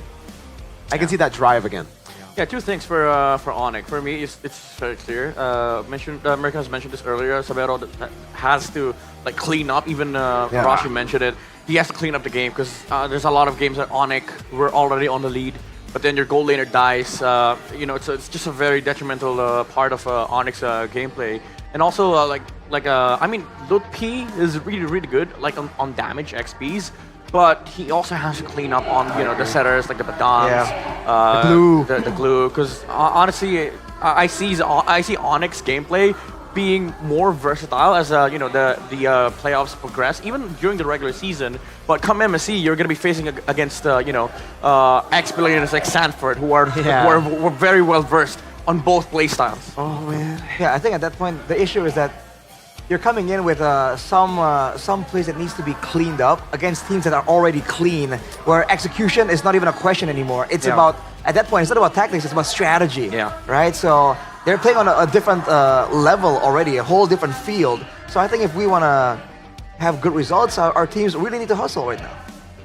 And I think, points are made by our panelists. The fact that Lutfi has to kind of sharpen his playmaking tool, and maybe Severo, right? Severo, I mean, cut him some slack, he's the rookie here. But he's able to deliver at least quite a few off-the-clutch plays given to Onyx. I mean, sure, there are mistakes happening like that, oppositioning that he experienced in that game. Now it's up to RRQ. What did they do, right? This time against Geek Fam in the lower bracket. I feel like with the Yi Sun Shin being open, that could be one of their strategies, but do you think they have more in their pockets? More, I think there will be some, but I feel like those might be, see, there's two possibilities. Either those, what we saw earlier, were the ones that kind of worked, right, but not the best ones, or those are the best ones and they're saving the ones that kind of worked. Either way, I don't think it's a very encouraging situation to see how this match really went. But again, if they really want to clean up, I think the risky maneuvers there, like we talked about Rins before Sutsujin, the reason why he's sitting there is probably because there were moments in the previous games where someone walked in and he's able to do some damage and get out. Yeah. Plays like that are nice, are okay, but they're not really necessary, and stuff like that needs to be kind of like phased out, you know? And also, I think this is a thing about RRQ's pocket picks that I just didn't see about Onyx. I guess we'll talk about it after the losers interview because we want to hear from RRQ. What happened? Like, is it Rave, Kescute, NMM? Who will be talking? Pure, who is it?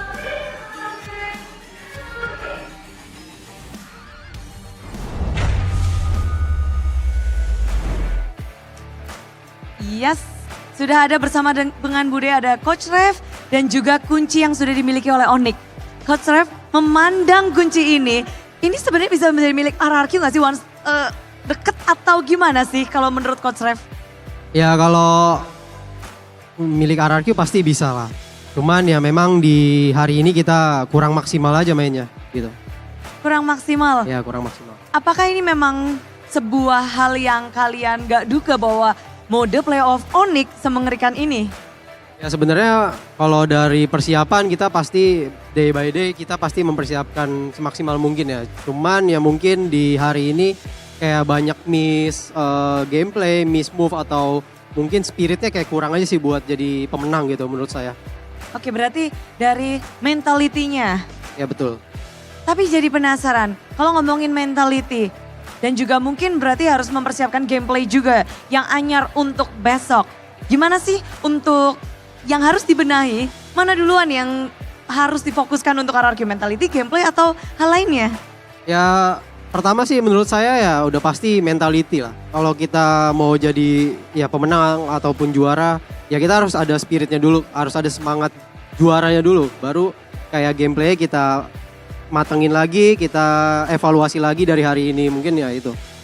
Tapi yang menarik juga bahwa tadi Kaja kita ngeliat bahwa Kairi bermain dengan Kaja, kombinasi Kaja Marsha, apakah itu sudah diprediksi oleh coaching staff dari RRQ? Ya sebenarnya di game terakhir ini ya, game 5, kita udah prediksi dia bakal Kaja dan Marsha. Cuman ya memang eksekusi di in-game-nya yang kurang, ya itu yang tadi saya bilang kayak kurang bersih, kurang jernih ya gitu. Oke, dengan kurang bersih, kurang jernih itu jadi semuanya udah dipersiapkan. Namun apa nih yang menyebabkan permainan bisa seperti ini? Apakah karena mentalitas atau ke bawah hype atau ke bawah aduh satu langkah bisa ngedapetin?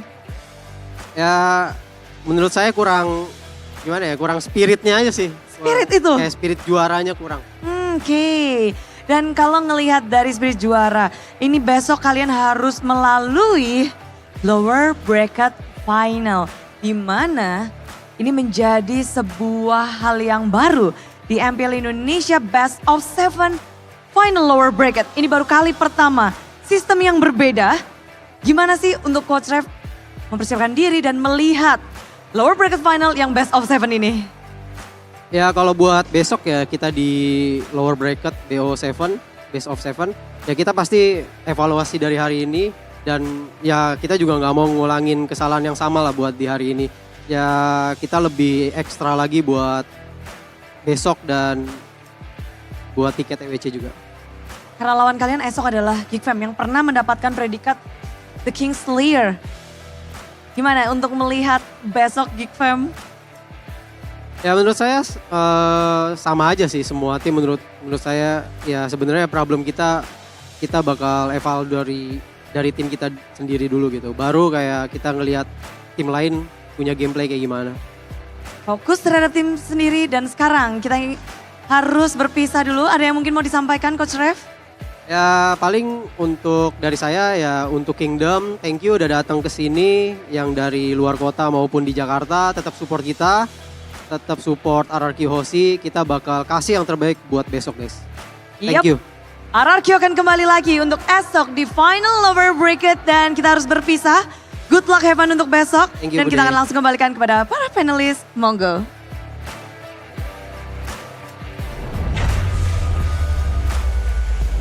That was Rave and Bude Clara Mongstar in the Jersey Wall. Makes you wonder, where is NMM? Yeah, we haven't seen him for a while now, and he's usually the I don't know, the calculated schemer behind Kescute, you know? Yeah. There's Kescute with the presence. He's the and there's partner him in crime. in the back with the notes. Death Note. Speaking of notes, Whoa. though. Oh man. Hold up, Might chill, pull a chill, light chill, Yagami chill. on us, Mr. NMM. Maybe that's why he's not showing himself on Yeah, Midnight. camera. What do you know about that? About Light Yagam? I don't know. That's why Light is Light, right? Like Mr. Light from BTR. Chahyo? His name is Light because of Light Yagami. Because of Light Yagami. I see. But Yeah. How similar, Midnight? What? Huh? Sorry? no, how similar? How similar is what? Light and light? Light and Light, or No, NMM very, to very Light? different. No, very different. We'll take a look at the playoffs bracket now. After 3 grueling days, we have entered the last 2 days, tomorrow and the next day, for the lower bracket finals and the grand finals, with Onyx beating RRQ 3-1. RRQ will face Geek Fam in the lower bracket finals. Quick predictions, Arashi. Oh, before that, Miracle, you want to raise a point? No, I think predictions first. Okay. 4-2 RRQ. 4-2 RRQ. Midnight. Geek Fam 4-1. Ooh, 4-1! Whoa. 4-1! Okay, explain. Yeah. I think... Is it the drive? I think what they said about the drive and also like Geek just having superior gameplay over RRQ. Oh, okay. I think that was what San said. San said that too, yeah. They're copying his answers? I was literally just called out by an RRQ content manager. Like, we know each other, and he was like, man, you never predict RRQ. And I'm like, unfortunately, I just didn't really think you would beat some of these teams. I'm sorry. I predicted RRQ for Alter Ego, if that makes it any better, right? Like, that was a guarantee. You gave him win. a chance. You gave him a chance. I was like, no, that's 100% win. Yeah. But here... Yeah, I'm sorry, Rashi. I think Geek Fam are the better team. I agree. And I think, unfortunately, RRQ will have to meet them after they've gone through the problems that we saw against Onyx. They will have to... Well, I think Geek Fam have already kind of found a few solutions to the problems that they faced up against Onyx. And RRQ, now they have too many problems. Now, this segues into the point that I was going to make about the pocket picks for RRQ. You guys can catch the match, RRQ versus Geek Fam. Match 7, lower bracket final, second and final ticket to MSC at EWC. Geek Fam or RRQ. Catch it at 17:30 GMT +7. Now, sorry, RRQ pocket picks feels more far-fetched. When we see Geek Fam, Onyx pocket picks, even BTR pocket picks, actually, never mind. Scratch that. It really feels like it makes sense. Like the Kaja with the chip and the Lo Yi. Kaja with the Lo Yi. Like it's always supplemented by something, enabled by something, and then you have the Masha show up, right? It makes sense. That's why we can actually read it. The Yi Sun Shin, I feel like, this is also I feel like it's just so far-fetched because it's minimizing your conditions. It's not just pocket picks, it's pocket strats. Pocket strats, hidden strats they call it. Yeah. And I think it should stay hidden for these kind of matches. Unfortunately, it is way too far-fetched for it to work up against the highest level of play. That's true. Like there's a certain level of execution that you have to accept in scrims before you put it in the playoffs. It's not pocket, it's cheese. It's cheese, yeah, you're right. It's more you're cheese, right. exactly. That's true. Before that, I want to look at the pocket picks and the cheese picks at MSC and MW 2025 at EWC, starting the 10th of July 2025 to the 2nd of August 2025, only in Riyadh, Saudi Arabia. We saw We saw, by the way, 3 Onyx teams making it to Riyadh. I'm gonna throw Onyx something back at you, bro. PH, Onyx ID. I'm gonna throw something. Onyx ID and Onyx Pertiwi, all there. Flexing right and in I the think, Arashi. you know, for the fans at home, if they want to try to watch MSC 2025, the playoff tickets are on sale right now. You can catch it on WeBook.com. And just buy the tickets to watch the world's best and Onyx clash in Riyadh. Go ahead, check it out. And also for you guys back at home, right? If you don't want to buy tickets for MSC, but you still want to join, maybe you're there for specifically 15th to 19th of July, MWI 2025 is free for everyone. So don't miss your chance to witness the pinnacle of women's esports live. A celebration of skill, passion, and progress. Join us and be part of history. History. Or I'm part of her that. story. Wow. That's so good. I'm part of that, by the way. Yeah. Thank you. Are you? Yeah, I am. Nice. Interesting. You don't know? Wow. Maybe let's have it stay that way. Aside from that, we also have Prepare something yourself. going on. I think, aren't you gonna cast this one, Midnight? This Oh! is the Samsung MCS. MLBB Campus Series. Yeah, I'm in charge of the Filipino broadcast. Oh. Haven't locked in yet, so, you know, fingers crossed. Oh, okay. Yeah, that is going to be interesting because we have a lot of collegiate players playing in that tournament. Hopefully we get this. Oh, this is the one we're going to be casting too, I think, Arashi. Potentially, yeah. Is this where we're able to scout the Potentially, players? potentially. Yeah, It's scout like players. Series, right? Again, MCS, man, this is a really good thing, right? To have another layer when it comes to amateur play. Yeah. Be able Yeah. to scout newer players again. So I love it. It's always the MLB scene keeps on growing. Let me just say, our teams, even in collegiate level, freaking scary. I've seen that tournament. I Was it hope- The UAAP, dude. Yeah, UAAP, that one. One of the teams there beat our UAAP champions. So we sent another beast. And I think they're Yikes. battle ready. That's a And if you yikes. want to be battle ready, you can get the battle emotes of MPL Indonesia. Log in now, open the shop, and buy your favorite teams. Buy it. Battle emote. Take a look at all the emotes out there. Or maybe the Santai. Or maybe the Pusapu. You know what that means? Pusapu. Yeah. You know what it means? I don't know. Pusapu. I don't It's know, I like just like the sound. elder, it's like respect elder. Oh, yeah. that's cute. That's Yeah. cute.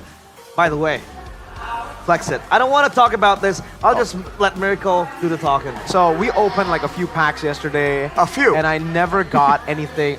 We opened 3 yesterday. And I was like, this is rigged. Like they for sure put like the bad cards in because I only got Luke's and then the Lukes were not even tier A. It was like tier B Lukes. And I'm okay. like, all right, whatever. Okay. And then today I'm like, all right, you know what? Let's see if it's actually a scam. I open it up, 2 packs. I got Luke Outstanding, that's tier A. And then the next pack, I open it up and I legit got an Aran SP. 0.2% chance. 0.2% chance. This is a signed one. This is the hardest one to get. You'll see it in the supreme tier. Physical sign? Yeah, physical signature Oh here. my goodness. And it's laminated on top of it. I think someone else got a witty championship signature. It says season 14 champion and then the signature. But hey, Aran, I got it. Let's see. Let's test your luck. Open up the packs. Can I try my Open RNG? because your team lost. I'm sorry, Rush. Can I try? Yeah, I'll try the I'm sorry. RNG. Zephyr. It wasn't me. It wasn't me. It was Zephyr. It was the Zephyr. producer. All right. Got my eyes on you, bro. All right. Are we doing it? Oh my God, producer. I understand. He's an Evil's fan, though. He kind of hates you. Oh, okay. He hates you. All right.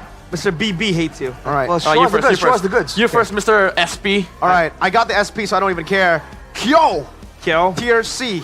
Hey, X Magic. Vans. Moreno. The maestro. Wow. And then Eman, my goat. But these are tier all B? tier Bs. Yeah. CCB. What? Do you guys have anything? Just tier Bs. Wait, Highs. This is, I think, tier B, no? Yeah. That is tier I got B. Kyrie though. Highs. I got Kyrie. Kyrie. I got a Filipino on my card. Let me check. Kyrie. Alter Ego team. Alter Ego. Not yeah. the best. So SP? my And collection CCB. is still the best. Oh, okay. Aran. Guys, if you guys look at the tier premium. Oh, I got the tier super. Wait. Yeah, super, right? Yeah. I got super. And it's the third one from super. Super What is it called? signature. something. Outstanding? Is it outstanding or? Wait, no. It's Oh, signatures. The signature. Sorry. Signature. Tier super signatures. That's the one I got for Aran. Yeah. Tier super signatures. I bet it's With Bonnie. SP. And then the tier premiums are even the color blast. Color blast is the rarest version of yeah. And a CW one. I would love to have one. I actually have a CW. Dude, Goni also got like a signed one, right? Yeah. He got it's a digital sign. It was the tier A. The tier A, the one next to outstanding. He got the NFL one, which So I many really cards. want. Look at my last pull. I'm not trading this. What's that? Oh, Luke. I have an outstanding Luke. So. Hey, that's true. I'm happy with this, bro. I also have an outstanding Fabian. Are you happy with this? Outstanding a boy. I got a billion Emons. I'm gonna remind Arashi of this every day. Or maybe just give him the Sans. Divine Judgment, brother. And by the way, the whoa. International Velodrome, Jakarta International Velodrome, excuse me, we also have an audience member opening up the packs. Let's see if Lady Luck is on her side. If she gets an SP, it's rigged. Hey, cars. Vroom vroom. Oh, Okay. okay, Reggie. Reggie, he was in the playoffs. Oh my lord. Every single time. Oh! Best team in the world! Eliminated. Oh! Tier A, outstanding Fabian! Fabian, outstanding. That is beautiful. One more? Oh, okay. Way Goes in the low. playoffs. He was in the playoffs. Let's go. Damn. Tier A. Outstanding. You got a tier A. Oh, shout out to her. Fabian. It's not as good as my SP, by the way. I'm sorry, lady. I got you beat with my SP around signature. He'll keep flexing this for a good 2 weeks, Unless and you then have Color Blast. afterwards we'll understand. Unless you have Color Blast, you ain't on my level. I think Wow. I'll try to buy those packs to get the Color Blast one. You can get How many packs packs? of 12. You might need to get 5 packs to get one Color Blast. I'll get Maybe 10 10 packs, maybe. Maybe 10, yeah. Maybe 10. I got extremely lucky with this one. This is 0.2% Two chance. packs, brother. 2 packs. Crazy. Imagine if they created a digital one. What more? I don't know. Just I like the physical ones better because you can keep in and then you can also hard flex. Like if you're Mirko yeah. and then you have the Aran card, you can just do this. Or maybe you can just put Oh, it top of the card, top of the card. in the back of your phone. Oh. No, I'm gonna get a card sleeve. I'm treasuring this. I'm not putting it on the back of my Jacket. phone. The Yeah, card jackets. I need to keep these. And maybe after you're done playing cards, you're kind of hungry, you wanna buy those Mercon Merah Putih rice bowls because it is a quick, tasty Indonesian meal, ready to eat straight away, or even better, you can heat it up for 3 minutes for next level deliciousness. By the way, I had this earlier on the festival. I went for the Marksman Bowl, which is daging mercon, which means spicy meat. Yeah. And it was so delicious. I love spicy food. So I went for the tank bowl, and he went for the assassin bowl. No, I went for the fighter bowl. Fire bowl. Fighter bowl. Fighter. Is What do you there- like it? How good is it? I loved it. It's got that rangdang. Yeah. Rangdang. He told me he was gonna get me a lot of those food because I really love Indonesian food. I'll be waiting for. We'll get for the more. Coast We'll Bowl. get more after Yes, sir. playoffs.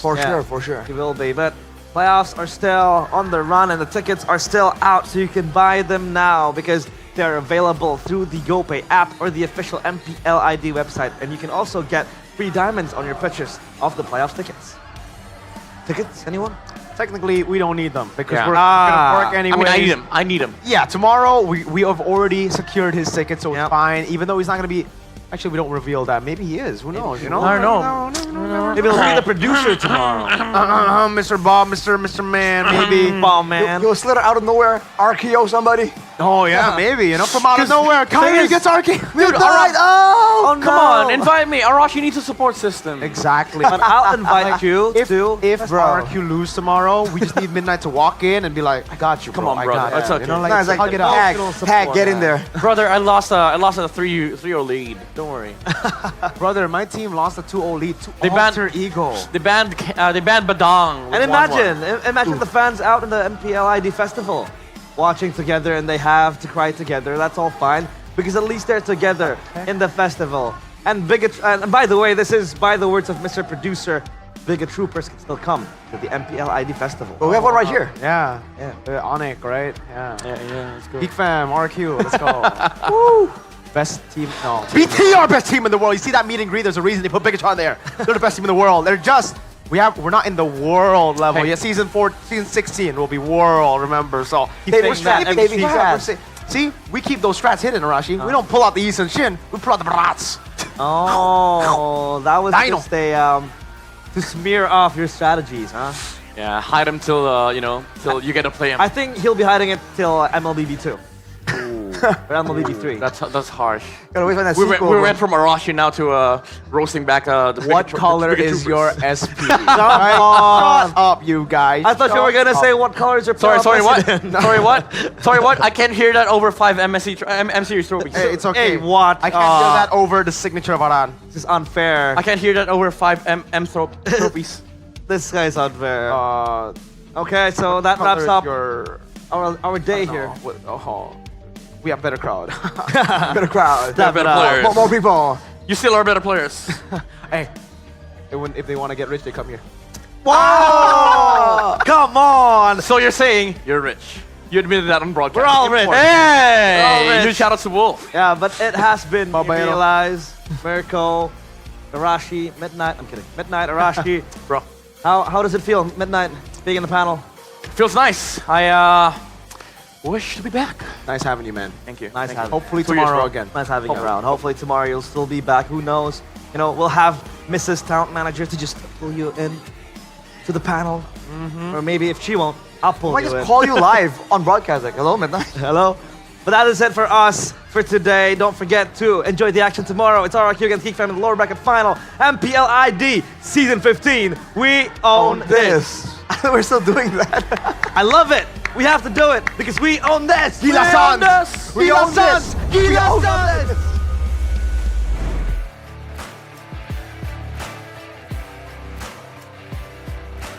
Dan pada akhirnya, hari yang ketiga benar-benar berakhir dengan kejadian yang tak terduga. Satu slot telah terisi untuk mewakili Indonesia di EWC dan pastinya kita akan melihat di hari esok akankah satu slot tersebut akan jatuh ke tangan RRQ ataukah ke tangan Geek Fam. Benar, karena di hari ketiga ini kita mendapatkan 3 tim teratas. The Big Three, di mana 2 tim masih harus berjuang di lower bracket final. Dengan sistem yang berbeda, best of 7. Semua tim belum ada yang pernah merasakan lower bracket final dalam best of 7 series. Perjalanan akan semakin panjang dan akan semakin terjal. Jadi kita harus melihat bagaimana kedua tim ini bisa melampaui hal-hal itu. Apapun bisa terjadi di hari esok. Untuk para Kingdom dan juga pastinya para Geek Fam Unity, jangan lupa dukung tim kesayangan kalian datang langsung ke MPL di Jakarta International Velodrome karena mereka membutuhkan dukungan kalian. Hanya tersisa 1 slot untuk bisa mewakili Indonesia di Riyadh. Benar sekali, siapa yang tidak ingin, siapa yang tentunya ingin membuktikan mimpi harus bisa membuktikan diri. Dan hari ini begitu ramai, begitu pecah. Tentu saja Budi ingin mengucapkan banyak-banyak terima kasih kepada semua super fans yang hadir di sini dan juga yang ada di rumah yang menonton dimanapun kalian berada, yang lagi nobar-nobar bareng dan khususnya dukungan dari para sponsor dan partner. Karena MPL Indonesia Season 15 powered by Munton, supported by PBSI, presented by official turnamen smartphone Samsung Galaxy, official e-wallet GoPay, official sponsor Head and Shoulder, official coffee partner Good Day. Dan of course our partner in esports ada Telkomsel, Dunia Games dan IndiHome. And our advertiser ada Kacang Sukro dan Hogband. Dan our suppliers ada RSV Helmet, UBS Gold, Kila Food, Royal Guard, Mercuan Merah Putih, Imaginary. Dan of course our venue Jakarta International Velodrome. Yap, tempat di mana kita akan menjadi saksi bagaimana tim-tim beraksi.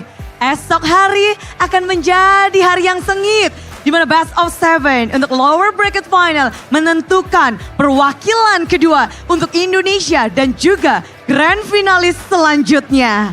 Dan pastikan dukung terus dan datang langsung. Dan pastinya Lisa yang mengucapkan terima kasih.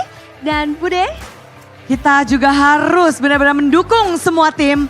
Bude Clara ingin mengucapkan selamat malam, selamat beristirahat, dan sampai jumpa di final lower bracket MPL Indonesia Season 15. We own this!